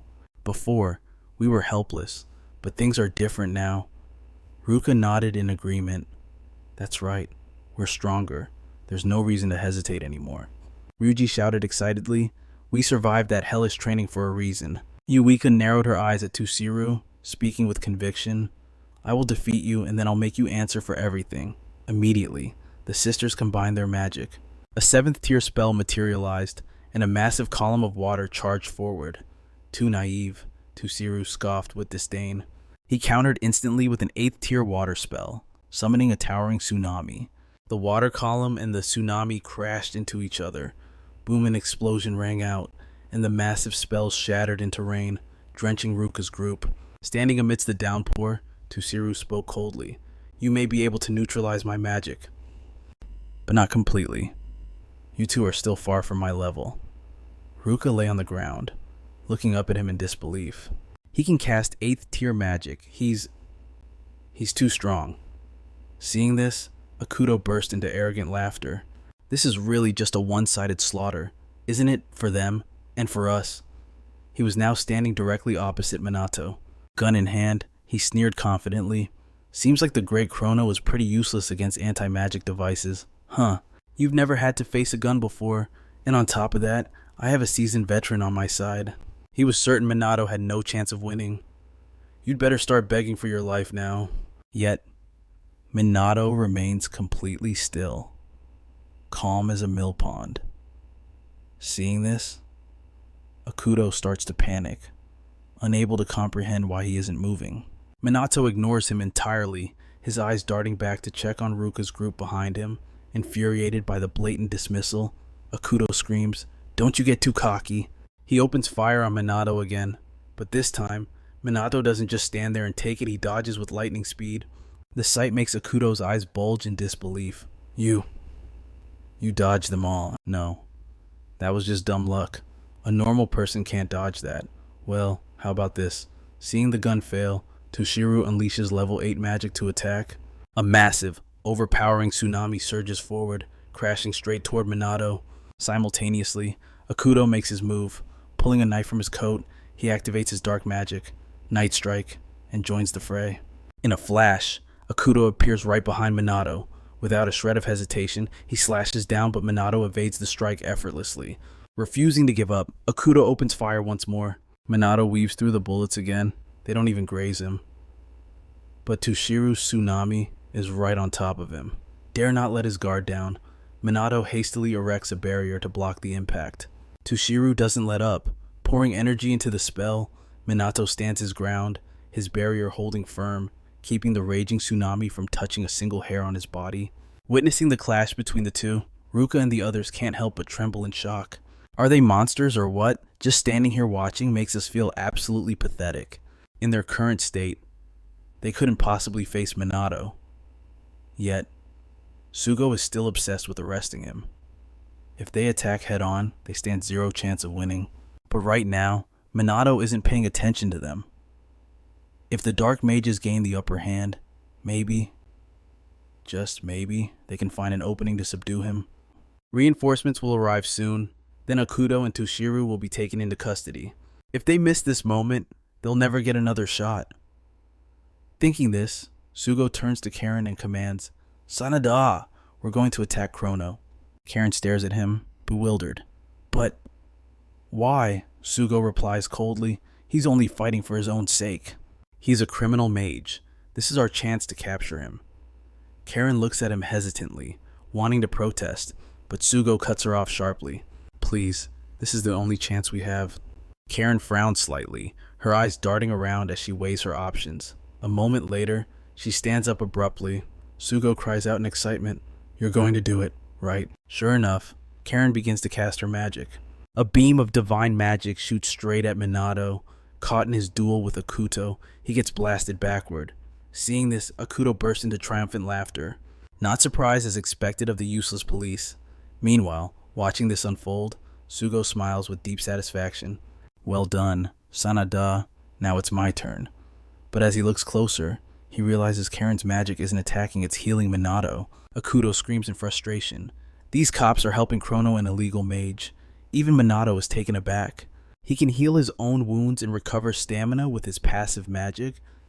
He doesn't need Karen's divine arts. No, she must be trying to show him where she stands. Sugo stares at Karen in disbelief. "Why are you healing him?" Karen replies coldly, "Because he is fighting to protect us." Hearing this, Sugo explodes with rage. "What the hell are you talking about?" Karen snaps back. "Can't you see? We can barely move, yet we're still alive right now. Why do you think he keeps standing in that one spot? It's because he's acting as a shield for us." And she isn't wrong. Minato really is trying to protect them, but she fears Sugo still won't get it. Karen continues, voice shaking with intensity. "If it weren't for him, we would be the targets by now. That's why we can't just run away." Sugo shakes his head stubbornly, in denial. "That's impossible. He's an illegal mage. There is no way he would try to save the police." Karen grabs him by the collar, shouting in his face, "Have you forgotten why he's even here in the first place? He came here alone to save everyone. He has always been fighting for the sake of others. Sugo falls silent, glancing over at Minato. It's true.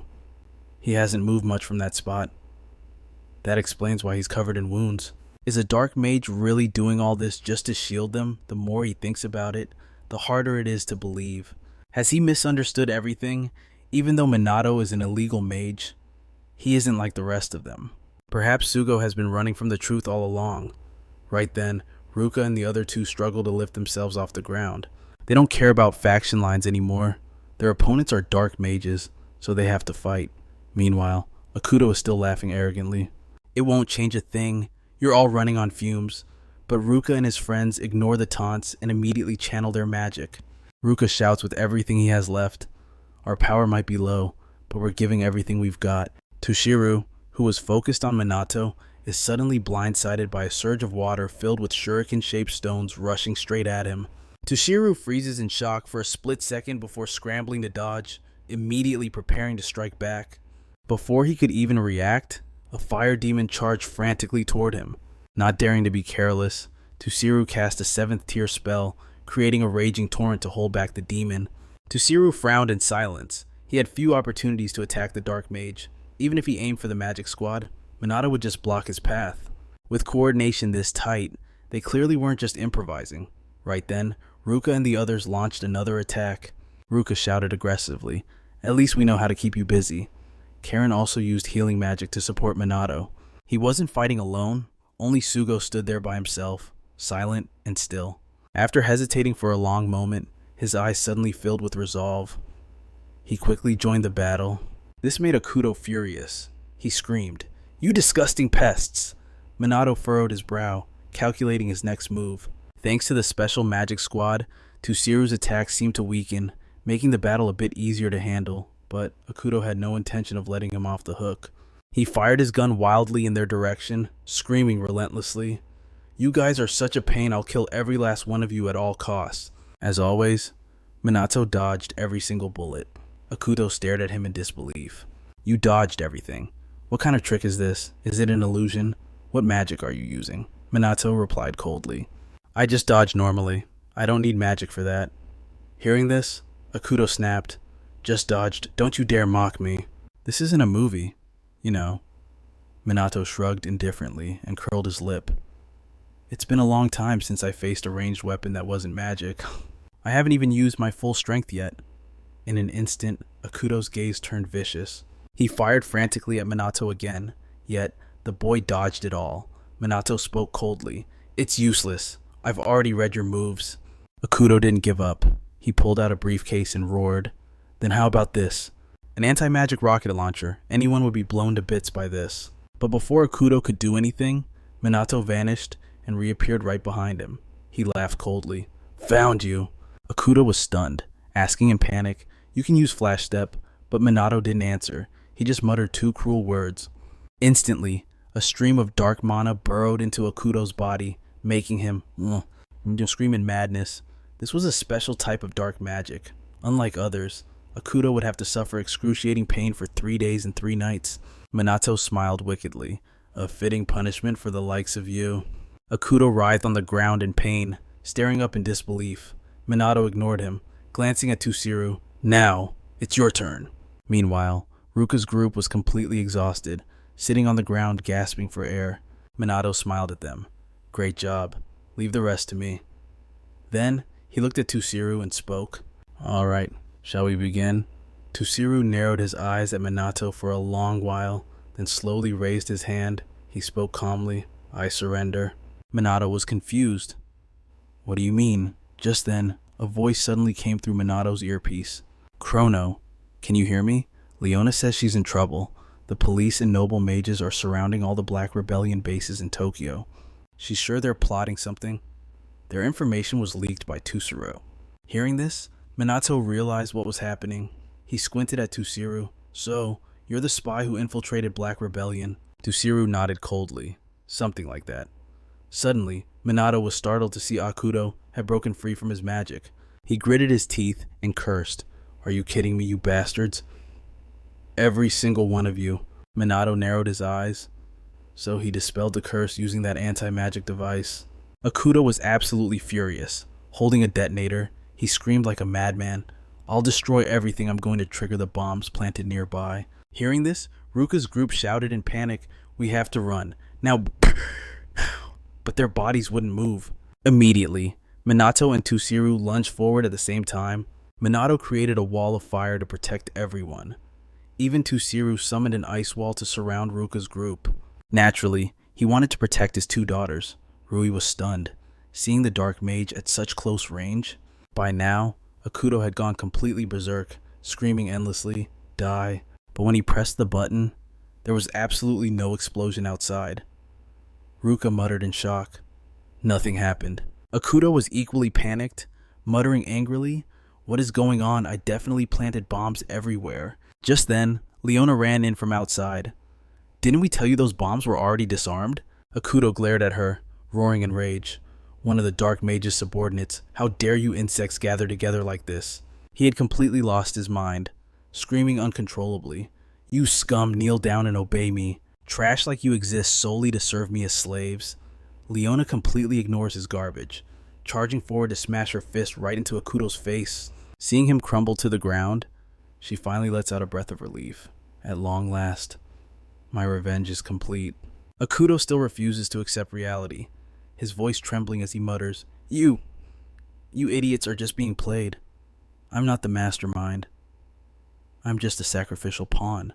Haha, took you long enough to figure it out. With those final words, Akuto passes out cold, but Minato caught every single word he said before he lost consciousness. He furrows his brow in silence. Is there someone else pulling the strings behind the Black Rebellion? If so, what kind of massive conspiracy is unraveling here? Minato stands there, lost in thought without uttering a word, but suddenly, his senses pick up on something. The police must be closing in. Wasting no time, Minato scoops Leona up into his arms. Seeing him about to leave, Yu hurriedly calls out to him. Wait, but in the blink of an eye, Minato vanishes into thin air. Ruka and the others are left staring blankly at the spot where he stood. He's gone, disappearing like a gust of wind. That is just so like him. Karen finally lets out a sigh of relief. Her heart is filled with gratitude for Minato. He really did protect so many people. The very next day, the news is all over the place. Akuto, a former magic noble, has been arrested on charges including criminal conspiracy. Hinata and Riku also catch the broadcast while walking down the street, but Hinata's expression turns sour, visibly displeased. She storms off. Meanwhile, Ruka's group had taken action without Minato, so when they finally reunite, they demand an explanation. Ryuji, looking skeptical, asks, "Did something happen with your family or what?" Brother Yu adds with a worried tone, "Just make sure to stay in touch with us next time, alright?" Minato nods slightly, looking apologetic. "Sorry, things have just been really chaotic lately." A while later, at the Mizuha family estate, two servants are waiting outside the entrance. Seeing Ruka and the others arrive, they bow respectfully. "We have been expecting you, members of the Special Magic Task Force." Inside the living room, Yu doesn't hesitate to confront his father. "Please, explain what is going on, father." Toshiro stays silent for a moment before speaking slowly. "To cleanse the stain on the honor of magic nobles and stop the rampage of illegal mages, I pretended to cooperate with Kuroi and infiltrated the Black Rebellion." Akuto was a former magic noble involved in countless crimes, constantly expanding his influence. He says he couldn't just stand by and watch Akuto continue his evil deeds. But Yu listens with suspicion and asks, "But why act now of all times?" Toshiro explains slowly.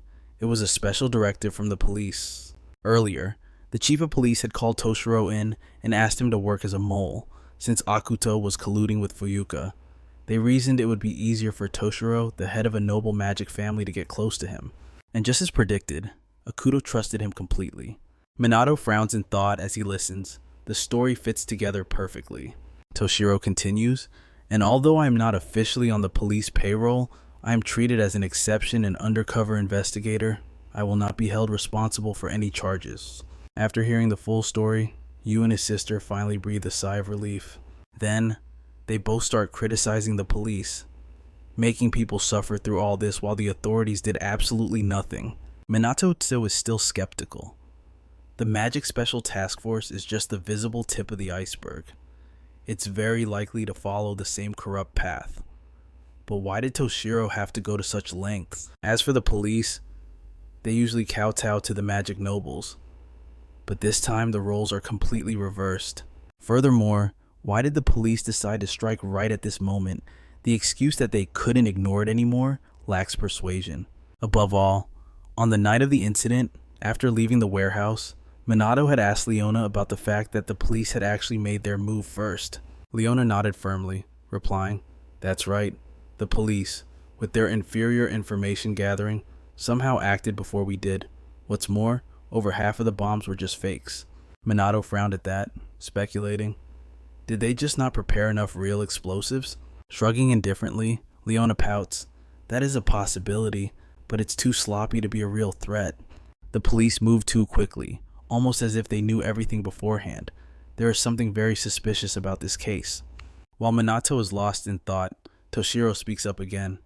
"Following the lead of Homura and Kaiichi, I will also cooperate publicly from now on, and I am revoking the disownment order against you children. I admit my sins, please forgive me." Hearing these words, Ruka and her sibling are overjoyed. Seeing them like that, Minato feels a deep sense of relief as well. After the conversation, the group quickly leaves the mansion. Ryuji laughs as he walks, saying, "The Mizuha family has reconciled and even promised to cooperate with the Magic Special Task Force, with the Black Rebellion destroyed. It seems all our problems have been solved." Karen quietly observes Minato from behind, her heart fluttering with joy. The Dark Mage and him are one and the same, and he is her hero. At the same time, Sogo is also lost in his own thoughts. The Dark Mage is an illegal mage, yet he saved them. If the Dark Mage really is Minato, should he arrest him? What on earth should he do? Chika is also bewildered about the Dark Mage's true identity. In that chaotic moment, she had caught a glimpse of his eyes. Those eyes, they looked exactly like Minato's. She couldn't shake the suspicion that they were one and the same. Walking ahead, Minato could feel their eyes boring into him. He let out a silent sigh, utterly exasperated. "Give me a break. This is getting messy. If things keep going like this, I'm in trouble." That night, just like always, Minato sneaked into the hospital to treat Kai's injuries. But the boy still hadn't woken up, and Minato was starting to get anxious. Just as he was in the middle of the healing process, Leona pushed the door open. He had no choice, forced to cut the treatment short. Minato scrambled out the window and hid in the shadows, unaware of what just happened. Leona walked over to Kai's bedside and murmured softly, "We defeated the villains together, Kai. You don't have to worry anymore." Gently stroking his head, she whispered, "I won't let anyone hurt you ever again." But before Leona could even finish her sentence, Kai's lips suddenly moved, trying to say something. Overjoyed, Leona instantly gripped his hand tight. "I'm here. Your big sister is right here." Kai had finally woken up. The boy looked at her with a weak smile, welcoming her home. I tried my best to be strong while you were gone." Overwhelmed with emotion, Leona pulled her little brother into a tight embrace and burst into tears. Her efforts had finally paid off. Watching this heartwarming scene from outside the window, Minato couldn't help but smile too. He quickly slipped away into the night and headed home. The next morning, on the rooftop of the Magic Academy, Ryuji was frantically begging Minato and the others, "Please, I need you guys to take care of my siblings tomorrow." Minato looked at him, puzzled. "Why, is something wrong?" Ryuji hurriedly explained, "The thing is, my shift lasts all day tomorrow. I won't be back until really late." Usually, Ryuji juggled his job with operations for the Special Magic Task Force. He usually coordinated with his mother's schedule, but it looked like this time, neither of them would be around. Ryuji said he couldn't leave the kids alone until nightfall, so he was hoping Minato could watch them for him. Minato nodded without hesitation. "Sure thing. I like kids anyway." Ryuji lit up. "Really? Oh man, thank you so much." Then Yu spoke up apologetically. "Sorry, I don't think I can make it. I'm busy moving house."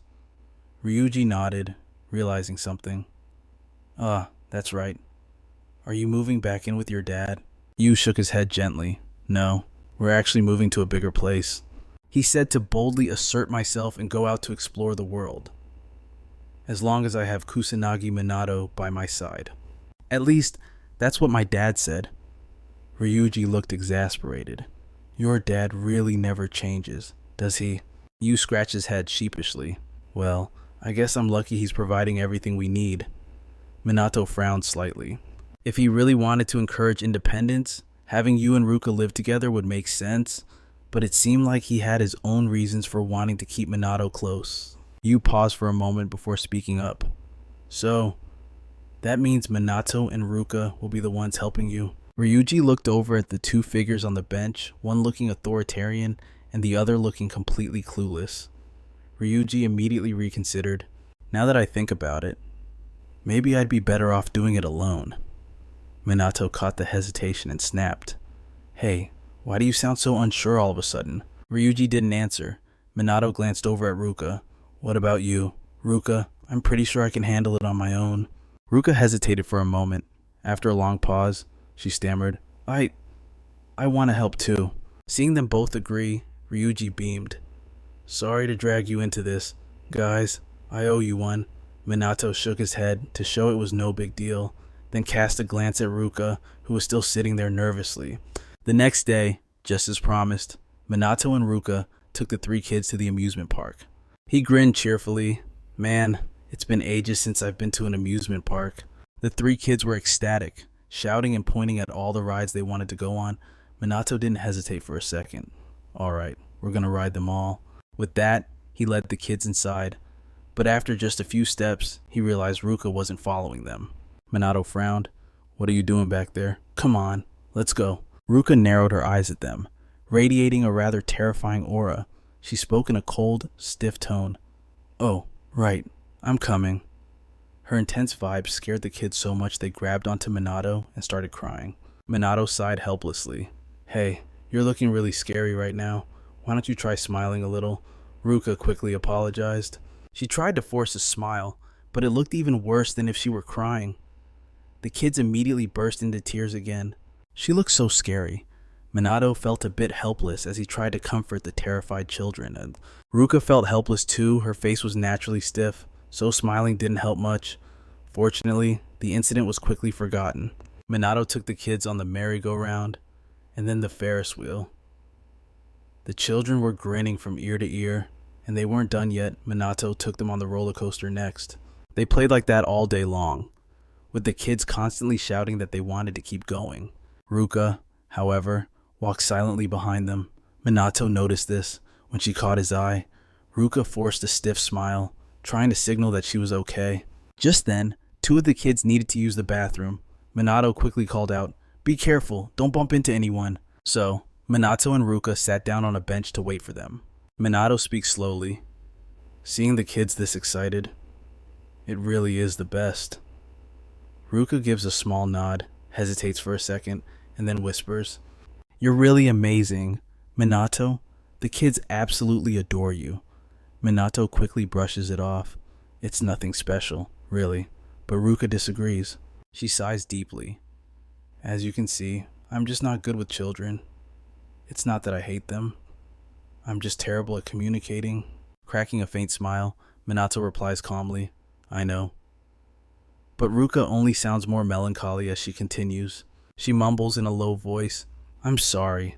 I once told Yua that I'd never lose to her, but that's just not true. She said I can't cook, I'm not sharp like her, and I'm terrible at getting along with people. Even my magic skills are falling behind hers. Ruka sighs helplessly. I'm not perfect. I'm just a clumsy girl who can't seem to do anything right. Minato just listens in silence, not saying a word. Realizing she's being too gloomy, Ruka immediately switches gears, putting on a cheerful front. I'm not usually like this, sorry. Just forget everything I just said. Minato stays silent, and just then, the children return. Suddenly, a group of streamers appears, filming a video and cursing loudly. These noisy brats are so annoying. We're getting all your stupid faces on camera. At that exact moment, one of the kids running toward Minato bumps into one of the guys. Minato flinches the moment he sees it, but before he can make a move, Ruka dashes forward like the wind. In the blink of an eye, She wraps her arms around the child, and the two of them skid across the ground. Once they stop, Ruka quickly pulls the child back, asking anxiously, "Are you okay?" Realizing what just happened, the child bursts into tears. Seeing the child is unharmed, Ruka breathes a sigh of relief. "Thank goodness. You're not hurt." And right then, the streamer couple looms over Ruka, aggressively shouting, "Hey, watch where you're going. You bump into someone and don't even apologize. You people are rude beyond belief." Hearing this, Ruka glares back at them in frustration.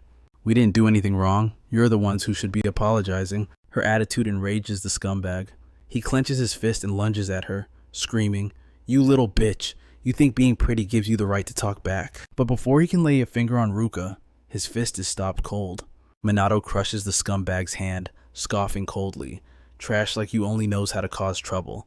Don't go ruining a place where people are trying to have fun." He twists the guy's arm behind his back, ignoring his desperate struggles. With a cold snort, Minato finally lets go. The scumbags turn tail and run immediately. Minato barely spares them a glance, looking at Ruka instead. "Are you two alright?" "We're okay."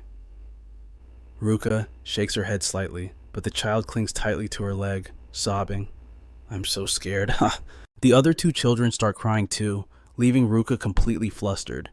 She glances fast at Minato, her eyes pleading for help. Minato just stands there smiling, with no other choice. Ruka gathers all three children in her arms to comfort them. "It's okay now. You're safe." Afterward, they take the children home. By nightfall, Ryuji comes rushing back. "Sorry I'm late. Did the kids cause any trouble?" But as soon as he speaks, he sighs in relief. It looks like everything is fine. Because right now, Minato and Ruka are sound asleep on the floor with the three children, looking exactly like a family. The light and shadow mage duo is capturing all the public's attention in Japan. In contrast, the police's reputation is plummeting. Even though their quick response during the Black Rebellion explosion was praised, the achievements of the Magic Special Forces have completely overshadowed the police, leaving their reputation in the dirt. Finally, they hold a meeting to discuss dealing with the Dark Mages. They can't allow the honor of the police force to be tarnished any further. The chief of police speaks with absolute determination. "We must arrest those criminals posing as knights immediately." Meanwhile, at the Kaichi clan's dojo, Minato has been training constantly with Riku ever since their alliance began. Right now, they are preparing for a duel. Riku, standing opposite him, shows no sign of holding back as he calmly draws his blade. With a sudden whoosh, he dashes forward like the wind. The sword in Riku's hand dances as he strikes at Minato, but the boy's speed is impressive. He calmly counters every move. Riku stops attacking head-on and aims for Minato's legs, but Minato is one step ahead and dodges. Missing his strike, Riku launches another attack. They clash for a long while until Riku's blade stops inches from Minato's face, ending the match. Riku narrows his eyes, speaking calmly. "The match is over. It's a draw." Why is it a draw? Because Minato's sword is also hovering right in front of Riku's stomach. They quickly lower their weapons. Riku can't help but sigh in admiration. "Impressive. You can actually fight on par with me." Chuckling softly, Minato pouts slightly. "When it comes to pure swordsmanship, I'm no match for you." Hearing this, Riku admires him even more, nodding with a smile. Modest and talented. What a combination. "I'm truly impressed." Minato replied politely. "You flatter me." Riku didn't say anything else. He walked to the wooden rack to sheath his sword. But the moment the sword left his hand, Riku slumped over. He grumbled in dissatisfaction. "What a pain." Minato couldn't help but ask in confusion, "What just happened to you in such a short amount of time?" Riku explained sluggishly, "Holding a sword gives me a bit of motivation. Otherwise, I don't want to do anything at all. If only I could just disappear or turn into a tree." Minato walked over to him and slowly advised, "Let me put it this way. Even though nobody asked, don't die. It's okay to do nothing. Just staying alive is enough. If that makes you happy, then nothing else matters." Hearing this, Riku couldn't help but feel moved. "You really are an interesting person." He said he always felt out of place, and becoming famous for his swordsmanship only made him feel even more alienated. Minato gently shook his head to refute that. It wasn't alienation. It was just his own uniqueness. Riku heard this and mumbled skeptically. "Uniqueness, no one has ever told me that before." Minato sighed softly and whispered, "I've had a similar experience." He had faced an unimaginable horror, with death staring him right in the face. That was his experience in his past life as Ichikami Minato, during a catastrophe when he was just an ordinary person and had to fight back against a demonic beast attacking him. As a result, he awakened his power. Riku frowned upon hearing that. In his investigation files, he found that Minato had changed after an accident. He thought it was due to that, but he didn't expect the boy to be talking about a completely different experience. Since that day, Minato learned to use magic by mimicking the spells of monsters, and now he had even developed his own magic. But on that day, Minato was the only survivor, and he couldn't save anyone. Thinking of this, Minato couldn't help but clench his fists, speaking with determination. Everyone around me treated me like an anomaly, but now my power, my ability, has saved others. Saying this, he looked at Riku again and asked, "Don't you have anything to protect?" "Isn't that the reason you fight?" Riku was stunned for a moment, then nodded after a long pause, answering, "I understand now. You're right. There really are a few things I want to protect." Hearing this, Minato immediately smiled and said, "Then use your power for that. You have that uniqueness, right?" Riku finally regained his confidence. He smiled gratefully and said, "That's right. Thank you, Kusanagi Minato." Right after that, the two shook hands sincerely. Minato cheerfully said, "I look forward to working with you." Riku nodded in response. "Yeah, me too." After their conversation, Minato left the Kai clan's dojo. Riku watched his retreating figure, seemingly deep in thought. Meanwhile, Minato also had a different perspective on Riku. As the head of a noble mage clan, he's actually quite kind. Although he has some weird quirks, Riku is still much better than those other arrogant, evil, or simply incomprehensible types. While he was thinking, a figure with blinding red hair crashed into Minato. Minato hurriedly reached out to help the person up, asking with concern, "Sorry, are you okay?" The person didn't answer, but complained in dissatisfaction. "Ouch, that hurts. Watch where you're going, you brat." Hearing this voice, Minato was instantly stunned. It turned out to be Hinata. Seeing him, she also asked in confusion, "What are you doing here?" Saying that, Hinata quickly stood up, gritting her teeth in annoyance. "I ran into such a troublesome guy today." Minato looked her up and down, pouting playfully. "You're not wearing that flashy outfit like usual today, huh?" Hinata glared at him in dissatisfaction. "Who wears those flashy clothes all day? I only wear them on missions, kid." "It's anti-magic year, after all." Shrugging indifferently, Minato said casually, "I thought you just liked that style." Hearing that, Hinata turned her head away and fell silent. Seeing her reaction, Minato muttered in confusion, "So you actually do like it?" Hinata got even more annoyed hearing that and shouted, "Shut up, it's my decision." "Okay." Her shout attracted the attention of the people around them. Hinata immediately lowered her voice and mumbled, "We're standing out too much here." Then she noticed a cafe across the street, so she quickly ran inside, urging Minato along. "What are you standing there for? Hurry up." Minato felt truly helpless. She always liked to do whatever she wanted. Even though he thought that, he still followed her. The two found a table in a secluded corner to sit. However, people still noticed Minato, and they started whispering. Someone even recognized Hinata and assumed the two were dating, which drove Hinata crazy. She shot a death glare at them, making them break out in a cold sweat. Minato felt she was just like a mad dog that loved to bite people. While he was thinking that, Hinata suddenly spoke up. "Hey, you met Riku today, didn't you?" Minato looked up at her and asked suspiciously, "You already know." She let out a soft hump. Hinata pouted and teased, "You two seem to get along pretty well, huh? It must have been fun." Thinking she was jealous, Minato quickly added, "I probably should have invited you along. My bad." Hearing that, Hinata snapped back in annoyance. "I'm not sulking just because you didn't invite me. We're only temporary allies. I have zero interest in getting buddy-buddy with you." But right then, she noticed a happy family nearby and fell into a heavy silence. Minato didn't catch the mood shift and smiled cheerfully. "That's fine by me, as long as we can work together for now." Hinata quickly averted her gaze, her tone turning serious. "Is that the confidence of the strong? You're as annoying as ever, but you really are strong. Can you tell me how you got that kind of power?" Minato replied indifferently. "A traffic accident." Hinata had no interest in that story and cut him off immediately. I already know about that, but there's no way a simple accident made you this powerful. She pointed out that Minato's magical power, mine wasn't normal. It couldn't just skyrocket overnight like that. Magic simply doesn't work that way. In reality, Minato was actually suppressing his magic significantly even more than before. Seeing him stay silent, Hinata pressed on. If barely surviving death was all it took to boost magic, we wouldn't have to struggle this much.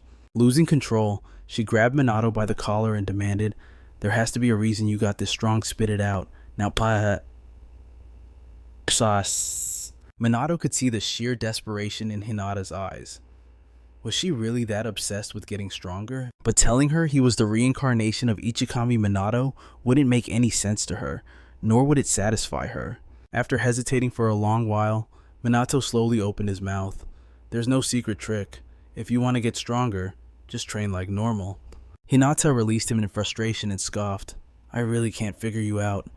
Just then, the waiter brought their order, placing a strawberry parfait in front of Hinata. Seeing it, Minato exclaimed in shock, "What in the world is that monstrous ice cream?" But Hinata's eyes suddenly lit up, and she smiled excitedly. "Finally, I've been waiting forever to taste this." Minato was even more confused. What is going on? Hinata looked exactly like a puppy seeing its owner come home from the market. Realizing she was losing her composure in front of him, Hinata immediately switched gears, feigning resignation. "Looks like they messed up our order, but since it's already here, I guess I'll just eat it." With that, Hinata stopped caring and shoveled a spoonful of ice cream into her mouth. The fresh, cool taste filled her with satisfaction. Hinata couldn't help but sigh. "This is so delicious." She started devouring it. Minato sat helplessly across from her, focusing on drinking his water. In no time at all, Hinata finished the huge parfait. She patted her full stomach and smiled. "That was amazing. I'm completely stuffed." Realizing Minato was still there, she scratched her head awkwardly. "Hey, look. I've wanted to try the parfait here for ages, but going alone felt weird. So, this worked out perfectly." Minato didn't say anything, just looked slightly surprised. He didn't expect a girl with such a fiery temper to have a sweet tooth, but quickly, he noticed Hinata's magic power was flaring up. Hinata seemed to realize it too. She hurriedly stood up to leave. "I have nothing else to say to you. I'm leaving." Minato didn't stop her, silently watching her go. Perhaps because she let her guard down, he was able to glimpse the magical power she had been suppressing. But it was clearly much stronger than when they fought before. To increase it that much, what exactly did Hinata do after thinking it over? Minato was certain Hinata was hiding something. Meanwhile, at the police station, Suga was focused on his work, but he couldn't stop thinking about the possibility that Minato was the Black Magician. Whenever the Black Magician appeared, Minato coincidentally wasn't around. It was hard not to suspect he was the Black Magician. The police investigation was getting more intense by the day. It was only a matter of time before the Black Magician was caught. Sugo didn't know what to do anymore. He glanced at the family photo on his desk and fell into silence. That night, on a building rooftop, Leona met Minato to report on recent events. "The police are trying to wipe out the Black Magician.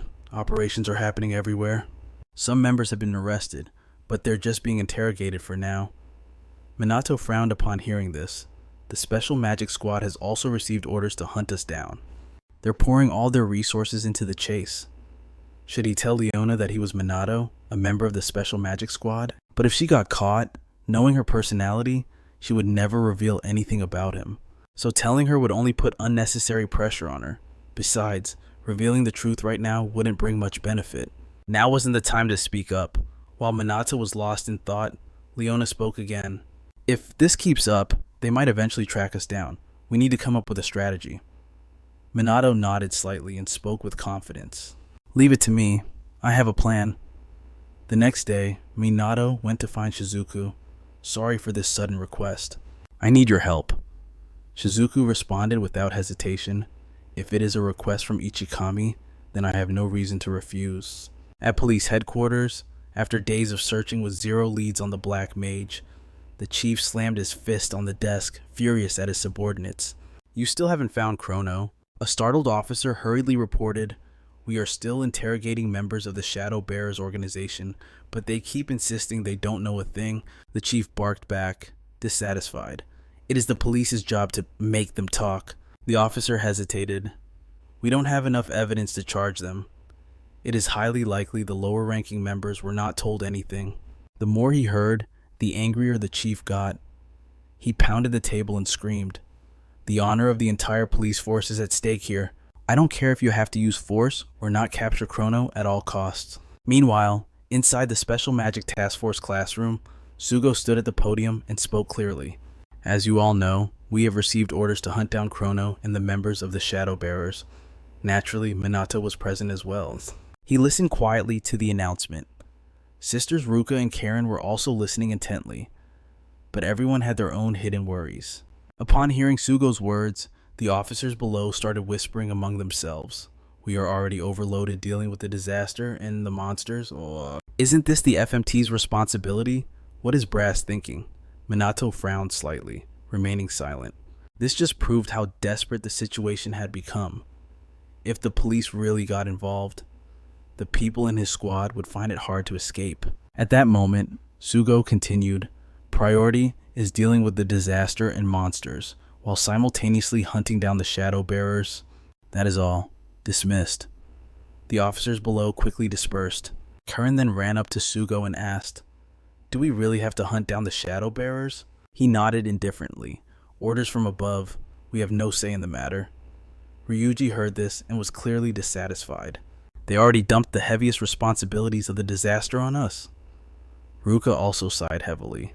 "And now we have even more work to do." "Who do they think we are?" Karen hesitated before speaking up, but "I can understand why the higher-ups are doing this."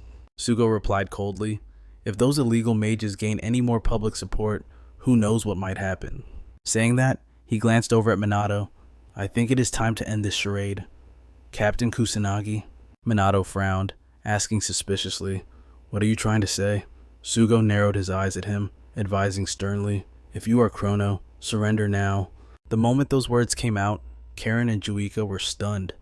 Even Ruka and Rui were completely confused, not understanding what Sugo was talking about. Once they snapped out of it, both Karen and Juika protested in unison. "Kusanagi is not Chrono. I have told you so many times. There is no way Minato is Chrono." Sugo looked at them coldly, his voice low and intense. "The fact that you two are trying so hard to protect him only proves that you are involved in this too." Both Karen and Juika froze, wanting to argue back, but unable to find the words. Sugo sighed helplessly. "Captain Kusanagi is indispensable, not just to Japan, but to the world. And it is true that Chrono has saved many people." Karen looked at him suspiciously, confused. "Then why?" Sugo pursed his lips aggressively. "Exactly because of that. If he surrenders now, there is a high chance the judge will reduce the sentence. It is certainly better than being arrested by the police." The timing of Minato and the Black Mage's appearances, their build, and even their abilities, they are identical. But most importantly, Minato is never present whenever the Black Mage appears. These cannot just be coincidences. His words left Karen and Juika speechless. They didn't know what to say. Sugo ignored them, aggressively questioning Minato. "Answer me. Captain Kusanagi, tell me your true identity. Are you Chrono?" Minato frowned slightly, remaining silent for a long time without answering. Suddenly, Karen cried out in shock. "Wait a second." Interrupted, Sugo asked in annoyance, "What is it now? Do you still really want to protect him?" "No. Look at this." Karen shook her head frantically and showed her phone to Sugo. On the screen was a group of people wearing black cloaks. The person sitting in the chair spoke in a cold voice. "We have hijacked the broadcast signal. I am the leader of the Shadow Bearers, Chrono." Pausing for a moment, the figure continued. "Apologies for interrupting your leisure time. My dear citizens, it seems the world is dying to know who is stronger. Between Kusanagi, Minato, and myself."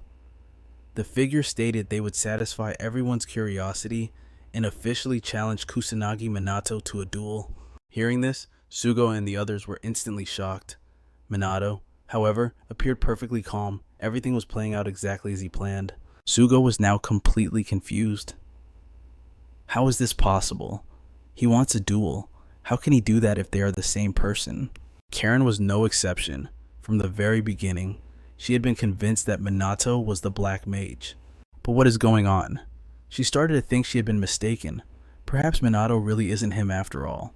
"Ryuji, oblivious to what everyone else was thinking, raised a brow and asked, "So, what's your plan here, Minato?" Ruka gave a subtle, knowing smirk. "Is that even a question?" Minato scanned the room before flashing a confident, smug grin. He spoke calmly. "I'm accepting the challenge, obviously." The next day, at the SBA, Minato arrived at the designated spot to face the Dark Mage who had challenged him. Naturally, for such a major event, the press was present. They had arrived early to begin their live broadcast. The battle between Kusanagi Minato and Chrono was about to begin, but Chrono had yet to show his face. A massive crowd had gathered at the scene. It felt like a major festival. Though police were deployed due to the extreme danger, they were likely waiting to arrest the Dark Mage the moment he appeared. Outside, the crowd wouldn't stop screaming Minato's name. Of course, there were also those betting that the Dark Mage would emerge victorious. Watching from a distance, Ryuji couldn't help but sigh in amazement. This has turned into a massive spectacle. Meanwhile, Ruka's group was checking the reaction online. The whole world seemed glued to this event. Sugo frowned slightly, watching Minato from afar. What exactly are you planning? There was no turning back now. At the same time, Hinata and Riku arrived at the scene. Hinata couldn't help but speak up. He's late. But shortly after, Toshiru arrived as well. Hinata pouted slightly and muttered, "You're here too." Riku nodded in agreement. "That is a surprise." Toshiru replied calmly, "This is a battle I must witness with my own eyes." Just then, Hinata sensed something and quickly turned to look back. Riku and Toshiru noticed it too and immediately looked over. On the rooftop, Sugo's group screamed in panic. "What is that?" A beam of light was seen plummeting from the sky toward the ground. It grazed a news helicopter, causing it to wobble violently in the air. Minato looked up, waiting for the entity to arrive. With a deafening boom, the beam of light slammed into the ground. Minato stood there calmly, his expression unwavering. The others, however, were forced back by the sheer pressure of the impact. The Dark Mage, leader of the Shadow Bearers organization, had finally appeared. Seeing the figure beneath the black cloak, the reporters immediately screamed, "Chrono is here. It's incredible. It's really him in the flesh." Sugo panicked upon seeing the figure. Karen shouted in shock, "So, Kusanagi isn't Chrono after all." They really are two different people. Down in the arena, Minato scratched his head and muttered, "I don't usually like to show off, but it seems I have no other choice." Chrono stood opposite him, silent, immediately shifting into an attack stance. Minato raised an eyebrow and chuckled. "What's wrong? Cat got your tongue? Fine, let's get this over with." Immediately after, both settled into their battle stances while the crowd outside watched with bated breath. Sugo's group watched the two figures below, worried sick for Minato. Meanwhile, Toshiru's trio was eagerly anticipating this legendary clash. Minato unleashed his magic, launching the first attack. Chrono didn't back down. Dark magic swirled in his hands. Minato fired a sharp golden beam, while Chrono conjured a terrifying phantom of a giant dark bird. With a loud boom, the two forces collided, creating an earth-shattering explosion. The helicopter in the sky was buffeted by the shockwave, swaying uncontrollably. The reporters screamed, "If we stay here, we're gonna crash. We need to leave. Now it's at us." But the battle is at its climax. We can't miss this. Just then, Chrono rushed forward like the wind. Minato didn't yield an inch. He clenched his fist and charged. Their fists slammed into each other, neither willing to give ground. Their speed was so great that the naked eye couldn't track them. In a split second, they had already exchanged several blows. Chrono threw a frenzy of punches straight at Minato's face.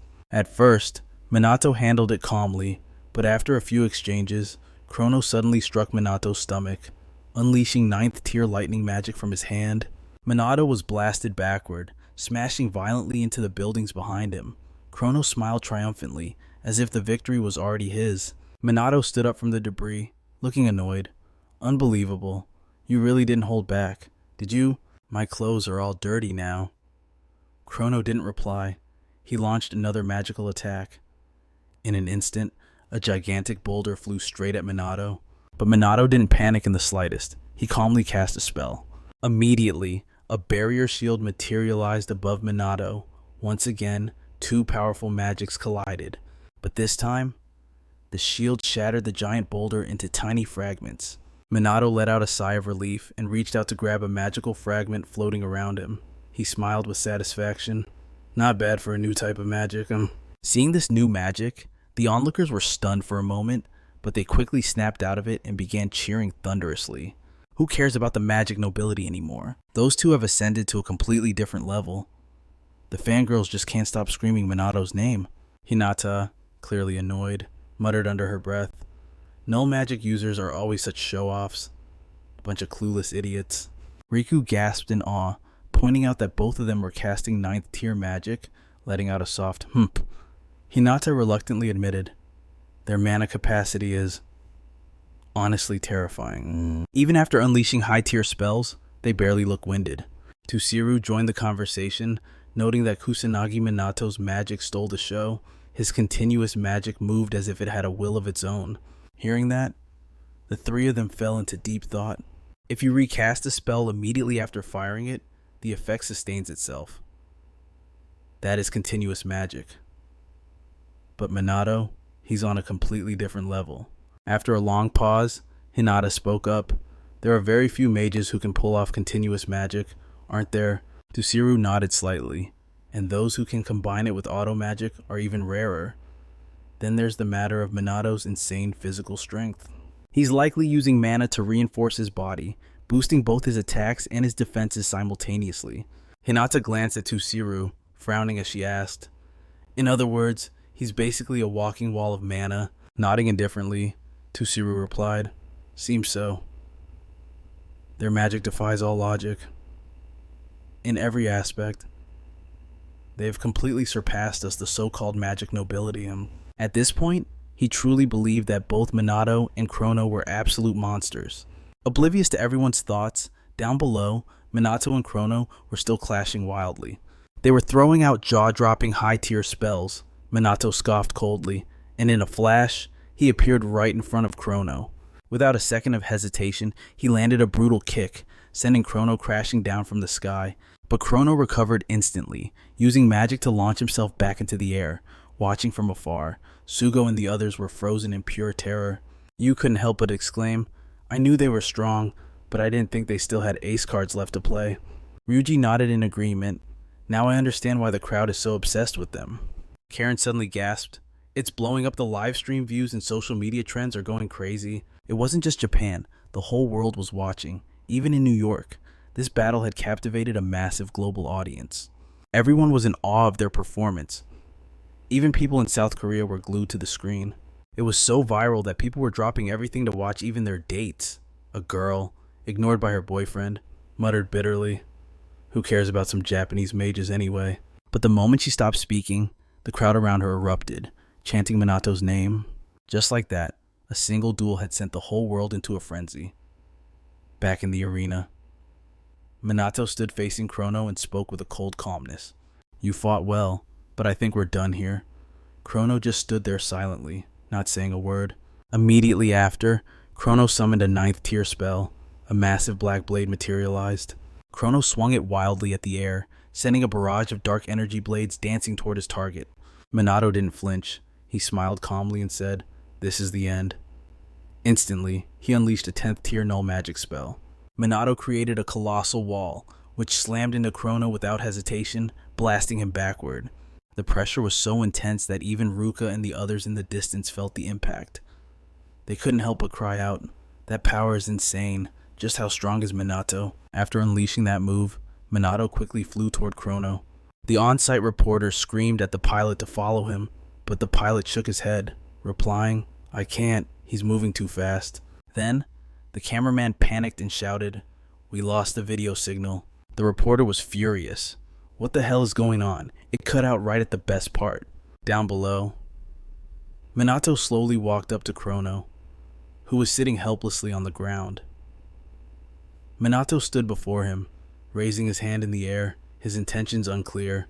Suddenly, Chrono glared up, and magic circles appeared in his hands, catching Minato off guard. Minato looked at him coldly and said, "You can stop now." As soon as the words left his mouth, Chrono began to tremble. A golden aura enveloped his body, and just like that, he dissolved into mist. Minato let out a sigh of relief. "Phew, looks like I pulled it off." The anti-monster device he asked Takigami to make had reached its limit. It seemed it could only withstand 9th tier magic for a short time. Cloning magic is useful, but it's a pain to use.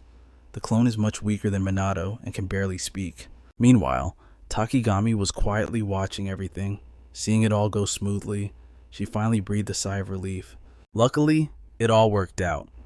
She had been shocked when she first learned that Minato was the reincarnation of Ichikami Minato. But to think he was also Chrono, that was almost too much to process. He's always full of surprises. Since Minato can't activate 2 spells simultaneously, he has a tiny window to reactivate the magical clone, which already has a ridiculously short duration. This means he has to constantly channel maintenance magic to keep it going. While doing that, Minato can't use any other spells. That's why Takigami prepped him with special anti-monster gear equipped with automated magic. It relies on gear designed to automatically cast spells, even if he's knocked unconscious. In theory, Minato can multitask different spells. But it's not just about the massive mana cost. He also has to mentally puppet the clone himself. If his focus slips for even a second, the clone could go rogue and attack everyone nearby. In other words, Minato burned through an insane amount of mana to control a clone while putting on a spectacular, high-stakes battle performance. Truly, only Minato could pull off something this crazy. Just then, Minato contacts Leona through his earpiece. "This is Chrono. Leona, you can cut the signal jamming now." Leona replies instantly. "Copy that. Is it over?" Minato answers slowly. "It's all over." Following his cue, Leona orders her organization operatives to cease the broadcast interference. Then, she chuckles. "So, no one will be chasing Chrono anymore, right? Captain Kusanagi Minato." Minato gasps in surprise. "You figured it out." Leona gives a soft laugh. "Of course. Don't underestimate my intelligence network. Oh, I've known for a long time. I just never had a reason to bring it up. That's all." Minato asks suspiciously. "So, do you have a reason now?" Leona nods gently. "That's right, because today's the last time I'll ever speak to Chrono, isn't it?" A smile tugs at Minato's lips, and he can't help but tease her. "You see right through me, huh?" Leona doesn't answer the question. Instead, she says with deep gratitude, "Thank you, Chrono. You saved me, my team, and so many others. I'm truly glad you were there for us." The number of rogue mages has dropped, and so has the crime rate. The bearers of darkness will go dormant until things settle down. Japan will be fine without Chrono, Leona adds with a sly smile. "However, I can handle some of Kusanagi Minato's workload. And for a fee, of course." Minato sounds helpless. "You're seriously going to charge me?" Leona replies nonchalantly. "Naturally, but I'll give you a friends and family discount." Minato sighs, defeated. "Fine. I'll be counting on you when the time comes." Leona smiles with satisfaction. "Deal." Minato just grunts in agreement, not knowing what else to say. Leona hesitates for a moment, silence filling the line before she finally speaks. "Goodbye, Chrono." Minato doesn't reply. He just cuts the connection. He gazes into the distance, smiling as he whispers, "Take care, Leona." Just then, Ruka and the others come running up to him. Yu asks urgently, "What happened to Chrono? Are you hurt?" Minato answers calmly, "It looks like he escaped, but he took some serious damage. I don't think that he'll dare show his face for a long while." As soon as he finishes speaking, Sugo bows his head deeply. "I'm sorry. I mistook you for Chrono. I'm truly, deeply sorry." Karen stammers, "Me too. I started suspecting you. Please forgive me." Seeing this, Yu quickly jumps in to apologize as well. Minato doesn't know what to do. He feels a pang of guilt, but he has no choice. He has to keep lying to them. Thinking fast, Minato waves his hand, acting like it's no big deal. "Hey, don't blame yourselves. Everyone makes mistakes." Meanwhile, having watched the battle, Hinata screams in frustration, "Is he kidding me? Damn it. How are those bastards so freaking strong?" She bites her lip aggressively, muttering with determination, "I have to get stronger. I'll never catch up to them with just normal training." Tsukiru speaks up, looking awestruck. He still has mana left after a battle like that. Just how deep are his reserves? With this stunt, Minato has successfully proven that he and Chrono are two completely different people. The Black Rebellion has been called off, and the Bearers of Darkness organization is no longer needed. Although Akuto's words still linger in Minato's mind, he solved the most urgent problem, and for now, that's enough. And so, in the days that follow, Minato's face is plastered all over Japan. He even lands a soft drink commercial. Minato's promotional videos go absolutely viral. Not to mention, videos of his training sessions are spreading like wildfire on social media. Minato is bombarded with interview requests, followed by magazine shoots. He's so hot right now that the issues sell out in minutes. On top of that, Minato has become an A-list celebrity at the Magic Academy. Wherever he goes, he's swarmed by female students. Minato has basically become a teen idol, and honestly, he's miserable. You and the others watch this unfold with concern, wondering if he can handle the pressure. The answer, of course, is a hard no. Minato is losing his mind. Finally, he snaps, slams his hands on the table, and stands up. Without a second thought, he jumps right out the window to make his escape. Only now does he regret it. He really shouldn't have blindly listened to Sugo's advice. At this point, Minato is a lost cause. Everyone chases him on sight. By the time he got home, Minato was completely sobered up. Ruka asked worriedly, "Are you okay?" Minato gave a helpless nod. "I'm fine. More importantly, have you finished cleaning up for the move?" But looking closely, the current house was spotless. Ruka happily bragged. "While you were running for your life, I got it done with my little sister." Du was the one who did most of the work. By now, they had moved into a 3-bedroom apartment, so everyone would have their own room. With this much space, they wouldn't feel cramped at all. It was just that the Du sisters felt a bit regretful. If they had private rooms, they wouldn't get to watch Minato's sleeping face anymore. Thinking about this, both of them immediately turned away in embarrassment, leaving Minato completely bewildered. But he didn't pay it much mind. He walked out to the balcony because his phone was ringing. Minato quickly picked up. "Hello, Takigami?" Takigami's voice quickly came through from the other end. "Do you have time to talk right now? I was just wondering if everything is all right after that incident." Minato replied cheerfully, "Everything's going smoothly thanks to you, although, right now, it seems to be backfiring on me a bit." Takigami couldn't help but chuckle. "It's tough being a celebrity, isn't it?" Minato didn't mind, speaking calmly. "If you need any help, don't hesitate to ask. After all, you're an important friend of mine, and you're the only one who knows my true identity." Takigami hesitated for a moment on her end, taking a long while before nodding in response. "If anything happens, I will call you first." The two chatted for a while longer before Takigami hung up. She slumped down to the floor, clutching her family photo. Takigami muttered sorrowfully, "Ichikami, what am I supposed to do?" The next day, at the police station's training grounds, many rookies had arrived very early. They were buzzing with excitement. The guys were happy to train with the Du sisters, while the girls were thrilled because they were about to meet Minato. Watching the long line of people on the field from afar, Du couldn't help but sigh. "There are more rookies than I expected. It has to be because of Minato." Sugo explained awkwardly, "Whatever their motive is, at least they have enthusiasm." Hearing this, Ruka clicked her tongue and shook her head. "I just hope they can survive it." Du agreed, speaking up, "That's right. It really is a living hell." Just then, Minato walked out of the police station. Seeing him, everyone started making a commotion. Minato sighed helplessly. "Good grief, this really never ends." Thinking this, he immediately unleashed his magical power. In the blink of an eye, the group of rookies felt like their bodies were being crushed by something heavy. They couldn't even move, but because of that, the noisy chatter stopped completely. Minato smiled with satisfaction. That shut everyone up. These new rookies look pretty resilient. "I was planning to go easy on the first training session, but it seems that won't be necessary, right?" Hearing these words, Ruka and the others helplessly clutched their heads. They suddenly had a very bad feeling about this grim prospects ahead. And just as predicted, the rookies charged in with overflowing enthusiasm, only to be worn down by Minato's brutal training. The whole group used magic to attack Minato, but they were blocked by his shield. Furthermore, they had to listen to some extremely provoking words. "With that kind of magic, you guys won't be able to defeat a single monster." Before long, the entire group had collapsed. Sounds of dissatisfied groaning rang out endlessly. But at that moment, Du suddenly shouted, "I am not done yet." Immediately after, a gigantic wave of water crashed toward Minato. Not only that, but Ruka and Rui also launched attacks at the same time. Witnessing this scene, the rookies immediately screamed in panic. What the hell is that? That is way beyond the scope of training anymore. However, the even bigger surprise came next.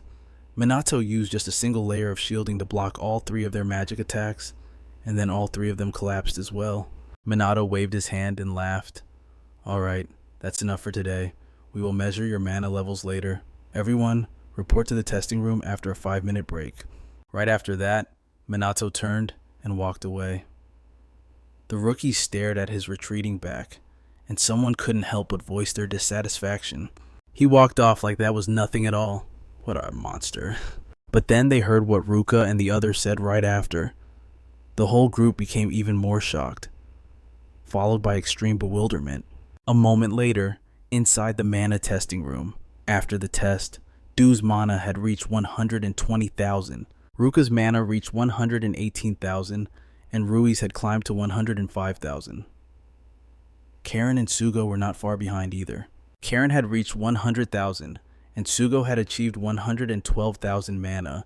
Seeing these numbers, the rookies behind them couldn't help but be terrified. Over 100,000. That is the level of noble mages. Is every member of the SNT this powerful? Minato spoke up coolly. Du's mana used to be 2,000, but she has been able to develop to this level now.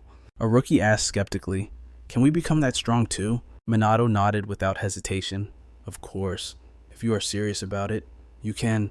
Hearing those words, the eyes of the rookies behind him suddenly filled with determination. They realized that the hellish training they just endured was actually worth it. Minato falls silent, lost in thought. With their current strength, Yua can already take down a demon on her own. If they fight together, they could even slaughter a demon general. Everyone has gotten stronger, but Minato knows it's still not enough. The Demon King and the Demon Gods are still out there. While he's deep in thought, Sugo walks over, pats him on the shoulder, and smiles. "Captain Kusanagi, got a minute to chat." Minato frowns in annoyance. "You have a bad feeling about this, don't you?" And sure enough, Minato is being dragged to a party against his will. Since it's a formal gala, he has to wear a suit. Minato finds the whole thing incredibly bothersome. He just wants to escape.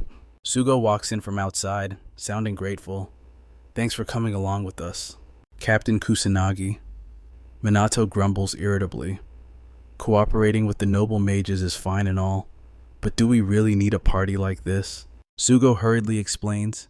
They want to use this opportunity to celebrate the restoration of their power. Minato clutches his head helplessly. As the captain, he can't exactly skip this. It's not even about keeping a low profile anymore. Resigned to his fate, Minato decides to just roll with it. He turns and compliments Sugo. "You look pretty sharp in that outfit." Sugo smiles casually and replies, "Thanks. I'm pretty used to wearing these things." Ryuji starts whining. "Man, I really don't fit in with this kind of stuff." Minato immediately shoots that down. "I don't think so. You're tall and ripped, you look great." Ryuji glares at him in annoyance, leaving Minato completely confused. Just then, Sugo calls out, "It looks like the girls have arrived." The first one to walk in is Jika. She's wearing a purple dress with a hair clip pinned in her hair. She looks pretty cute. Contrasting with Yua's pure beauty, Ruka is dressed in a dark blue halter neck gown, elegant and incredibly seductive. Next to them, Karen looks adorable, channeling that girl next door vibe in a lovely green dress. All three of them look completely different from their usual selves. Yua walks up to Minato and asks shyly, "Is it weird seeing me dressed like this?" Minato nods without hesitation. "You're right. You look even cuter than usual." His words make Yua blush bright red, but he doesn't stop there. Minato turns to compliment Ruka's outfit too. "The gentle colors of that dress really suit you, Ruka. It highlights your style and really brings out your mature beauty." Not wanting to leave anyone out, he compliments Karen as well, leaving all three women so flustered they don't know what to say. Ryuji watches the scene helplessly. Minato is doing it again. The guy has absolutely zero hesitation when it comes to handing out compliments. Right then, someone else walks in from outside, followed by a voice dripping with annoyance. "Well, look who we have here." Minato glances over and sees Hinata approaching in a blazing red dress. Riku and Tusiru are right there beside her. Minato looks Hinata up and down, then offers his opinion without a second thought. "That dress really suits you, The elegance creates an interesting contrast with your usual tough image. His words just make Hinata irritated. She snaps back aggressively. Stop praising me already, it's creepy, I'm leaving. Minato ignores her outburst completely. He looks at Tusiru and asks, You came too? Tusiru nods calmly and replies, Of course, I did promise to cooperate with you all, didn't I? I have no interest in meaningless small talk, so if you'll excuse me, I'm leaving. Saying that, he walks away quickly. The sisters, Yua and Ruka, look apologetic. Sorry about that. Our father isn't exactly a man of many words. Minato shakes his head, unbothered. It's fine, I don't mind. But as they're talking, a woman in a black dress enters the room. Minato seems to sense something off. His eyes immediately dart over to follow the girl. The party begins shortly after, and then Masi's voice booms across the banquet hall. Thank you all for being here today. Let's give a warm round of applause for the stars of tonight's event. Tusiru's group quickly lines up in formation. The three heads of the magic noble families are also ready to take the stage. The host then introduces two more figures, the director of the MAGE Association, Mumio Haifumi, and his daughter, Mumio Chloe. When Minato sees the man, he freezes in shock. That's the guy he saw back in Dotonbori. So it was him all along. And standing there is the girl in the mysterious black dress that Minato noticed earlier. She's actually that man's daughter. Haifumi quickly steps up to the podium, smiling. Thank you for the introduction. I am Mumio Haifumi. Our country is currently facing a grave crisis due to the emergence of calamities and monsters. Everyone in the hall immediately focuses their attention on the stage, hanging on his every word. Haifumi declares boldly, but if the noble mages and the Sumats join forces, these monsters will no longer be a threat to us. We, the noble mages, swear to dedicate our lives to protecting the peace of this world. Standing behind him, Tusiru and his group feel helpless hearing those words, but they remain silent. The crowd below immediately erupted into applause, praising Hifumi's words. Minato couldn't help but be impressed. It was straightforward, clear, and easy to understand. That was an excellent speech. He's a far cry from those other politicians who always talk in circles. While he was lost in thought, Chloe's gaze suddenly shifted in his direction, startling him. Caught peeking. Chloe didn't look the least bit embarrassed. Instead, she flashed a smile full of hidden meaning. Just then, Haifumi continued. From this point forward, we will work closely with the SMT as we both strive to maintain public security across Japan. Having said that, he turned to Minato with a smile. It's a pleasure to be working with you. Aww. Captain Kusanagi. Minato responded with polite formality. Yes, the pleasure is all mine, sir. Immediately after, the two shared a handshake. Minato instantly sensed Haifumi's magical energy. He couldn't help but be impressed. The man possessed an overflowing reservoir of mana. He must have kept up his training diligently all these years. The thought brought a satisfied smile to Minato's face. It seemed Haifumi hadn't changed a bit. About 50 years ago, at the MAGE Training Academy, back when he was still the great sage Ichikami Minato, he used to be incredibly arrogant, constantly provoking the rookies under his command. Come at me with everything you've got. You can even attack all at once if you want. Back then, Haifumi was just another rookie. Hearing this, he snapped back in frustration. Don't you dare look down on me, you bastard! Naturally, Takigami was there too, and she immediately scolded him. Show some respect. You are speaking to a living legend, the great sage himself. But Haifumi was young and fiercely competitive back then. He snorted coldly. You think I give a damn who he is? I'm gonna smash that smug look right off his face. Immediately, Haifumi launched a magical attack at Minato. Although she hated his attitude, Takigami joined the fight. Seeing the two streams of magic hurtling toward him, Minato curled his lips in disdain. Good grief, what crude magic. With that, he unleashed his own spell. Haifumi shouted in outrage, You're using a tier 1 spell, don't insult me. But Minato didn't care. Suddenly, small darts crafted from earth materialized in the air.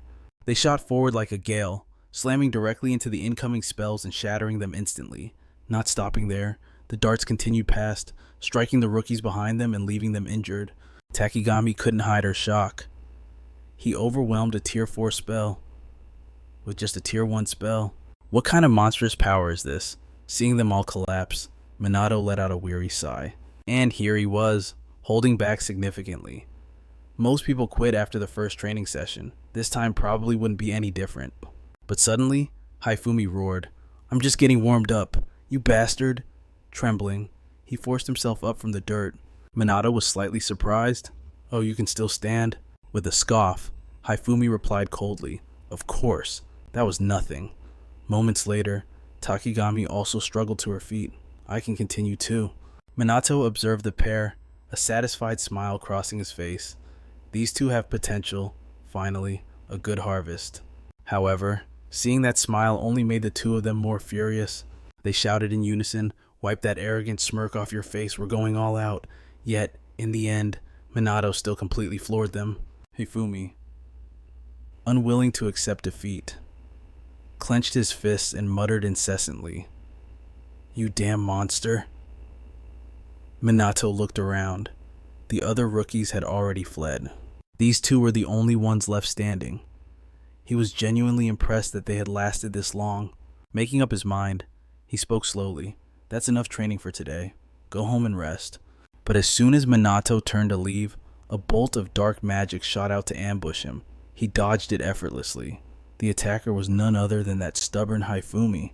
Gritting his teeth, he muttered, "I'm not done. It's not over yet. I will defeat you." But the moment the words left his mouth, he collapsed face first onto the ground. Even so, Minato caught the look of sheer determination in Haifumi's eyes before he fell. He was certain that this boy would one day become a truly great mage. And behind Haifumi, Takigami also tried to exploit Minato's blind spot to launch an attack. It seemed the Mage Association was about to get some incredibly promising new recruits. In those days, Haifumi always swore he would surpass Minato. Whenever he heard that, Minato would just smile and say, "I'm sure you will. I'll be waiting for you." And that boy from back then had now grown into an outstanding man. Minato thought it might be alright to tell Haifumi that he was, in fact, Ichikami Minato, but upon second thought, he decided against it. Takigami had warned him not to tell a soul, revealing it would only cause chaos. Shortly after, the introduction ceremony began. After introducing a series of key figures, the host spoke up. "That concludes the introductions, please. Everyone, make the most of this time to mingle and converse." Minato finally let out a sigh of relief. It looked like his role here was finally over. But just then, Chloe suddenly approached him, smiling as she asked, "Excuse me, do you have a moment?" "I'm Mumi Chloe." She mentioned she had been watching Minato for quite some time and was hoping they could have a little chat. Minato replies without hesitation, "It's an honor. You strike me as a fellow mage, don't you?" Chloe covers her mouth and laughs softly. "That's right. Though, compared to you, I still have a long way to go." True to her word, she doesn't possess much mana, nor does she seem capable of controlling many attributes. Yet, somehow, Minato senses something is off. What is the strange sensation while he is lost in thought? Chloe smiles again and says, "I really hope we can become good friends. I've got pretty sharp intuition when it comes to things like this." Meanwhile, the Dew sisters are secretly observing Minato. Seeing him chatting with Chloe, they don't look too at ease. Unaware she is being watched, Chloe continues chatting happily with Minato, expressing how much she looks forward to working with him. Minato responds politely, "Yes, likewise." Right after, the two exchange a handshake. In that split second, Chloe seems to sense something. Her pupils constrict, but she quickly recovers with a calm smile. "You are just as I thought. I'm so glad to know you're a good person." Saying that, she doesn't wait for Minato to reply. She turns and walks away briskly, leaving behind a cryptic remark. "We will meet again soon. Kusanagi Minato." Minato ignores the words. What he is focused on is that handshake from moments ago. The next day, in the classroom, as usual, Minato is mobbed by a swarm of female students, much to his annoyance. Just then, the teacher walks in and speaks up. "Back to your seats. Everyone, today, our class is welcoming a new student." Immediately, a pair of long, slender legs step slowly into the room. The new student is none other than Chloe. She stands at the podium and speaks shyly. "Nice to meet you all. I've just transferred from the Magic Academy. My name is Mumo Chloe. I hope we can get along." In an instant, Minato freezes, staring at Chloe in confusion. Immediately, the students below start whispering. They recognize Chloe as the daughter of the Mum family. Coincidentally, There is an empty seat next to Minato, so the teacher assigns Chloe to sit there. Chloe has no objections and walks over to take the seat beside him. Minato glances at her and speaks nonchalantly. I didn't expect you to transfer here. Breaking into a smile, Chloe replies cheerfully, I told you, didn't I, that we would meet again soon? Minato can't help but give her another look, seemingly deep in thought. By break time, the male students have already surrounded Chloe, asking all sorts of questions. The girls also try to get close to her. Watching this scene, Du can't help but sigh with emotion. Is she already that popular? Usually, they are all swarming around us. Even Ruka can't resist speaking up. I really didn't think she'd transfer here. Ryuji also mumbles in confusion. What exactly is that girl thinking? The three of them, Ruka, and the others huddle together, discussing why Chloe would transfer to this school. Minato glances at them and can't suppress a smile. Chloe shows no sign of panic despite being surrounded by so many people. She handles it calmly, a faint smile always playing on her lips. After school, Ruka's group is in for an even bigger surprise. Sugo brings Chloe to the police training grounds. I guess I should repeat myself. This is Mumil Chloe. She will be joining the FMMT starting today. As soon as these words come out, the students below are bewildered. Isn't she the daughter of the Mum conglomerate? Why would she join the FMT? Sugo explained slowly. To strengthen our cooperation with the MAGE nobility, we decided Chloe will act as a bridge between the two sides. That is what we've been told. Chloe steps forward to introduce herself. My name is Mumil Chloe. Although I'm still a student and lack experience in magic, I hope to receive everyone's guidance and encouragement. Du and the others exchange glances for a long moment. Finally, Du steps up as their representative, shakes Chloe's hand, and smiles. Welcome aboard, Mumil. Chloe nods politely. Yes, I look forward to working with you all. Sugo looks apologetic. He walks over to Minato and whispers, Sorry, this was a sudden order from the higher-ups. Minato replies calmly, They announced that we would have a major collaboration coming up. I anticipated something like this would happen. Hearing this, Sugo breathes a sigh of relief. I see, as expected of President Kusanagi. But just as Sugo finishes speaking, Minato adds coldly, However, I still need to test her. Soon after, Minato begins training everyone. As usual, it starts with running. Du and the others sprint frantically ahead, but giving them no time to catch their breath. Minato speaks up indifferently. I'm going to get serious now. Try to keep up. As soon as the words leave his mouth, he accelerates, running like the wind, refusing to lose. The trio rushes to chase after him. The other students have already given up, unable to keep pace. They start gasping and complaining. But at that moment, a figure suddenly flashes past them. It's Chloe. She quickly catches up to Ruka's group, and not long after, she overtakes them. She smirks and says, Sorry about that. Seeing this, Du's competitive streak flares up. She shouts aggressively, Don't even dream about it, and chases after her like a madwoman. With the running drills finished, Minato begins instructing them on magic usage. Just like before, Ruka's trio was still standing strong, and Chloe was keeping pace, even though this was only her first day of training. Next up waited push-ups. Minato was like a drill sergeant from hell, screaming orders while doing the push-ups himself, pushing their bodies to the brink. This training only has meaning if you treat it like your lives depend on it. A while later, when nearly every student had collapsed from exhaustion, Minato finally spoke with a satisfied tone. Alright, take a break. Ruka's trio wasn't doing much better. They slumped on the ground, gasping for air. It was brutal as always, but surprisingly, Chloe was still standing tall. She walked over to Minato with a smile and said, Is it break time already? I've still got some energy to spare.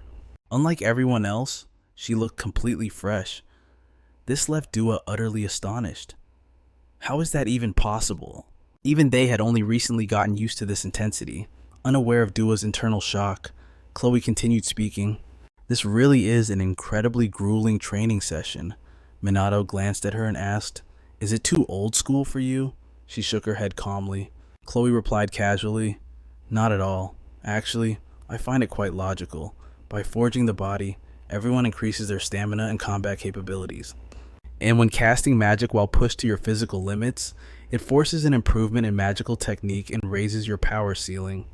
By driving your mana to the absolute brink, you force it to become stronger. Saying this, Chloe glanced over at the students collapsed on the ground.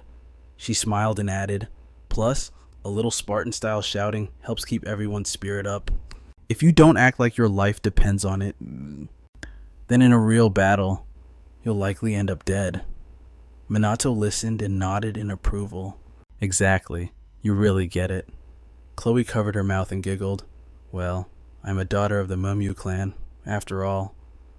Dua didn't expect Chloe to understand so well and couldn't help but praise her. "You really are incredible. I'll admit that." Ruka also nodded in agreement. "We should learn from you." She smiled instinctively. Chloe responded humbly. "Everyone did great.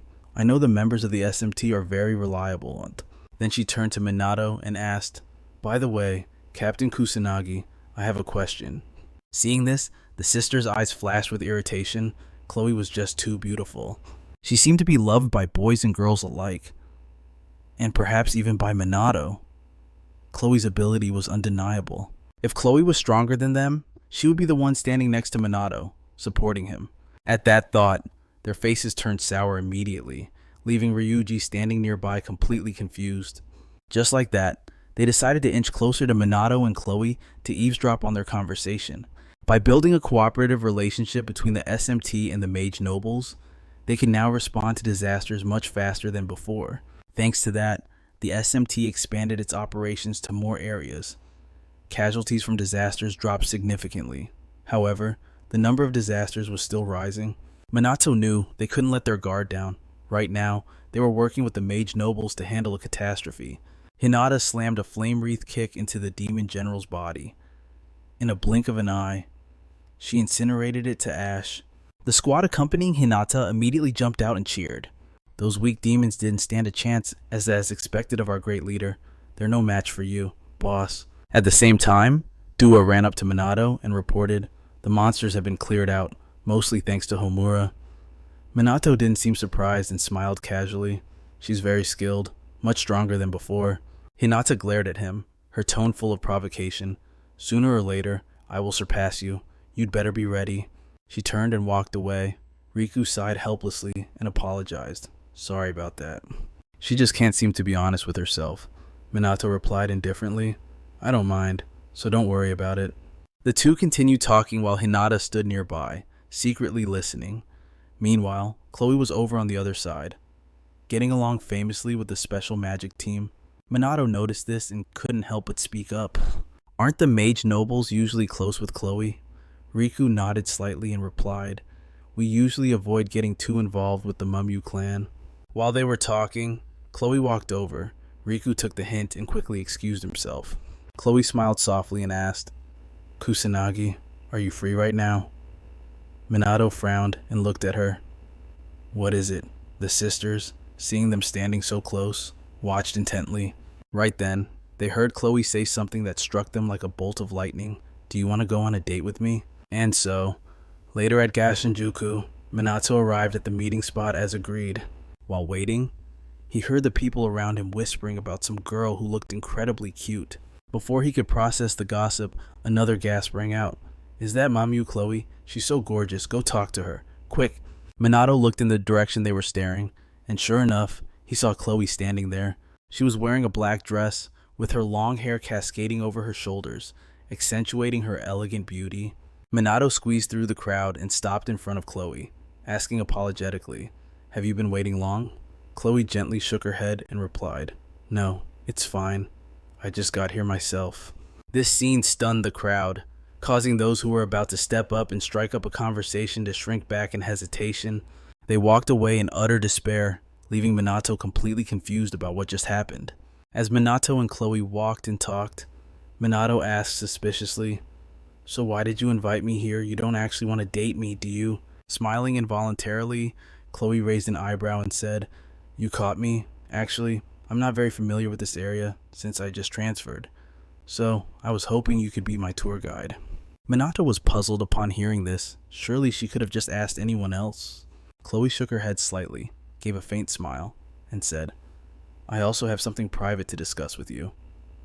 So that was the real reason she called it a date. Minato nodded in understanding, but remembering the awkward atmosphere from that day, he felt quite embarrassed. While he was lost in thought, Chloe sighed and said, "I'm the daughter of Mumi Haifumi. No matter where I go, I always feel out of place. Everyone pretends to respect me and treats me specially. But you're different." Minato was confused. "I am." Ignoring his reaction, Chloe continued smiling and said, "The first time we talked, I realized you didn't treat me the way others do." Minato replied coolly, "Because fame and status don't mean a thing. What matters is who you really are. That's all." Hearing this, Chloe couldn't help but laugh out loud. She pouted playfully, remarking that he really was an interesting person. Meanwhile, a figure was quietly trailing behind them. It was none other than Yu. She was sneaking around following them again, but what else could she do? Maybe she should just give up. Just then, Yu spotted a familiar figure nearby. It was Ruka. She was following Minato too. Yu was shocked. No way. Her sister would absolutely never do something like this. But Ruka was holding a red bean bun. There was no mistake. She was clearly stalking Minato. Either way, Yu had to keep following them or she would lose their trail. In her haste, the two sisters ended up crashing right into each other. They stared at each other blankly for a moment, then hurriedly scrambled along. As they moved, Ruka asked suspiciously, "Why are you here?" "Is something wrong?" Yu quickly shook her head to deny it. "Nothing at all." Up ahead, Minato heard the noise and turned back to look. Seeing this, Chloe asked, "What's the matter?" Minato frowned slightly, then shook his head and replied, "It's nothing." The sisters had ducked behind a giant bear statue, sighing in relief. That was way too close, they almost got busted. Yu realized something and quickly whispered, "It looks like we're both after the same target." Ruka nodded slightly, admitting, "Seems so." They looked each other in the eye, both faces filled with determination. And so, Minato and Chloe continued their stroll with two tails trailing behind them. Everywhere they went, the sisters followed close by. They were sneaking around just like they were trying to catch a cheater. After walking for a while, Minato and Chloe arrived at a drink shop. Chloe smiled cheerfully and asked, "So, what do people usually do next?" Minato thought for a moment before answering. "They talk, eat something, and then go home, I guess." The sisters were sitting quite far away, so they couldn't hear what Minato and Chloe were saying. Over at the table, Chloe suddenly spoke up in a melancholic tone. "I see. So this is what a normal high school date is like." She set her tea down on the table, then asked coolly, "I wonder what the purpose of all this is. Just walking around, looking at things, then sitting down to eat and drink. What's the point of these actions?" Minato replied calmly, "Maybe the actions themselves don't have any meaning." Confused, Chloe countered, "But people still do them even without a specific reason." Minato nodded gently and explained, "What matters is who you're with. If it's with that person, even just walking becomes special. That's why time spent with them becomes precious, even if there's no clear meaning." Chloe fell silent after hearing this, and finally asked, "And that is called a date?" Shrugging nonchalantly, Minato replied, "I think so. So, how about it? Was our time today valuable?" Chloe hesitated for a moment, then eventually nodded. "I think it was." Minato smiled faintly, speaking with satisfaction. "I'm glad to hear you say that." Chloe suddenly lowered her head and mumbled softly, "I usually surprise people with my words or actions, but you never seem fazed at all." She complimented Minato, saying he was a very adorable person. The sisters, who hadn't heard anything else, managed to catch that specific sentence. They both froze in unison. Does Chloe like Minato? Minato, on the other hand, didn't think much of it and smiled, saying, "I'm honored." Just then, someone in the shop recognized Minato and Chloe. They started whispering and gossiping, wanting to avoid trouble. Minato quickly stood up and suggested, "We should get going." Chloe nodded slightly. "Good idea." The two quickly left the shop and headed back to the train station. Chloe looked at him happily and said, "Today really meant a lot to me." Minato replied calmly, "Then that's great." Chloe hesitated for a moment, then asked shyly, "Can we go out together again?" "Of course. I don't mind at all." Minato agreed without hesitation. He said he wanted to get to know Chloe better too. In the distance, the Du sisters heard this and were completely shocked. Chloe was a bit surprised too, smiling as she spoke. You're really direct, but I feel the same way. Well then, see you later. Saying that, she turned and left. Minato waved goodbye as well. Do watch their retreating figures, her heart filled with worry. She couldn't believe Minato would say something like that. Ruka was just as troubled. She wondered if Minato was actually being serious. Minato turned around and walked away. They went in different directions, but a whirlwind of mixed emotions lingered for all four of them. The next day, in the special Magic Squad classroom, Ryuji ran up to Minato, raised an eyebrow, and grinned. So, how was your date yesterday? Du heard this and sounded a bit annoyed. Why do you ask? Ryuji pouted and replied, I'm just curious about his friend. That's all. Minato replied helplessly. It wasn't a date. I just showed her around the area. All we did was walk, shop, and drink tea. Yeah, but everything you just listed is called a date. The sisters didn't look too happy, while Chloe was chatting cheerfully with Karen, seemingly unbothered by yesterday's events. Ryuji sighed helplessly. He just hoped this wouldn't cause any trouble. Thinking that, he patted Minato's shoulder and warned, Watch your back. Okay. Minato looked at him, confused. What are you talking about? A moment later, when everyone had arrived, Sugo started the meeting. Now, allow me to explain our current situation. As of now, we have seen a significant drop in casualties related to natural disasters and monsters within Japanese territory. Since the Black Rebellion was dismantled, there has been a similar decrease in the number of illegal mages. Also, there have been no sightings of Dark Bearers or Chrono. Karen nodded in agreement. It seems Dark Bearers are rarely talked about these days. Minato frowned slightly.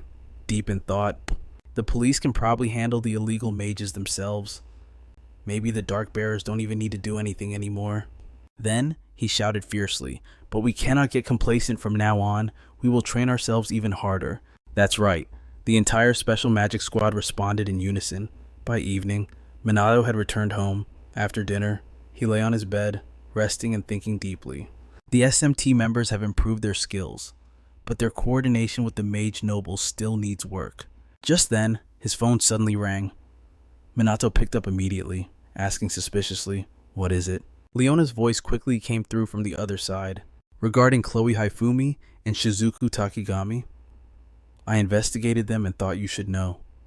Is now a good time? Minato nodded slightly.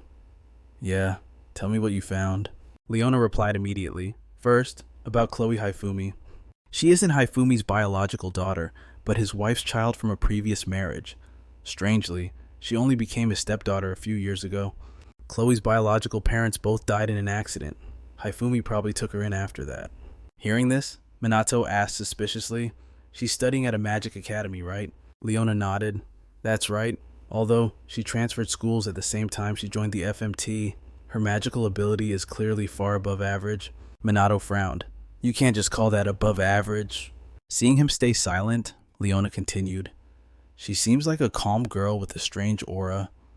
With looks like that, she always stands out from the crowd. Since she was cooking, she put the phone on the table. Then Leona called out loud, Kai, help me set the table. Kai immediately ran in from the living room. The boy's condition had improved a lot.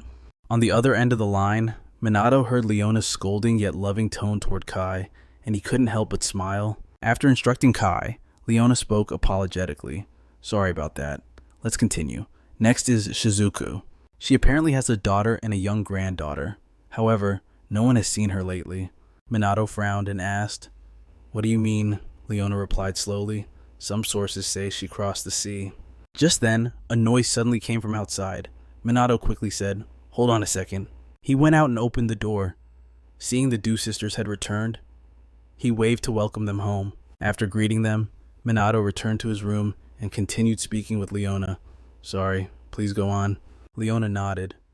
Okay, as you know, that hasn't been verified yet.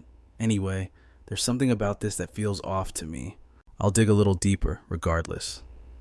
Minato had received a lot of information from her, so he said gratefully, Sorry for the trouble. I really appreciate it. Leona dismissed it, speaking casually. Don't mention it. You've helped me plenty of times. Alright, let's talk next time. With that, she hung up the phone. Seeing this, Kai ran over and asked innocently, Was the person you were just talking to Chrono?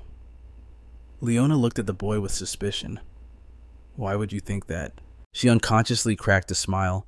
Kay replied casually, because you look really happy. His words made Leona freeze. A moment later, she patted Kai's head and laughed. I see.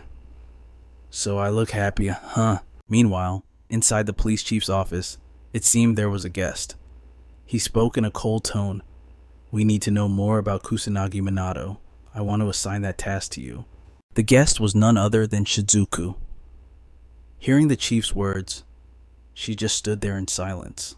The chief didn't care and continued, if we can't uncover the secret behind his power, we'll end up completely helpless. Hesitating for a moment, Shizuku finally nodded. I understand. The chief frowned slightly, asking suspiciously, that guy seems to let his guard down when he's around you. Is there a reason for that? Shizuku fell into silence again, stammering for a long while. Finally, she spoke up. That's probably because of my age. He is a very kind-hearted person, as you can see. The chief didn't seem to suspect anything. He simply rose from his chair. Walking up to Shizuku, the chief warned in a cold voice, in any case, I can't turn back now, and neither can you. We're in the same boat, after all. Yes, sir. A look of reluctance flashed across Shizuku's face, but in the end, she nodded in agreement. Elsewhere, at the police station's training grounds, it was training time for Minato and the others. Seeing everyone was present, Minato immediately ordered, all right, let's begin training. But before they could do anything, Sugo came rushing over. Sorry, wait a moment. Minato glanced at him and asked, what's wrong? Sugo replied urgently, the U.S. Army MAGE Division has arrived in Japan for a meeting, and I've been informed that they want to observe the SMT training session. The group fell into a state of shock. Rika muttered in confusion, aren't they one of the strongest elite units out there? Ruka nodded slightly. They pride themselves on having some of the best mages in the world. Ryuji shook his head, signaling he had no idea. Minato also frowned in silence. The American standard wasn't this high 50 years ago. He assumed they must have risen to the top in the current era. While everyone was still reeling, Sugo spoke up to explain news about the ST had already spread overseas. The battle with Chrono not long ago seems to have really put us on their radar. Hearing this, Chloe smirked with a hidden meaning. So what they're really interested in is... She stopped herself mid-sentence. Everyone remained silent. No one dared to speculate further. Minato was also lost in his own thoughts, saying nothing. At this point, Sugo continued, there is another reason for their visit to Japan. In this era, calamities are occurring all over the world just like 50 years ago. The Americans might be here to find a countermeasure. But as soon as he finished speaking, a booming voice rang out. Who needs countermeasures? The shout made the whole group jump in surprise. Turning around, they saw a man in a vest approaching. His body was muscular and solid, unlike the typical Japanese build. Behind him followed a group of soldiers in U.S. military uniforms. Seeing the group, the SMT members exclaimed in shock. So that's the U.S. MAGE Division. They look terrifying. The American group marched up to Minato with an intimidating aura. Two powerful currents of magical energy were silently clashing against each other. The pressure was so immense that those behind were forced to step back. Even just standing there was difficult for them. Suddenly, the muscular man narrowed his eyes at Minato. The very next moment, he reached out with both hands. Seeing this, the sisters Ruka and Rika immediately panicked, but surprisingly, the man pulled Minato into a bear hug and laughed loudly. We finally meet Mr. Kusanagi. But as soon as he spoke, he sensed something. Immediately, the man curiously examined Minato, squeezing his abs and then feeling his biceps. He muttered in confusion, your body is toned, but you're too skinny. Are you really capable of fighting to the death with a physique like this? Being constantly touched by the man, Minato spoke up in annoyance. Can you let go now? The man finally realized his lack of manners, quickly let go, and said apologetically, forgive my rudeness. Then, he introduced himself as Major Aaron Anderson from the 157th MAGE Division of the U.S. Army, and also the head of the research team at the Magic Institute. Hearing this, Minato frowned in surprise. The Magic Institute, do they research calamities and monsters? as well as magic as a whole. Thinking this, he spoke up to introduce himself. I am the commanding officer of the SMT, Kusanagi Minato, and these are the other members of the SMT. Eren threw his head back and laughed loudly. Who needs introductions? I already know all about every single member of the S. I heard they're very skilled. The SMT members immediately lit up at the praise. Who wouldn't be proud to be complimented? But Minato remained silent and thoughtful. Japan's own magic research hasn't progressed much, thanks to the noble mage families. Not to mention, your own knowledge is 50 years out of date. You really should consider this a golden opportunity. With that thought in mind, Minato smiled and spoke up. You're an expert in magic research, aren't you? Anderson, if you don't mind, I have a few questions for you regarding monsters and calamities. The moment those words left his lips, the American soldiers behind him instantly unleashed a suffocating wave of killing intent. In just the blink of an eye, it saturated the very air. Minato sensed the shift immediately and couldn't help but frown. In stark contrast, Ruka and the others behind him completely collapsed. The killing intent was far too potent. It totally overwhelmed their magical resistance. After waiting for a long moment, Eren finally shouted the order, "Stand down." Only at his command did the American soldiers retract their killing intent. Eren looked at everyone apologetically and chuckled. My apologies for these rookies. Sometimes, good hunting dogs can be a little too cautious. Shrugging indifferently, Minato smirked and replied, No worries, that was nothing more than a refreshing cool breeze. Hearing this, Eren laughed, though it was clearly out of irritation. The magical pressure from my squad was just a breeze to you? Let me tell you something, kid. You've got quite the sense of humor. Minato was too lazy to even dignify that remark with a response. Seeing Minato's silence, Eren spoke up again. So, you wanted to ask about calamities and monsters? Minato nodded slightly.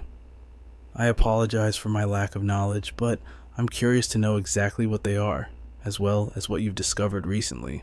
Eren hesitated for a moment, and after a long pause, he lowered his voice and said, It's difficult to summarize in just a few words, and we're still in the middle of our investigation. But I believe that monsters are essentially living magic, and a calamity is the phenomenon that transports those monsters to Earth.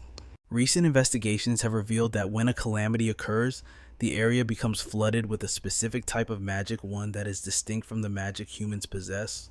Fundamentally, this theory is supported by the fact that people can detect this magical power when the sky turns red. But up until now, there hasn't been any concrete proof. That magical energy shares the exact same characteristics as the monsters. In other words, monsters are composed of magic itself. It explains why their bodies dissolve into particles when they die. This further solidifies that theory. Minato listened and immediately frowned. Then why do they attack humanity? Eren shook his head slightly. There's no clear reason, but there is a theory that they're reacting to our magic. 50 years ago, there weren't many calamities in the United States, so there were fewer investigations and very limited data to work with. However, there were numerous reports of calamities triggering the magical power of an awakener. That remains true even today. But recently, Eren had begun to understand much more about this issue, thanks to the improved quality of magic measurement devices.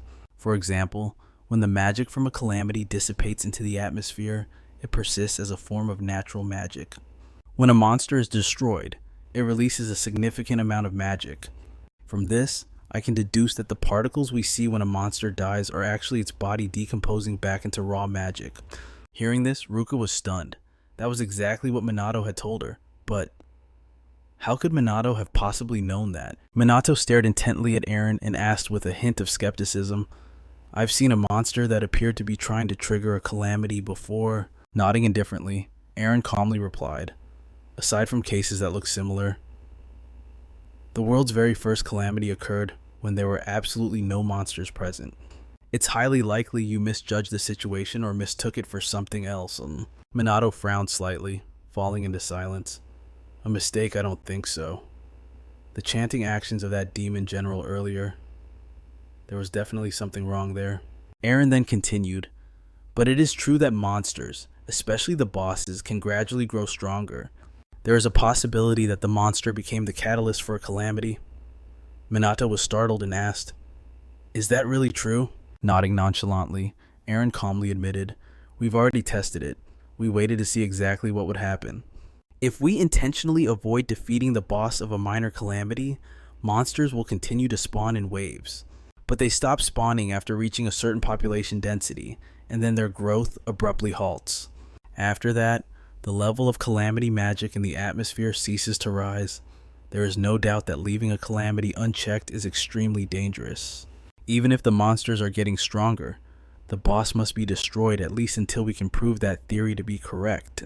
Minato listened and furrowed his brows deeply. His own thoughts regarding the monsters were exactly the same. Those experiments regarding the calamities were interesting, but Minato guessed they hadn't found anything concrete yet. At that moment, Eren spoke up again. Anyway, you possess an impressive amount of magical power, don't you? There aren't many mages with strength as remarkable as yours. Please, allow me to examine your body. I refuse. Minato didn't hesitate for a second as he shook his head. Eren sighed in despair. You know, I think you're being quite selfish. But Minato didn't care. He simply asked calmly, do you know anything about the mage nobles? Eren replied calmly, I probably only know about as much as you do, Fel. 50 years ago, the mages of the United States were still weak. They had stopped receiving deployments and technical support from Japanese mages, and all information regarding those mages had been completely cut off. Minato frowned slightly. It was a result of the noble mages hoarding all the magical knowledge and techniques for themselves. There was no doubt about it, the US had already pulled ahead of them. What a bitter irony. Gathering his thoughts, Minato spoke up with genuine appreciation. I've learned a great deal from you today. Eren didn't bother to comment. Don't mention it. We're the ones who owe you for your help during the global catastrophe. Especially you, Minato Ichikami. Minato glanced at the soldier standing behind him and asked, a hint of hesitation in his voice, it looks like you're after something else, aren't you? Sharp as ever. My men haven't taken their eyes off you. Eren's voice turned serious. To be honest, I wanted to test your strength for myself. That is the real reason I came back to Japan. Hearing this, Sugo cried out in panic. Wait, didn't you come to Japan to attend an important summit? Eren shrugged indifferently, sneering. Who gives a damn about some stupid meeting full of ignorant big shots? Sugo tried frantically to stop him. But we're not authorized for combat training. Captain Kusanagi, please, talk some sense into him. But Minato just declared boldly, if everyone keeps their mouths shut, there won't be a problem. And Eren let out an excited laugh.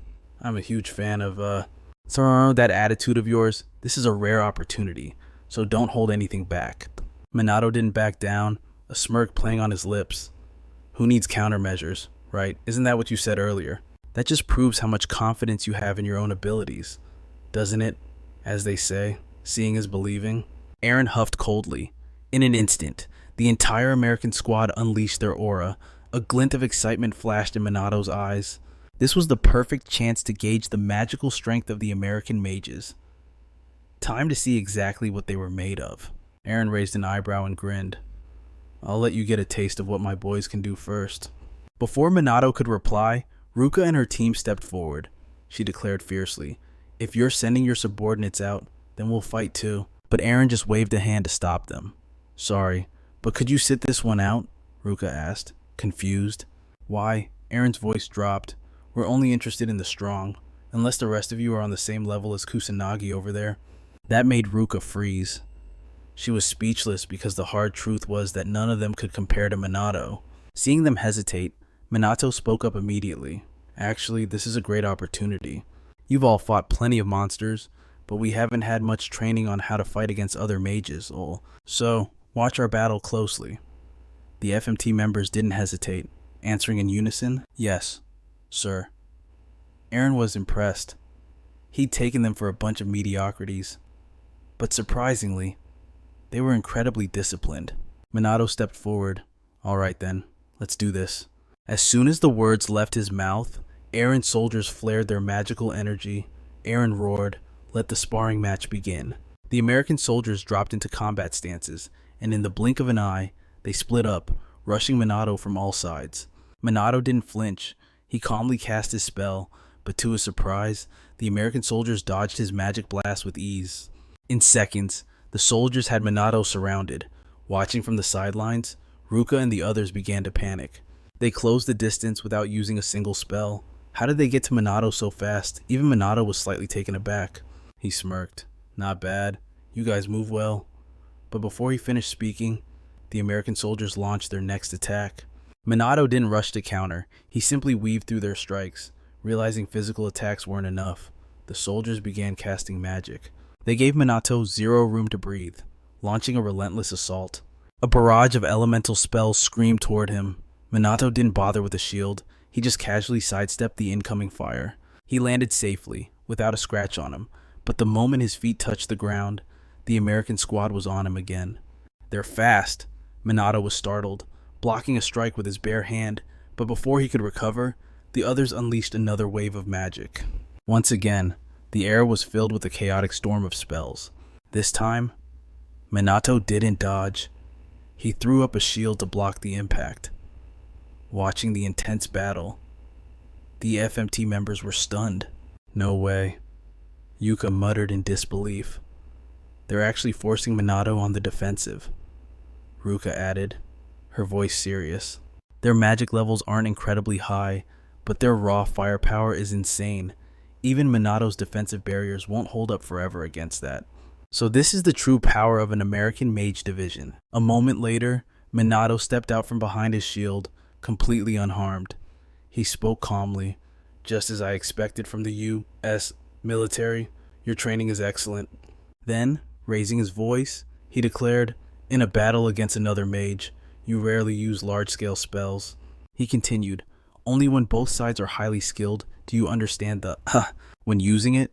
In almost every scenario, combatants end up locking horns in close quarters battle. That's because spells take time to cast.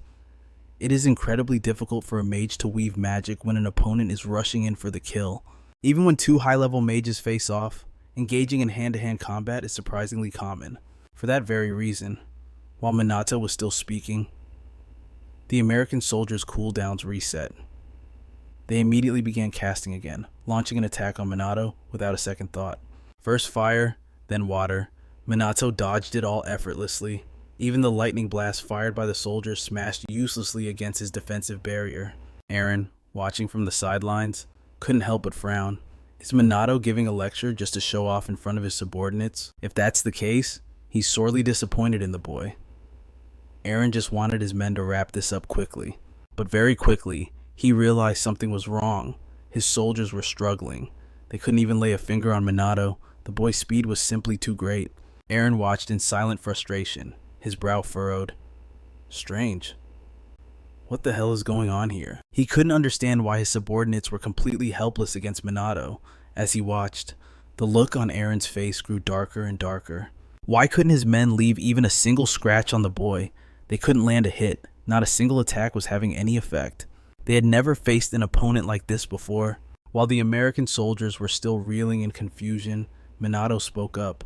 I must commend your refined techniques. They are clearly the result of rigorous training. Your combat skills are truly impressive. As soon as the words left his lips, he unleashed his own magical power. With a faint smile, he continued, as a token of gratitude for showing me your skills, I suppose I should take this a little seriously. In the blink of an eye, Minato dashed forward. He unleashed a barrage of attacks upon them. Minato was simply too fast. They couldn't react in time. Punches, kicks, every single strike connected perfectly with the American soldiers. He took them down one by one without using a shred of magic. Minato gave them absolutely no chance to respond. Before the last soldier could even cast a counter spell, Minato had already struck. This one-sided domination left Ruka and the others watching from behind completely stunned. Eren's expression darkened. Every single one of his soldiers had been laid out by Minato. Eren stood frozen for a long moment before letting out a heavy sigh. My elite unit? Taken down just like that? Who could have predicted that an ordinary student from this complacent country could be this powerful? Minato said calmly. Your men fought magnificently, Eren replied, clearly displeased. While I am honored by your praise, the fact remains that we have been completely defeated. Where on earth did you learn to fight like that? Minato answered casually. Actually, most of it is self-taught. Hearing this, Eren couldn't hold back a loud burst of laughter. Haha, how fascinating. You really are an interesting young man. If that's the case, Then allow me to demonstrate my own power. No sooner had he spoken than he stripped off his coat and tossed it aside without hesitation. Aaron's solid, muscular physique was revealed to everyone present. He raised an eyebrow and grinned. I may look like a commander, but I absolutely love a thrilling fight. Minato was a bit speechless. You certainly look the part. Aaron, now overflowing with battle intent, shouted excitedly, Shall we begin? Mr. Kusanagi. Minato narrowed his eyes, a glint of caution appearing in his gaze. But in a split second, Aaron unleashed his magical power. Minato was caught off guard, his pupils contracting in shock. While he was still processing, Aaron instantly materialized right in front of him. Minato was startled. The man's speed was incredible. Aaron attacked without hesitation, but Minato managed to dodge just in time. When his fist failed to connect, Aaron immediately switched to a magical assault. A bolt of electricity shot toward Minato. He tilted his head to evade it, then executed a perfect backflip to create distance. Minato landed safely, unscathed, but before he could even catch his breath, Aaron had already appeared behind him. He scoffed, Too slow. Minato flinched and scrambled to dodge, retreating several meters away from Aaron. Now it was Aaron's turn to look confused as he muttered, You slippery little eel. I was sure I had you that time. Minato spoke calmly. You've enhanced your physical abilities with magic, haven't you? Aaron raised an eyebrow and grinned. I'm glad you noticed. This is a technique I invented myself. He began to boast with excitement. Thanks to recent advancements in magical measurement and sensory technology, we are in the process of perfecting a method to freely control our magic. My power relies heavily on that very application. He calls it muscle magic. But at that exact moment, Minato spoke a different name in unison, Mana Arts. That was the true name of this power.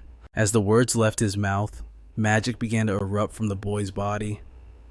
Aaron's expression instantly darkened. It was the same technique Minato had used in his battle against Chrono. His magical power was on par with Aaron's it was far superior. This technique represents the accumulation of decades of research. He truly is a mystery. How could Minato possibly wield that kind of power? But honestly, Aaron stopped caring about the logic. He was just going to crank up his own strength and clash head on. Minato wasn't planning on giving an inch, either. Even though his technique was far from perfect, he was genuinely surprised that Aaron could utilize Mana Arts. He never expected to stumble across someone capable of replicating that same technique through sheer effort alone. It looked like Minato was actually going to enjoy this fight. With that thought in mind, he kicked off the ground and bolted forward. He cranked up his speed in an instant, in the blink of an eye. Minato was right in Aaron's face, launching a punch straight at him, but taking a heavy hit in return. The two of them exchanged a flurry of blows in a split second. Their speed was off the charts. Ruka and the others watching from the sidelines couldn't even keep up with their movements. Ryuji couldn't hold it back anymore and blurted out, Just how strong is this guy, seriously? Minato was supposed to be a student, just like them, but his knowledge of magic was light years ahead of this world. He could crush any enemy without even breaking a sweat. It was honestly terrifying. Yet, as Ryuji spoke, his voice was dripping with pure admiration. He was going toe-to-toe with an elite from the U.S. military. And Minato wasn't just dominating in magic power, he was overwhelming him in physical combat too. How was he even doing that? Shizuku frowned, falling into a heavy silence. All this time, she pretended not to notice, but Minato was simply too powerful. It was only now that Ruka truly grasped the reality of it. They were getting stronger, sure. That was why she'd always believed that if they just kept training, one day they could stand beside Minato as equals. But was that even possible? Ruka honestly couldn't imagine a future where they ever caught up to him. The more Ruka and the others thought about it, the more panic set in. They just couldn't accept being left behind like that. Meanwhile, back in the heat of the battle, Minato and Aaron were still tearing into each other. Minato was dominating. Seeing an opening, he landed a brutal kick squarely on Aaron's body. Aaron was knocked back, but he recovered instantly, firing off a counterpunch. Minato blocked it effortlessly, without giving him a second to breathe. Minato returned fire with a punch of his own. He was too fast, Aaron couldn't dodge. He took the hit, Aaron bit his lip in frustration, trying to counterattack, but Minato had already flashed backward out of range. Seizing the brief pause, Aaron slumped to the ground, gasping for air. In stark contrast, Minato stood there, looking completely unfazed and calm. Eren finally had to accept the hard truth. Minato was just too powerful. Compared to that kid, Eren felt like a mere child. Eren seriously started to wonder if Minato was even human. Was he some kind of monster? Minato narrowed his eyes, looked down at him, and asked coolly, "Shall we keep going?" Eren shook his head slightly. "No. I lose. I'm speechless. That wasn't even a competition." Minato walked over and helped him up. Eren sighed, letting out a wry chuckle. "I rarely see anyone as strong as you, and I mean, we have some real monsters back in the States, too." Then, he made an offer. "You should come visit my country sometime. You'd be welcomed as a friend." Minato didn't hesitate. He nodded. "For sure. I'll come visit if I get the chance." With that, the two shook hands. Satisfied with the bout, Eren grabbed his coat and walked off, looking content. "See you next time. Kusanagi, goodbye, SMT." As soon as Eren and his crew were gone, the SMT members rushed over, praising Minato to the high heavens. That was incredible.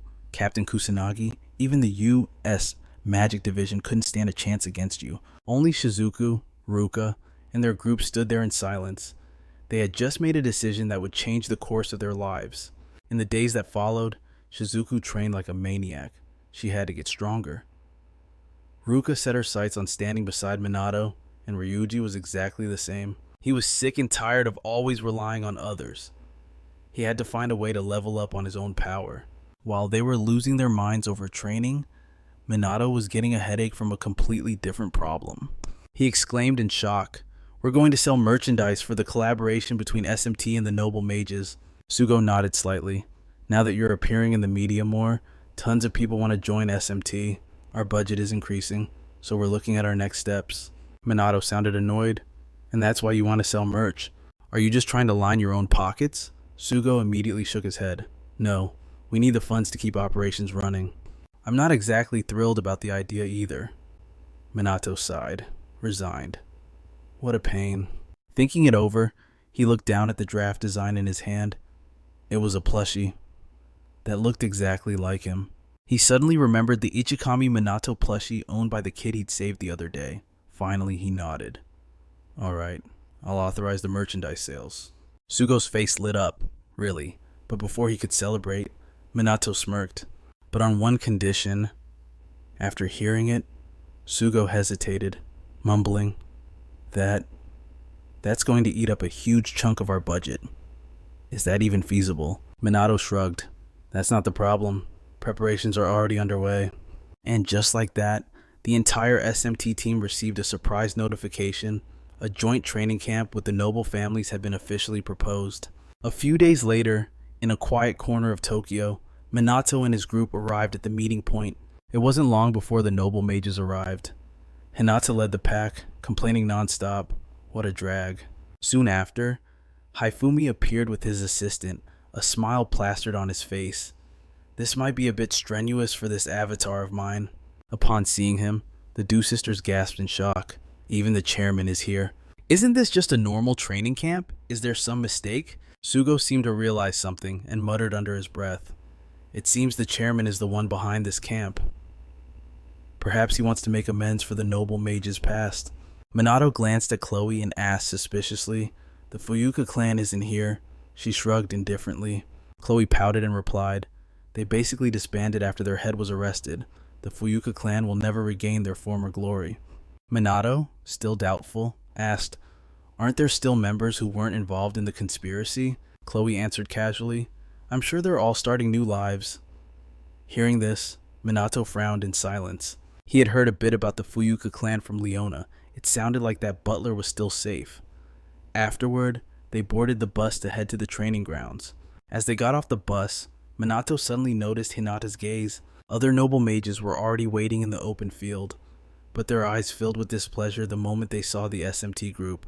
Feeling their stares, Du couldn't help but panic. "Why are they staring at us like that?" Ruka frowned and muttered, "Even though we're cooperating, they don't seem to have a good impression of the SMT, do they?" Minato sighed helplessly at the sight. "Good grief, I wonder what's going to happen next." A while later, they put away their gear and gathered at the training grounds. Hifumi stood on the high platform and spoke clearly. Thank you all for taking your precious time to be here. I'm quite sure you are all feeling mentally exhausted. Minato frowned slightly. The police and regional SMT units are temporarily covering for us during our absence. There shouldn't be any issues since natural disasters are rare during this period, but he still felt a bit anxious. While Minato was deep in thought, Hifumi continued. However, I believe this joint training is absolutely crucial for overcoming the Great Calamity. From here on out, their battles will only become more intense. That is why improving cooperation between noble mages and the SMT is strictly necessary. Hifumi stated that there are very few people capable of leading everyone. This person must be upright, wise, and above all, an exceptional mage. He believed only one person fit this role, and that person is none other than Minato. He will be the instructor for this joint training camp. Hearing this, Hinata clicked her tongue, seemingly having guessed what was coming. And sure enough, the noble mages immediately exploded with indignation and began to protest. Hifumi had anticipated this as well. He swept his gaze over the crowd and scoffed coldly. It seems some of you are dissatisfied. Tell me, is there any mage here who can defeat Captain Kusanagi? Those words silenced the noble mages. No one dared to argue back. Hifumi was finally satisfied. He looked down at Minato and said, Well then, Captain Kusanagi, please show us something. Minato frowned in silence. Although what Hifumi said was true, it was also serving his own agenda. The noble mages had monopolized magical knowledge and techniques, yet they still couldn't defeat him. They realized they had hit their limits, and Hifumi was looking to use Minato. After all this time, that man still hated losing. Minato didn't find that part of him annoying, though. With that thought, he stepped onto the platform and declared, You will be trained here for 2 weeks. I have only one requirement: keep up with me as if your lives depend on it. Minato scanned the crowd, and this time, not a single person objected. Immediately after, they obediently followed Minato's training regime, but when ordered to do push-ups, they yelled out in dissatisfaction, Why are you making us do push-ups? Minato ignored them. On his back was a weight 10 times heavier than theirs, yet he hadn't shed a drop of sweat. He spoke coldly. Physical conditioning is the foundation of all magic. Push yourselves to the limit. The 3 heads of the noble mage families were also doing push-ups alongside everyone else. They also had heavy weights on their backs. As family heads, they couldn't afford to lose face. After the push-ups, Minato had everyone drag tires while running, constantly urging them, Run with everything you've got, cutting corners won't do you any good. And so, the whole group dragged the heavy tires, running madly after Minato. Hinata and the other 2 family heads stayed right on Minato's heels. They refused to lose to him. Watching the scene, Du couldn't help but marvel. Incredible. The noble mages are actually listening to Minato. She never thought she'd see the day. A while later, the running training finally ended. Minato spoke calmly. 5-minute break. Make sure to hydrate. However, someone voices their dissatisfaction. What is the point of all this? We are just training aimlessly without a concrete goal. Before Minato can even respond, a member of the FMT squad aggressively fires back. You have got it all wrong. Captain Kusanagi is an incredible leader. In an instant, a heated argument erupts. Neither side is willing to back down, and Rui sighs in helpless exasperation. I knew something like this would happen. Du cries out in panic. We have to stop them, not letting the situation escalate any further. Minato steps forward to intervene. That is enough, both of you. The SMT member, still unconvinced, tries to retort, but Minato raises his hand to silence him. He looks toward the noble mage and speaks in a cold, detached tone. I know you do not trust me. If I were not your instructor, I would not mind the criticism, but right now, I require you to follow my orders. Minato then turns his gaze to his own subordinate, his voice stern and correcting. As for you, if you truly trust me, then right now, you just need to be patient. Do you understand? They immediately nod in acknowledgement. Understood, Captain Kusanagi. We apologize. Minato successfully breaks up the argument, but worry still gnaws at him. It seems their grudge runs deep. The fact that they still find reasons to fight is the real problem here. In a situation like this, naturally, he has to take action. Minato suddenly cracks a malicious grin, startling Du, who is standing nearby, and so, their living hell begins. Minato finds a high vantage point and, without a single word, unleashes a frenzy of magic attacks on everyone, sending them scattering in panic. He shouts with aggressive intensity, "Come on, what is wrong? You really will lose your lives if you do not fight back with everything you have. Use up all your mana until you are completely dry." But is Minato's magic something they can actually withstand? The answer is no. One by one, they are struck down by his magic. The dissatisfied student from earlier screams out in outrage. This isn't training, this is abuse. Hearing this, the FMT member snorts in cold contempt. "You noble mages are truly pathetic." These words pierce the pride of the noble mages. Furious, they glare daggers at the SMT squad. "Do not look down on us. We will show you what it looks like when noble mages actually get serious." The FMT squad refuses to back down, shouting back, "As if we would ever lose to the likes of you." Watching this unfold, Minato smiles with immense satisfaction. It seems he has successfully ignited their competitive spirit. Mission accomplished. After that, Minato proceeds to knock every single one of them out. Only then does he speak. "That is all for today. Rest up and prepare yourselves for tomorrow." Minato turns to leave, but he barely takes 2 steps before Hinata calls out to him, "Wait, Kusanagi." Minato turns his head slightly, frowning. "Is there something you want to ask?" Hinata glares at him, questioning him with evident dissatisfaction. "Are you seriously going to continue training us like this?" Minato looks slightly surprised and asks, "Is that a complaint?" She shakes her head in denial. "No, but surely there must be another way." Minato replies indifferently, "I have told you before, there is no other way. There is a method to stimulate mana sensitivity by having a high-level mage perform shock therapy to awaken the mana flow. But that is for beginners." He implies that such a method would be useless for someone at her level. Hearing this, Hinata regains her composure and shouts, "Then how can you be so strong? How can you possess such an absurd amount of mana?" Minato answers calmly, "Aside from increasing mana flow, you must use your mana until it is completely depleted. Well, turn or improve your magic techniques through other means. I do not know of any other method to become stronger." Hinata bites her lip aggressively, snorting in unwillingness. "Fine, forget it. My apologies." With that, she turns around and storms off. Seeing this, Riku apologetically bows to Minato before running after Hinata. Minato watches them leave, falling into a thoughtful silence. How did he increase his own strength? The first disaster was what triggered Minato's awakening. Yet he has never met another mage as powerful as himself. Why is Minato so strong, and why does he possess such a vast amount of mana? Even he does not fully understand it. The next day, Minato continues to train them as usual. After knocking everyone out, he speaks up. "All right, training ends here for today." As soon as the words leave his mouth, the noble mages lying on the ground begin to groan and complain. One of them grinds their teeth in frustration and mutters, "Is training like this really useful? We are noble mages, yet this harsh training is no different from being in the military." Many days have passed since they began training, and they are starting to think that Minato is all talk. Overhearing their whispers, Minato immediately speaks up. "We are going to the mana measurement room. Follow me." And so, the group of noble mages follows Minato to the measurement room. Their attitude remains dismissive, whispering as they walk, "I bet there has been no change at all." However, upon arriving at the measurement room, everyone is frozen in shock. The mana level of one of the students has skyrocketed to 40,000. The others show similar results, leaving them in a state of utter bewilderment. Their power has truly increased in such a short amount of time. Seeing their reaction, Minato speaks again. "That is not all. You guys are going to get even stronger over these next 2 weeks." Hearing those words, a spark of steely determination suddenly ignited in everyone's eyes. And, in the days that followed, they endured Minato's hellish training regimen without uttering a single complaint. Minato was thoroughly satisfied. It seemed his little pep talk had been a success.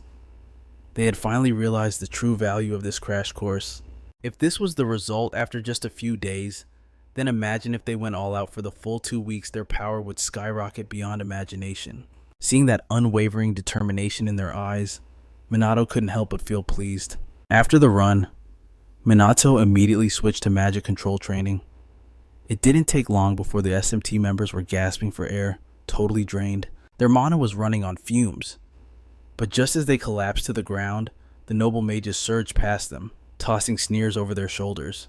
The FMT really is just a bunch of weaklings. Huh, you guys will never be on the same level as us noble mages. Those words. They acted like fuel to the fire, instantly reigniting the FMT squad's fighting spirit. And just like that, they scrambled up and started running like madmen again. Watching the scene unfold, Ruka couldn't help but be impressed. Looks like they've sparked a pretty intense rivalry, she noted. Du nodded in agreement. I was a bit worried at first, but now they're absolutely fired up. But right in the middle of their conversation, a blazing fireball came roaring toward them, panic-stricken. The Ruka sisters immediately turned tail and ran for their lives. After sprinting for a while, they collapsed onto the ground, gasping for breath, but they barely got 2 wheezes in before Minato was standing right over them. He flashed a devilish grin and said, "If you've got time to chat during training, then this must be way too easy for you ladies, huh? In that case, I'll crank up the difficulty level, just for the 2 of you."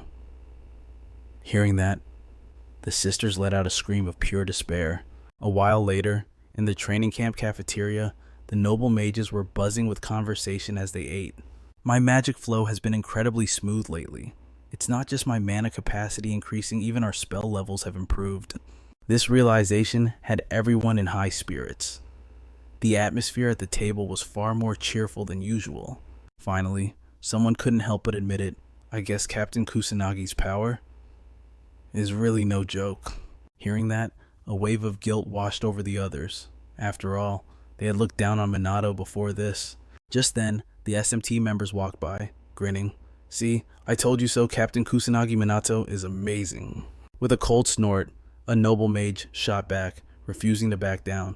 "Fine, I'll admit that much, but our Grand Mage is still leagues ahead of him." And once again, a debate erupted across the dining hall. But this time, the vibe was completely different. Minato smiled with satisfaction. It seemed his plan was working. After the meal, he dragged everyone back to training. Next up, target practice. Minato stood on the sidelines, observing. He marveled inwardly. It really looked like everyone's magic proficiency had shot up. They were doing great, but right then, his gaze locked onto one specific person. Chloe.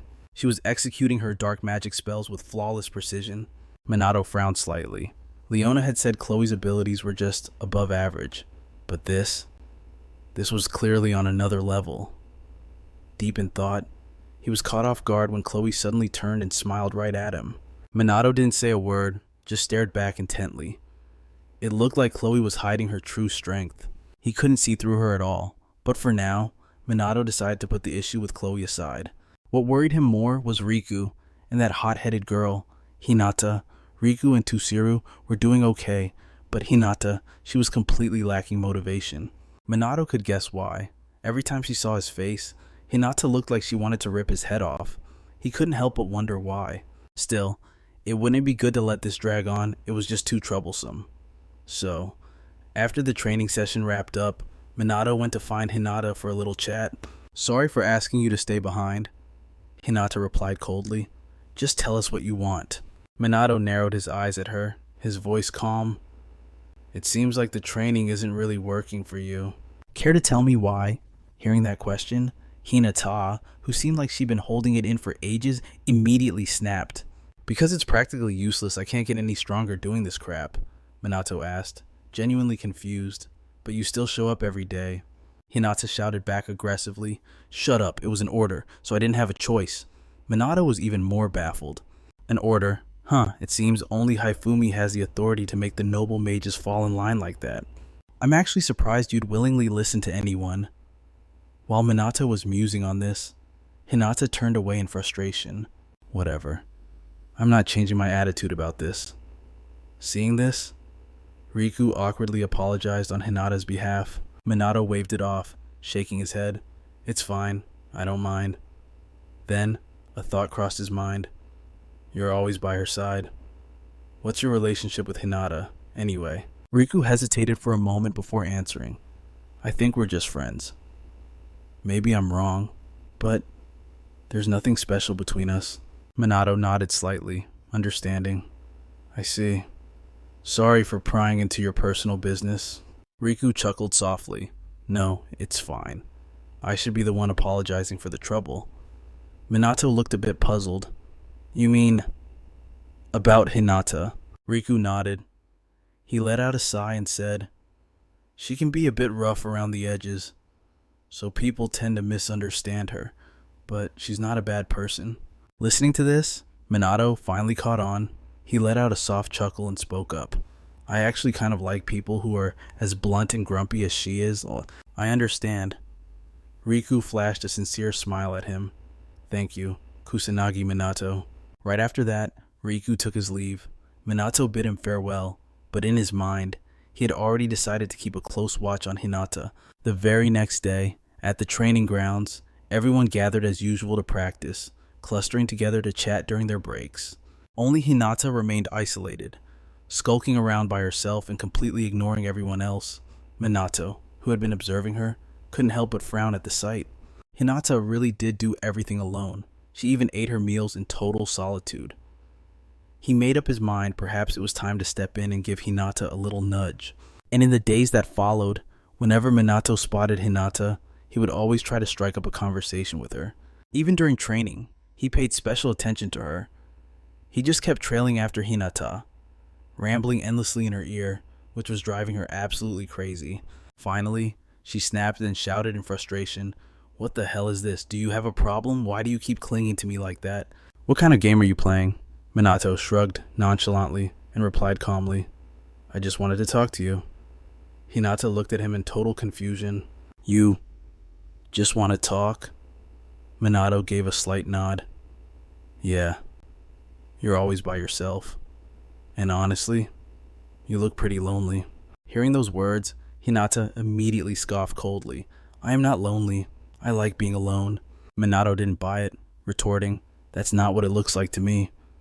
This comment made Hinata furious, and she yelled, What do you know about anything? Minato slowly opened his mouth to explain. People who genuinely prefer solitude wouldn't put themselves in situations where they have to cooperate with others. They don't care about anyone, and they certainly don't accept concern from others. But it seems like you don't fit into either of those categories. Aww. Hinata frowned at his words, pursing her lips as she muttered, Stop talking like you understand me. But Minato ignored her protest and made a proposal. Let's be friends. Hinata stared at him in shock, unsure how to react, but she quickly regained her aggressive demeanor. What the hell are you saying? Minato gave an indifferent shrug and raised an eyebrow. Is that a no, I actually kind of like you? Upon hearing the word like, Hinata instantly blushed with embarrassment. She hurriedly stammered, Normal people don't just actively ask to be friends like that. Do you understand?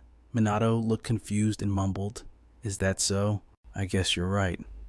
Hinata glared at him, then suddenly lowered her voice and muttered, Enough. Just give up on trying to get to know me. A girl like me is just annoying and troublesome, right? Saying that, she fell into a gloomy silence. However, Minato retorted without a second of hesitation, Not really. I don't think that at all. Actually, I like how you express yourself so bluntly, and people who flatter me for no reason make me feel uncomfortable. These words made Hinata's footsteps come to a sudden halt. A moment later, she raised an eyebrow and smirked. Speaking seriously, you really are a weirdo. Minato couldn't help but look stunned. What did that mean? Hinata then realized what she had just said, and a flash of panic appeared in her eyes. She quickly spun around and ran off, shouting as she fled, Anyway, I will never be friends with you. That is never going to happen. Minato sighed helplessly. Oh boy, it looks like I've been rejected. He just didn't know that their entire conversation had been overheard. Chloe, standing behind the wall, had listened to every single word. A while later, back at the training grounds, Minato had everyone practicing how to utilize their magic. After practicing with Minato for a few days, Tusiru's magic had noticeably increased. Seeing this, a flicker of fear appeared in the eyes of the Ruka sisters. Right then, Minato shouted out, That's enough training for now. Let's take a break. Everyone had been working extremely hard, seemingly sharpening their own individual powers. While walking to the cafeteria, Minato spotted the 3 members of the Mizuha family. The 2 sisters were trying their best to invite Tusiru to join them for a family meal. They hadn't had a chance to talk for a long time, But Tusuru coldly opened his mouth to reply, I still have many things to do, so I must decline this meal. With that, he walked away without even looking back. Minato walked up to the sisters and remarked helplessly, he's still like that. Huh. He still hasn't changed his attitude, even after calling off the decision to disown you two. Ruka shook her head gently and replied, he wasn't always like this. Minato heard this and asked in confusion, was it different? Ruka's tone became slightly sorrowful. He used to be kinder, and he would actually listen to us. But ever since Mother passed away, Tusuru has never been the same. He stopped talking to us as much as he used to, and he was always away on work.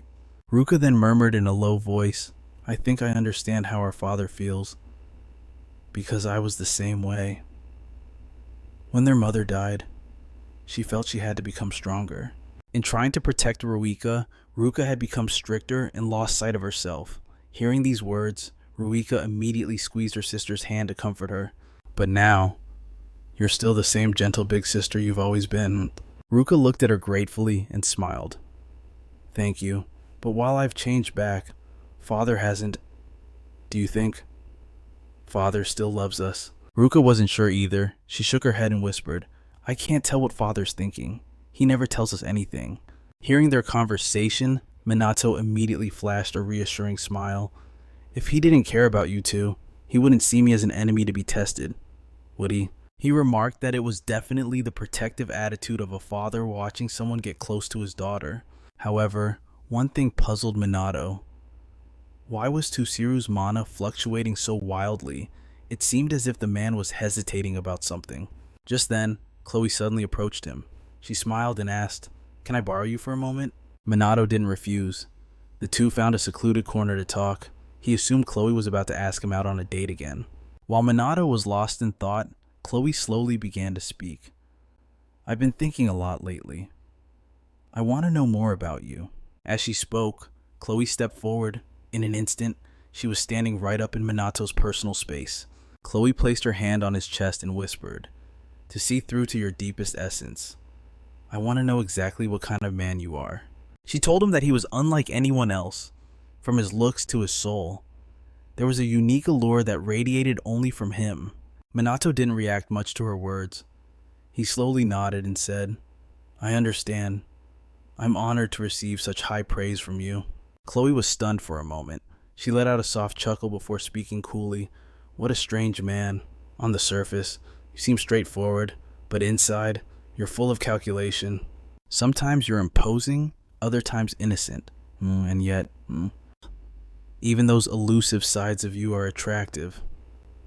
Chloe paused for a moment, then seriously asked, Have you considered dating me? She was convinced their relationship would be incredible, adding that despite appearances, she was actually a very devoted person. Chloe even declared that if Minato wanted, she would do anything and give him everything she had. As she spoke, Chloe leaned in closer to Minato again. Their faces were mere millimeters apart. She raised an eyebrow and smiled, asking, So, what do you think? Shall we be together for a lifetime? Minato. Seeing the gap closing, Minato hurriedly stepped back and shook his head. Sorry, but I have no intention of dating anyone right now. Chloe didn't seem too surprised by the rejection. She simply gave a faint smile and said, Is that so? What a shame. Just as quickly, she returned to her usual demeanor. Smiling, she said, Well, that's that then. I'm off. Minato watched her leave, falling into a thoughtful silence. Meanwhile, at the training grounds, Ryuji suddenly threw his arm around Riku's shoulder and laughed loudly. Keep it up, my man. Riku frowned at him and grumbled, You too. You weren't half bad. Minato returned just in time to see this and asked in confusion, What's going on? How did things end up like this? Luca calmly explained that the two of them had been discussing their training regimens and decided to challenge each other. The result was that they both finished 1,000 reps and collapsed immediately after. And somehow, it just turned into this. Hearing this, Minato sighed helplessly. So they were both just obsessed muscleheads. Putting the nonsense aside, Minato resumed training everyone in magic usage. After some time, the members of the SMT and the noble mages had grown much closer. On the final day of the training camp, Minato stood on the podium and declared firmly, You have all trained incredibly hard. Today marks the end of your training, But this is only the beginning. The crowd below listened with rapt attention. Minato continued. Many lives may be at risk in the upcoming global catastrophe, but if you fulfill your roles to the best of your ability, any disaster can be defeated. He told them they were strong enough that even a world-ending disaster wouldn't stand a chance. He advised them to rest and mentally prepare themselves until the mission began. With that, Minato raised his fist high and shouted passionately, "Everything rests on your shoulders. We will definitely protect Japan and the world." As his words fell, everyone cheered in unison. Two groups that had started with mutual animosity had finally become comrades. Watching from a distance, Hinata couldn't help but feel moved. Minato really was an incredible person. He hadn't just trained the SMT, but the noble mages as well. Their abilities had grown significantly stronger than before. Minato had even managed to get everyone to open up to one another. He had even been kind to her. The more Hinata thought, the more her gaze fixed on Minato up on the podium, remembering his offer of friendship. She quickly shook her head. What am I thinking? She didn't need friends. Hinata had no use for such things. After all, everything was meaningless to her anyway. A moment later, Hifumi approached Minato to offer his praise. The results are truly magnificent. Captain Kusanagi, Minato replied with a polite smile. The honor is mine. Hifumi ignored the formality in his tone and continued speaking. At first, they clashed because they didn't understand one another, but now they've begun to trust each other. Things are progressing very smoothly, and if we continue like this, the world might finally see true peace. This thought brought Hifumi great joy. I hope so, Minato replied with a nod, reaching out to shake Hifumi's hand warmly. Thanks to the hellish training camp, the SMT members and the noble mages have leveled up big time. Their teamwork is tighter than ever before. The results speak for themselves. The destruction caused by demons and disasters around Tokyo has plummeted. Disasters still strike, sure, but the damage is at an all-time low for the last 50 years. The people of Japan are finally celebrating. Finally, we can step outside without looking over our shoulders. Thanks to the SMT and the noble mages, for better or worse, all of Japan is enjoying a moment of peace. Well, except for the SMT squad, of course. They're still stuck in the daily grind with their instructor from hell, Minato.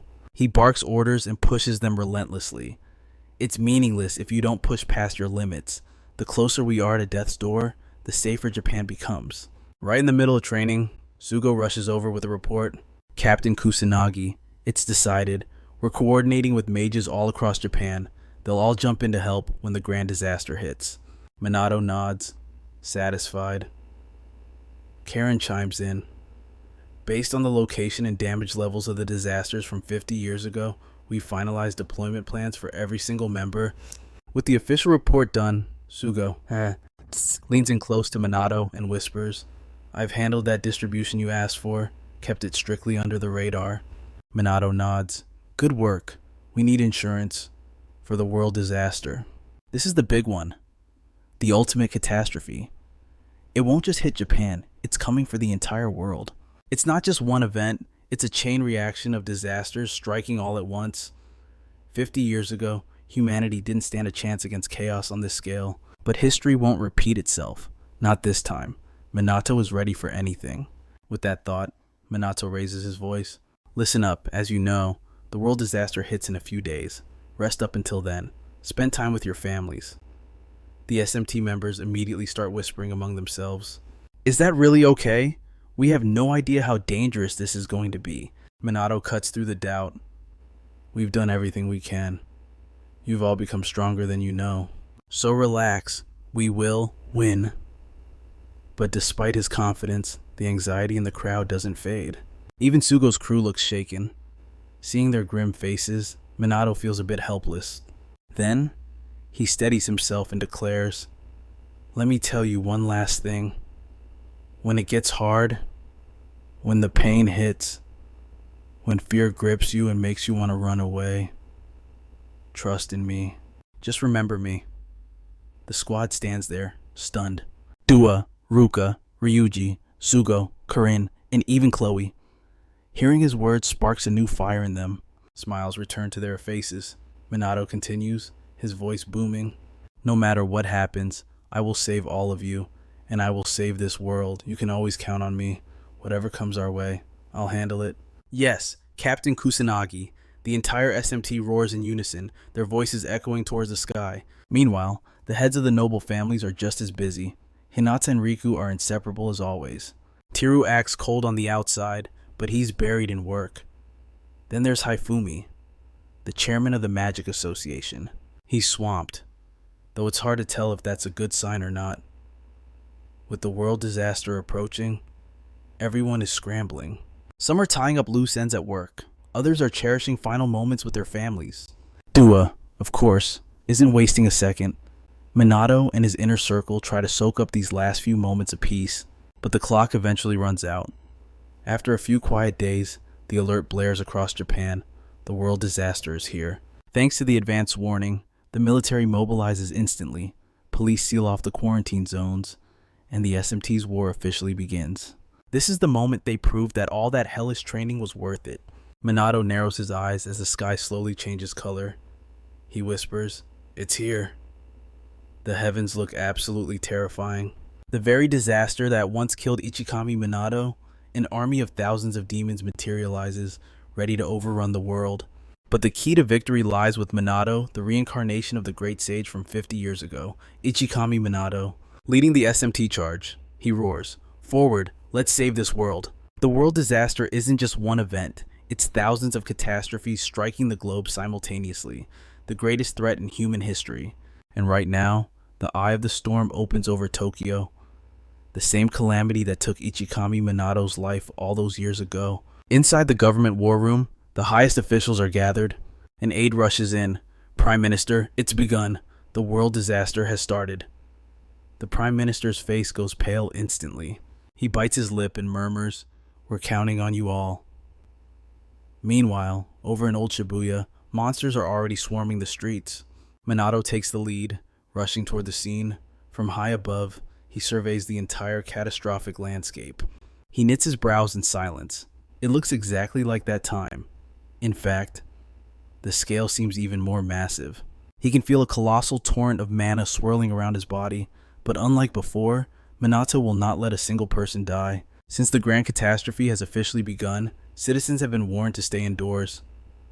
Watching the sky slowly change color, anxiety grips every heart. Yet, innocent children remain steadfast in their belief that the great sage will protect them and everyone else. The hopes of the entire Japanese populace rest on Minato's shoulders. At the disaster site, reporters have arrived by helicopter to broadcast the situation live. In the blink of an eye, the sky has dyed a deep, blood-red crimson that spreads across all of Japan. Monsters pour out in ever-increasing numbers, endless ranks of demon soldiers and demon generals, though terrified. The reporter tries their best to narrate the situation for those watching from home. Demons are materializing everywhere. People are being urged to evacuate from the predicted disaster zones immediately. But will they truly be safe? No one dares to say for sure. Facing such an onslaught from demon armies and generals, can they really survive this? The reporter watches with growing dread as the monster count swells to astronomical numbers in mere moments. But suddenly a brilliant, raging inferno crashes down, engulfing the horde in a sea of fire. Simultaneously, a heroic figure slams onto the ground. It is none other than Minato. The beacon of hope has finally arrived. Without a second of hesitation, he launches himself into the air, unleashing his mana to annihilate the monsters. At that moment, a ferocious tidal wave crashes into the beasts, followed closely by a barrage of lightning, wood, and dark magic. It is the elite vanguard of the SMT squad. Ruka, Ryuji, Sugo, Karen, and even Chloe have arrived. Minato glances at them and barks an order. "Wipe out these demons, now. Hold your ground until the disaster's ringleader shows up. There is more than one calamity here, so do not waste your mana." Ruka and the others immediately acknowledge the command, unleashing their magic. Under their fierce assault style, wave after wave of demon soldiers is obliterated. But Minato notices a problem. He frowns and mutters, "There are way more demons than usual." Ruka nods in agreement, and they are significantly stronger, too. Ryuji, slaying a monster, grumbles in frustration. "Where the hell are those noble mages?" Sugo replies in a grave tone, "I am trying to reach them, but I cannot connect. Even Tushiru isn't picking up." Minato senses something amiss. He shoots a sharp look at Chloe. You know something about this, don't you? Chloe shakes her head slightly. I apologize. I do not know anything. Meanwhile, Carrion is frantically trying to contact the noble mages, but the command system has gone haywire. She cries out in panic. It is no good. The transmission lines have been cut. Minato furrows his brow in silence. All their meticulous preparations. Yet a problem arises at the most critical moment. Someone is definitely pulling the strings. Just then, military personnel rush over. Minato looks at them and says, We have lost comms. How is the situation on your end? The officer replies hurriedly. It is the same here. Both the police and the self-defense forces are in the dark. The scene is absolute chaos. They cannot coordinate their forces at all. The situation spirals further out of control. Ruka cries out fearfully. We cannot stop this disaster without the noble mages. Ryuji curses angrily. Damn it! What the hell are they doing? Seeing them lose their composure, Minato shouts to steady them. No matter the situation, our job remains the same. Even without the noble mages, we can still win if we unite our strength. Everyone looks at him, and just like that, their composure returns. Seeing this, Minato shouts clearly once more. I trust in all of you. In an instant, their confidence is restored. That is right. What is there to worry about? Like Minato said. They just need to do what must be done. Ruka smiles softly. It is just as she expects of Minato, always calm and reliable. With him by their side, they cannot lose. And so, they join forces once again to exterminate the monsters, bombarding the beast with a relentless barrage of powerful magic. Witnessing this, the reporter screams in joy. Please, look at that, the SMT is suppressing the demon horde. Just as expected of Captain Kusanagi Minato, if he is here, Japan will surely be protected. The people watching the news from home finally feel at ease. They have someone to rely on, someone to believe in. The demons are no match for Minato's group and are quickly slaughtered in droves. But there are dozens of disasters erupting across Japan amidst this global catastrophe. This will be a grueling battle without the support of the noble mages. But even with these numbers, Minato believes they can manage. He has prepared for this day. Suddenly, more demons surge forth from the magical rifts in the air. Minato urgently shouts a warning. Do not let your guard down. The demons are still coming. Ruka's team immediately acknowledges and charges forward. Minato leads the assault, clenching his hand into a tight fist. Without a shred of hesitation, he slammed his fist into the body of a demon general.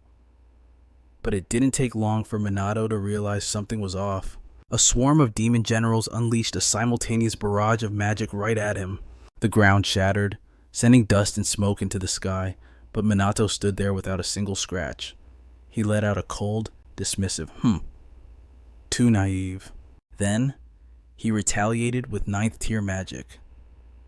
A blinding aura materialized in midair, utterly obliterating the bodies of those demon generals. Minato descended from the air and landed. But before he could even catch his breath, another legion of demons emerged. Minato couldn't help but frown, muttering, They just keep coming. Looks like I'll have to do that. On the other side, Ruka's team was battered and bruised, but finally managed to take down their demons. Meanwhile, Minato single-handedly held the line, slaughtering every single monster the moment it spawned. But something was gnawing at him. They were stronger and far more numerous than they were 50 years ago. Just as Minato predicted, this wasn't going to be simple. Suddenly, the Dew Sisters sensed a colossal wave of mana crashing toward them. They screamed in terror. It felt like the final boss had arrived. Over here, the crimson spatial rift in the sky suddenly pulsated, and from within its depths, a demon emerged. Witnessing its gargantuan body and overwhelming mana, Ruka's group instantly panicked. That was a Demon King, and it had finally shown itself. Everyone was petrified at the sight of that massive Demon King. Ruka screamed in horror. It's too terrifying. Even Dew couldn't help but gasp. This is no joke. While they were paralyzed with shock, the Demon King began channeling its mana to attack. A brilliant blaze manifested in the air. This was 10th tier fire magic. It detonated instantly, obliterating everything within the blast radius. The group didn't dare let their guard down, frantically casting defensive magic to block it, but the destructive power was too immense. Rows of buildings were reduced to piles of rubble. By the time the smoke and fire cleared, the ground was scarred with hundreds of cracks. The Demon King glanced around, preparing to leave, but before it could take a step, a cold voice pulled it back. "Where do you think you're going? The battle has only just begun." It was Minato. He had arrived just in time, casting Celestial Shield, a 9th tier spell to protect Ruka's group. Along with the members of the FMT squad, he had managed to protect every single one of them. Ruka and her sister looked at Minato with guilt, saying, "Sorry, Minato. Our reflexes were too slow." Minato gently shook his head, unbothered. "Don't worry about it. Our opponent is a Demon King. After all, just stay sharp."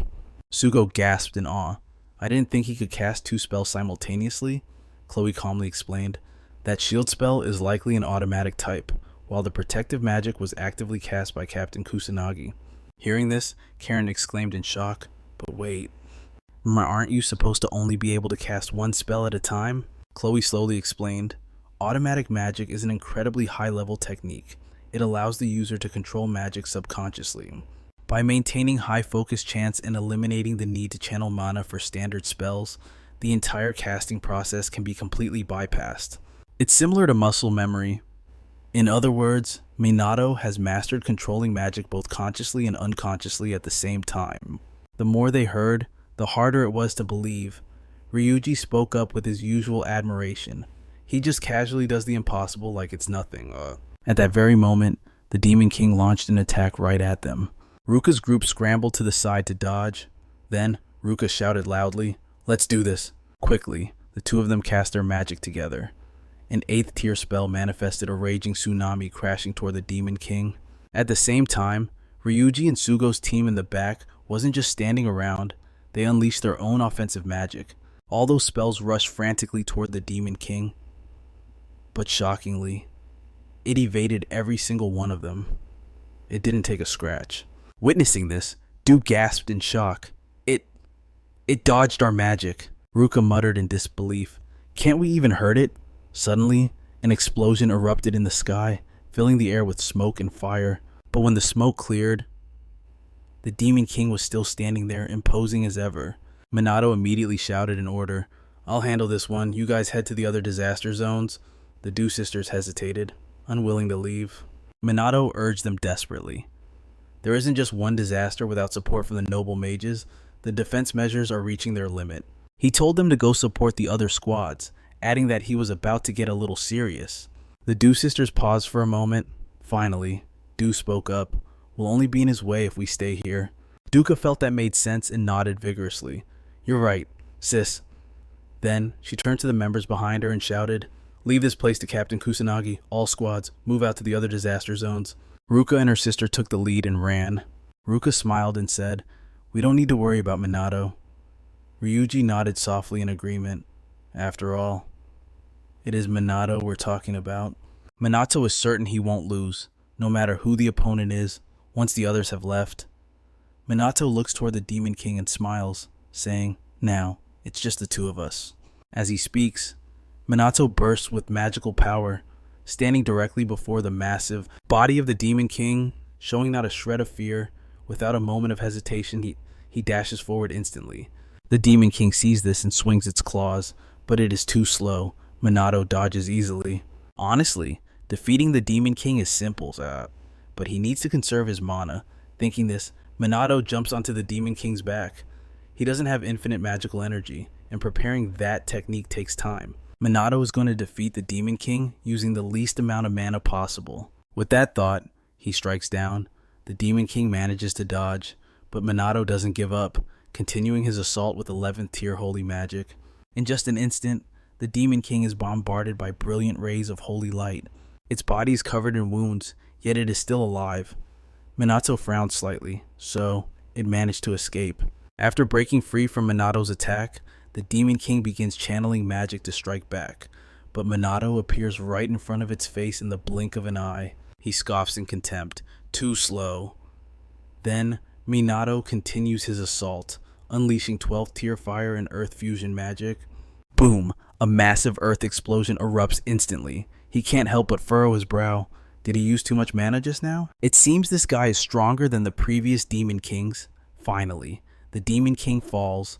defeated within Minato's Earth explosion. He frowns in silence. He needs to save even more mana until the demon god appears.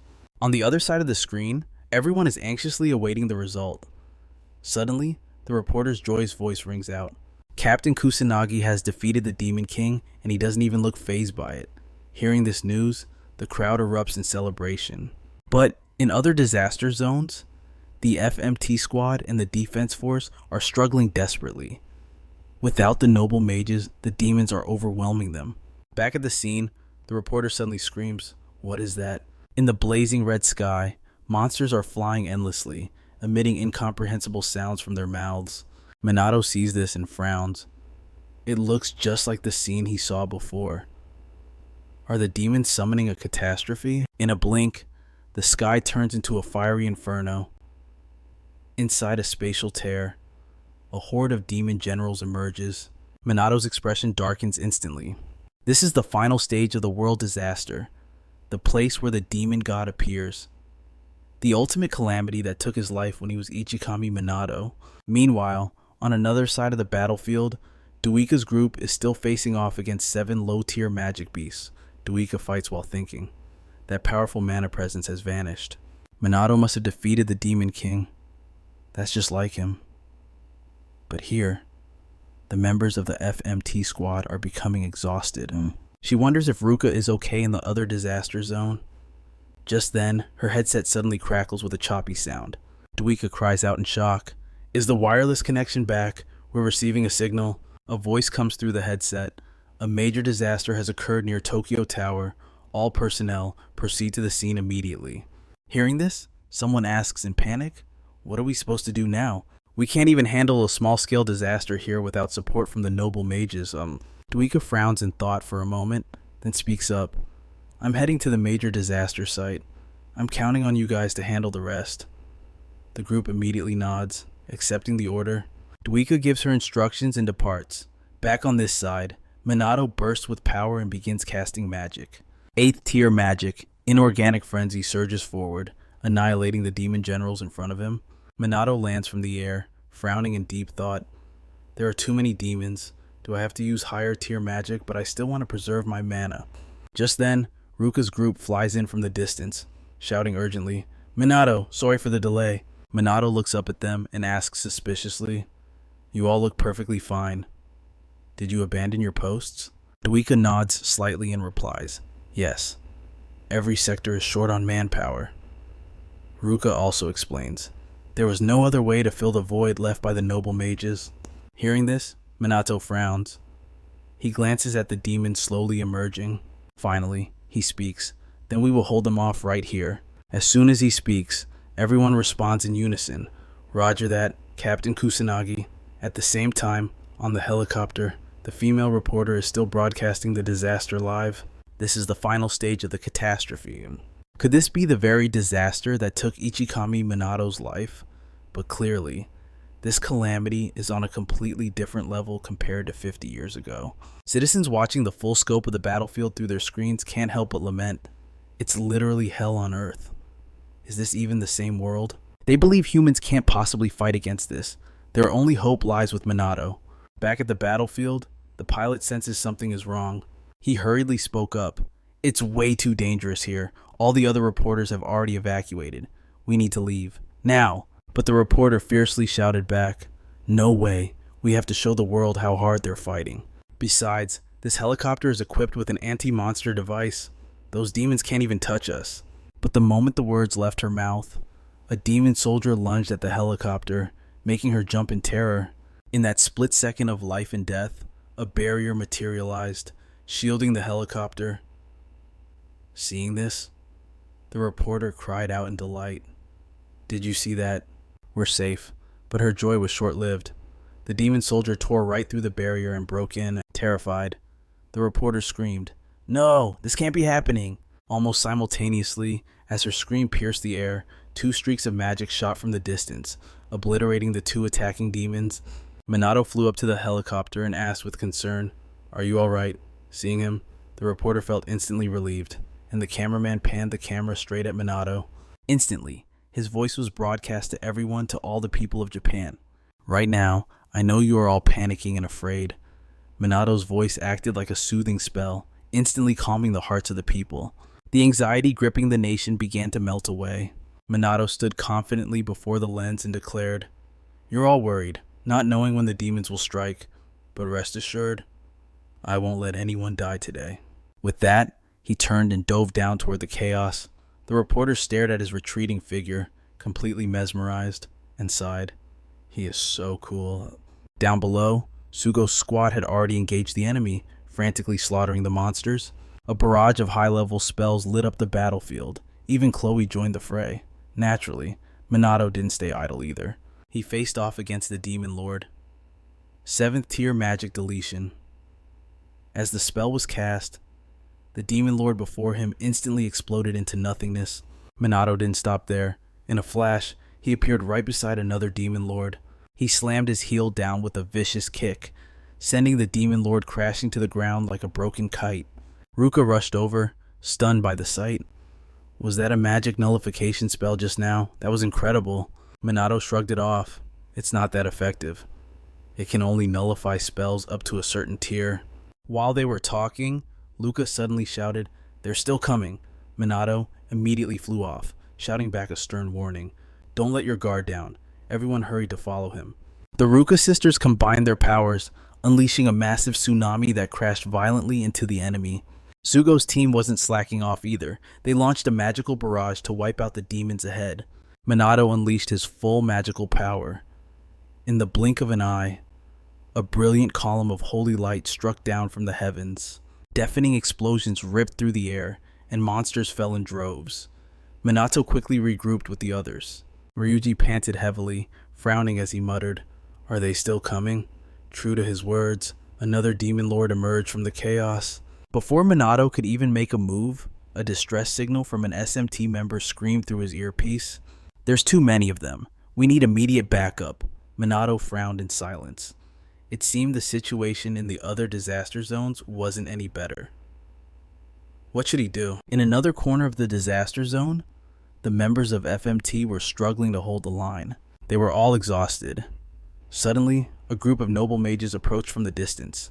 Seeing them, the SMT members cried out in relief. "You finally decided to show up, get in the fight. Were you planning to swoop in like heroes at the very last second?" But suddenly, the noble mages cast their spells and attacked them. Broken transmissions flooded Minato's earpiece. "The noble mages. They've betrayed us. Don't trust them," Minato shouted out in alarm. "Hey, what's wrong?" Luca asked fearfully, seeing the dark look on his face. "What the hell is going on?" Just then, a low voice cut through the air. My, why so noisy?" Luca looked over in shock and gasped in disbelief. Your chairman Haifumi." It was Haifumi, and standing behind him was the group of noble mages. Seeing them, Sugo stepped forward to confront him. "The report says the noble mages have betrayed us. Is it true?" Haifumi let out a faint smile and replied casually, "Now, how could we possibly betray you?" Sugo breathed a sigh of relief. But his relief didn't last long, as Haifumi let out a cold sneer. "We never intended to cooperate with you from the very beginning, so, technically, it's not really betrayal, is it?" His words left the SMT members stunned and confused. Luca rushed forward and shouted, "But aren't we supposed to be allies?" She had barely taken 2 steps when a bolt of magic blasted the ground near her feet, forcing her to recoil in terror. Hinata snorted coldly. "Don't misunderstand. We have never considered you our allies." Minato's eyes narrowed. He realized what was happening. He glanced at Riku and asked with suspicion, "Kai, are you with them too?" Riku replied, "As you can see," and nodded without a moment's hesitation. "The noble mages have turned their backs on the FMT, the police, the self-defense forces, and the entire nation of Japan." Hearing this, Chloe cried out in panic. "That's impossible, father. Would you really do something like this?" Hifumi threw his head back and laughed maniacally. Finally, the time had come. He levitated into the air, gloating. After countless experiments, it is finally complete. As the words left his lips, a colossal magic circle materialized in Hifumi's hand. Witnessing this, Ruka and the others were paralyzed with fear. Meanwhile, Chloe shouted fiercely, "We have to stop it before it activates." Immediately, she unleashed a 4th tier magic spell. Shadow blades flew frantically toward Haifumi, but before they could touch him, a razor-sharp claw intercepted the attack. Hordes of monsters surrounded Haifumi, acting as if he were their absolute sovereign. The scene left everyone in utter shock. Dua screamed in disbelief. The demons are protecting Haifumi. Sugo, unable to accept reality, shook his head and denied it. There is no way that's possible. But no matter how much they denied it, the truth remained. Haifumi had forged a pact with the monsters. At that moment, Minato was listening intently to the reports coming through his earpiece. On the other side, the noble mages were actually collaborating with demons to slaughter members of the SMT. The SMT members couldn't believe their eyes, trembling as they muttered, "Why is this happening? I thought we bonded during the joint training sessions." Back at Minato's location, Haifumi laughed triumphantly. "With this disaster control magic, every demon in Japan will become our ally." Minato looked up at the spectacle, truly speechless. Magic that manipulates disasters and demons. How did he acquire such power? While Minato was lost in thought, Haifumi spoke again with a grin. "And one more thing. This magic has a special effect." As soon as he finished speaking, massive streams of mana began to surge. They frantically poured into Haifumi's body. The sight terrified everyone on the ground. Chloe screamed in disbelief. "Is the mana from the disaster flowing into Father?" Ruka also murmured in panic. "What kind of twisted magic is this? I've never seen anything like it." Minato's expression turned grave. It felt exactly like the moment he awakened his own magic. The phenomenon was identical to when Minato encountered his very first disaster. Realizing this, he slowly spoke.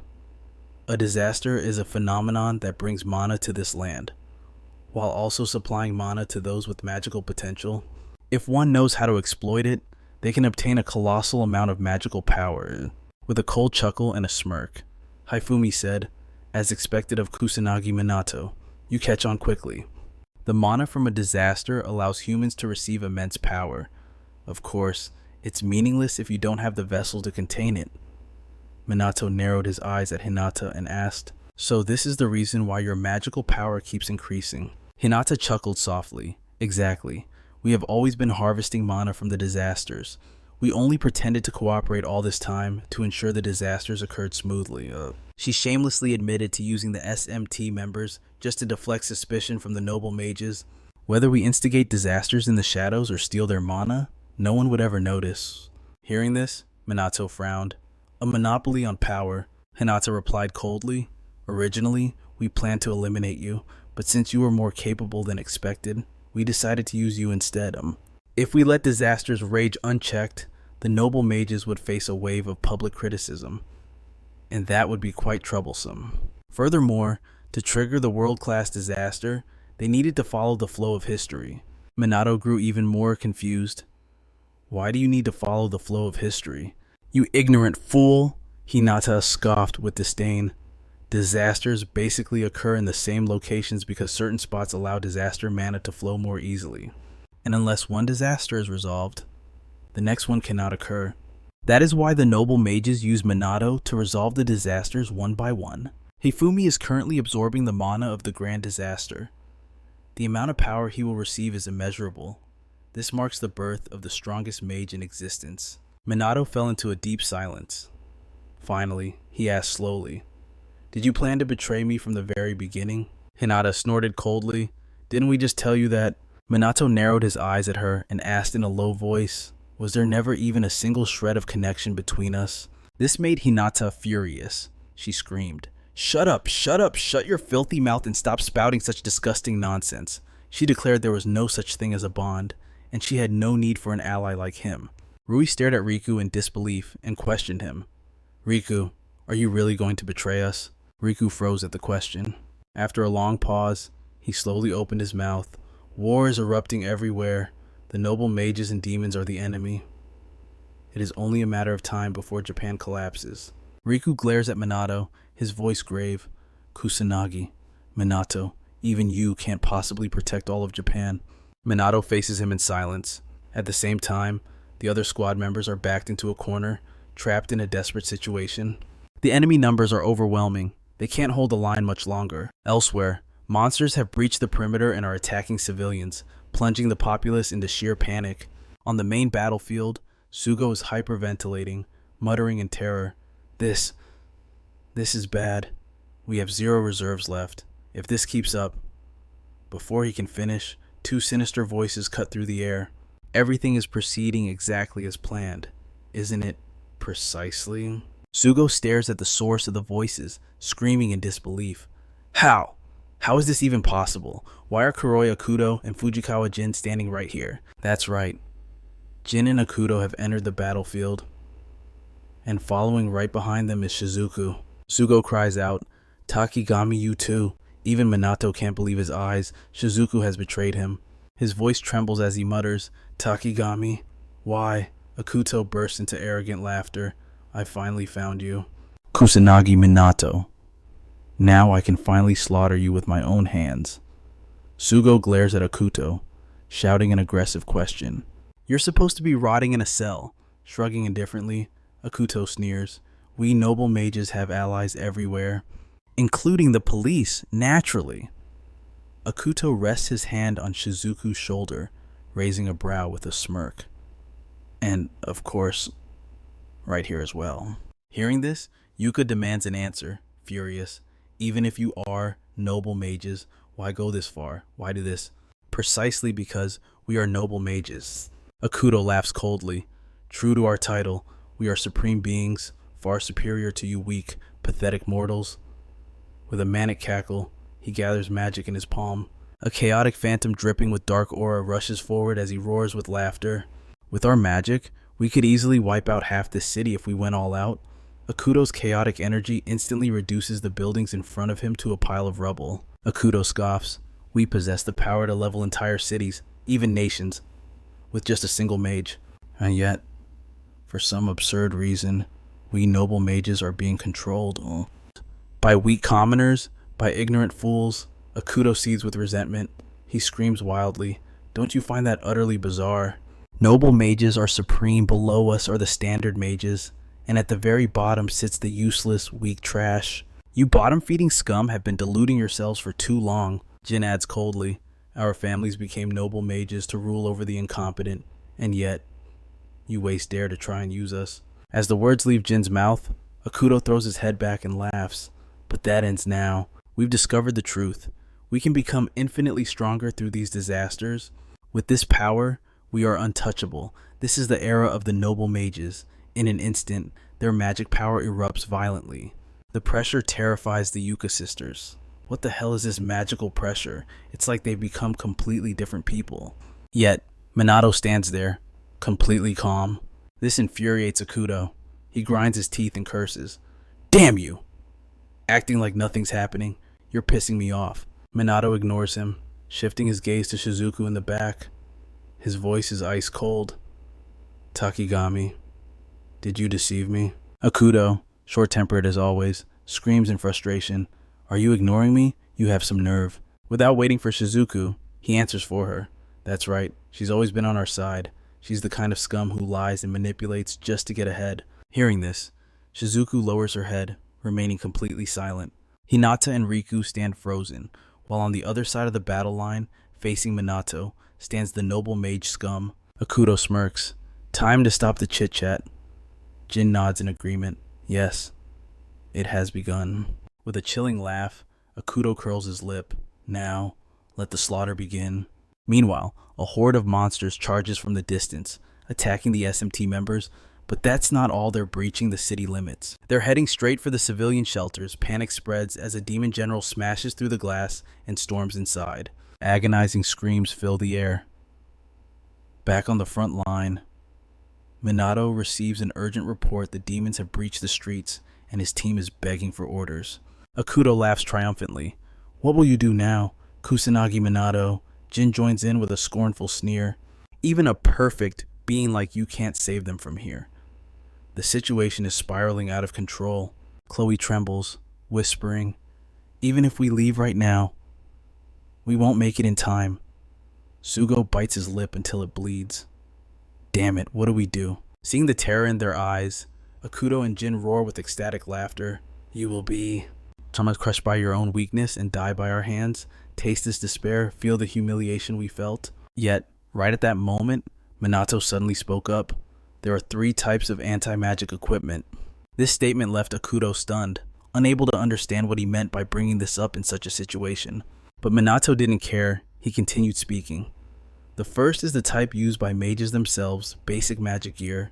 It has a longer lifespan and can control attributes the user naturally cannot wield. The second type interferes with magic or mana directly. The uniforms of the SMT and the noble mages belong to this category. They can amplify mana or suppress the power of magic. Hearing Minato ramble on endlessly, Jin asked with a hint of dissatisfaction, "Has this situation driven you mad?" Minato ignored him and calmly continued, "And there is one more type.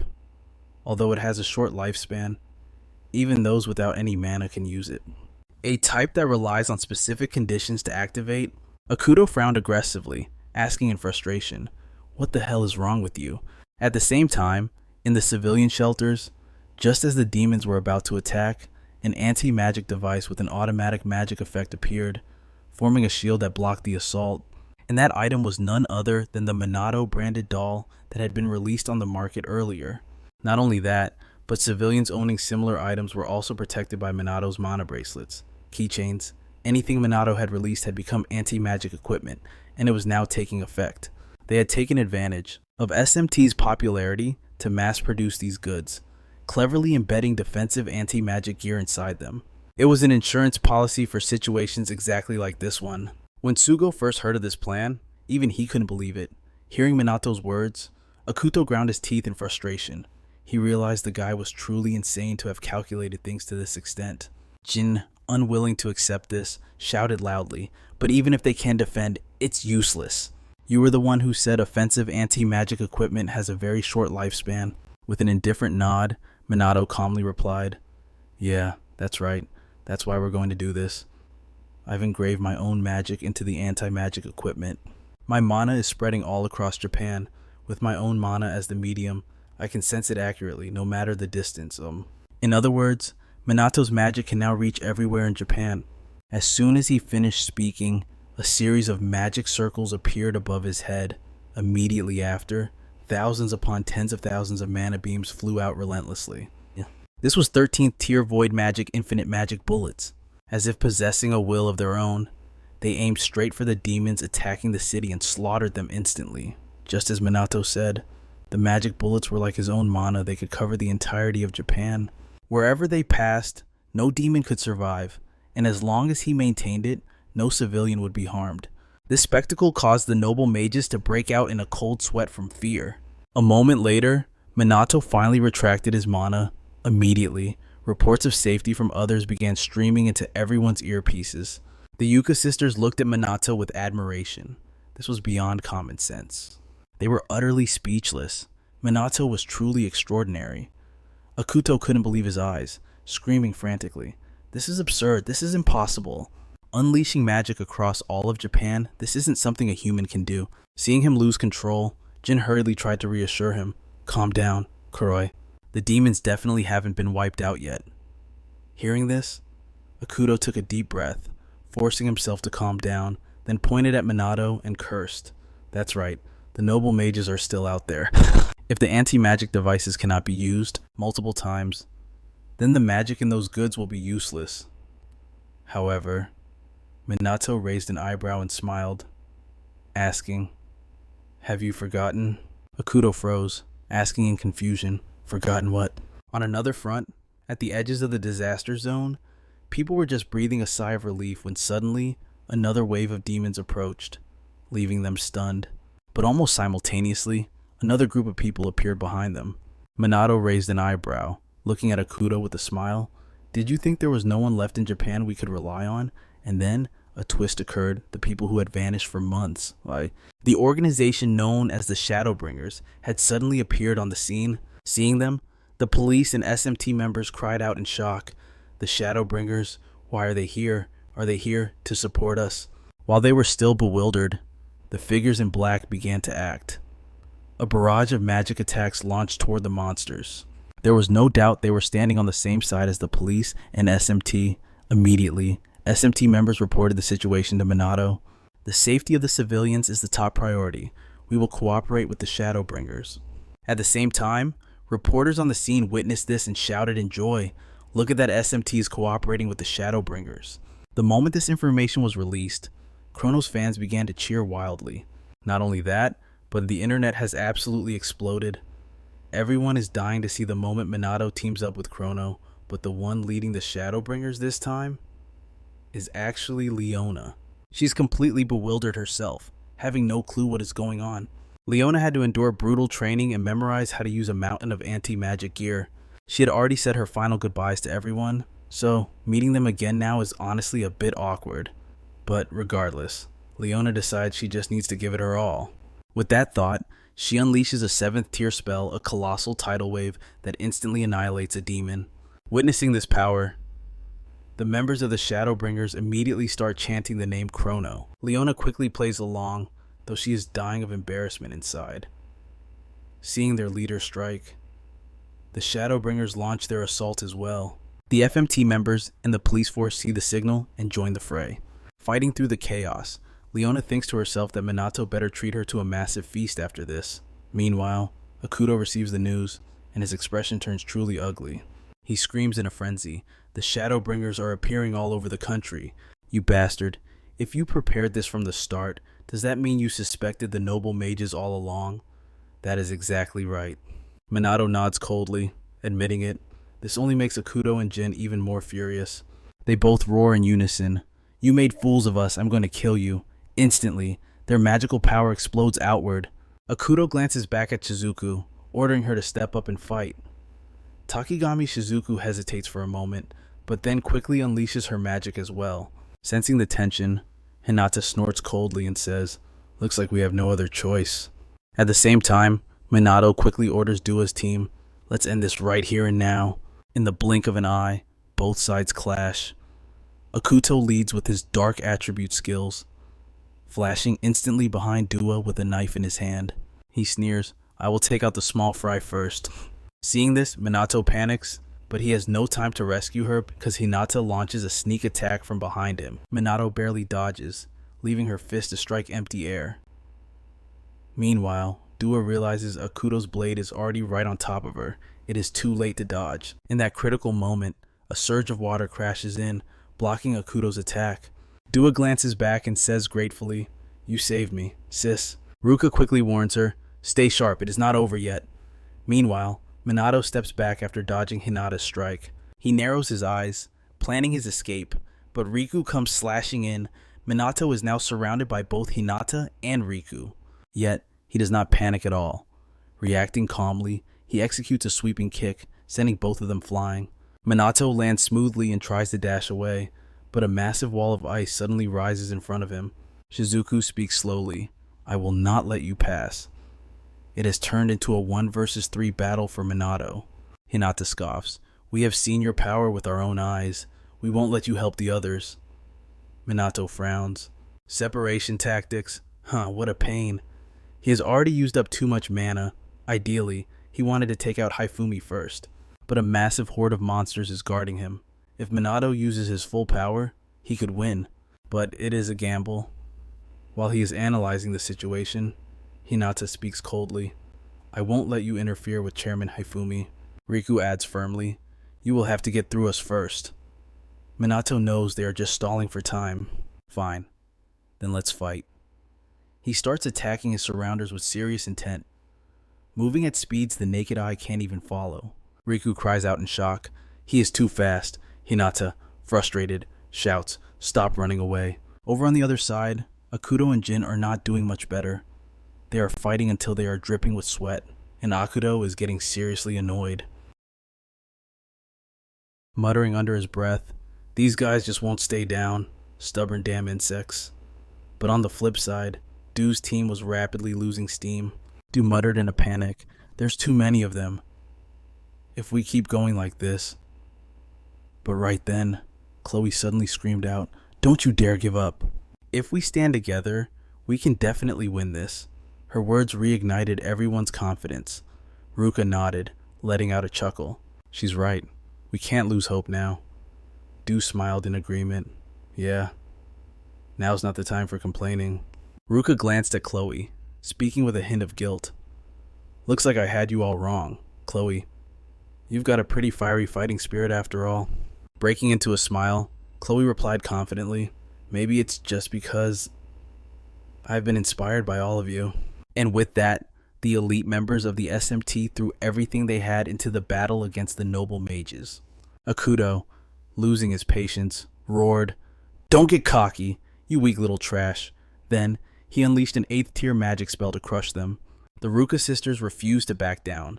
Countering with a massive tsunami, they shouted in unison, "We are not going to lose here." Instantly, the tidal wave slammed into Haruto's dark shadow blade, the energies grinding against each other until they both dissolved into nothingness. Witnessing this, Haruto ground his teeth in fury. Damn it, they canceled each other out. Jin also muttered in disbelief. Seriously? Are they actually that strong? But right then, Haruto noticed Shizuku standing off to the side, doing absolutely nothing. Blood rushing to his head, he gritted his teeth and cursed. That damn old hag. Meanwhile, Minato was still fighting off the mob, but in his mind, he was counting down every single second. It's almost time. Haruto finally snapped and screamed, "Takami, what the hell do you think you're doing? Fight seriously and kill him. You know exactly what will happen if you disobey me." Shizuku flinched in terror and immediately began summoning her magic. Before striking, she whispered with deep guilt, "Please forgive me, Kusanagi." Seeing this, Minato just let out a helpless sigh. Good grief. Seeing him smile and drop his magical energy without putting up a barrier against Shizuku's attack, Du, Ruka, and the others panicked. They screamed in unison, "Why isn't he defending that idiot? Does he have a death wish? Move, damn it!" At that exact moment, a frenzied tornado tore through the air, heading straight for Minato. He just stood there, no dodge, no defense. But shockingly, the tornado grazed past his face and missed completely. Du gasped in shock. It missed." Shizuku hung her head low, trembling as she muttered, I really can't do this. I cannot attack him." This sent Haruto into a blind rage. "You dare defy me? Do you have any idea what is going to happen to your family now?" Hearing that, Shizuku begged frantically, "Please stop. Don't you dare lay a finger on my daughter and granddaughter." With a cold snort, Haruto spoke mercilessly. "You're the one who broke our deal. One phone call, and it's all over. I wonder. Should I have them break one arm, or maybe both? Or better yet, should I just have them killed?" Shizuku froze in terror, her eyes pleading for mercy, but Haruto showed zero compassion. He sneered in contempt. "Your family's going to suffer agonizing pain all because of you. You deserve this." Right at that moment, Minato answered a call. He nodded calmly. "I understand. Perfect timing. Good work." This behavior infuriated Haruto. "You're taking a phone call in the middle of a battle. Enough! I'm going to kill her daughter and granddaughter right now." But the moment the words left his mouth, Minato held up his phone and smirked. "It's useless. I've already saved them." Seeing those faces on the screen, Haruto completely froze. Disbelief washed over him as he roared, "That's impossible. Only a handful of people knew where they were. We even bribed the police."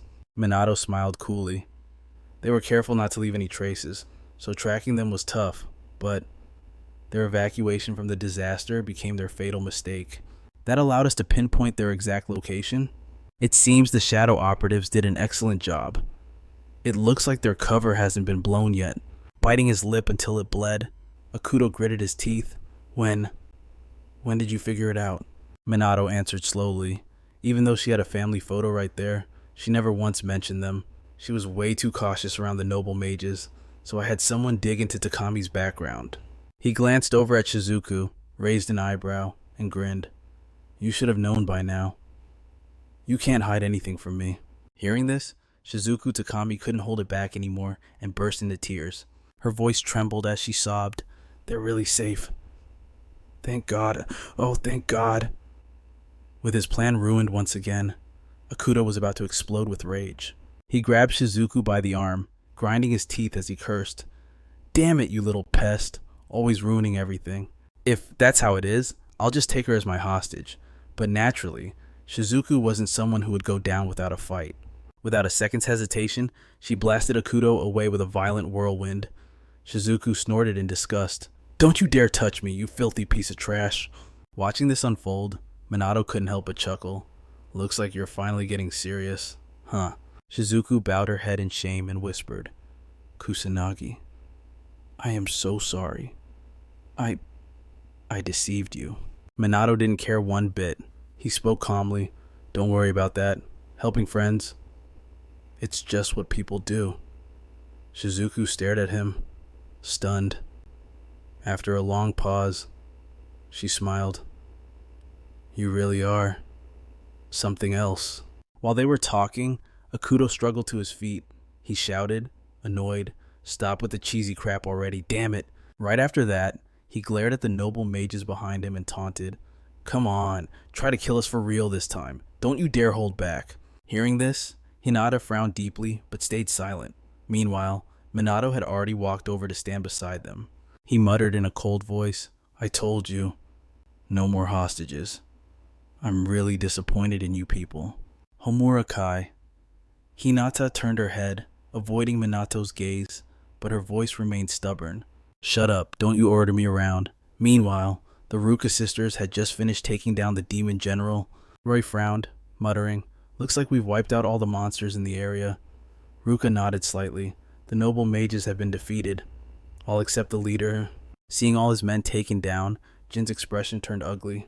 I never imagined that they would be this strong. At that moment, Minato and Shizuku stood back to back, ready for battle. Shizuku spoke slowly. Kusanagi, from now on, I'll fight by your side. Minato chuckled. Well, that's reassuring. Right then, a figure emerged from the distance. It was Tusser. He spoke coldly. Looks like the party's reaching its climax. Should I lend a hand? Seeing him, the sisters panicked, but Akuto was delighted. He reached out to greet him. He grabbed Tusser by the shoulder, grinning. You finally decided to show up, huh? Seeing this, the sisters screamed in outrage. What do you think you're doing? Get away from our father. Akuto shrugged indifferently, smirking. Such filial daughters you have? Why don't you tell them whose side you're really on? The sisters seemed to guess the truth, but they shook their heads in denial. No way. Father is on their side. If you dare insult our father, I'll never forgive you. But Tusser disappointed them. He took a deep breath and stated firmly, I am an ally of the noble mages. Despair filled the sisters' eyes. They muttered in disbelief. No, that's a lie, right? It can't be. Suddenly, Akuto burst into laughter, speaking with triumph. During the bombing, I thought Tusser had betrayed us, but the truth was different. Even though I was expelled from the noble mages, the bond between him and me was never severed. The noble mages control the surface world, while the Black Rebellion aims to rule the underworld. It was all so the noble mages could dominate the entire world. Tusser continued, but because of the dark mages, the Black Rebellion was destroyed. Information about our affiliated organization started leaking out. Not just the noble mages, the government, the financial world, the police. So many other organizations got involved. Akuto laughed again. So they decided to abandon the Black Rebellion. A cruel decision, wasn't it? Like a lizard cutting off its own tail, I thought I'd be discarded just like that. Tusser spoke coldly. Thanks to that, the police gained a better reputation, and their connection to the Black Rebellion was buried. This led to a natural alliance forming between the noble mages and the FMT. Saying this, Akuto laughed loudly. All of Japan has been deceived by the noble mages. Jin, standing nearby, couldn't help but speak up. The noble mages haven't changed a bit after all these years. Over the long years, there were a few fools who misunderstood the true purpose of the noble mages. Minato suddenly remembered the butler who had accused Jin earlier. The Ruka sisters, unable to accept this, screamed, No way, this can't be the truth. Tell me it's a lie, father, just like before. You're conducting a secret investigation, right, father? Tusser shook his head slightly and replied coldly, I have never changed. I am a pure noble mage. I have no intention of betraying my allies. Biting her lip hard, one of the sisters muttered in despair, So, all this time, father has been our enemy. Ruka felt the same. Neither could accept that the father they respected was aiding the villains. Just then, Minato slowly stepped forward. He questioned in a cold voice, I don't get it. Why are you protecting the noble mages? They oppress others and only chase their own interests. Do people like that deserve to be called noble? Silence. Tutoring didn't answer the question, only spitting out a single command. But Minato didn't listen. He shouted aggressively, "I know you love your daughters. That's why you tested me and kept them away from you." Tutoring bit his lip hard, gritting his teeth to deny it. "That is not true," Minato scoffed, yelling back. "You're lying to us, and to yourself. What made you become like this?" Tutoring couldn't take it anymore and roared in fury, "I said shut up." The Ruka sisters had truly lost all hope in their father, but Tutoring didn't seem to care. He unleashed his magical power, and the others quickly followed suit. Tiru's voice is ice cold. "I've had enough of your nonsense, but I'm going to kill every single one of you and restore the glory of the noble mages." Seeing this, Minato shakes his head helplessly. He scoffs, "Stubborn old geezer." Immediately, Minato and his team flare their magical power, bracing themselves for battle.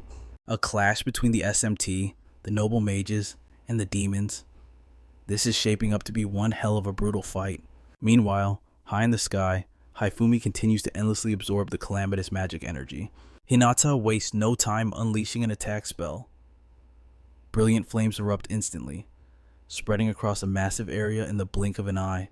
Minato hurriedly uses sky magic to dodge. Ruka's group follows suit. None of them are keen on getting incinerated.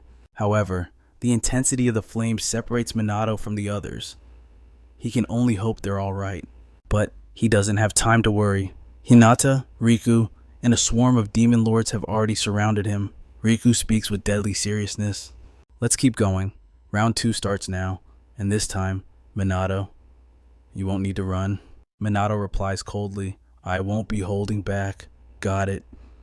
Meanwhile, Akuto and Jin are facing off against Sugo, Karen, Ryuji, and Shizuku. Jin complains, clearly annoyed.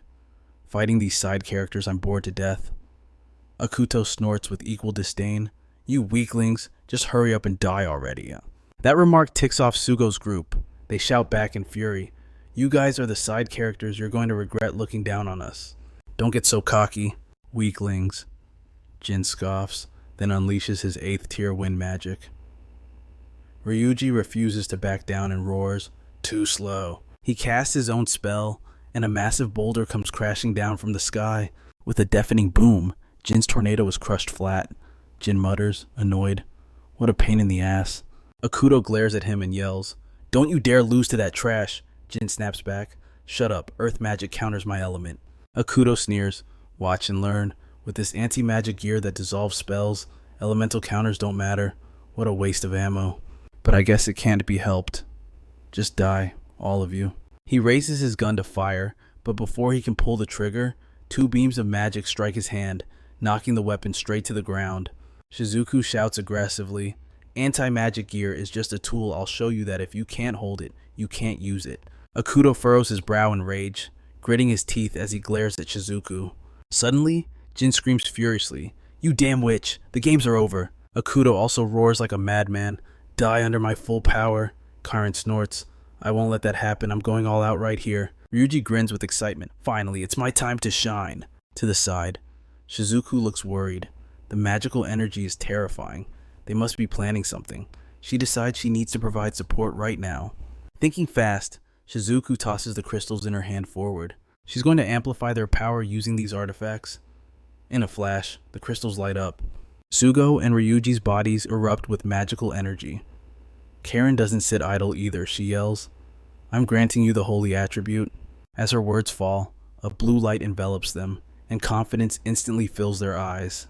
Ryuji laughs excitedly. "With this, we can win." Seeing this, Jin flies into a rage. He screams, "Die, you stupid mediocrities." Immediately, a spatial void tears open. At the same time, Akuto summons several Reapers. He scoffs, "Sink into the darkness, you weaklings." Ryuji dares not lose focus and hurriedly casts a defensive spell. Sugo doesn't hesitate. He summons a blade of light and strikes down. In an instant, the spatial voids are engulfed in lightning. The Reapers are skewered by the light blades. A fierce 4-way battle erupts, each side desperate to take the other down. Moments later, the blade of light pierces straight through the 2 spatial voids, slamming down and impaling one of the Reapers. Jin gets caught in the blast and screams in agony. Since Akuto summoned the Reapers, he takes the brunt of the lightning damage. Electricity crackles and buzzes violently across his body. Meanwhile, Sugo's team is completely exhausted. Ryuji gasps, I'm really at my limit. Sugo sighs heavily. I'm out of magic. But before long, Akuto and Jin rise from the rubble. Jin purses his lips and mutters, "Damn it, I never thought we'd be pushed this far." Seeing this, Shizuku panics. "You can still move," Karen cries out in disbelief. How are they still standing? Although Akuto and Jin are back on their feet, they've drained too much magic, and their anti-magic gear is spent. The damage is severe. Now, we just have to see what Sugo's group does next. At the same time, Shizuku has burned through her anti-magic gear and is running on empty. The consequences of slacking off on her training have finally caught up with her. Karen is the only one with mana left, but she wants to save it for healing. Besides, she's not exactly a fighter. Karen figures the best move right now is just to observe. Meanwhile, on another front, the Ruka sisters are locked in a battle against their own father. Both sides are wielding water magic. Wild waves crash against each other, dissolving and vanishing in the chaos. Tusiru isn't holding back one bit. He conjures a massive water sphere and hurls it forward. Rui looks up at the water sphere hurtling toward her, panic flashing in her eyes. Just then, Chloe rushes in and shoves her out of the way, but Chloe takes the full force of that giant water sphere herself. The sisters immediately rush over in a panic. Chloe is critically injured and falls into a coma. The sisters breathe a sigh of relief, seeing she's only unconscious and not dead. Tusiru watches the scene coldly, muttering with zero emotion. That's the first one. Anger flares in the sisters' eyes, and they shout in unison, "Even if you are our father, we won't forgive you for hurting our teammates." "Are you serious?" Dad, Tusiru, keeps that indifferent look and replies coldly, "I told you that from the very beginning." His words paint a look of utter despair on the sisters' faces. They yell back furiously, "Fine then, we'll get serious too. We're going to surpass you right here and now. We'll use the new magic we developed and pour every ounce of our mana into it." Immediately, they combine their powers. A tier 11 magic spell manifests, sending a barrage of icebone shards flying forward. Tusiru doesn't give an inch. He casts his own tier 11 magic to counterattack. The raging tide clashes violently with the barrage of ice shards. The sisters bite their lips, struggling to maintain their mana flow. Tusiru isn't doing much better on his end. Even though he has larger mana reserves, he can't seem to gain the upper hand right now. The sisters roar with determination. "We can't lose until we hear the truth from you." Suddenly, their mana explodes outward. The ice shards, fueled by this surge of power, tear fiercely through the raging tide. The shards smash straight into Tusiru standing behind his defense. He crashes directly to the ground.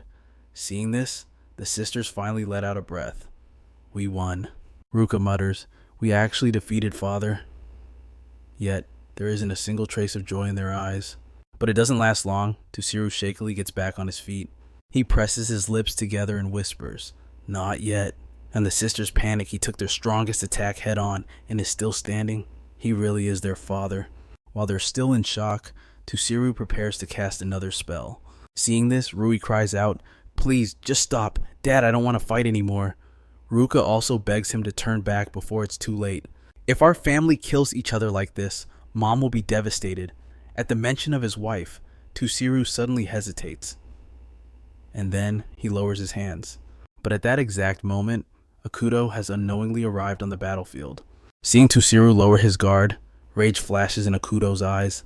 Then he spots a gun lying nearby. Akuto darts forward like the wind and snatches up the gun. He screams like a madman, "Die, you weaklings." Akuto pulls the trigger, aiming right at the sisters. Blood sprays instantly, splattering all over them. They freeze in terror, but they don't feel any pain, because the one who took the bullet wasn't them, it was Tusiru. The sisters quickly catch him as he falls. They weep in heartbreak. "Why? Why would you do this, father?" Akuto keeps the gun raised, speaking coldly. "You people are annoyingly stubborn." Right then, Shizuku can't take it anymore and screams, "I won't let you hurt anyone else." In a split second, before Akuto can fire again, her magic strikes his hand, forcing him to drop the gun. Akuto clutches his throbbing wrist, gritting his teeth and cursing, "You useless piece of trash." Tusiru, fading fast from the gunshot wound, starts to wonder what he was even trying to achieve, even if it meant making his own daughters cry tears of heartbreak. In this final moment, he realizes he's done something completely pointless. Tusiru was born a noble mage and raised to uphold that lineage. He believed that mage nobles were supreme beings, that magic users were being exploited by ordinary humans to change the world. They waited for their chance to rise up, seeking power. That was the duty of the noble mages. After the Great Disaster, the noble mages managed to seize control of Japan. But because of those who misused magic followers of Ichikami Minato in the schemes of powerful figures, the noble mages couldn't hold on to their rule. Since he was a child, Toshiro trained endlessly for this one purpose: to dominate the foolish masses and stand at the absolute pinnacle. He was chosen to lead the clan, bound by an arranged marriage to preserve the pure bloodline of the noble mages. The current head had already selected a wife for Toshiro.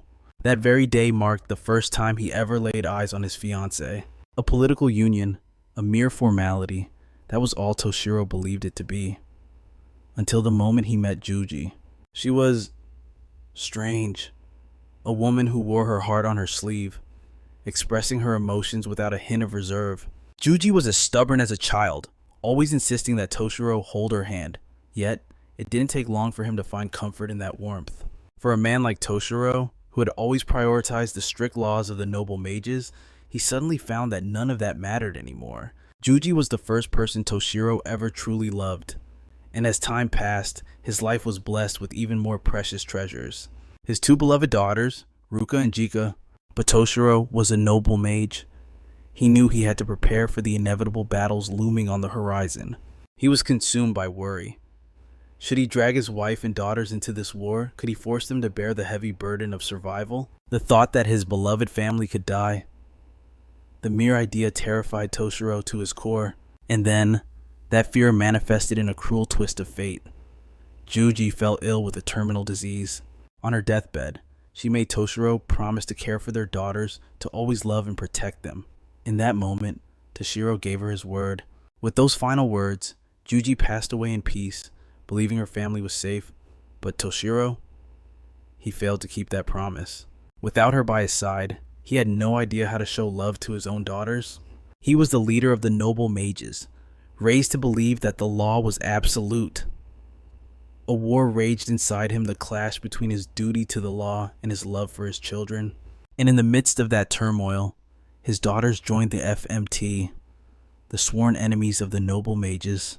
Torn between his noble bloodline and his heart as a father, he truly didn't know which path to choose. And in the end, it all came down to this. Toshiro refused to betray the noble mages or Japan to fight alongside his daughters. Yet, when the moment came, he threw his body in front of the attack to save them. Reflecting on the past, on his mistakes, Toshiro's usually stoic face cracks with overwhelming grief. He breaks down, sobbing uncontrollably. "I couldn't love you the way you deserved. I am so sorry." Seeing this, Ruka and Jika burst into tears. Toshiro collapses into a coma from blood loss.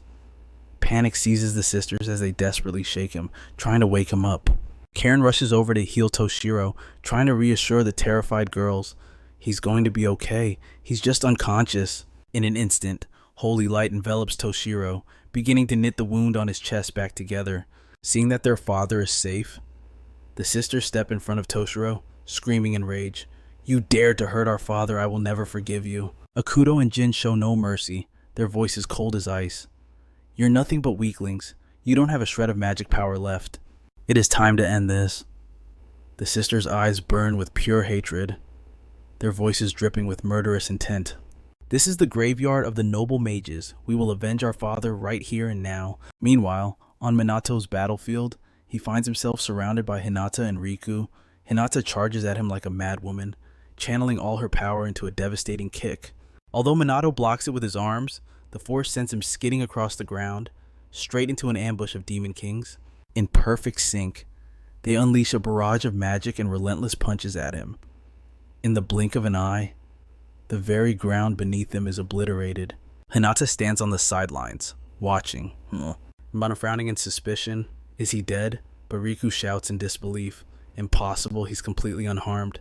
True to his word, Minato has caught the Demon King's punch with ease. He smirks. Not a bad hit. Hinata's panic grows. That's impossible. How does he not have a single scratch on him? Riku mutters, bewildered. This should be impossible for any normal human. Minato ignores their shock. He frowns, calculating.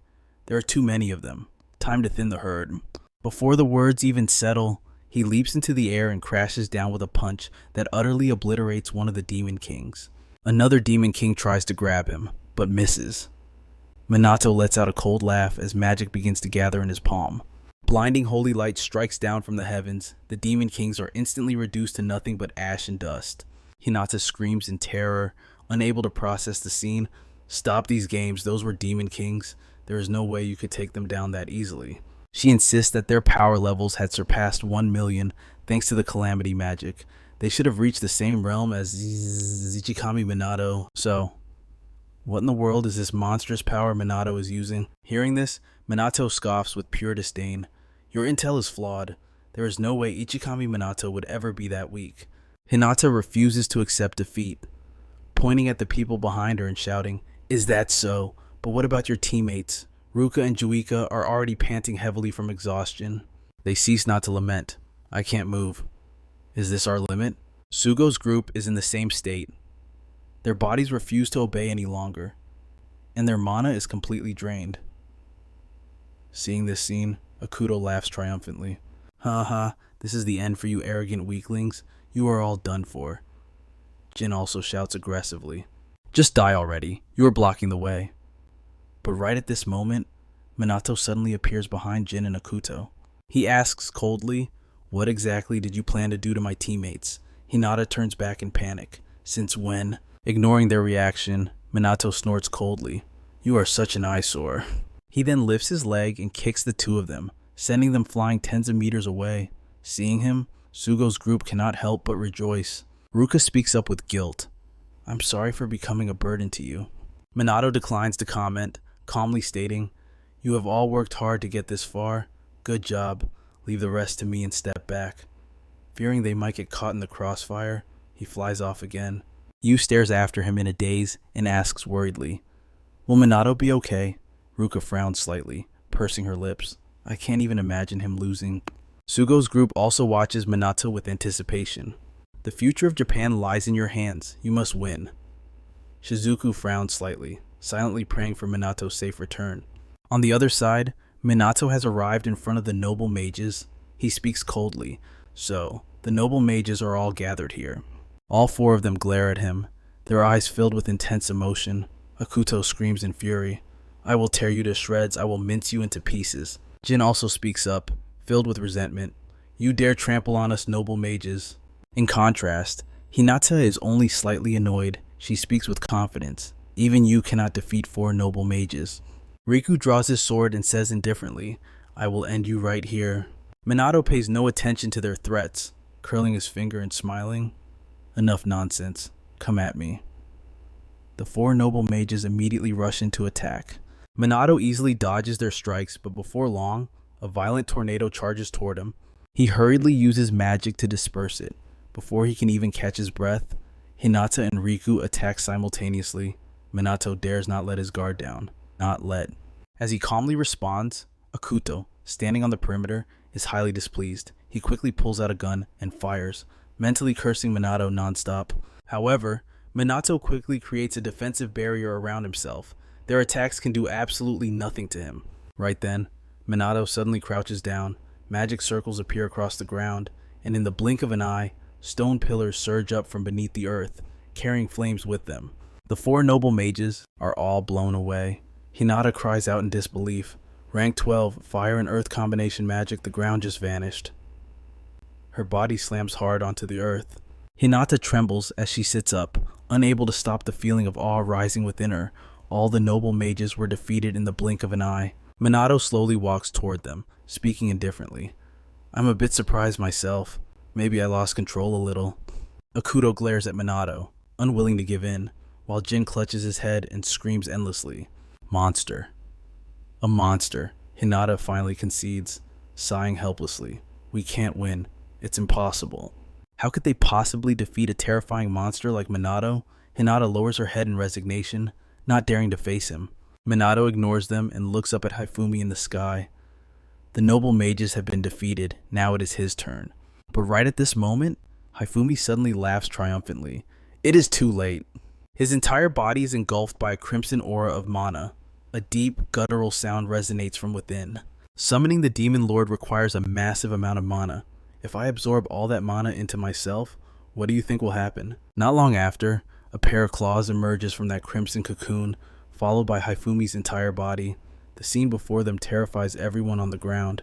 The Yu sisters cry out, "Impossible." What is this? Minato's expression darkens instantly. Haifumi now possesses monstrous arms, and a pair of wings has sprouted from his back. Ryuji also murmurs in panic, "He looks like a monster." What is happening? Shizuku is equally worried, muttering in disbelief, "No way." Haifumi descends calmly from the sky, laughing coldly. I admit I'm surprised. I didn't expect to turn into a monster, but the feeling is absolutely amazing. Haifumi doesn't hate this at all. Minato narrows his eyes at him and asks coldly, "Is this what you wanted? You were so desperate to become stronger that you turned yourself into a monster." Haifumi replies casually, "I no longer care about being human. My mana has easily exceeded 10 million. I have surpassed Ichikami Minato." Right at this moment, a trembling figure walks toward them. It was Hinata, weak and battered. She still dragged herself forward step by step, mumbling incessantly, "Father, I did my best just like you told me to, even when I was sent away like some foster child." Sobbing as she spoke, Hinata crawled her way to Haifumi, finally clutching his leg and wailing aloud. "I even fought Kusanagi. I was so scared, but I gave it everything I had, so please, take me back. Just acknowledge me, Father." "Shut your mouth." But Haifumi just barked a cold command, then ruthlessly flung her aside. Luckily, Minato rushed in and caught her. Even as she slipped into unconsciousness, Hinata kept questioning him in a daze. "Father, why?" Minato looked down at the girl in his arms with a helpless expression. He finally understood the reason behind it all. Minato quickly carried Hinata and landed safely on the ground. He handed her over to Yuka, telling her to take care of Hinata. She didn't want to. Who would want to nurse their enemy? But eventually, she nodded in agreement. "I get it now." Minato's actions only seemed to annoy Hifumi. He snorted in contempt. "Protecting the weak, you hypocrite. Why not just discard that useless trash?" Minato narrowed his eyes at him, his voice low and dangerous. "She is your daughter, isn't she? Do you have no conscience left at all?" Hifumi answered, without a shred of hesitation. "No." Disappointment flashed in Minato's eyes, and he shouted furiously, "Are you insane?" Hifumi suddenly burst into laughter. Hifumi spoke with manic excitement. "No, I have ascended. I have surpassed even Ichikami Minato. I have become an entity equal to a god." Minato looked at him in confusion, asking skeptically, "Why are you so obsessed with surpassing him? He's already dead, isn't he?" Hifumi scoffed, speaking coldly. "Exactly. He died. Died because he was too busy protecting worthless weaklings. Even though he stood above me, even though he said he would wait until all evil was purged, he just died." He claimed he couldn't forgive Minato for winning and then just walking away, so he had to surpass him. Hifumi grew more arrogant with every word. "I am the ultimate entity. All other magic is useless against me." The arrogance was suffocating. Hearing this, Minato snorted coldly and unleashed all the magic power within his body. Hifumi didn't care in the slightest. He laughed maniacally. Arrogance is the privilege of the strong. Immediately after, he cast a spell. A swarm of dark phantoms rushed toward Minato. Seeing this, Yuka's group in the back panicked. Tier 14, that's impossible, and he didn't even need to chant. Minato, on the other hand, wasn't panicked at all. He calmly created a Tier 14 spell. A massive wall of ice materialized. Those dark phantoms slammed straight into the ice wall. In the blink of an eye, cracks appeared on the wall before it exploded, turning into shards that flew back toward Hifumi.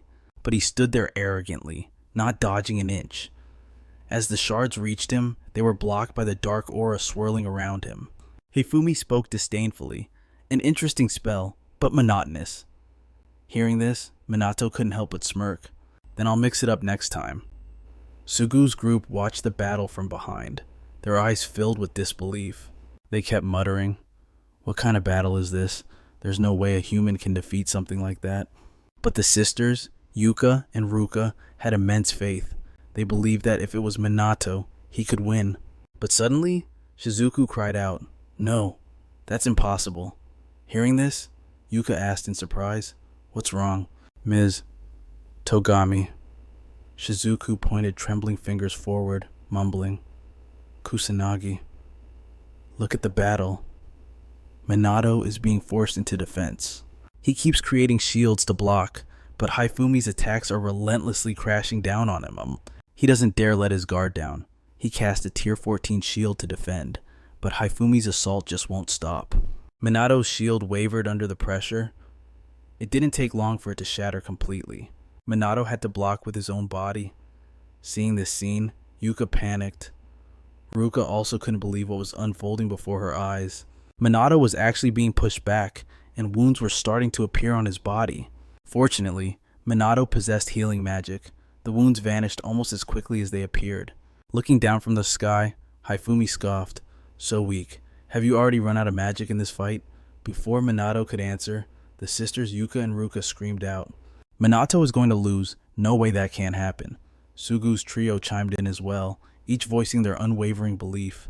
"There's no way Minato would lose to anyone. Kusanagi will definitely win." The only one truly worried was Shizuku. She mumbled in panic, "Why didn't I realize it sooner? We've been so cruel." Everyone looked at her in confusion. Shizuku bit her lip and whispered, "He always acts so confident. He always says everything will be fine. He always says, 'Leave it to me.' He says those things just to reassure us, to keep everyone calm. But Minato is human too. He's just a human being, just like the rest of us." Her words stunned the entire group. A look of sorrow crossed Yuka's face. They had relied on Minato too much. They thought they were trusting him, but in reality, they were just dumping everything onto his shoulders. Minato's back was always so far away, unreachable to everyone else, yet no one had ever noticed. No one realized just how much pain Minato was in. No one saw how hard he had fought to protect them all. Realizing this, a wave of guilt washed over the group. Ryuji cursed himself furiously. "I'm a piece of trash." Sugo quickly chimed in, agreeing with him. And all of Japan felt the exact same way. Shizuku spoke up urgently. "If we don't believe in him, everyone else will lose hope too. That's why he's always smiling like that. He projects that confidence. It's always been like that, and we never even noticed." As she spoke, she broke down sobbing right then and there.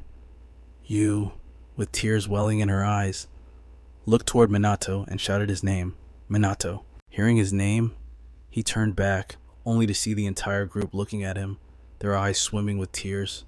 Minato gave a small, confident smile and said, "I won't lose." But the moment the words left his lips, Haifumi lunged at him, scoffing coldly, "You're going to die right here." Minato's pupils shrank in shock. He flinched, but managed to dodge just before Haifumi's strike landed. Yet the old man kept thrusting, muttering incessantly, "Too slow." Minato didn't dare lose focus. He hurriedly twisted his body to dodge. Just like that, the two locked into a stalemate. Haifumi attacked like a madman, his momentum incredibly ferocious. Minato, on the other hand, stayed on the defensive, only striking back when he found an opening. Seizing a chance, he summoned a level 13 spell. Infinite magic bullets rained down like a storm. The sheer number was overwhelming. Haifumi couldn't dodge and took the full force of the barrage. This sent him into a rage. He roared furiously, "You dare mock me!" Instantly, a shield of dark energy materialized to block the attack. Minato frowned. "Automatic defensive magic, you really are persistent, aren't you?" Haifumi scoffed, his voice cold. "That's a line for me to say, but it's over now. Your magical energy is running on fumes." Minato narrowed his eyes at him, staying completely silent. Seeing this, Haifumi let out a scornful laugh. "This battle ends here." Almost simultaneously, Minato spoke up in a cool, detached tone. "I think it's about time." Haifumi began summoning magic like a maniac. He screamed, "You will die right here, by the highest tier magic I've ever created." Minato frowned slightly and muttered, "Looks like I have no choice but to go all out." At that moment, a level 15 spell was unleashed. Dark energy coalesced into arrows, swarming madly toward Minato. Minato didn't back down. He cast a level 15 holy magic combination. In the blink of an eye, the energy of holy light flooded the entire area. The holy light surged toward those arrows of darkness, cutting through the air like the wind. The dark arrows couldn't stop it at all. Seeing the holy light engulf him, Haifumi panicked, but it was too late. He was blasted away. Minato sat on the ground, panting heavily, his body weakened. Ruka, watching in confusion, murmured, Did we beat him? But Haifumi rose from the rubble. He laughed triumphantly. Not yet, I can still move. Even after unleashing such massive power, I still have strength left. Behold this boundless magical energy. Minato stood up as well, his voice ice cold. That's enough. Haifumi glared at Minato and scoffed. Begging for your life now, so you really are just a mediocre mage after all. And as he spoke, he began casting another spell. Throwing his head back in laughter, the magical power of a natural disaster is truly terrifying. I will surpass Kusanagi Minato and Ichikami Minato. I will become a god.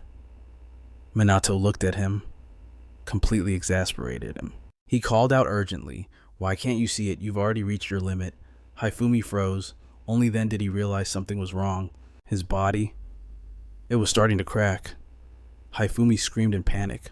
What is happening? His body began to burn from the inside out.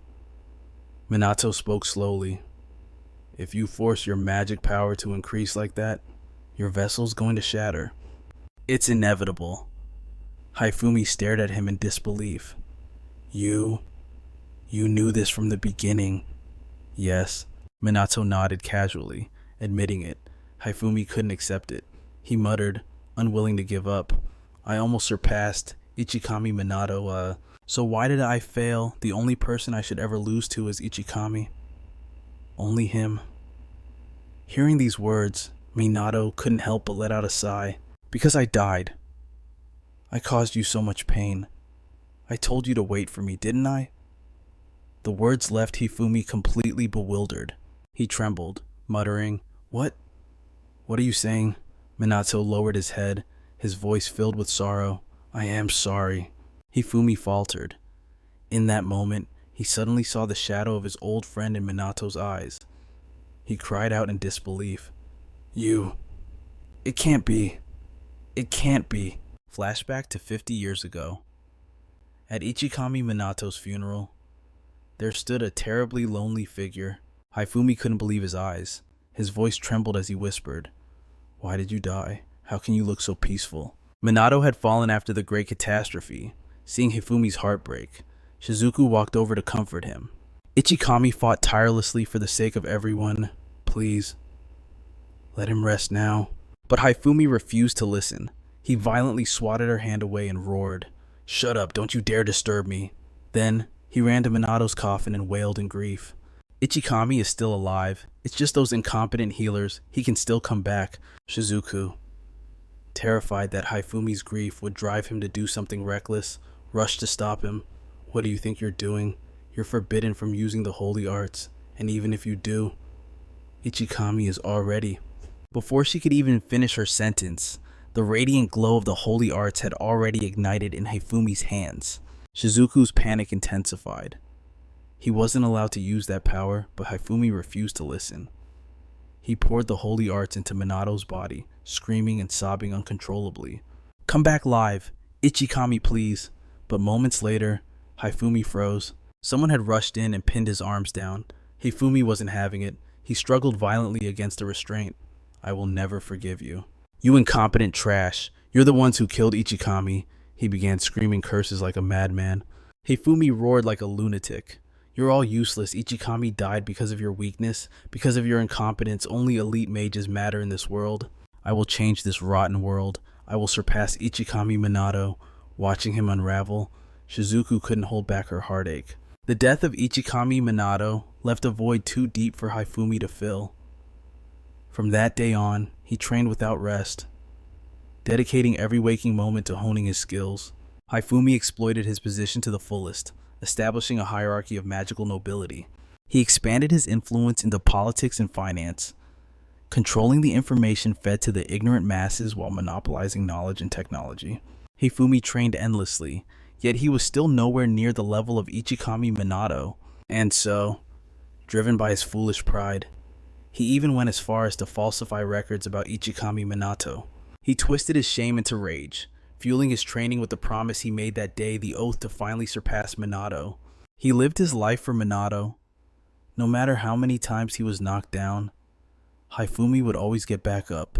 He wanted to surpass Minato, to become stronger than him, just so he could finally stand by his side and walk the same path. Hifumi lived in that delusion until one day, a familiar hand reached out to him. It was the figure he saw in his dreams every night, Ichikami Minato. He reached out to help Hifumi up. The truth was, Hifumi never hated Minato, he only ever admired him. That was why he desperately wanted him to be alive. And now, Hifumi's wish had finally become reality. A living, breathing Ichikami Minato was standing right in front of him. Hifumi's trembling hand reached out, desperate to grasp his old friend's arm. But in that split second, a stream of black blood suddenly sprayed out. Hifumi's eyes widened in agony. Minato was caught completely off guard. Someone had pierced right through Hifumi's chest. A hand gripped the spirit stone embedded in his chest and brutally ripped it out. Hifumi's body slumped helplessly to the ground. Ruka watched, trembling in disbelief, and screamed, "You are..." Why was she so terrified? It was because the attacker was none other than Chloe. Ruka could never have imagined this, even in her wildest nightmares. At that moment, Hinata woke up, but the scene before her broke her heart. She screamed frantically, running toward them. "Stop it! No!" Minato couldn't accept this either. Unable to hold back, he charged forward. He threw a heavy punch at Chloe's face, but she instantly summoned a shield to block the impact. She sneered, "Hitting a woman, that's despicable, isn't it?" Minato. Hinata rushed to Hifumi's side, her eyes filled with panic. Minato narrowed his eyes, glaring at Chloe. "What are you planning?" he demanded. "I'm just doing what I've always wanted," Chloe replied indifferently, before unleashing a 14th tier spell. The Death Shadows began their assault, targeting Hifumi and his daughter, but Minato wasn't about to let that happen. He instantly cast a defensive spell to intercept them. A wall of skeletal ice rose up before Minato. The Death Shadow slammed into it violently and detonated, the blast sending Minato and the others flying. Minato was unscathed, but Hinata and Hifumi were in bad shape. He quickly used magic to catch them, shoving them safely toward Ruka's group in the back. Just then, Chloe burst into maniacal laughter. Finally, the moment has arrived. As the words left her lips, she swallowed the spirit stone whole. In the blink of an eye, a colossal wave of magical energy erupted. It engulfed Chloe's body, pulsing and rippling through the air. Minato quickly turned away to shield himself from the shockwave. Before long, a figure emerged from within the torrent of energy, a spirit stone embedded in its forehead. At that very moment, Ruka and her group began to tremble uncontrollably, as if an invisible force was crushing their bodies. Chloe's voice rang out, twisted and malevolent. "It has been so long. For 50 years, I have waited. I have waited for this." The moment she had yearned for was finally here. Sugo's face went completely pale. They couldn't believe their eyes. Chloe's body had transformed completely. She had become a giant, her body studded with purple spirit stones overflowing with magical power. Neither Hinata nor Shizuku could comprehend what they were seeing. They murmured in terror, This is impossible." Chloe now stood before them as a demon god, and Minato recognized that form instantly. While everyone was still frozen in shock, Chloe suddenly unleashed her magic. The power was so overwhelming that Ruka's group couldn't withstand the pressure. One by one, they collapsed to the ground. Even those far away felt the terrifying aura, though not as intensely as Ruka's group. And deep within the city, a sudden wave of despair washed over the people in their homes. Endless cries of agony echoed through the air. The demon god threw her head back, cackling maniacally, as all of Japan was being swallowed whole by despair. "Can you hear it, the wailing of humanity?" She turned her gaze toward Minato, addressing him as Ichikami. "Minato, is it?" Hearing his name, Minato froze in shock. The demon god sneered, continuing, "The very moment I touched your hand, I knew without a doubt that you are Minato Ichikami. That is why I infiltrated the SMT, gathered every scrap of information, stole everyone's trust, and lulled them into a foolish sense of security." Minato furrowed his brows, shouting his demand furiously. "Hifumi's erratic behavior and that catastrophic magic. You were the one pulling his strings." weren't you?" The demon god shrugged nonchalantly, pouting mockingly, pulling strings. "My, that makes me sound so villainous. I simply brainwashed him." For over 50 years, the demon god had been slowly chipping away at Haifumi's mind. She was like a demon. No, wait. She was a demon. The silent calamities, the monsters growing stronger, and the birth of a massive source of magic power. By triggering the Great Calamity, the demon god funneled all that chaotic magic into a single mortal vessel. She only needed to seize it to fully resurrect. The final loose end was killing Minato. No sooner had she spoken than she unleashed a 15th circle spell. A barrage of dark arrows materialized, streaking toward Minato, not daring to let his guard down. Minato tried to cast a defense spell, but his arm wouldn't stop trembling. The magic failed to activate. The demon god laughed with growing arrogance. "Your mana is nearly depleted. Even the great sage is powerless when his tank runs dry." Unable to cast spells, Minato was forced to dodge physically, but the dark arrows were relentless, chasing him down like mad dogs. Before long, Minato's defense crumbled, and a projectile slammed into him. He was hurled backward, his body smashing violently against the ground. Minato coughed up a mouthful of fresh blood. Yet the dark arrows showed no mercy. They continued their assault, plunging into his body without hesitation. He lay powerless on the dirt, covered in wounds. Seeing this, the demon god gloated. "Just like 50 years ago, you fight for others, and you sacrifice your life for others. You really should have just left them to their fates." But the moment the words left her lips, she saw Minato's arm twitch. The demon god frowned in surprise, and sure enough, moments later, Minato dragged himself up from the ground. The demon god clicked her tongue in amazement. Covered in wounds, mana so depleted that even your automatic defense spells won't trigger. But Minato didn't care. He shouted ferociously, "Answer me! What have you been doing for the last 50 years, and why are the monsters slaughtering humans? How did they get here, and what exactly is the calamity?" With a scoff, the demon god laughed contemptuously. "You're in this state and still asking questions. Very well. I'm in a good mood, so I'll enlighten you before you die. The secret of the calamity is..." She paused dramatically, a twisted grin spreading across her face.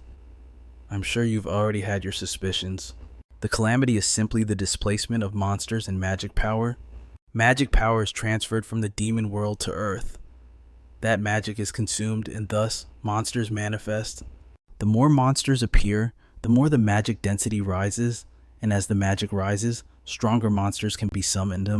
Ultimately, the demon god is destined to descend upon Earth, but since Earth lacked magic, only low-level monsters could be summoned at first.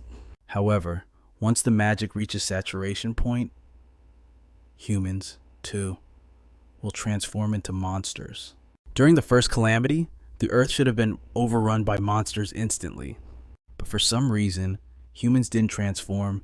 Instead, mages appeared, and then the worst possible outcome occurred.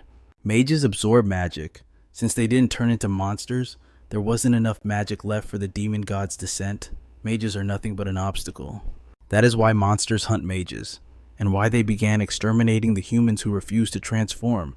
Hearing this, Minato's face darkened, but the demon god ignored him and continued. "The first calamity should have sufficed, but to build up the necessary magic, we had to execute the disasters in stages. The powerful monsters you call bosses are actually mana vessels. They are containers holding immense amounts of magic power. Whether they live or die, their purpose remains the same. This is the true meaning of the calamity. The calamity was initiated so the demon god could conquer the Earth." She paused, grumbling in frustration, but an unexpected variable occurred. To my utter resentment, I was defeated by Minato Ichikami. The demon god took a devastating hit, even accepting death, but right before dispersing into raw magic, I managed to preserve my consciousness. My power became weaker than that of a common monster, leaving me unable to wield magic at all. In other words, I barely maintained my consciousness, becoming a mere remnant of magic wandering across Japan. She had never endured such absolute humiliation. Wandering through the darkness, the demon god felt a magical resonance. That was how she found Haifumi, a man harboring deep darkness within, yet possessing a soul that was pure and steadfast. It was those very cracks in his heart that made it so easy for her to invade. Over time, as the demon god slowly recovered her mana, she kept whispering poison into Haifumi's mind. His hatred for the 8 mages, his self-righteousness, his habit of blaming others, and the decay of his moral values. All of it paved the way for her silent brainwashing to take root. In the end, Haifumi took control of Japan's underworld. His weak heart still resisted in desperation. It was pitiful. He screamed and cried, begging for salvation. Haifumi called out Minato's name over and over again. Minato listened in silence. By now, the freezing aura around his body was growing more intense by the second. The demon god gave a cold laugh and sneered. After such a long time, my mana has slowly recovered, but I still couldn't reclaim my original demon god body. To stabilize my power source, I needed a vessel and a massive amount of mana. That was when I met Chloe. Just like with Haifumi, I felt an intense magical resonance.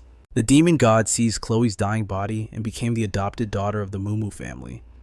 She recovered some of her strength, but over those 50 years, the number of demonic beasts had dwindled.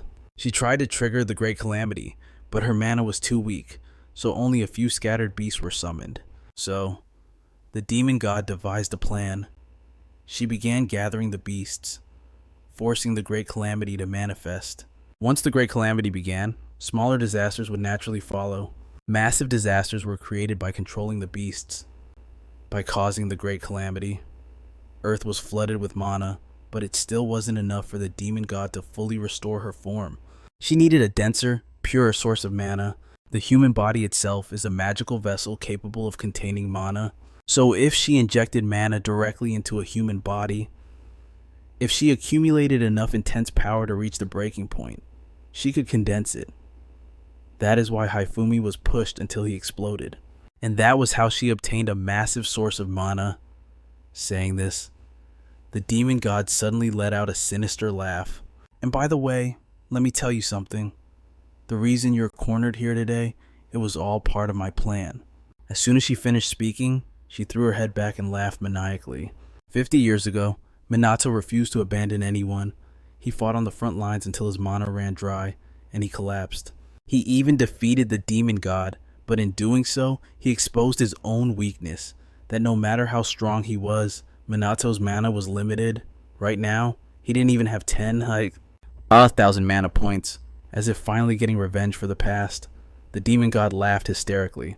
Isn't it pathetic? Ikami Minato, when I discovered you had reincarnated, I was terrified, but in the end, you made the exact same mistake as before. Considering Minato's mana levels, he had practically turned into a magical life form, just like a demonic beast. Even after death, he maintained his consciousness as pure mana, eventually finding Kusanagi Minato. In other words, Minato reincarnated using the exact same method as the demon god, but at this point, the demon god didn't care much. She huffed coldly, but none of that matters anymore. I will wipe out every trace of your mana. I will destroy your very soul. Minato, who had been silent until now, finally spoke in a low voice. So, all the disasters in the past. The first great calamity, the turning point of Minato's life. The day he saw demonic beasts filling the sky. The day he watched mages and civilians fall, wave after wave. Even so many children lost their lives in that disaster. And in the disasters that followed, Minato lost so many comrades. The corruption of the magic nobility, the hidden conspiracies behind the scenes, even the beast attacks that dragged countless innocent lives to their doom. He wanted the demon god to admit, with her own mouth, that she caused it all. The demon god sneered, pouting arrogantly. So what if I did?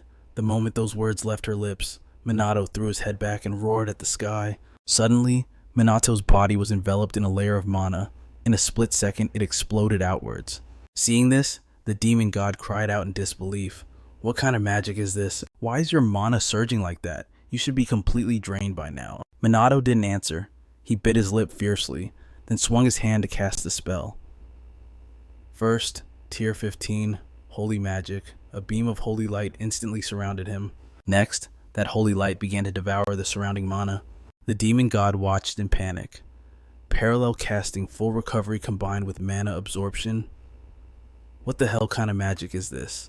But the real shock was yet to come. She saw Minato's mana growing stronger and stronger. In the blink of an eye, it shot up to 30 million, then 50 million, and it was still climbing. The demon god stares in disbelief, muttering, "Impossible." In just a flash, Minato's magic power surges to almost 100 million. He speaks coldly. "You have truly provoked my wrath, demon god." The demon god's disbelief deepens. No, it can't be. The only magic that completely absorbs energy is annihilation magic. And is that unconscious magic. What's more, its recovery rate even surpasses annihilation magic. It's not simply absorbing magic power. In other words, his ability to restore physical strength and magic power is nearing its absolute peak of perfection. The entire area is now enveloped in boundless magic power. Meanwhile, outside, the two sisters, Du and Ruka, regain consciousness. Seeing this spectacle, Ruka cries out in panic. What's happening? Du quickly adds, "I can feel the immense pressure from the demon god's energy. And also, before she can finish, they spot a steadfast figure standing within that torrent of magic. Ruka exclaims in astonishment, "It's Minato. What in the world is going on?" Inside the battle, the demon god, furious and unconvinced, roars, "You damn bastard. How can you use such magic?" Minato doesn't immediately reply. He takes deliberate steps towards her. Only then does he open his mouth, his voice chilling. "If the events of 50 years ago were to repeat, then naturally, I would never let it happen again." 50 years ago, the magical forces were scarce, and they were utterly unprepared for the great catastrophe. That's why today, Minato has bolstered the ranks of mages, trained them, and taught them how to confront monstrous disasters. As for Minato himself, to overcome his greatest weakness, the depletion of magic power, he researched absorption magic, conducting numerous experiments. However, using it on monsters carried a high risk of alerting the demon god, so he limited its subjects to humans. Employing it as unconscious magic was still incredibly difficult, but the raw fury building within him would finally make it effective. The demon god bites her lip fiercely, shouting in frustration, "Stop being ridiculous, Ichikam. You ramble on as if you've prepared for everything. Are you trying to prove that you knew I existed here all along?" Minato smirks. "When I was reborn, I wasn't certain, but I considered the possibility, so I planned for everything." As time passed, the truth became clearer. The moment the demon god noticed me, I noticed her too. Hearing this, the demon god roars furiously. "It was your intention to let me roam free." A faint smile plays on his lips as Minato mocks, "You're a terrible actress, you know." The demon god is now utterly enraged. She fiercely charges at Minato. Of course, Minato shows no quarter, swiftly lunging forward himself. With a thunderous boom, two immense torrents of magic power collide. Minato continuously generates magic circles, attacking the demon god. Because the magic beams are too fast, she cannot escape them. Minato doesn't stop. He presses his assault. Very quickly, he reaches the demon god's front and delivers a powerful kick. But just then, a ray of black light shoots out. It hurtles wildly towards Minato. Alas, it strikes an invisible wall, then directly dissipates into thin air, unable to even touch a single strand of Minato's hair. Witnessing this, the demon god is instantly terrified. She trembles, muttering, What have you done?" "What did you just do?" Minato shrugs indifferently, a smirk playing on his lips as he replies, "Nothing much. I'm just standing here, you know." Hearing this, the demon god becomes even more frenzied, roaring, "Then tell me it's a barrier, isn't it? I refuse to accept this. I am the demon god of a myriad of demons. How dare a mere human outsmart me?" She rages like a mad woman. Shaking her head in constant denial, the demon god then throws her head back and screams at the sky. She furiously shouts, "I will not accept this." At that very moment, a horde of demon lords appears, surrounding Minato, but he shows no fear, standing calmly amidst them. No matter what they try to do, he just needs to remain within his shield. Instantly, several demon lords unleash their magic. In a flash, a barrage of magic beams blast towards Minato, yet they do him no harm whatsoever. Meanwhile, Minato unleashes an infinite magic bullet spell, and one by one, the demon lords fall. In an instant, not a single demon lord remains around Minato. The demon god, recovering, yells fiercely, "Disperse." Immediately after, Arrows of darkness hurtle wildly. Minato swiftly dodges them. The demon god conjures massive magic circles. In an instant, numerous magic circles appear above her head. Frenzied magic power erupts from them, transforming into a 5-colored orb that hurtles down from the sky. Only now does Minato begin his counterattack. He unleashes a level 15 ultimate magic, called World-Shattering Rupture. Immediately, a colossal construct appears. It reaches out, seizes the 5-colored orb, and then utterly crushes it into dust and smoke. Minato lands safely, completely unharmed. The demon god is utterly terrified, unable to believe her eyes. He blocked my 9 Unity Divine Art so easily. Is Minato even human? The more she thinks, the more resentful she becomes. The demon god screams furiously. You, Ichikam, dare to surpass me, a demon god. It's absurd. If you truly surpass me, then I will certainly go even further beyond you. As soon as she finished speaking, she began absorbing the remnants of the disaster magic. In the blink of an eye, that chaotic power flooded into the demon god's body. Moments later, she was overflowing with mana. Without a shred of hesitation, the demon god unleashed her spell. She laughed triumphantly. The highest tier magic Ichikami Minato can handle is tier 15, but I have reached tier 16. Immediately, a tier 16 dark magic spell was activated. A terrifying aura of darkness began to swallow the skies over Japan. Minato stood there, completely unfazed. He let out a cold laugh and said, "Let me introduce you to tier 17. As the words left his lips, Minato cast his spell. A divine spear, glowing with golden light, materialized and thrust straight into that mass of darkness.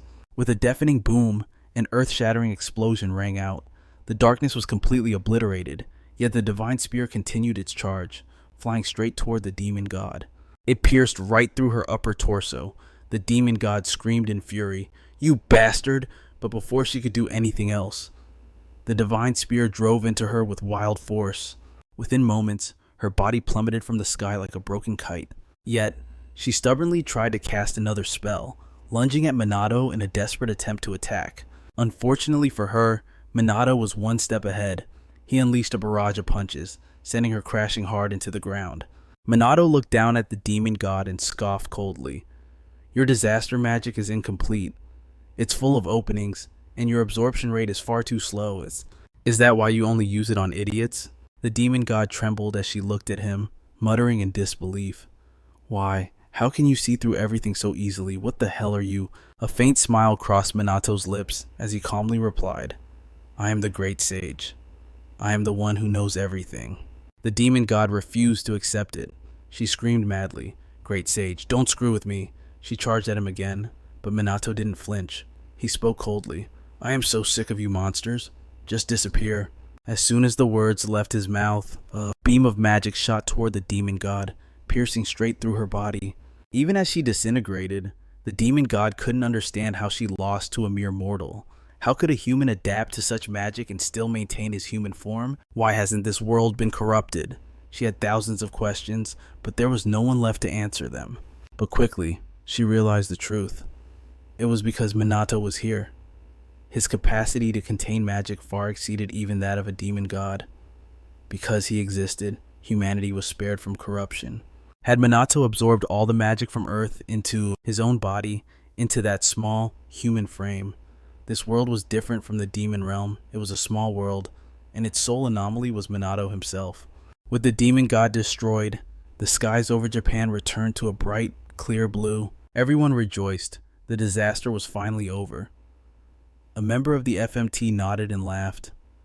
"Looks like it's done." Damn, that was close. From the magic nobles to the common citizens, everyone across Japan poured into the streets to celebrate. Not only that, but other parts of the world had also survived the catastrophe. The Muscle King, Eren, actually did pretty well, managing to hold out until the end. Once it was all over, Sugo's group finally regained consciousness. The magic nobles also slowly opened their eyes. Minato descended from the sky. Seeing him, everyone rushed over in excitement. Ryuji grinned and asked, "You defeated the demon god, didn't you?" Sugo cheered enthusiastically. "If that's true, then the world will be at peace again." The Dew sisters looked at Minato with gratitude and smiled. Thank you. If it weren't for you, we never could have defeated the Demon Lord. Minato gently shook his head. It wasn't just my power. It was the strength of everyone in the world combined. Thank you, everyone. Indeed, this victory didn't belong to Minato alone. It was a testament to the efforts of all humanity. Just then, a loud sob broke the mood. Minato turned around and saw Hinata weeping miserably beside Hifumi. Dad, I don't want you to leave me. Seeing Minato approach, Hinata grasped at him like a drowning woman catching a lifeline, hurriedly begging him. I'm sorry for everything I did to you. I'll make it up to you. I'll do anything, just please. Save my father. She bowed her head low, looking utterly pathetic. Riku also spoke up, his voice trembling. I ask the same of you. I know it's selfish, but please, I beg of you. Then, he bowed his head to the ground before Minato. Minato narrowed his eyes, studying them for a long moment before speaking. Don't forget what you just promised. Got it. He would restore them by supplying magic power. As for the parts that had turned into monsters, Minato would extract the disaster magic. With his current abilities, he could handle it. With that thought, Minato bent down and placed his hand on Hifumi's body.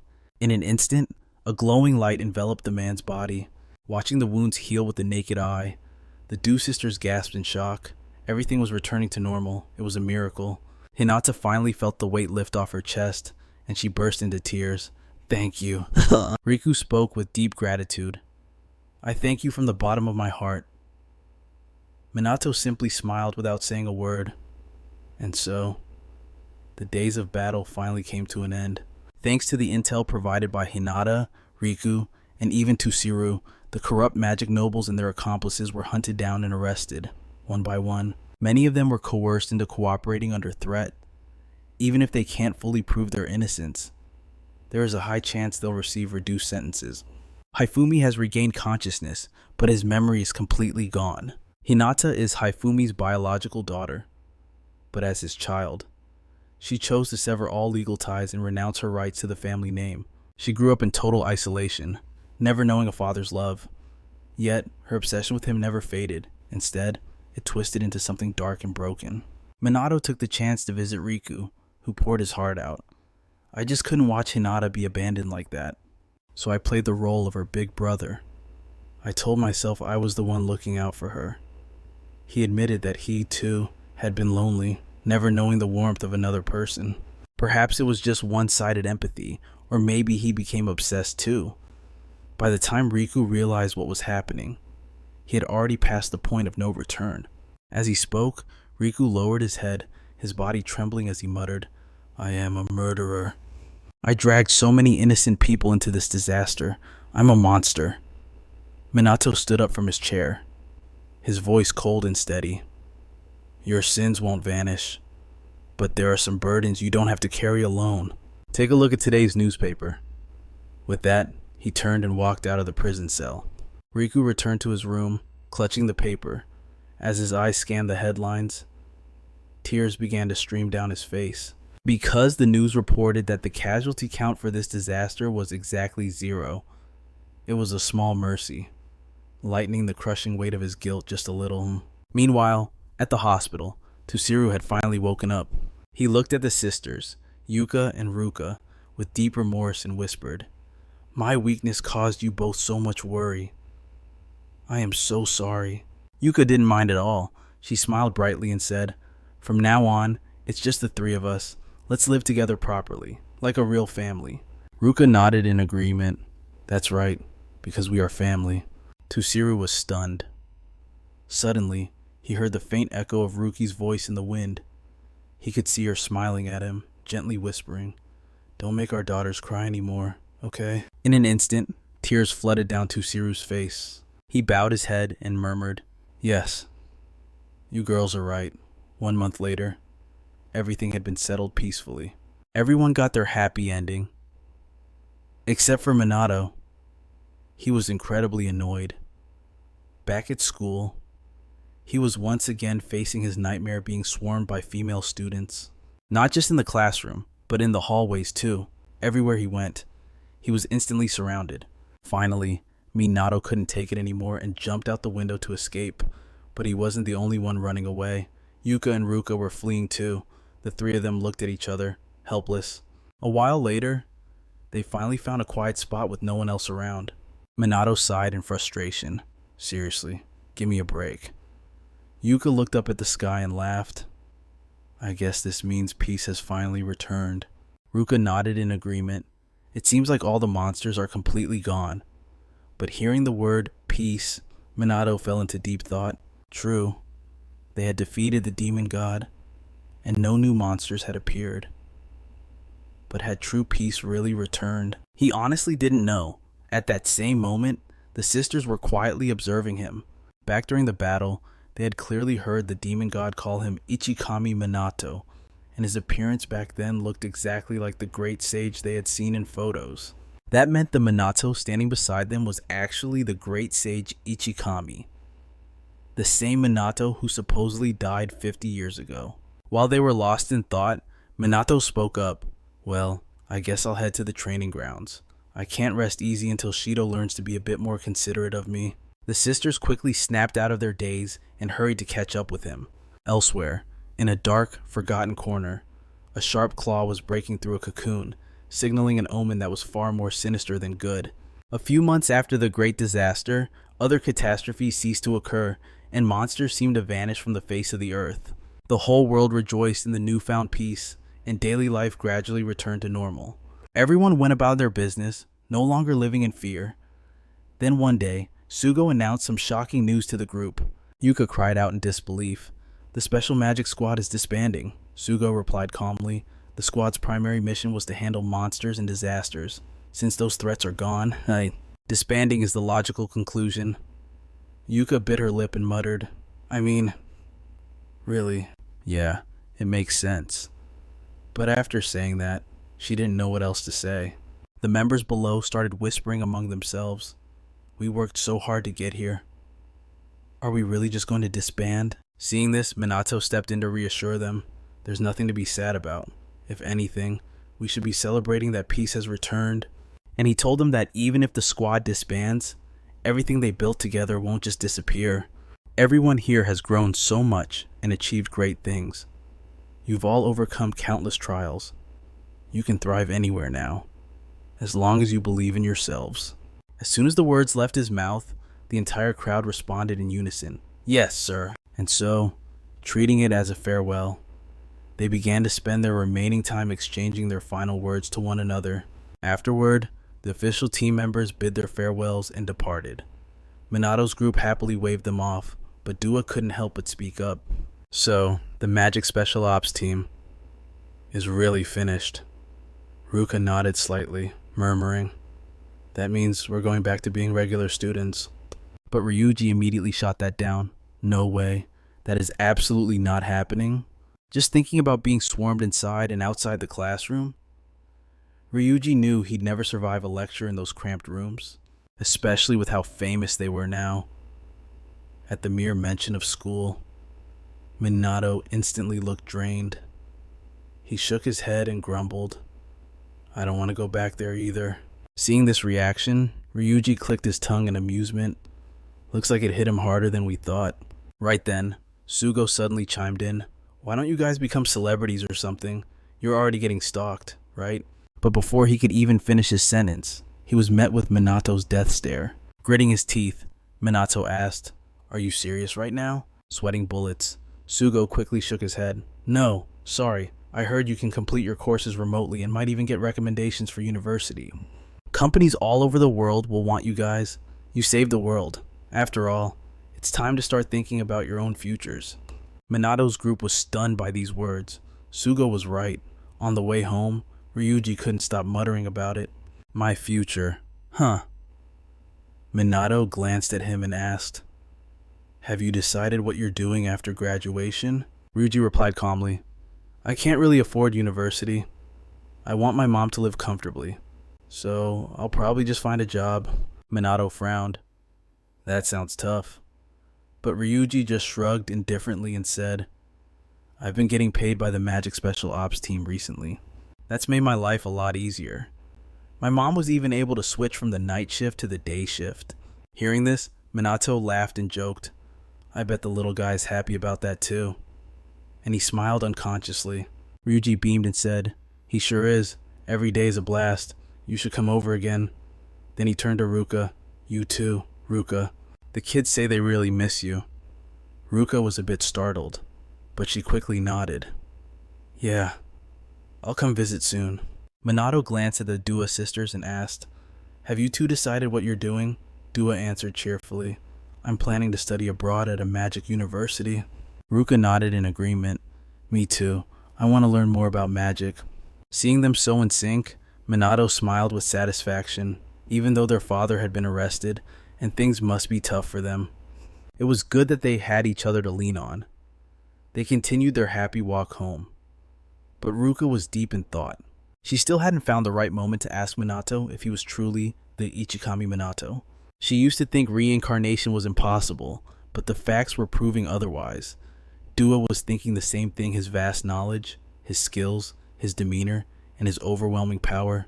If Minato really is Ichikami Minato, then everything makes sense. On the way, Ryuji suddenly remembered something and asked, "Oh, right. What happened to that Kigami woman?" Minato replied slowly, "I visited her the other day. She seemed to be doing okay. Since Shizuku committed her crimes under duress, it looks like she'll only get a suspended sentence." Well, Ryuji breathed a sigh of relief at that, but then his face fell again. "Riku is going to get a pretty heavy sentence, though." Minato frowned slightly. "I wouldn't say that." He spoke slowly. The Noble Mage Association made grave errors. Their obsession with elitism is exactly what led to their downfall. Ryuji looked helpless. He knew that was true, but it didn't make him feel any better. Ruka and her sister lowered their heads in silence. They knew it all too well. Seeing their expressions, Minato let out a soft sigh to comfort them. However, the demon god was the one pulling the strings. Riku's case will likely be reviewed with that in mind. Hearing that, smiles finally returned to Ryuji and the others' faces. They felt a lot more at ease. But Minato didn't share their relief. His mind was swarming with thousands of unanswered questions. What exactly was the demon god? And what was that other world she mentioned before she vanished? Why did Haifumi turn into that demonic form? And the reason for my own reincarnation? Maybe I was reincarnated using the same method as the demon god? If that's true, then I am an entity similar to the demon god. And ultimately, am I even human anymore? A little later, at Ryuji's house, Ruka was struggling to handle the kids. Two little ones were hanging off her, spinning her around in circles. Watching this, Dua remarked with a smile, "Hey, I've never seen my sister act like this before." Minato pouted and replied, "I told you so, but you're not doing much better yourself." He pointed at a kid who was busy pinching Dua's cheeks. Ryuji looked apologetic. "Sorry about that. I think they're just super excited that you guys are here. They're way more energetic than usual." Just then, Minato's phone started buzzing on the table. He quickly picked up to answer, but since his own cheeks were being squished by a kid, his voice came out all distorted, confusing Sugo on the other end. "Commander, your voice sounds really weird." Seeing this, Dua quickly pulled the baby off of Minato. "Finally free," Minato asked calmly. "What did you call me for?" Sugo hurriedly replied, "I wanted to let you know. The results for your international mage certification exams have arrived." Hearing this, Minato immediately put the phone on speaker so Ruka and the others could listen in. Sugo kept talking on the other end. "Unlike the exams back in Japan, this certification allows you to operate globally. The difficulty level is extremely high. However, it seems your achievements during the Great Disaster have been recognized. A lot of new mages appeared during the catastrophe, and since their abilities weren't properly appreciated, they've decided to hold a re-examination for mages." Yuka sounded confused as she asked, "Wait, you mean right now we're just treated as temporary mages?" Ruka replied coolly, "Well, since you're a minor, you don't have the right to be fully licensed anyway." Minato glanced at everyone and smiled. "This is a perfect opportunity. Let's do it." Immediately, Yuka pumped her fist, brimming with energy. "For us, this will be as easy as eating cake." Ruka nodded in agreement. Compared to the Great Disaster, this was nothing. Ryuji chimed in excitedly, "Let's do this." Tsuas. Hearing their enthusiasm, Sugo chuckled on the other end before continuing, "I'll send you the details. Give it your best shot. Commander Kusanagi, you might even qualify for the Sage class. Minato couldn't help but frown, glancing around at the others as if asking, what is the Sage class? Yuka hurriedly explained, it's the highest ranking for mages. There are only 6 of them in the world. Ruka winked and grinned. To make it easier to understand, they look like this. A few days ago, at the International Mage Association in the US, Aaron walked in from the hallway, looking at the figures seated at the long table. He bowed respectfully. Thank you all for gathering here, esteemed members of the 6 great sages. No sooner had he spoken than one of the sages, Andre Grandin, roared aggressively, you dare summon me all the way here. Are you looking down on me? Another sage, Victor Butler, seeing such a violent reaction, couldn't help but mock him. I really can't stand seeing someone let their emotions override their reason. Please, try to maintain a little dignity. Vivama, the female magic sage, also couldn't resist chiming in. Those with low intelligence are easily ruled by their emotions. It seems that doesn't change, even at the sage level. Her words made Andre furious. He unleashed his magical power, gritting his teeth and shouting, you dare look down on me. But before he could strike, a hand grabbed Andre's arm. It was Mafaral, the mystic sage. He spoke coldly. Stop it. Andre didn't back down an inch, glaring at Mafaral. You bastard. Are you trying to provoke me too? That's enough. Amidst the commotion, a majestic voice cut through the noise.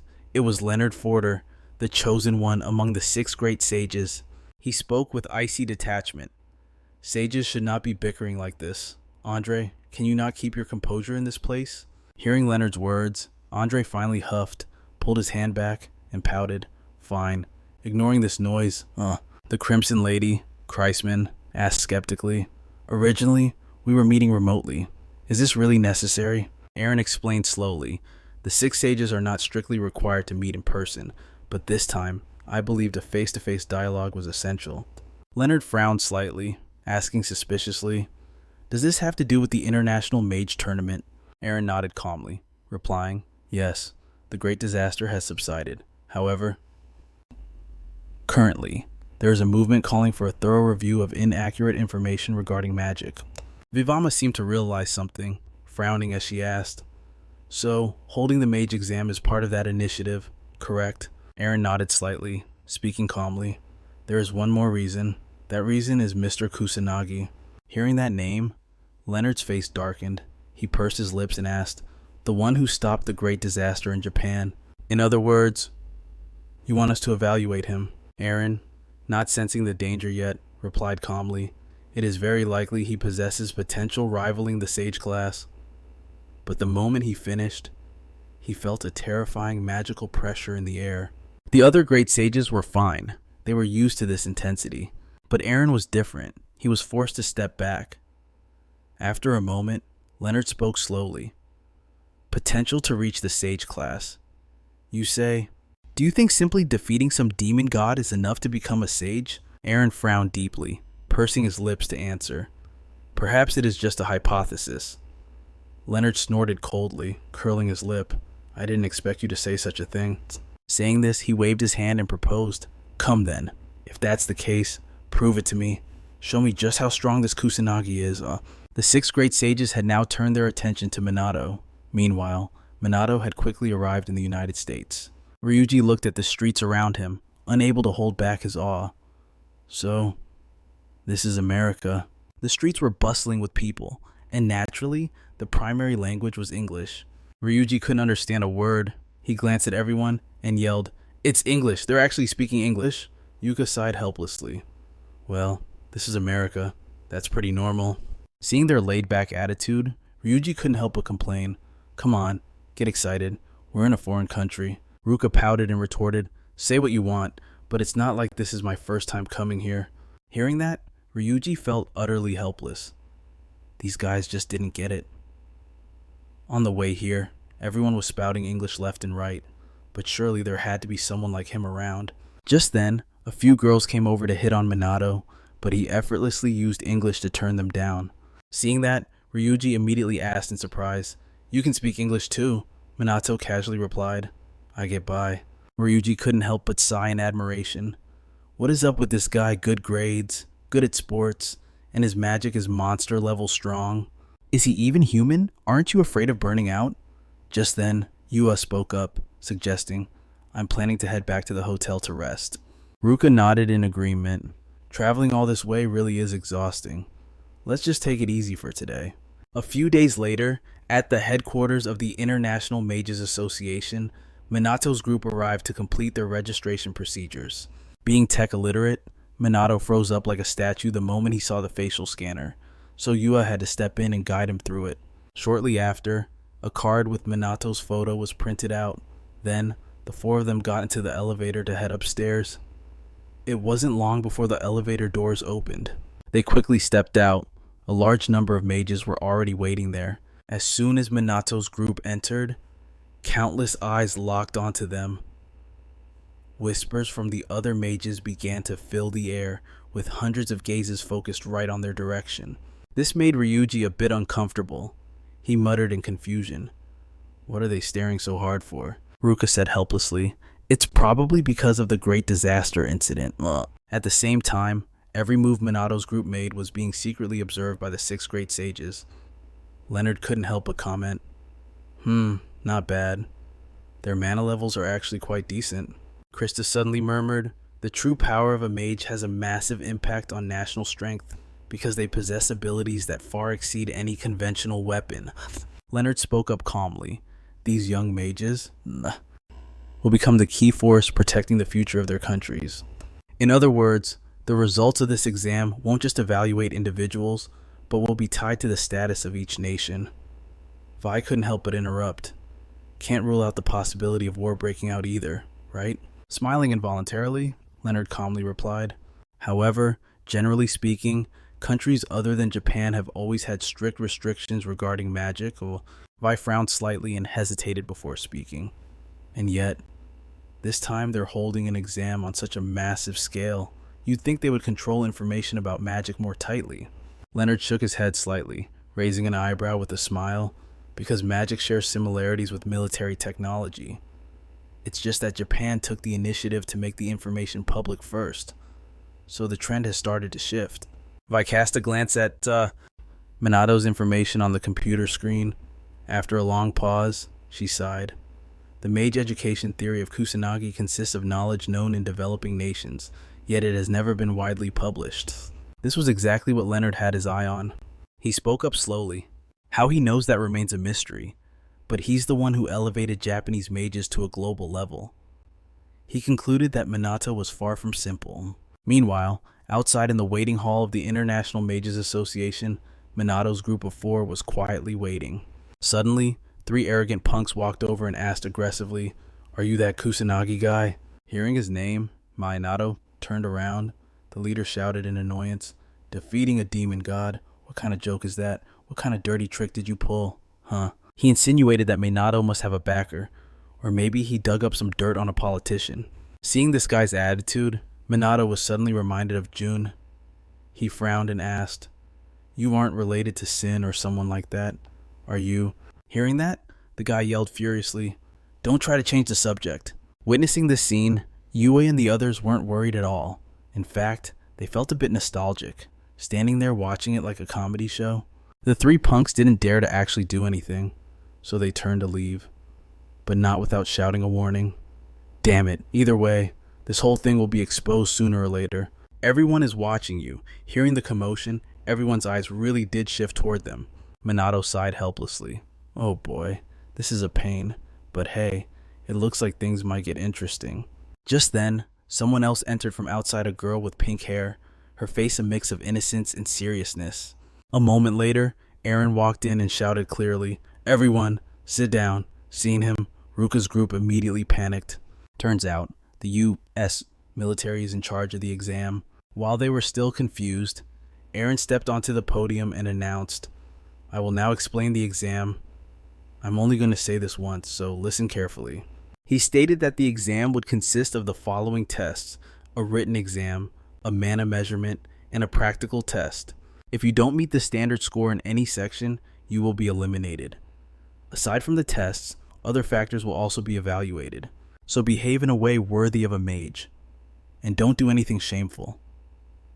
After passing the exam, Your rank will be determined based on your total score. Hearing this, the punk who questioned Minato earlier asked with suspicion, what exactly are the requirements to become a Grand Sage? Eren spoke slowly. A perfect score is a prerequisite, but there are other criteria involved. Ability, achievements, aptitude, and public reputation. You must be superior in every single aspect. Eren glanced meaningfully at a figure in the crowd below and smiled mysteriously.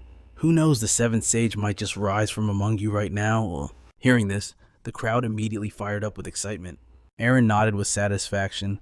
This year's candidates were truly excellent, but regardless, Minato was simply on a different level entirely. With that thought, he announced loudly, "Let the official exam begin." The first test was a written exam. Minato took the exam paper, and his expression instantly changed. The questions. They were all about his father. He sighed helplessly. He thought this was a magic exam. He never expected a trap like this. From the podium, Eren watched Minato sigh repeatedly. He couldn't help but think, this is indeed the toughest exam. Even Minato won't pass this easily. Don't let him down, kid. But when he saw the results, Eren wasn't disappointed, he was stunned. He shouted in disbelief, "Are you kidding me?" Minato's name sat proudly at the very top of the list with a perfect score. Eren marveled inwardly. Just as expected. The boy was no ordinary human. Even Eren himself would struggle to get 80% on that test. If it's Minato, he really could become a Grand Sage. Meanwhile, Ruka and the others ran over to congratulate him. Minato remained indifferent and calmly asked, "How did you guys do?" Ruka replied instantly. "I think I'm around rank 20 or so." Ryuji bragged excitedly. "I made it to rank 40, Minato asked skeptically. "You're actually good at written exams." Ryuji glared at him in annoyance. Next up was the magic power measurement test. The instructor pointed to the machines. There is no magic that this latest equipment cannot measure. Alright, let's begin. Minato watched everyone go up one by one and sighed. Why was he last again? Just then, Ruka suddenly gasped. Wait, is that real? The machine shows 980,000. Not just her, but everyone watching screamed in shock. What is up with her magic power? It's nearly 1 million.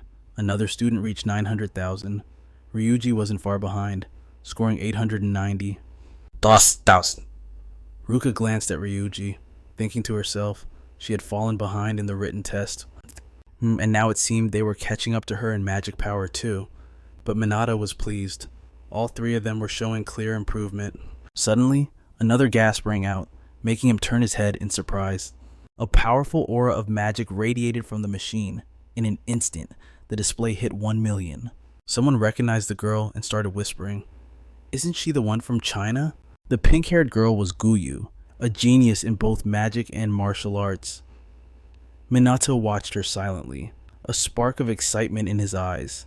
Looks like there are some interesting people here after all. And it seems they haven't even shown their full strength yet.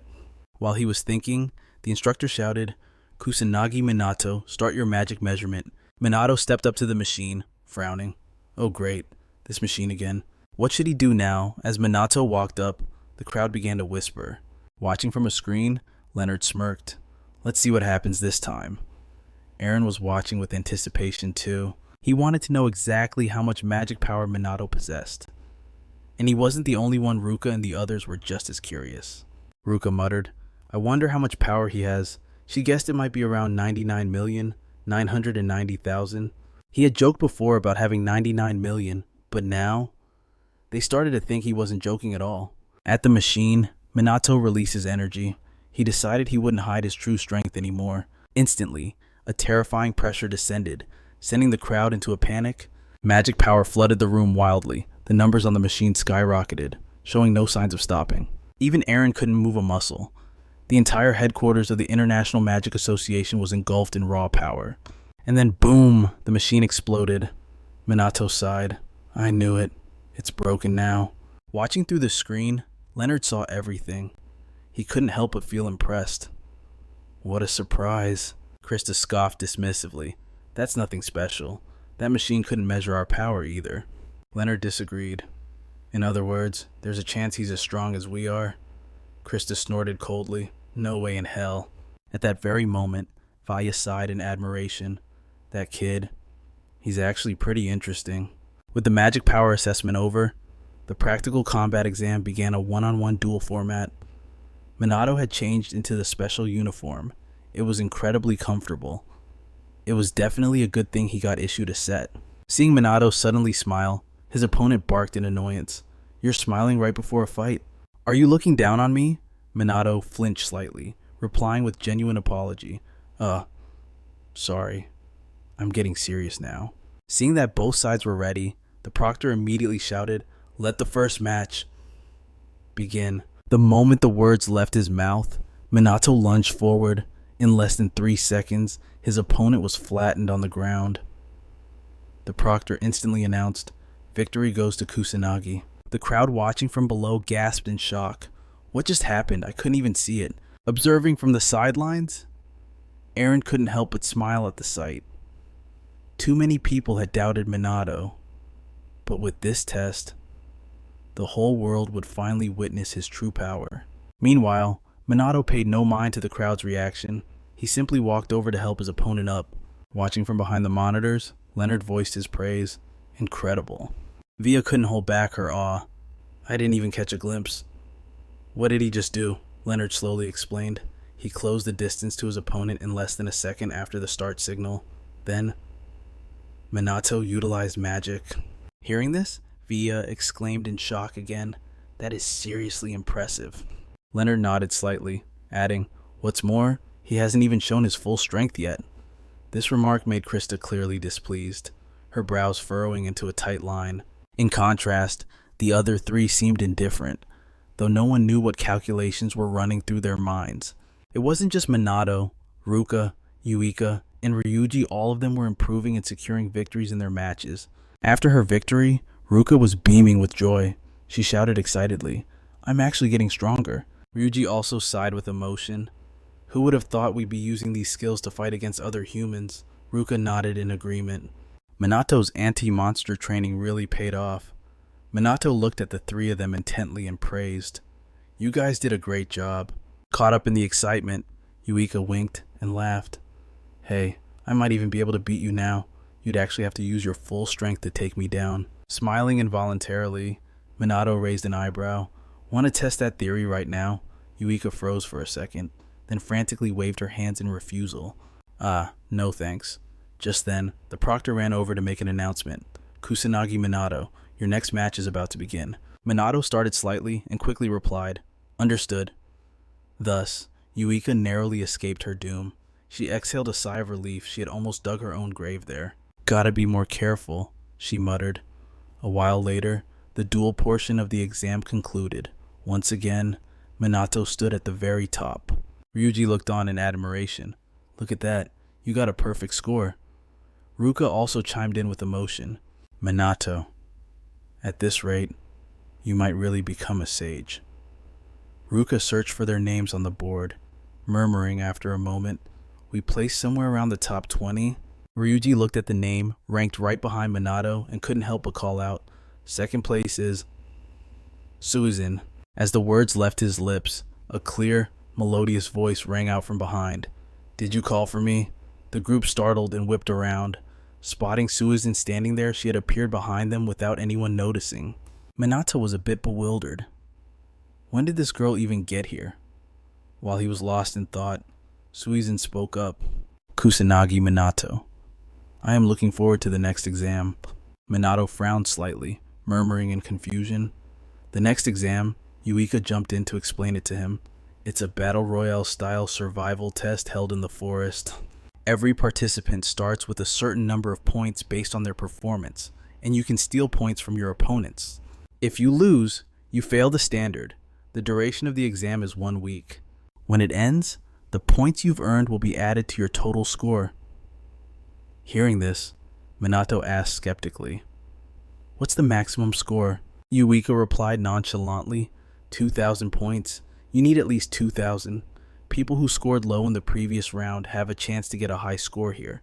You can also choose to escape once you have enough points." Minato frowned and fell into silence. Yuika, however, exclaimed excitedly, "And we can form teams too. Anything goes except murder. If you kill or critically injure an opponent, you'll fail immediately." As she said this, she glanced around but couldn't spot Suizan anywhere. Confused, she asked, "Where did that girl go?" Ryuji sighed helplessly.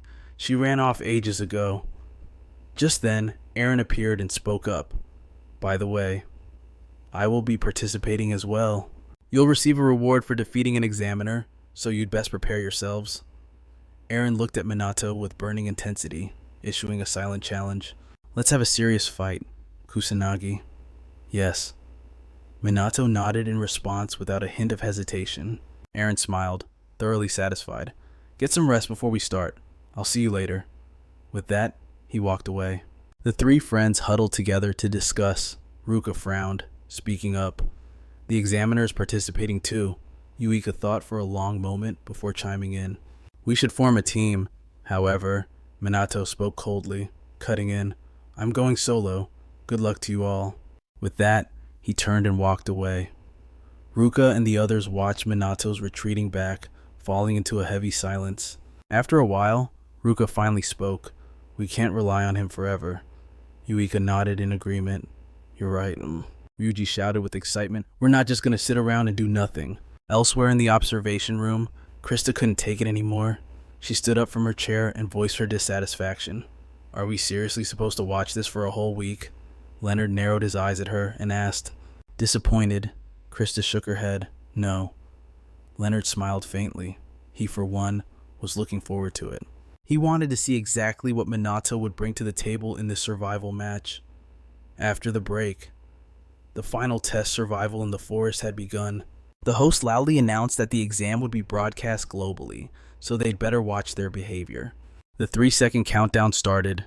By now, everyone was fired up. Each person harbored their own hidden agenda. Yuka's trio wanted to break into the top 20. Minato, on the other hand, remained perfectly calm. What exactly was his goal? Suiyin was also eagerly anticipating this match. Then there were those three punks. They kept staring daggers at Minato. And finally, there was Aeon. He was the judge of this competition. He was really looking forward to the final battle with Minato. The 3-second countdown quickly hit 0. The competition officially kicked off. Everyone scrambled to run off. Ruka's trio was no exception. They wanted to avoid conflict at all costs. Splitting up early wasn't a good option. Only Minato stood completely still, doing absolutely nothing. Seeing this, those three punks cursed him with disdain. "What's that idiot doing? Looks like he's begging for a beating." Minato watched everyone leave, looking a bit confused about what to do. He remained there, not moving a muscle.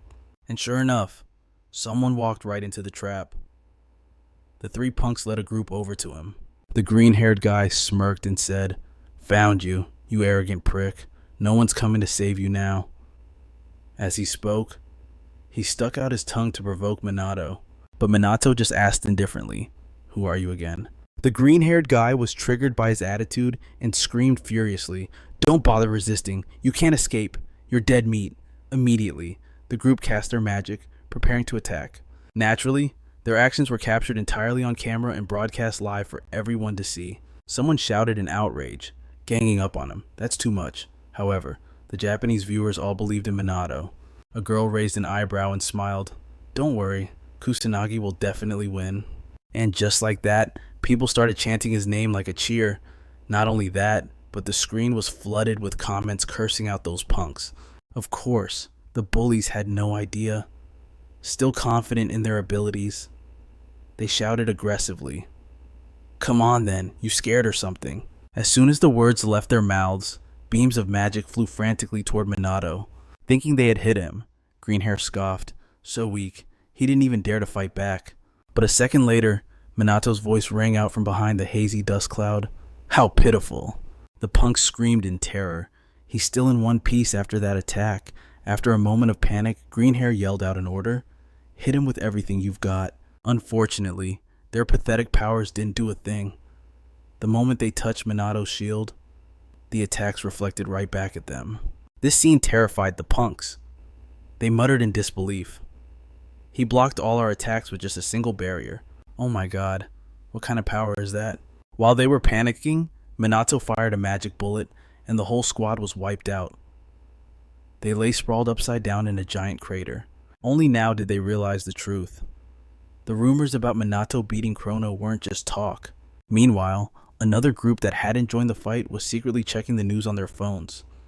They figured if they beat Minato, they'd get famous instantly and score tons of points. And just like that, Minato was targeted again. Seeing him still standing there, they rushed in for a sneak attack. Too bad Minato isn't someone you can just ambush. With just 3 beams of magic, they were all face down in the dirt. Minato pouted and said, "That's already the 5th ambush." Elsewhere, the sisters Yuka and Ruka were also fighting off others. The tsunami magic they created quickly washed the opponents away. Yuka finally let out a sigh of relief. "We did it." Ruka couldn't help but say, "I can't believe we had to use grand magic." Right then, they heard whispers coming from the other players. "We really shouldn't mess with that Kusanagi guy. No one dares to touch him. Look how miserable you guys look." Yuka hurriedly ran over to the group and asked suspiciously, "Did you guys fight him?" One of them replied immediately, "Not just us. A bunch of others got eliminated too." Another one trembled and muttered, "That guy is terrifyingly strong. He's a total monster." Hearing this, Ryuji wasn't surprised at all and said calmly, "Minato really is the strongest." Yuka also sighed, "We can't beat him." But then, Ruka suddenly hesitated and muttered, "Minato is really strong, but we can just avoid fighting him, right?" The 3 of them agreed with this idea.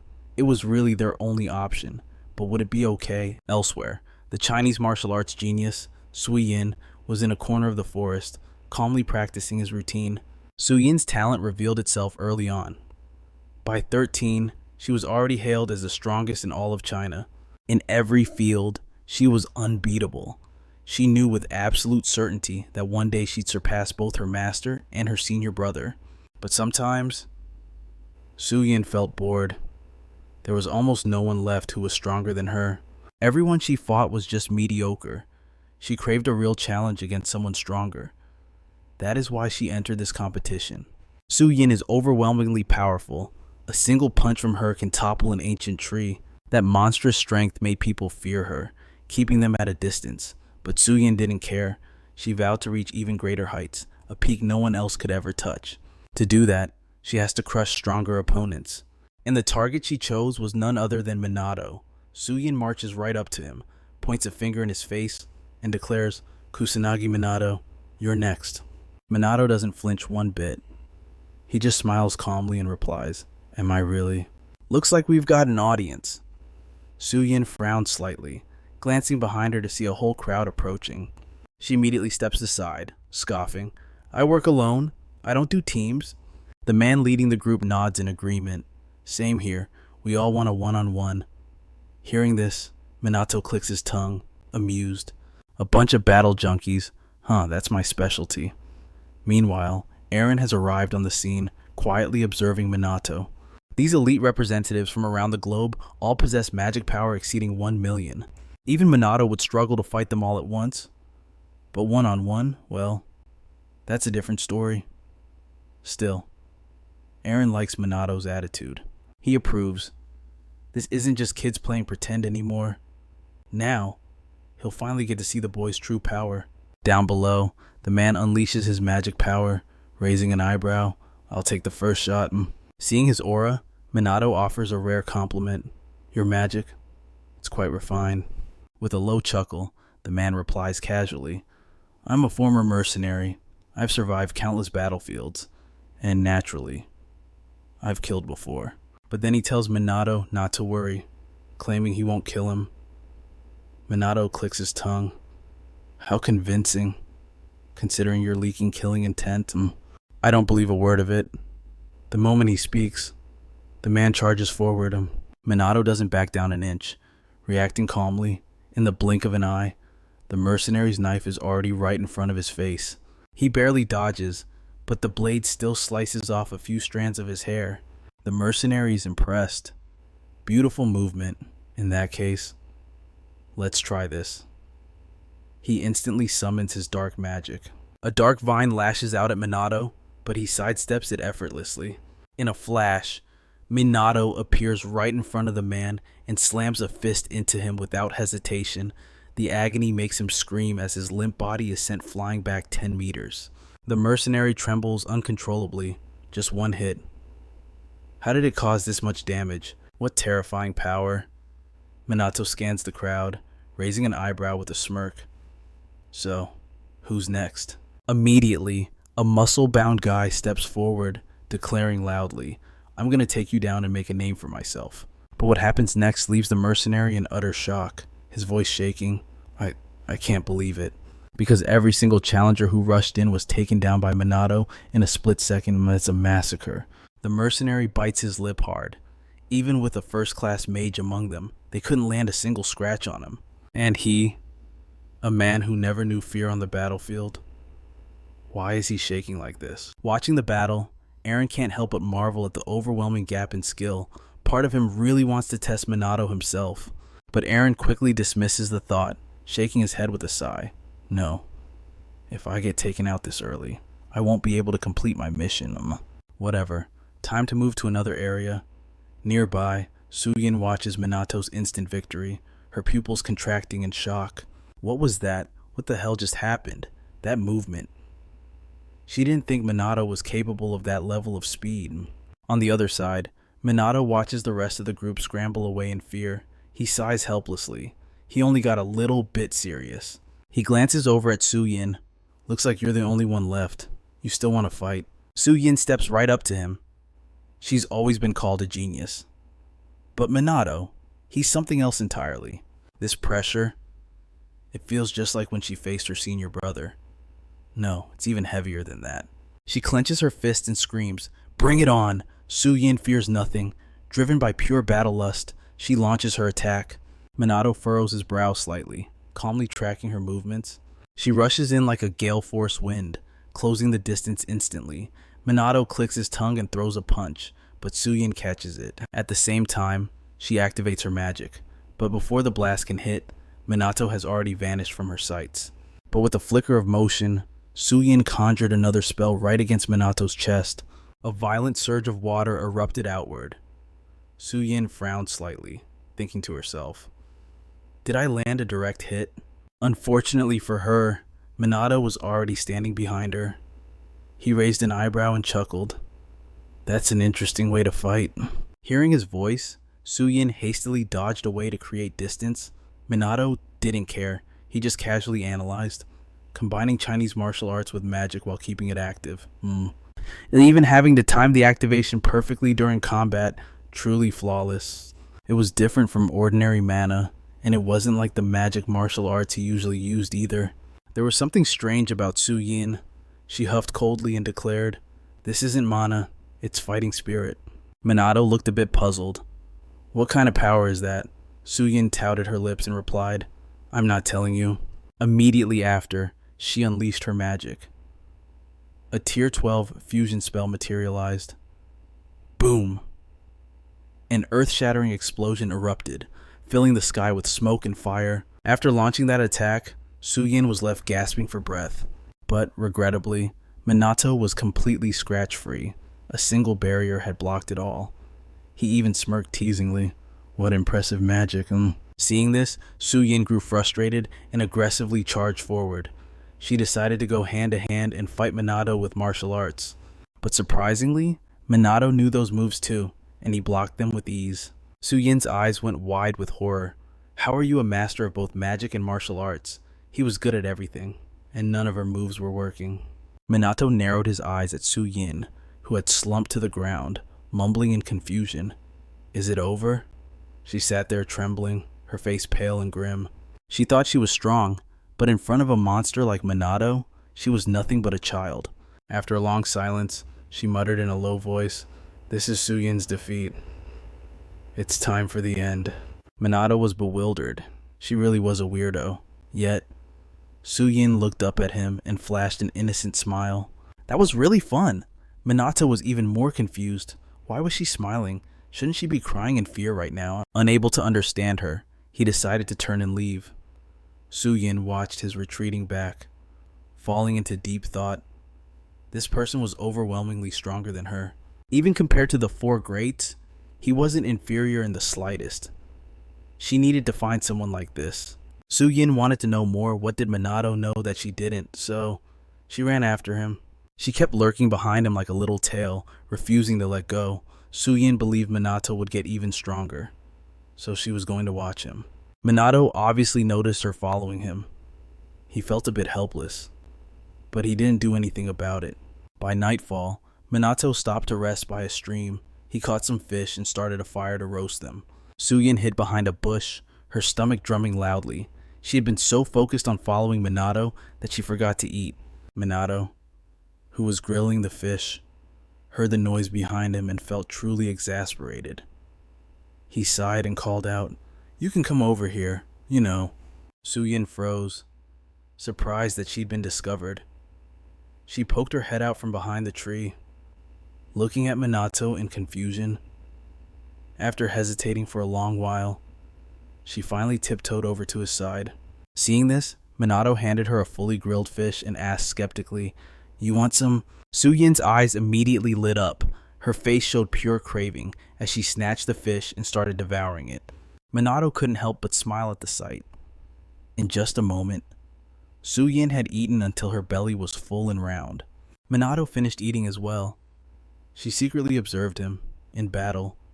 His aura was completely different, but normally he was calm and gentle. And even though she had been terrified of him, Suyin drifted into a daze and fell asleep right there. Minato looked at her helplessly. Her vigilance was way too low. The next morning, Suyin woke up from her groggy slumber to find a coat draped over her. Seeing her open her eyes, Minato spoke up, "You're awake." Suyin sat up with a start. She couldn't believe she had fallen asleep in front of an enemy. Minato didn't mind at all. He handed her an apple and laughed. "You slept like a log. Want this?" Suyin nodded slightly. "Thank you." She took the apple and scooted to the side, unable to understand why Minato was acting so normal, like nothing had happened. She had clearly let her guard down, so why didn't he make a move? She just couldn't figure it out. Shortly after, Minato continued his journey. Naturally, as she had decided, Suyin followed behind him only this time. She stopped sneaking and just tailed him openly. Although they walked the same path, they minded their own business, and Minato showed no intention of attacking her. This made her suspicious, and finally, unable to hold back, she asked, "Aren't you suspicious of me?" Minato replied nonchalantly, "Whether you follow or not is your choice. If it feels like too much trouble, you can just run away." Suyin froze at his words. A moment later, she reacted, shouting aggressively, "You arrogant jerk, I have a question." Minato didn't even turn his head, simply asking, "What is it?" Suyin pursed her lips and demanded, "Why are you so strong? How did you learn magic?" She also wanted to know why Minato was traveling alone. Where were his companions? Minato waited for Suyin to finish her barrage of questions before slowly replying, "The secret to becoming strong is talent and hard work." Hearing this, Suyin furrowed her brows. After a long pause, she shook her head and muttered, "Hard work. Huh, that's where I get lost." Smiling involuntarily, Minato continued, "Magic is the simulation and manipulation of phenomena. After that, everything depends on unwavering will." Suyin listened with intense focus, but could only grasp half of it. Confused, she asked, "So, you mean mental willpower, right? Is there a trick to do it?" Yet, Minato didn't answer. Instead, he said something mysterious. "I am waiting for someone." Hearing that, Suyin asked in confusion, "Who?" Chuckling softly, Minato calmly replied, "My enemy." Elsewhere, Ruka's trio had just taken down another group. They had probably secured enough points. Rui breathed a sigh of relief. "As long as we avoid fighting him, we'll pass this round." Du nodded slightly. Fighting him means certain defeat, and our chance to pass the exam would vanish instantly. These words plunged the three of them into silence. But a moment later, Ryuji suddenly asked with hesitation, "But if we pass just by being afraid of him, can we really walk forward with our heads held high?" None of them had ever beaten Minato, not even once. He wasn't wrong. Ruka sighed helplessly. Minato was always alone because he was too strong to have any rivals. Du felt the same way. Minato fought, while they always just chased after him. Just then, a noise suddenly came from the bushes, startling Du. A former mercenary stepped out from the brush, shaking his head as he spoke. "Seems he doesn't have a single friend. How lonely." Du narrowed his eyes at the man, asking in confusion, "Where is everyone else?" He slowly replied, "We engaged in combat, but had to retreat." "You guys too?" Ruka asked in confusion as he saw a crowd slowly approaching. The condition for elimination is the inability to continue fighting. Du frowned slightly and thought. In other words, they hadn't lost yet, but why didn't he finish them off? Ryuji thought for a moment before speaking. Maybe it was just too much of a hassle. Or maybe he went easy on us. Went easy, not likely. Du shook his head in denial. He might have a plan that we don't know about. This statement shocked Ruka and Rui. Right then, Aaron suddenly spoke up. Are you all planning to team up to take him down? Du nodded slightly. There are about 100 candidates left. If we coordinate, we might actually be able to defeat him.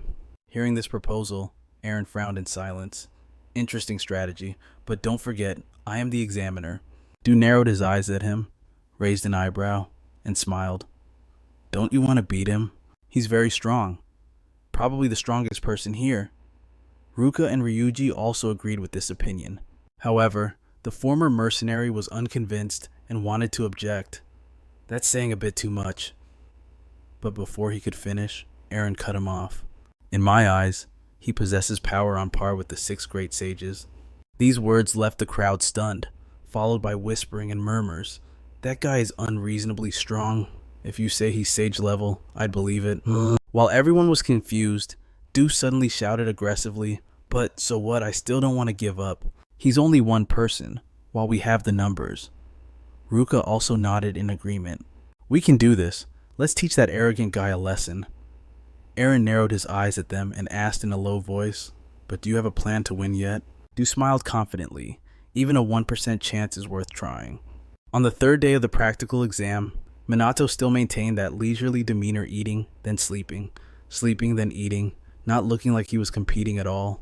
Su-yin, who followed him, looked more the part. Before the sun had even risen, she started training. After practicing her magic power, she went through some moves of traditional martial arts. Her movements were very skilled, but Su-yin had something on her mind. She had been too confident, yet she couldn't even touch Minato's level. He was terrifyingly strong, almost inhuman. Even Su-yin could feel the isolation.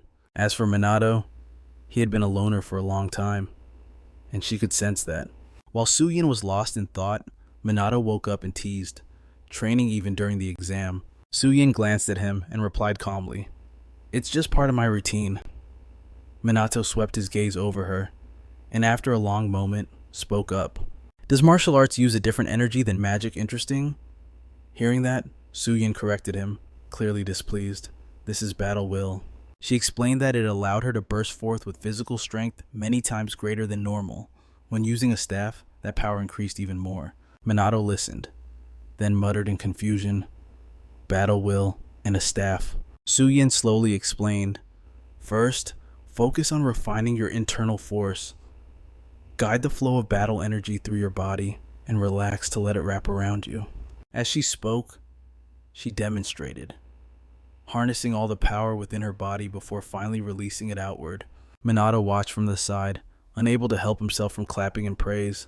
That is truly amazing. Su-yin wasn't happy about the praise at all, she sighed. It's nothing special. I still can't beat you anyway. Minato smiled at the girl, giving a little pout to tease her. Your spell control is still pretty clumsy, isn't it?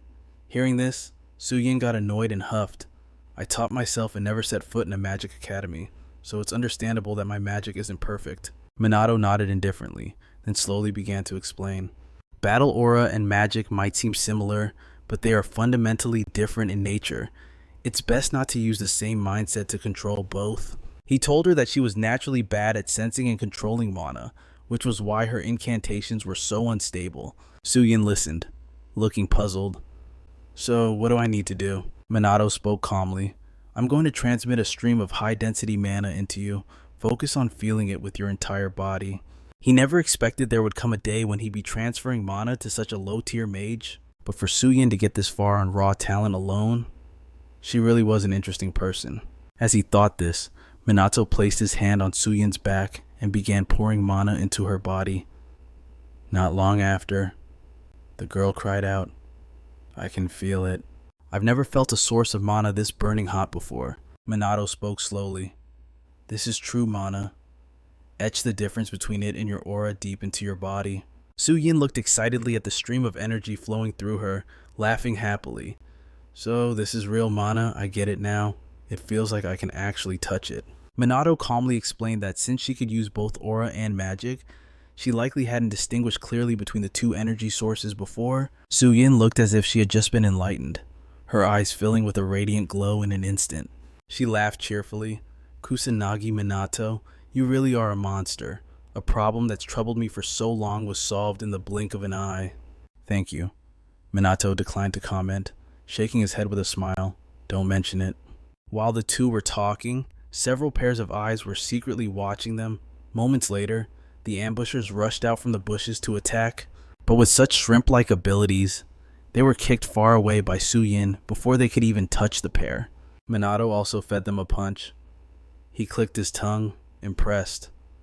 Ambushing this early. Just then, the remaining enemies attacked with magic, but it vanished the moment it hit Minato's shield. He casually fired a mana bullet, causing the ground before him to explode. Before they could even catch their breath, another attacker charged in with a knife. The two had spotted him early and spun around simultaneously to counterattack. Magic spells continued to fly madly toward their faces. Unfortunately, the speed was too slow. Minato and Suyin dodged them all. Immediately after, both unleashed their own magic to strike back. With a loud boom, the ground was blasted by void cannons and turbulent waves. The entire group was instantly taken down. The ones hiding in the distance hurriedly grabbed their people and fled. Seeing this, Suyin looked bewildered. They're running already. Minato sighed helplessly. They sure are fast. Suyin, on the other hand, scolded them in dissatisfaction, running away in such a hurry. What a bunch of cowards. Smiling involuntarily, Minato spoke mysteriously. I wouldn't be so sure, Suyin asked, a bit confused. What do you mean? Minato explained slowly. They aren't like the guys from before. It's likely someone is pulling the strings from behind. Who's the puppeteer? Naturally, it's Ruka's group. A few minutes earlier, they had gathered in a clearing. Ruka declared aggressively, no one can defeat Minato. He can use tier 17 magic with a nearly infinite mana supply. This statement left the crowd stunned and speechless. Seeing their confusion, Ruka spoke again. But even Minato has a weakness, he is still just a human.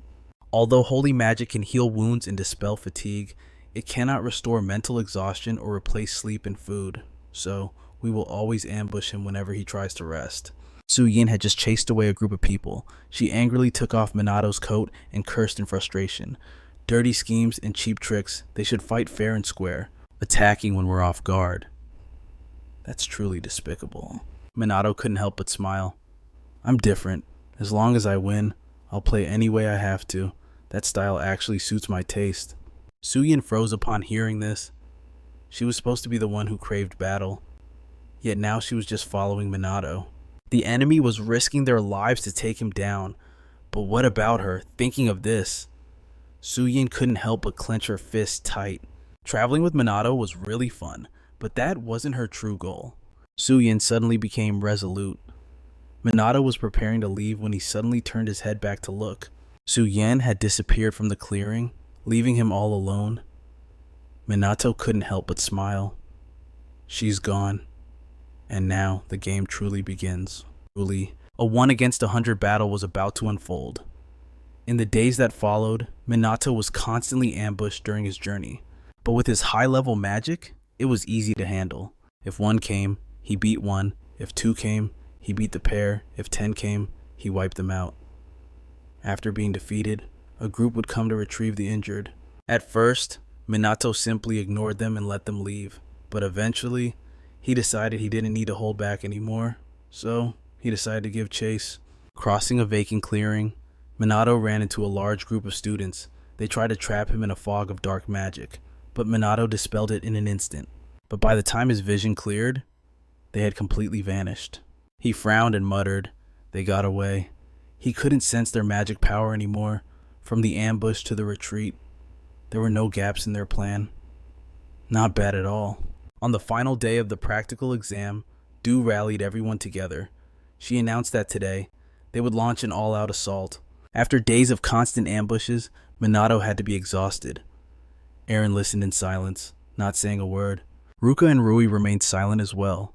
Then, Ruka swept a gaze across the crowd and gave the order. The assault team takes the front. The ambush team supports from the rear. We win this, no matter the cost. As soon as she finished speaking, the entire group roared in unison. This battle was being broadcast to the entire world, and the people of Japan, they all believed Minato would emerge victorious. Meanwhile, at his private estate, Leonard was watching the live stream. He smirked and murmured, "Well then, let's see how this ends." He wasn't the only one. The other great sages were also silently observing the battle. No one knew their true reasons. Were they simply watching for entertainment, or were they plotting something for the future? Back in the survival zone, Minato had located Ruka's group. He smirked. "I guess the game of hide and seek is over." Huh. Ruka's group glared at him, eyes burning with fighting spirit. But one student whispered in confusion, "Is he out of stamina? He looks wide awake to me." Suddenly, Ruka and the others shouted in unison, "I've always lost to you before, but this time, I will take you down." Minato smiled faintly and replied with a cold tone, "Sounds impressive. Shall we see if you can back it up?" But at that exact moment, the ground beneath Minato's feet cracked open.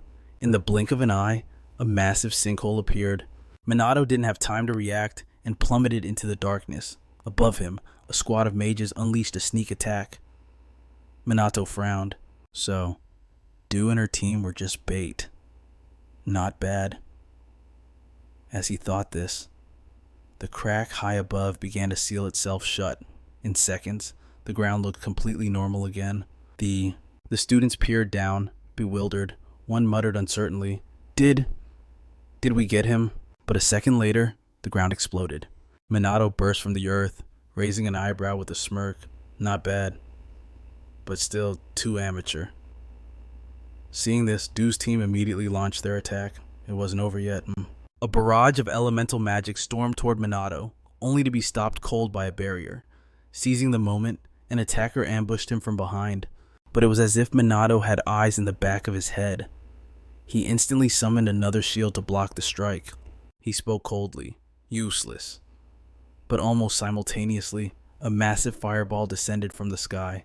With a deafening boom, it slammed directly into Minato and detonated. Smoke and dust filled the air.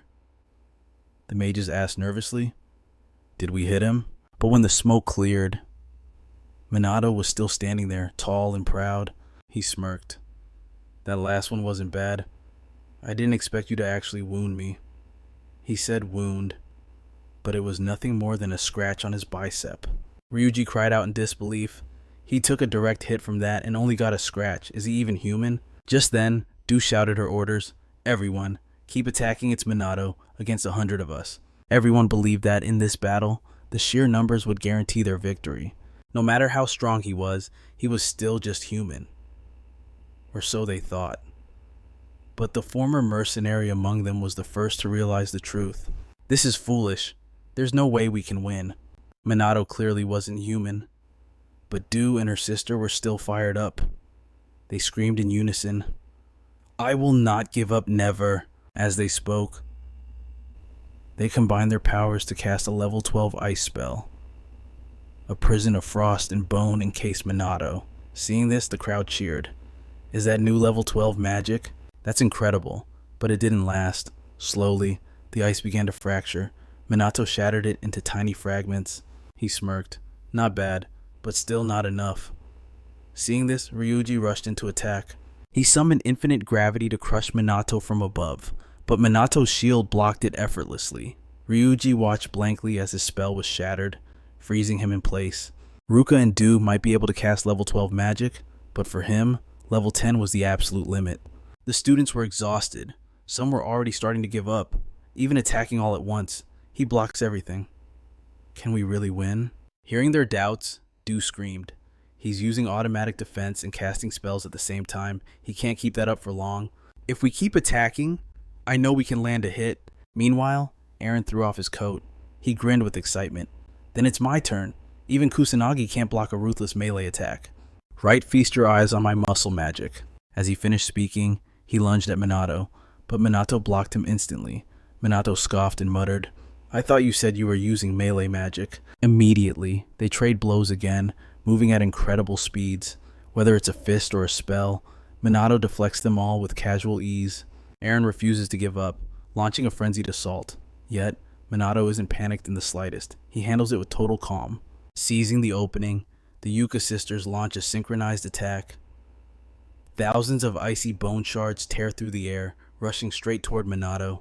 They're convinced he won't have time to cast a spell in this state.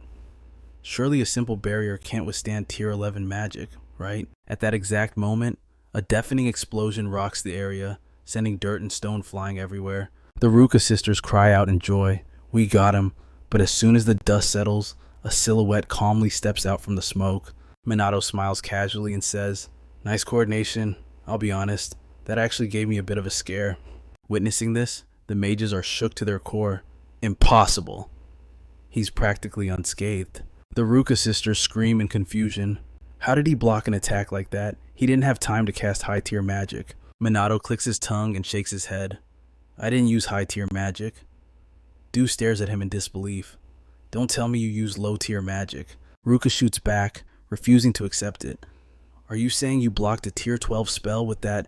How is that even possible? Minato explained slowly. I condensed the range to the point of impact and created a minimal shield at a slanted angle. It's something he's taught them before. Having said that, Minato raises an eyebrow. I taught you this from the very beginning. Didn't I use magic efficiently with the appropriate amount of mana? Hearing this, Rui protests. That's not something anyone can just do instantly in a situation like this. Ruka adds in frustration. There has to be a limit to improvisation. Minato clicks his tongue twice, smirking. Alright, from now on, I'll get a little serious. Immediately, he unleashes his mana, though he holds back the full extent of his power. Minato raises a brow and smirks. I'd say this is about 10%.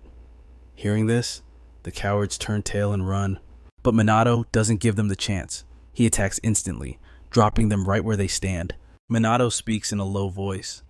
I don't make a habit of attacking those who flee, but I have no reason to forgive cowards who abandon their teammates. While he's speaking, Eren lunges at him, but Minato just stands there calmly, and the big guy can't do a thing to him. He scoffs. Your training is still far too lacking.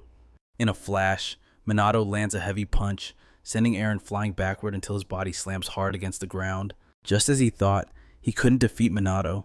Perhaps he needs to research more on building muscle. With that final thought, Eren slips into unconsciousness. Seeing this, Du begins to panic. Eren was the only one capable of close combat. If he's down, what are they supposed to do? Meanwhile, Minato unleashes a barrage of mana bullets, treating the people below like target practice. In moments, almost everyone is taken down. The remaining three can barely resist, their bodies trembling uncontrollably. Minato narrows his eyes at them, scoffing in disdain. Is that all you've got? Yuka bites her lip in frustration. It was reckless to think they could win. Minato's mana, level, and combat skills are in a league of their own. Yet suddenly, Ruka speaks up. It's not over yet. Rui looks at her in panic. Ruka ignores him, screaming with determination. I can't give up. This is everything I have. Ryuji looks on helplessly. Why is she being so stubborn? Even Minato can't help but speak up. I admire your fighting spirit, but you're in no condition to continue, are you? And it looks like you're out of allies? But the moment he finishes speaking, a small silhouette appears on the cliff face, her voice booming with authority. I am right here. It's Suyin, who had been missing for the past few days. Seeing her, Yuka and the others are stunned. Suyin ignores their reaction. Leaping down to stand directly across from Minato, he narrows his eyes at her, pausing for a moment before speaking with genuine interest. Your mana control and sensing abilities have improved. You've been training, haven't you? With a light huff, Suyin replies coldly. I'm not telling you anything. Minato smiles as his mana begins to surge. In an instant, they both charge. Their speed is blinding, exchanging a dozen blows in the blink of an eye. Suyin combines martial arts with her fire magic, summoning a phantom fire dragon that roars toward Minato. Yet, he remains calm, letting it graze past him. Minato smirks. He chuckles. Now that is interesting. As the words leave his mouth, he casts his own spell. Suyin freezes in shock. Before her eyes, a phantom water dragon materializes. It roars and crashes into her fire dragon, and in an instant, both evaporate into mist. Minato descends from the air, looking incredibly arrogant. He can barely contain his excitement. He exclaims, "Combining martial arts aura with magic. What a fascinating concept." Suyin stares at him, demanding an answer in confusion. "A technique that took me forever to finally master. How are you using it with such ease?" Smiling instinctively, Minato replied calmly, "Because I saw it once, that's all." His words only fueled Suyin's excitement. She smirked and said, "Just as I thought, you're no ordinary guy. But that's exactly what makes this so fun. Let's keep fighting, Kusan Minato." As the words left her lips, Suyin charged forward like a moth drawn to a flame. Minato didn't give an inch, engaging her in close combat without showing a single sign of weakness. Suyin finally realized the truth that he was truly on par with her master. At this rate, she was going to lose. Meanwhile, Minato was secretly impressed. Suyin was evolving with every clash. Her potential was truly terrifying. But just then, a sudden wave of water surged toward him, forcing Minato to dodge in surprise. Yuka's group had rallied to attack again. Yuka roared aggressively, "We're joining the fight." Suyin frowned at them, hesitating for a moment before finally nodding. "Fine, do as you please." And just like that, it became Minato versus 4. Yuka's trio didn't have the stamina for direct combat, so they stayed back to support Suyin. Suyin was actually surprised. This was their first time fighting together, yet it was far smoother than she imagined. Perhaps this wasn't so bad after all. Suyin actually felt good. Watching Suyin's clumsy coordination with the others, Minato couldn't help but sigh. Still, that was no reason for him to go easy on them.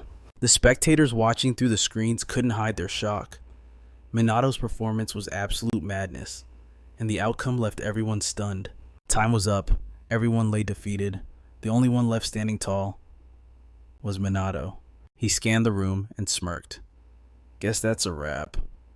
Lying on the ground, Suyin couldn't help but feel overwhelmed. He's just too strong. Ruka sighed helplessly. They hadn't been able to do a thing.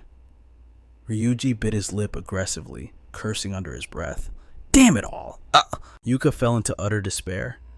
No matter how much they planned or how many people they had, they simply couldn't win. Minato was in a league of his own. By now, he had already walked over to heal Suyin. Healing her, he smiled. That was a pretty fun match. Suyin scoffed in dissatisfaction. Fun, you say? Easy for you to say when you were holding back the whole time, right? Minato didn't answer. He simply turned to heal Ruka's group as well. He didn't hold back his praise. Your tactics were excellent. Thanks to you guys. I actually enjoyed myself. Ruka's trio had recovered their strength, but Ruka still felt hopeless. The reality was, they weren't even close to Minato's level. Someone that powerful is usually lonely, but they lacked the strength to share in that solitude.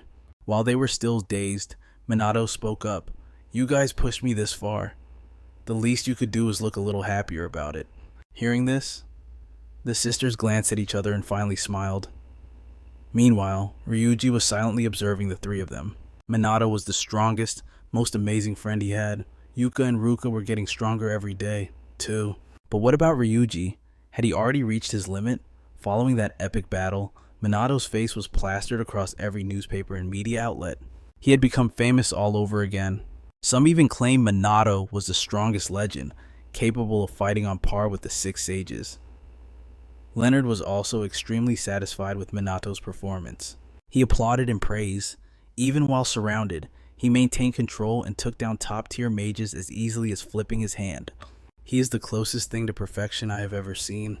Leonard didn't know if any of the Six Sages acknowledged Minato yet, but he needed at least 4 votes. Meanwhile, Andre's face was incredibly grim after watching the battle. Via, on the other hand, was delighted. As for Victor, he had quietly vanished from the cafe, his thoughts a mystery. Ferran silently removed his headphones after the match, his satisfaction, or lack thereof, impossible to read. Krista had been annoyed about watching Minato's battle at first, but she ended up watching until the very end. A few days later, Aaron stood on the high podium of the Senior Mage Association and declared, "Alright, it's time to reveal the results. We will now announce the scores and rankings of everyone who passed the exam." Hearing this, the crowd below instantly fell silent. looking up intently. Immediately, Aaron projected the results onto the board. Yuka, with 1,601 points, ranked 19th. Ruka took 20th place with 1,591 points.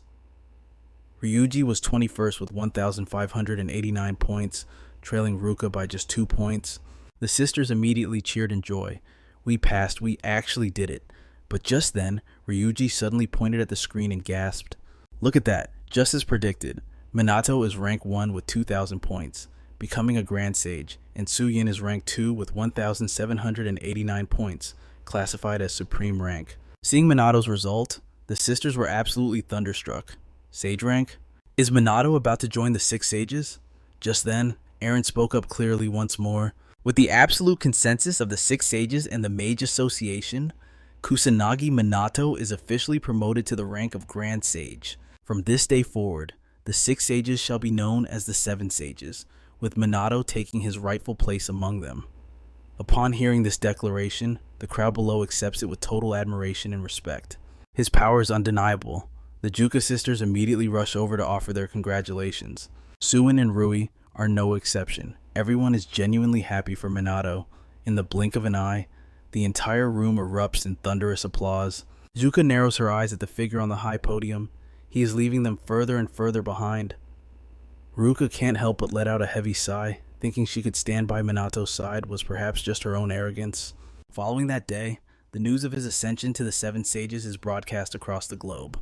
Minato becomes the hottest topic, with reporters going absolutely mad trying to schedule an interview with him.